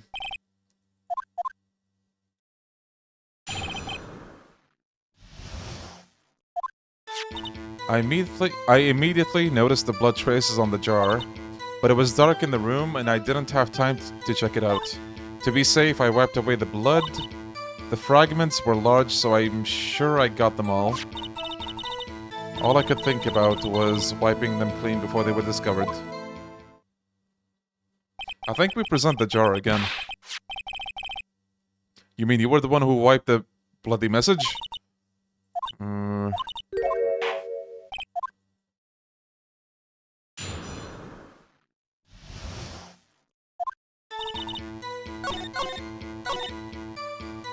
Hold on.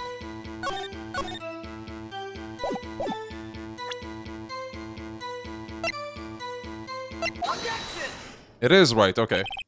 Miss Skye, I believe this jar conceals the truth even you were unaware of. What?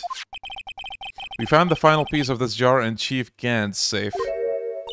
In the Chief's safe? But how? I knew it, she really didn't know.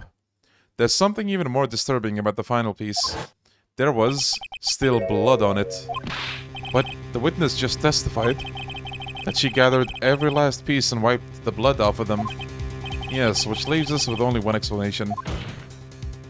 On the night Prosecutor Marshall was murdered, you were not the first one to show up on the scene. Chief Gant got there before you. Wow. But couldn't the defendant simply have missed a piece? I'm afraid that's unlikely. The pieces are too big for anyone to miss, let alone an ace detective. That may very well be, but everyone makes mistakes. Even I once wasted an entire day looking for my dentures. They were in my mouth all along. Can you believe that? Have you forgotten, Your Honor? When the witness arrived at the scene, the jar was already broken. Oh, that. There's no way a name could have been written on a shattered jar. Another person discovered the scene prior to the witness. I know, resource. Okay. The question is, if he did arrive there first, why did he hide that fact for 2 years? Well, Your Honor, can you answer us that? Watch, guys. The judge's breakdown is the most epic thing ever in the franchise. No. No. It's a super budget breakdown. Like, it's just him saying no. Like the head shake. Wait, I'm not the one on trial here. Damond Gant arrived at the crime scene prior to the witness. He proceeded to break the jar and purposefully hid one of the broken pieces. Question: what is this action called?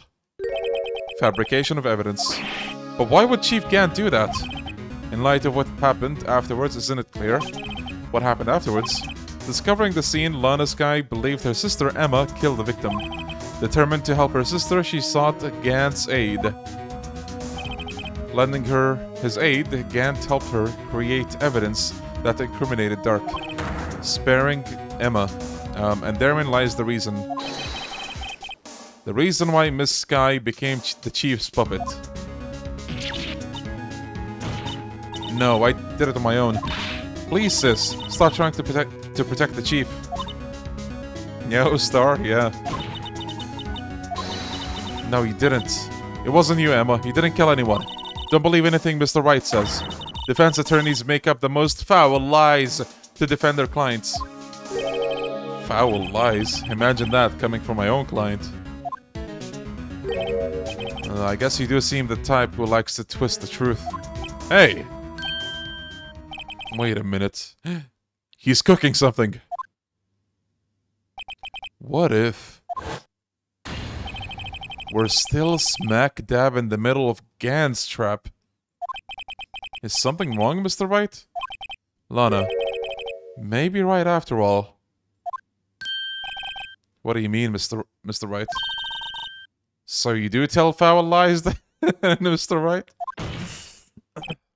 Miss Skye, please testify once more. But if evidence was fabricated behind your back, then Emma's accidental killing of Prosecutor Marshall might also be a lie. But I do remember knocking over Marshall. Miss Skye, if you will. I can't. There's nothing to be afraid of anymore. This cross-examination may not change a thing. However, there is a possibility that it will, if you tell the truth.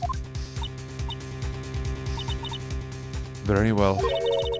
I'll testify about what I really saw. القضية الخامسة. وش رأيك؟ طويلة. فوق 8 ساعات الحين ما كملنا. When I arrived, I found Mr. Marshall's body impaled on the suit of armor sword. Emma and Dark were lying unconscious on the floor nearby. When I saw what happened, I thought she did it. That's why I erased all the evidence that linked her to the murder. I had Chief Gant help me remove the body from the sword and carry it. But if it really was a fabrication, then Emma might be innocent. Unbelievable. The body was impaled on the armor sword? You were the only one who saw that, if only you had proof. Actually, I do have proof. Oh, shit! I gave it to Mr. Wright this morning. What? To me? It's a picture that I took of the crime scene as I encountered it. Oh! I thought it might be needed. But I don't remember receiving a picture like that. Lana must have known. In the book, maybe?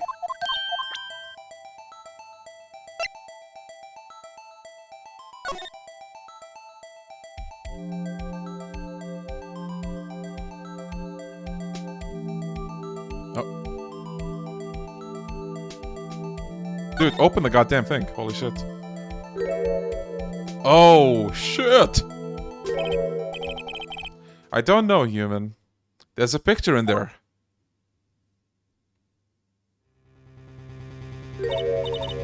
Oh my.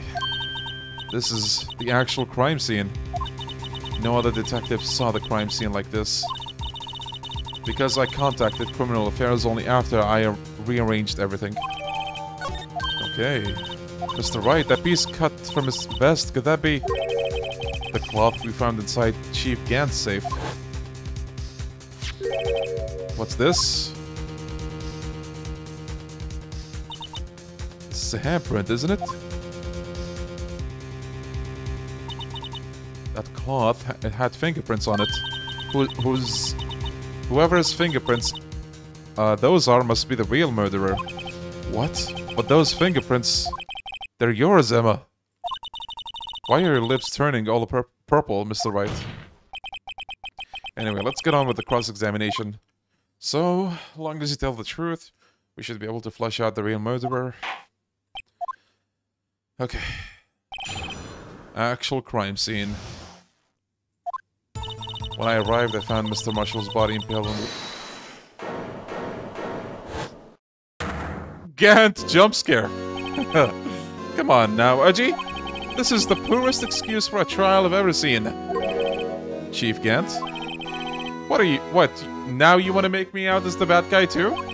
If so, I'd like to put in a word or two in my defense. I'm afraid it's too late for that. What? You already declined to testify. That means you forfeited your right to make statements of any sort. This must be that risk we were talking about earlier. Just sit back, relax, and enjoy the sound of the noose tightening around your own neck.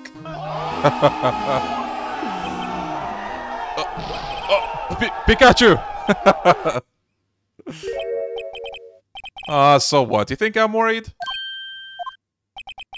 Sorry to disappoint you. But I don't need to make any statements. What do you mean? The evidence will do all the talking for me. Even if I can't testify, I can still present evidence. Yes, that's true. Wait, you mean you still have some conclusive evidence? No, I don't, but someone does. Someone? So, what's your excuse, righto? Why have you been keeping quiet about it? You do have something to show us, right? Something that proves who knocked over Neil Marshall, causing his death? Conclusive evidence that leaves no room for doubt? Is this true, Mr. Wright? Let me save. I'ma save. If I show that piece of evidence now, Emma's sure to be made out as the murderer. Mr. Wright, if you have any more evidence, present it now. And if you try to conceal anything, you will be the one appearing before the Board of Inquiries. What do I do now? I better think this through carefully. I think you have to not show it, actually. Not yet. Your Honor, I don't have any evidence I can present at this point in time. What? You lie! Chief Gant? You opened my safe! I know you took what was inside! The conclusive evidence. I don't know what you're talking about. Mr. Wright, why don't you show them? We found it together. Oh, I see. It's because you know the truth, don't you? You know whose fingerprints are on it. That's why you won't present it. What are you talking about, Chief Gant?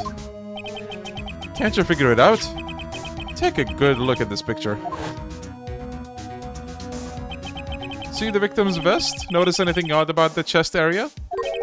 It looks like part of it's been cut out for some reason. You mean you had this in your safe? What? That means you, the chief of police, have been concealing evidence.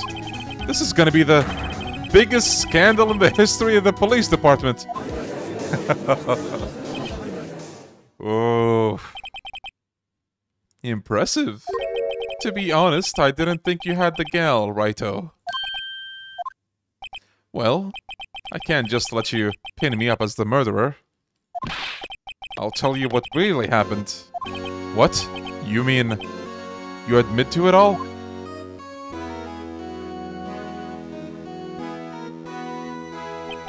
I was the first person to arrive at the crime scene that day.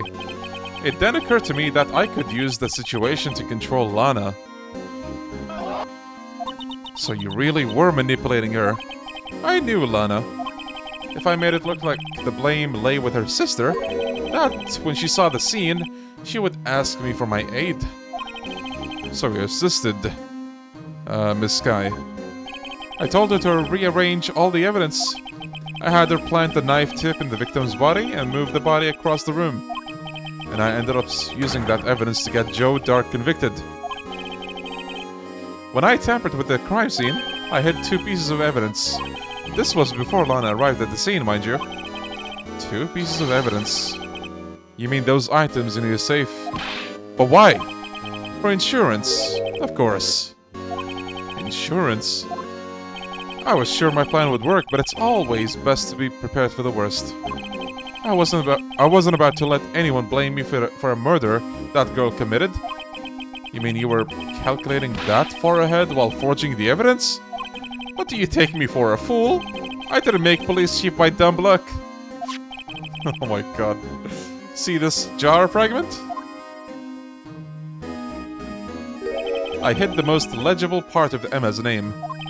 I didn't expect Lana to go and wipe the blood of all the pieces. But if you fabricated all the evidence, what's to say you didn't fabricate the message on this jar too? Oh, ho, ho, ho. Some people just don't know when to quit, do they? That's why I kept one more item for insurance. You mean that piece of cloth? Come on, Wrighto. Cough it up already. I know you have it. What are you waiting for, Mr. Wright? So you admit to it then, Chief Gant, that you were hiding the cloth you cut off the victim's vest in your safe? Yes, I admit it. I didn't want to have to do that, being chief and all. But it's a lot better than being portrayed as a murderer. Well, Mr. Wright, what do you have to say for yourself? Just a moment ago you said you didn't have evidence you could present. Foolish move, Wrighto. You should have shown it then, before it was too late. It's been a long battle. But the moment of truth has finally arrived. As long as I don't mess up here, victory is mine. See, now that the chief of police approved of that evidence being revealed in court, we can legally show it. That's the play here. Your Honor, I do have evidence to present now. Alright then, let's see this conclusive evidence. The evidence that shows who actually murdered Prosecutor Marshall. Let me verify this once more. On the day of the crime, you personally cut out this piece of the victim's vest? Oh, yes! At last you finally bought it out in the open. There's a handprint on this piece of cloth. Your Honor, the prosecution requests that be immediately sent to the lab for analysis. This handprint on the leather? There must have been a strong impact for it to be left so clearly. You mean, it could not have been forged. It must be authentic, conclusive evidence. Why could it not have been forged? It could have been, in my opinion.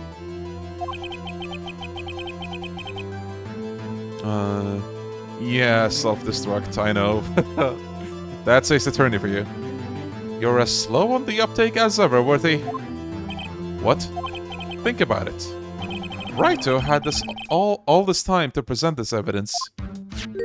Yet he was reluctant to do so. Why would that be?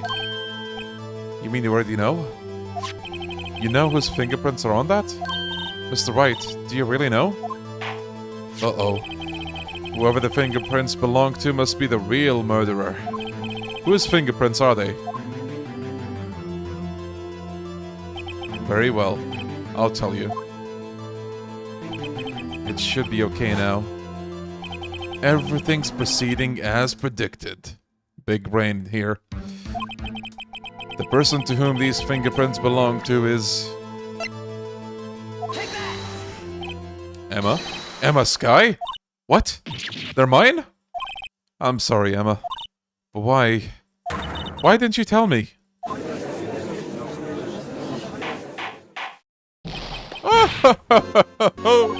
You're really something, Wrighto. You knew this girl did it all along, and you're still trying to pin the murder on me. So it's true. Tragic, but true. This girl really did shove Prosecutor Marshall to his death. How could you? You monster! Miss Skye, you knew whose fingerprints those were all along, yet you acted like she really didn't. Miss Skye, it's not over yet. What? I said this trial isn't over yet. Huh, but I'm afraid it is over, boy. Not only this trial, but your career, too. You purposely concealed this conclusive evidence. That, my friend, is a serious offense. He's cooking something. He's silent now, but watch. I'm looking forward to pressing charges after the defendant is, convicted. I'll have your badge, boy. What's the matter? Cat got your tongue?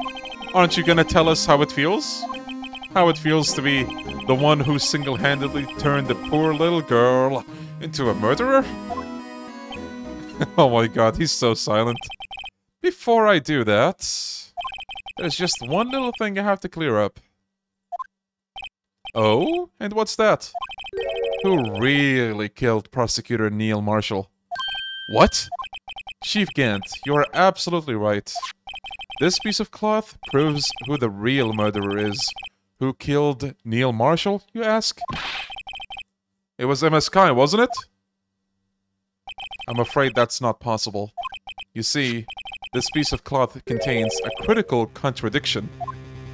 What? A contradiction? What is this fool babbling about? I'm talking about a contradiction. One that proves who the real killer is. This is it, fellas. Mr. Wright, this piece of cloth. What could it possibly contradict? Chief Gant, your tyrannical reign ends here. Behold, the piece of evidence that contradicts this cloth. So, here's the play with this one. Take a good look at the vest and like the cut part. If the cloth was taken after he died, there should be blood on it. Does that make sense? I'm actually trying to explain it a bit more clear, but like I'm also kind of confused, not gonna lie. But like in my head, I understand the reason.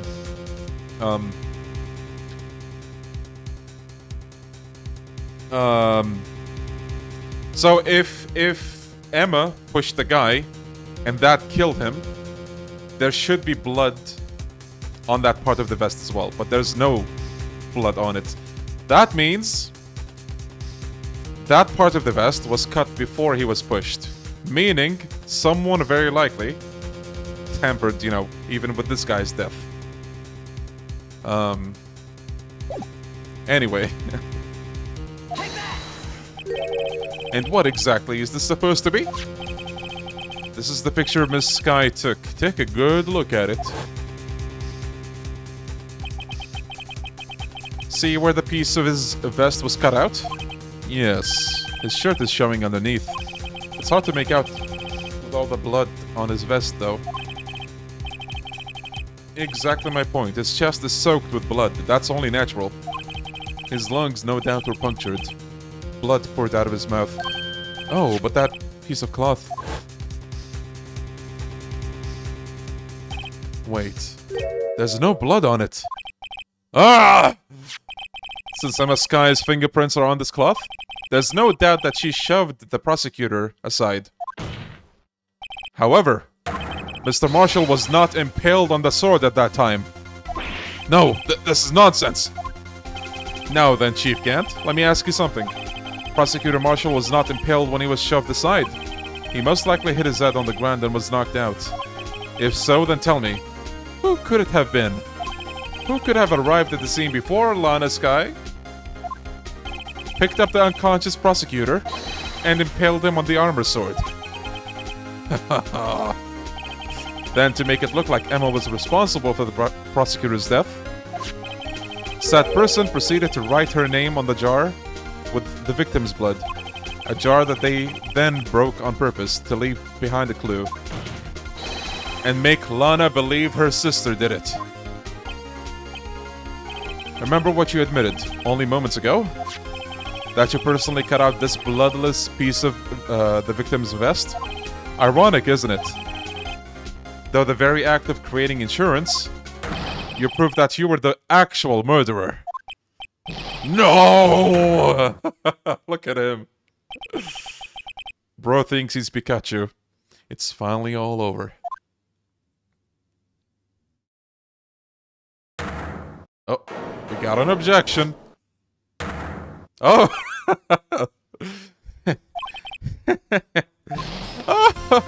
Oh, that was close, Wrighto. You almost had me. Sorry, but you'll have to do better than that. I refute your allegations. What do you mean you refute his allegations? You see, that piece of cloth is illegal evidence. Nice, I'm glad you're enjoying it here, at least, Resource. What nonsense is this? Illegal evidence cannot be used to convict a suspect. Remember, Aji. Earlier, all Wrighto here concealed that piece of cloth. So then, what's your excuse, Wrighto?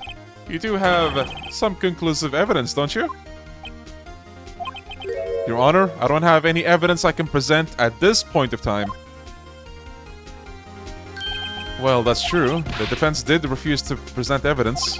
At that moment, that piece of cloth ceased to be legal evidence. But that's not fair. Ho ho ho ho. Do you actually think you could best me in court? It looks like the last laugh's on you, son.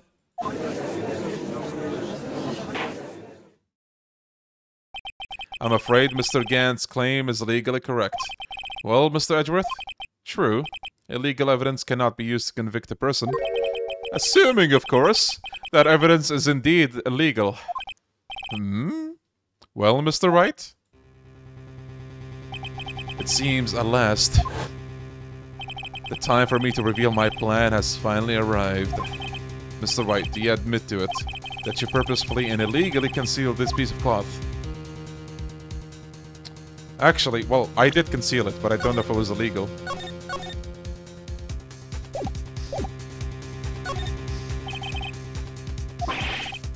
Okay, I'm supposed to pick the other one.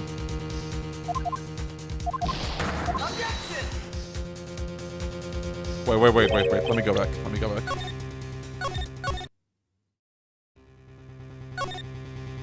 I admit that I refused to present it at one point. Aha! So the evidence is illegal. No, it isn't, Mr. Gant. Huh? It's not that I didn't present evidence then. It's that I couldn't. What do you mean, you couldn't? There are certain procedures involved when presenting evidence. No, Aji! Don't listen to his lies! He's nothing but a coward! You can't really believe... Objection! Hell yeah, go Edgeworth! There's only one issue left to be resolved in this trial. Is this evidence legal or not? Very well, let us settle this once and for all. Earlier, you refused to present evidence. If you can prove your conduct was not in violation of the law, then do so now. Lana, thank you for the law book. This is my proof, Your Honor. Evidence law. What's this? I've done my homework too, Chief. Indeed, Lana Skye's fingerprints were on this piece of cloth. However, at that point of time, this was merely a piece of cloth, nothing more. What? You see, it's written right here in this book. The second rule of evidence law. Rule number 1. No evidence shall be shown without the approval of the police department. I found this piece of evidence myself inside your safe. It goes without saying, I did not have approval from the police department. Rule number 2. Unregistered evidence presented must be relevant to the case on trial. And here's the crux of the matter. You see, at the time it was impossible for me to prove the relevance between the cloth and the SL9 incident. What? What kind of nonsense is this? You want real relevancy? Just take one look at this picture and... Sorry, but can you recall when was that picture presented? Wow, he has a good memory. That was shown only a few moments ago. No, he's right. At the beginning of today's trial, that piece of cloth was still meaningless. The person who gave it value as evidence was you. Damond Gant. You yourself confessed to a certain truth. Let me verify this once more. On the day of the crime, you personally cut out the piece of the victim's vest. Oh, yes! No! It was then that you approved this cloth as conclusive evidence. Yes, you, the chief of police, personally approved this cloth. The only person who could have cut this from the victim's vest is the one who stood before Prosecutor Marshall in his final moments. In other words, the real murderer. And there's only one person who that could be. Damond Gant, the killer was you!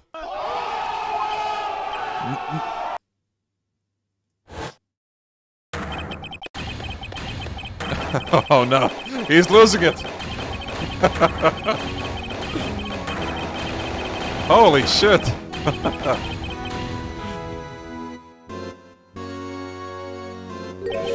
I knew I should have gotten rid of him. That good-for-nothing scum. For 2 years he's been snooping around the department, trying to get something on me. Crimes are being committed every day, yet he insisted on hounding me. Well, your crime wasn't exactly petty. He wanted to reinvestigate the case? He recruited Angel Starr, then convinced Bruce Goodman, Detective Goodman. Yeah, that's right. If the evidence is transferred, I'll lose my only chance to find the truth. Please, you've gotta help me. Goodman turned him down, as he ought to. Still, Jake Marshall didn't know when to quit. He stole Goodman's ID card and tried to take the evidence. Goodman came to me that day. He wanted to file a lost item report. I went with him to the evidence room. Then all of a sudden, he decided to speak out. Clown Booba lady? Wait. I don't remember that character. Is that in 6 maybe? Oh. What are you talking about, Goodman? Can you please reopen the investigation, Chief? We can't transfer the evidence out. There are too many questions left unanswered. He opened his evidence locker, and as he was taking the evidence out, he said, "It's not too late. I'm gonna hand all this over to Marshall." Well, to be honest, I was a bit taken back by his words. I had a bad feeling he came to see me, but I never thought he'd bring up SL9. That's when I saw it. That accursed knife.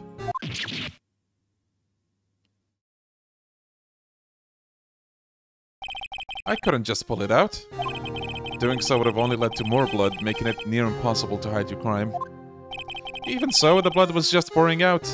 I didn't know who might stumble in, so I hurried to wipe it up. I was worrying so much about the floor, I didn't realize my fatal mistake. The bloody handprint on Detective Gumshoe's locker. I used to be known as the crime computer, but everyone has to start somewhere, I guess. I was too nervous. Look at this guy. He actually reminds me of a real murderer that I watched a video about. I don't remember the name, but there was a serial. I think it was a serial killer. I think they caught him by mistake, and like whenever he talked about his crimes, the way he talked about, like, you know, the whole day and how it went, you wouldn't think the guy was a murderer. Like, he was just talking like it's like listening to your grandpa, basically. It was just terrifying, honestly, because, like, think about it. It just, you know, further pushes the idea that it could be anyone, you know? It's scary.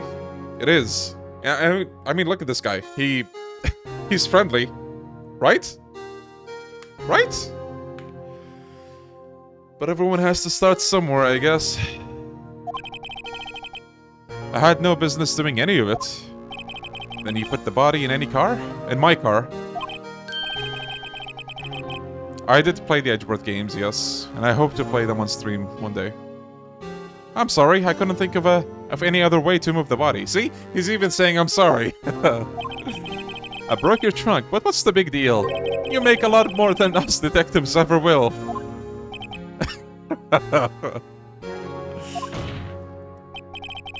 Yeah, like... Okay, this guy didn't look innocent, but like the way he talks is kind of friendly. Until he hits you with that stare. Then it's like, yeah, this guy murdered somebody. Leaving the prosecution's car aside. How? How could you get Miss Skye involved in all of this? Well, she had as much to lose as I did if the truth came out. So you took the evidence from Detective Goodman's locker. I felt bad for having to do it. I also didn't have the time to pick and choose what to take. So... you left the jar of fragments in the glove. Yeah. It looks like I was better off being an investigator of crimes than a committer.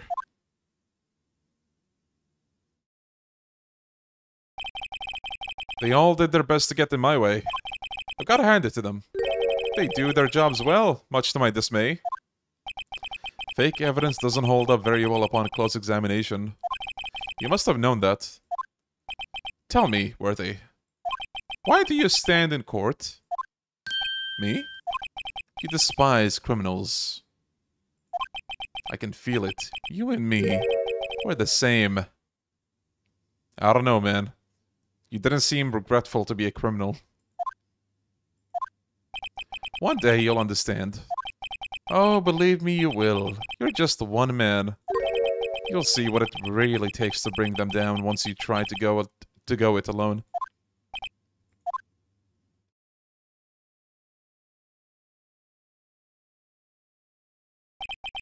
Well, looks like it's time to say goodbye. Oh, Aji. What? Looks like we'll have to cancel that lunch date. Sorry, old friend. I'm sorry too, Damond Gant. I knew you as you used to be long ago. You were once a fine investigator and an example to others on the force. I'm sorry to learn that you are no longer that person.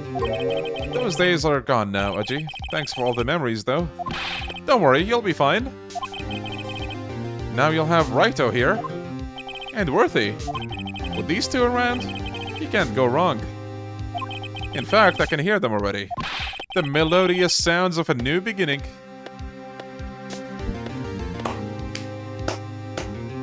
He's clapping at how good this case is. There are two things I want to ask you. I want you to understand. Yes? First, your sister never hurt anyone. Second, Damond Gant betrayed you from the beginning.